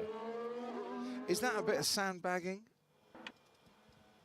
Is that them not pushing as hard in 1 and 3? Maybe not wanting to take too much out of the tyre, but I mean the Williams is very efficient, you know, and sector 1 really is one long straight up to turn 1 and another long straight up to turn 4 with a hairpin in between. Engine turned down a touch then? We'll see. I'm just wondering why, if you're setting the best time in the middle sector. Well, that's where most of the corners are. So if you're running, if you got more downforce, then it could be. Now I'm totally guessing, but just trying to play super sleuth without the numbers. Ruth has got super sleuth with the numbers. Hit me. Yeah, so in terms of the gap between Piastri and the fastest lap set by Max Verstappen, a significant amount of it was on the straights. So 0.15 seconds is on the straights, which would imply engine turned down. You know, but however, Max does have a genuine advantage in low speed corners from about 2/10 on that run, because and nearly a 1/10 in the medium speed, so could just be a bit of a better lap.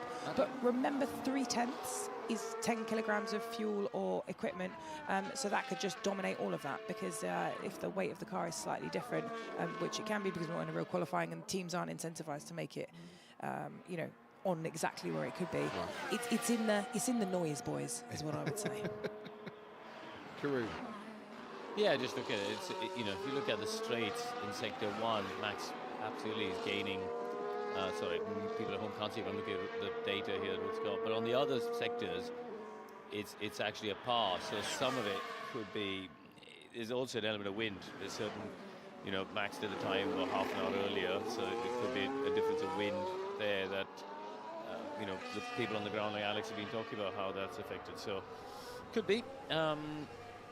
And track evolution, because as we were saying, track evolution in terms of at this point where it's golden hour, track is getting better, track is getting rubbered in. It always really frustrates people, because they say, what's the ranking? And you know, as a good engineer, the answer is you can't really give one. You can just give really rather annoyingly large error bounds, which I'm sure Bernie has the same thing. It was always my least favourite job of the year, because we're used to having very accurate numbers, and if you get it wrong, you find the answer after qualifying. Yeah. But wait 2 weeks now. Yeah, I was just looking. It's just 2 straights that he gains on, and that's, you know, that's got to be another factor rather than. Yeah, it's a bit strange, but anyway, all part of the intrigue, as you say, Ruth. Lots of unanswered questions, which is kind of good when we get to Melbourne on Saturday. Yeah, I switched off when Ruth said I was right, to be honest. I didn't hear the rest of that. I said you could be right. No, it's, yeah, I switched off before you said that as well, then. Yeah, I think that's the thing, is that what we can say is that, you know, there's no evidence to suggest that that they're not in the fight. You know, that's really what what you're worried about as a team going into testing is if you are, you know, a margin off. You know, we can work out. You know, I remember kind of being in a team that was P10 in the pace rankings, and even if you assumed that everybody else, you know, was on the absolute lowest fuel they could, you could see that there's no way that you'd be faster than them. That way, when you add all of the kind of track evolution and the offsets, and I think Bernie explained it beautifully earlier when you say you kind of work out bounds of minimum and maximum, and then honestly anyone can just put their finger in the middle and say, I think it's that, and generally just listen to the loudest person or the person that's paying your wages. Yeah, often they're one and the same. Yes. Karun's just put his hand up. No, so I was just pointing to myself. I just look at Russell's carrying on his race run. He's now firmly into his final stint. He has done 48 laps, so he's got 8 laps to go for 6. What is it? 57, is it? The race here? Yes. Sorry. Okay. Yeah. So he's on 48 now. So he's into that final stint, and on his last lap, 34.0. Oh dear, we have a spinner. Esteban Ocon has come something of a wheel of a cropper. And he's just moving his Haas out of the way. There'll be a couple of double waved yellows down there, down at turn 1. So before he even got into the kink of turn 2, as he just overcooked it and tried to stay too tight on the track to try and make turn 2. We'll see. Replay will tell us all. I'm just speculating as we do, but is that the first real spin of the day? Yeah, I think it might be, to be honest. Yeah. What does that tell you? Most tells me that headwind or tailwind rather than a crosswind. Well, it also tells me that teams have got on top of cars their basic setup and giving the drivers every chance to enjoy and stretch their legs. Oh, that was a strange one. That is a strange spin. It's just like the rear axle just locked. Yeah. It was past the apex as well, wasn't it? It looked a little bit weird when we first went to him, the position he was in, to be fair. Yeah, very strange. So this brings me on to my next question. Is there anything to suggest that there isn't a huge difference in the pecking order from the end of last season? Now, Alpine, way better than they were for the test last year, for obvious reasons. The car's not overweight, and, you know, they're not struggling as much as they were. Williams way better than they were at the test last year. Do we think it's the pecking order from the end of the season, or do we think that Red Bull might be a bit closer necessarily? Or I mean, we're looking at you, Ruth, because you're normally the person we go to with honest answers to speculative questions. I've had this chat with him already, so... Yeah, well, I think we know this regulation between, you know, kind of, 80 days ago in Abu Dhabi and now is evolution, not revolution. We're at the last year of this cycle. So, you know, there is a lot of carryover. So physically, the cars are not completely different cars. You know, we've got teams like Williams, it's actually, they haven't even made a new chassis. So the actual kind of like heart of the car is the same as it is last year. Which is why, you know, if you're kind of going into the testing, people's favourites were McLaren, because McLaren was the fastest car, and there's, you know, you have a bit of a, we call it an anchor bias, but basically it's just what happened before is likely to happen again, unless you see some like massive evidence to say it's changed. So yeah, broadly speaking, I think the biggest changes is the drivers, and you know, when we see the difference that teammate pairings can make, you know, I think if you look at between Max and his teammate last year, was 0.63, I believe, percent overall in the season in terms of qualifying. Now, on average, the gap between, you know, fastest and slowest team was 1.3 in the race. Actually, a good driver that can bring a couple of tenths of percent is a massive difference. You know, a way that you operate the tyre, or your understanding, or your setup, or the tyres dropping out the window. As we see a lockup. That's quite a big one as well. It's a big lockup, isn't it? He slid that through the corner. I don't know whether he went skiing or not in the winter break, but that was akin to trying a bit of skiing. I think it was golfing, isn't it? Because his other half's a golfer. He absolutely does the golfing.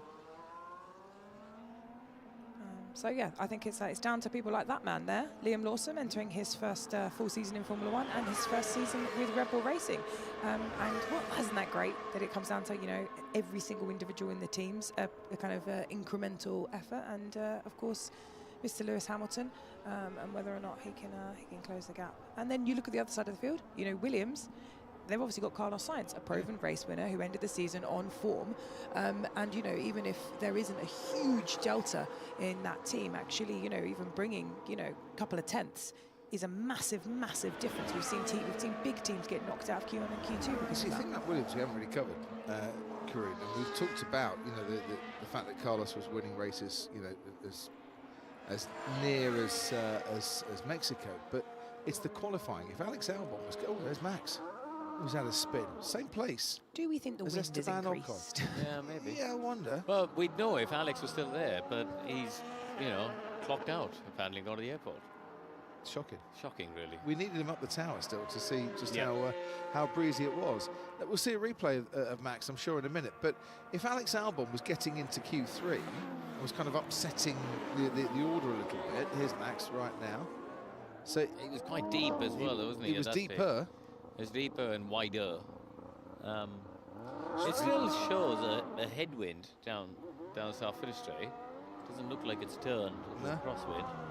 But he's clearly decided he's going to put those tyres in the bin as he lights them up and leaves some dark lines. So let's get back to qualifying. Alex Albon, if he can get into Q3, we know he can. Carlos Sainz, we know he can get into Q3 because he did it a lot. Now he's with Williams. That's 2 Williams cars that might get into Q3 at the expense of others that would be fancying their chances for a Q3 run. So the likes of Haas might be disadvantaged by that. Alpine towards the end of the season might be disadvantaged.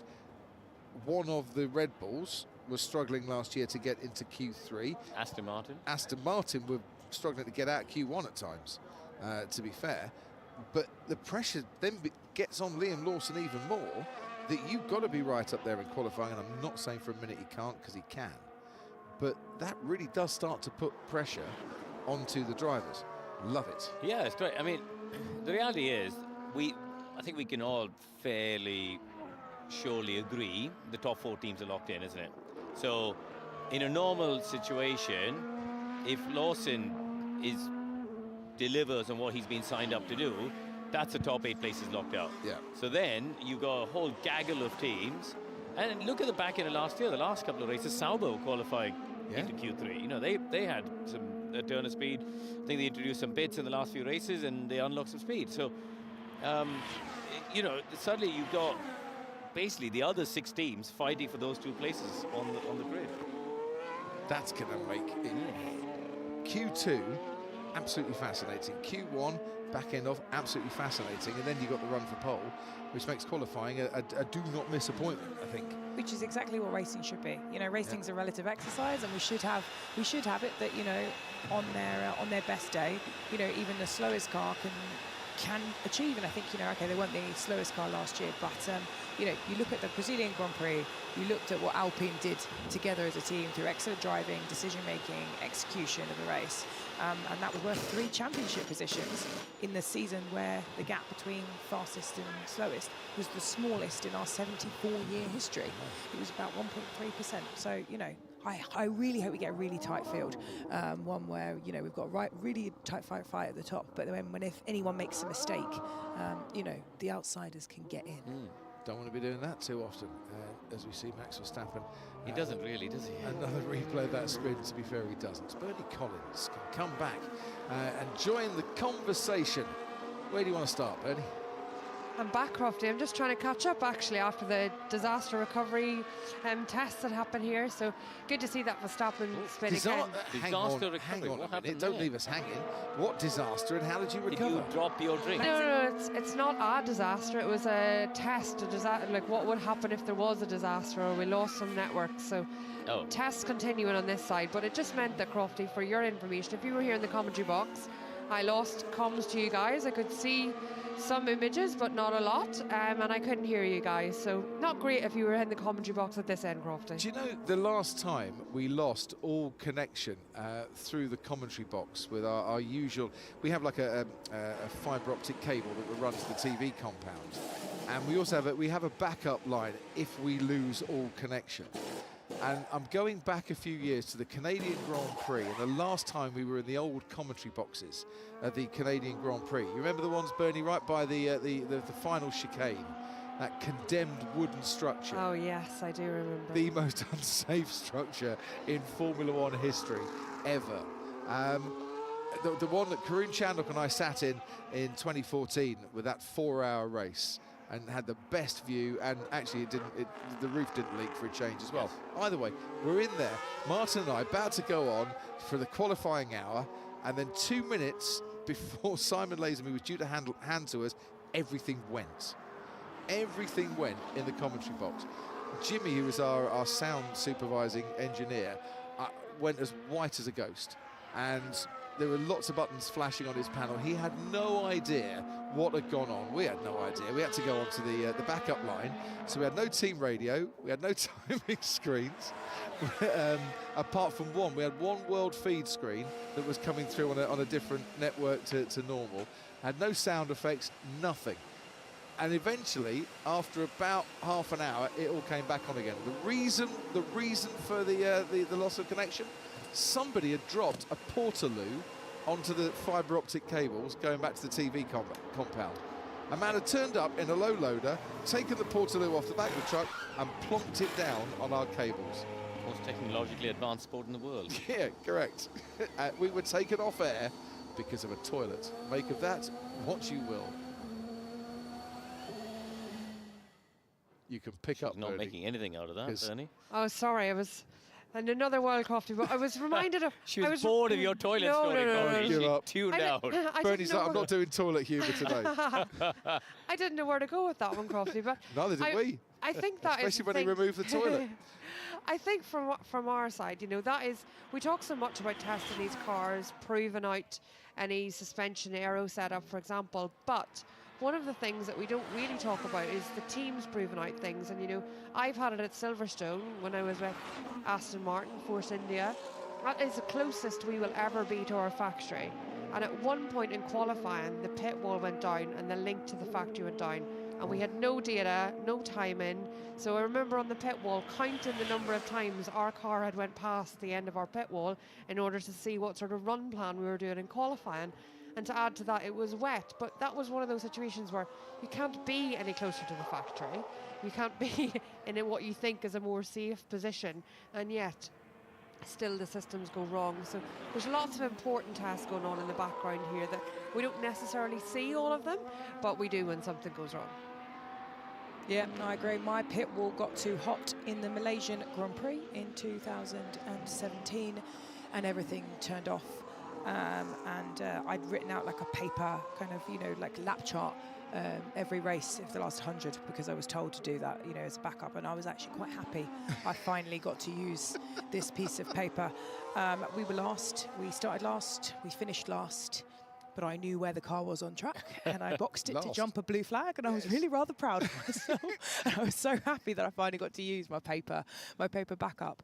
But I had a very high phone bill because that was the only way I could get anything kind of resembling like a page one timing. So the screens that we were using the comms box to even see where we were was by using phone data. And I don't think it got reimbursed in expenses. What? It's outrageous. You need Dr. Crofty. He's the master of reimbursing. But yeah, I can understand the fear from Bernie. It's just it's the worst thing in the world where the numbers all go black on the screen. Yeah, we do rely on these screens a lot. Unlike a lot of sports, you can't see the whole field of play in front of you, or if you're sat at the pit wall, anything. I know you need to be there, you know, to be in the thick of the action there in front of the cameras and stuff. But you know what is funny? Listening to these stories, it's like the worst thing in the world, and you know, the cars are still going round and round. Yeah. That's actually the most important bit. It's when you have the, like, what we had the other day, that was properly scary when the circuit lights went down. Correct. With no backup. To me, that is when everybody's lost, because the drivers will have no... It would happen now, considering how dark it is, they would have no idea where they are. Well, and I did say that yesterday, you know, when we were talking about it, and there surely must be a backup system that would kick in straight away. Otherwise, we shouldn't really be doing nighttime races. Yeah. If they're following the rail lights, the first one gets lost into the oasis. They all follow him into the oasis. Bernie, Go on, Bernie. Come on in. Yeah, I was just going to say that, unfortunately, I just made my way to the edge of the track to watch some track action at that point when the lights went down. And like you say, there didn't seem to be any backup track floodlights. But the one thing to say to people at home who are thinking about it is all of the panels, so the light panels that show the red flags or the green flags as it would be, we've often seen them on either side of the track to give the drivers information.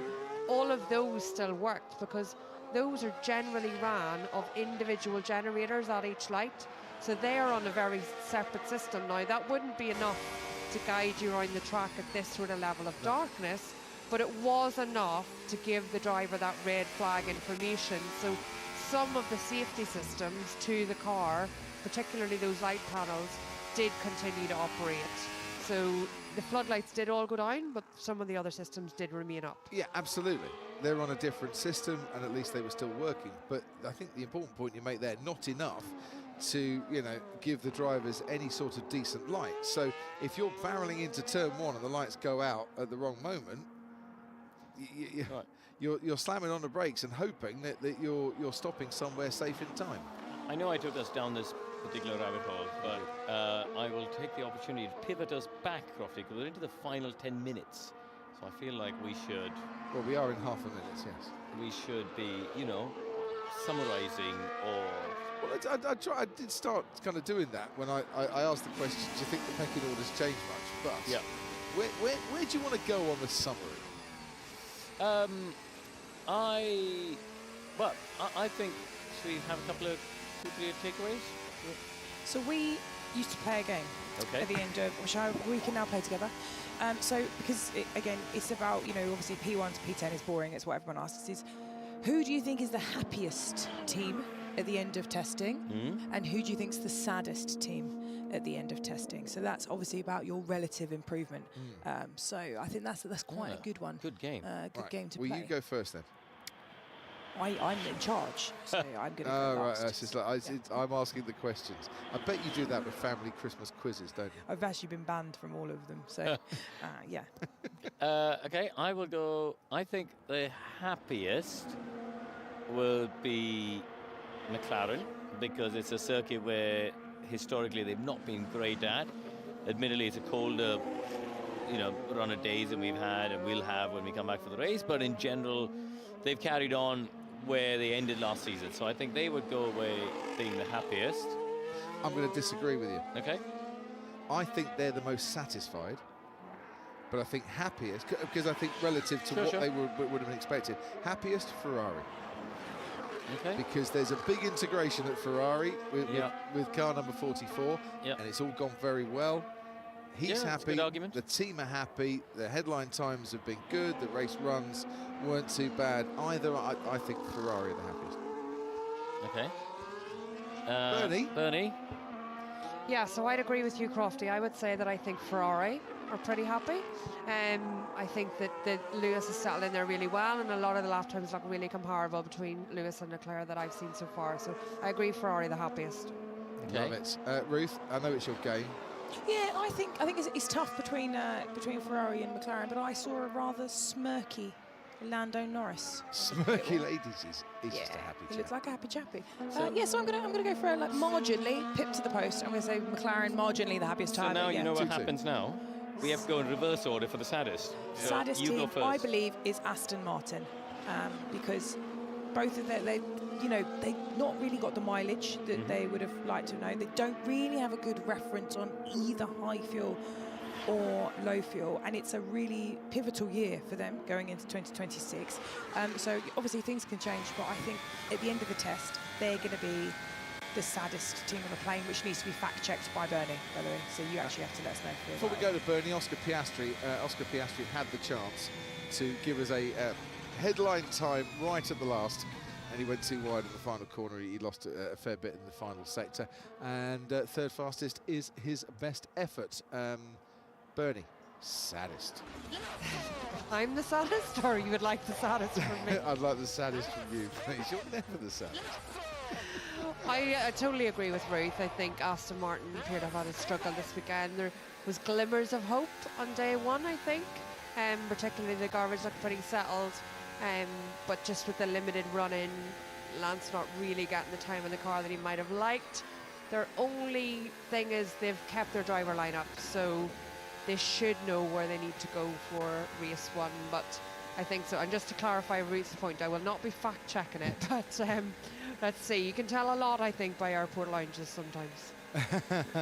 George Russell, if you see him in the airport lounge, might be smiling, will be smiling. He's just popped in at the last moment, 2 100ths up on this man Max Verstappen with the fastest time of the day, 1:29.545.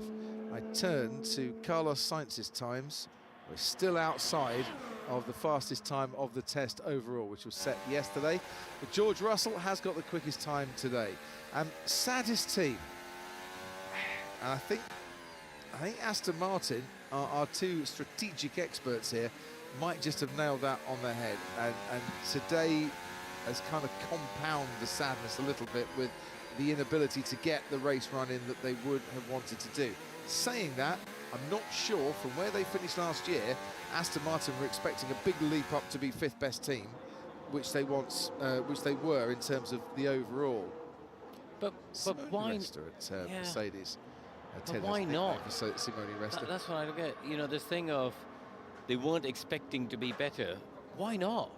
Well, because of where they finished last year and knowing how much they had to make up because they had dropped back so much.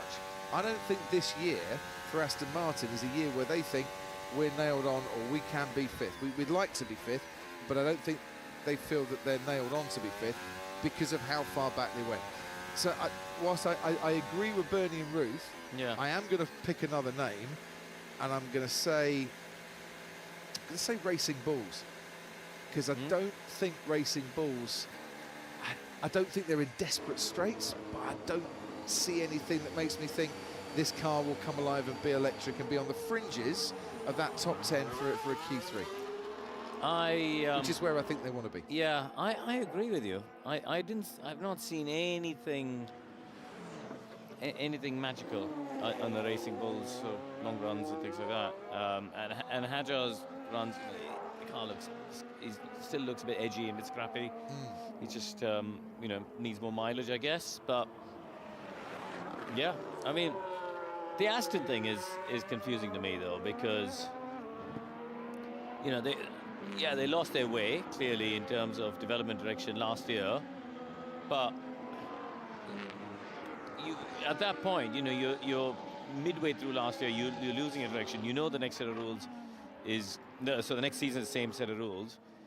Surely the objective has got to be to just come back, try and course correct, because if you've got a fundamental correlation issue between the design and the execution on the track, that's whatever the rules are, that's going to be a problem that you need to resolve. Yeah. And so to me, I would view this year as an absolute opportunity to try and course correct it somehow. But I'm not sure it was a correlation issue.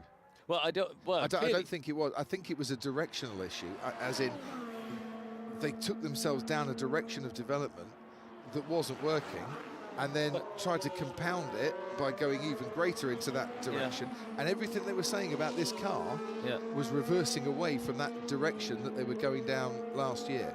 Yeah, but I mean, Bernie, I'd like to, bring you and Ruth in on this. I mean, I look at it and go, Austin, for example, right? They brought a raft of new bits, and they've spent 8 weeks probably in the run-in from design to manufacturing. Yeah. Validating those parts, 8 to 10 weeks producing those bits. In a cost cap era, you're not going to produce physically those things and stick it on the car unless you had information from the tunnel or CFD that told you it was better, right? Like, why would you go through the cost of making it or the time and effort of making it if you didn't think it was going to deliver performance? Bernie, come on in. Yeah, so annoyingly my camera's not come back up, so I can't see you guys to make sure I'm not speaking over Ruth, but yeah, I do agree with you, Corinne. At the moment we are not in a position where teams can make 2 front wings, for example, and then test it on a car and carry forward the one that's better. They should only be making components if they believe they're bringing performance to the car, and we've seen that time and time again from teams. So, you know, that does scream of a correlation issue. Potentially it also screams of a team that feels under pressure to bring upgrades to the car, even if they maybe aren't sure that they're going to definitely bring performance. So, you know, it's not clear really which way. We never are privy to that information. One, you know, slight thing is Ted's mentioned a few times, I don't know if he's still online or not, but Ted's mentioned a few times about how maybe plain the Aston Martin looks. So maybe it is leaving scope for development when said aero designer comes online next week. You know, and he's going to have to get drawing fast if that's what the intention is.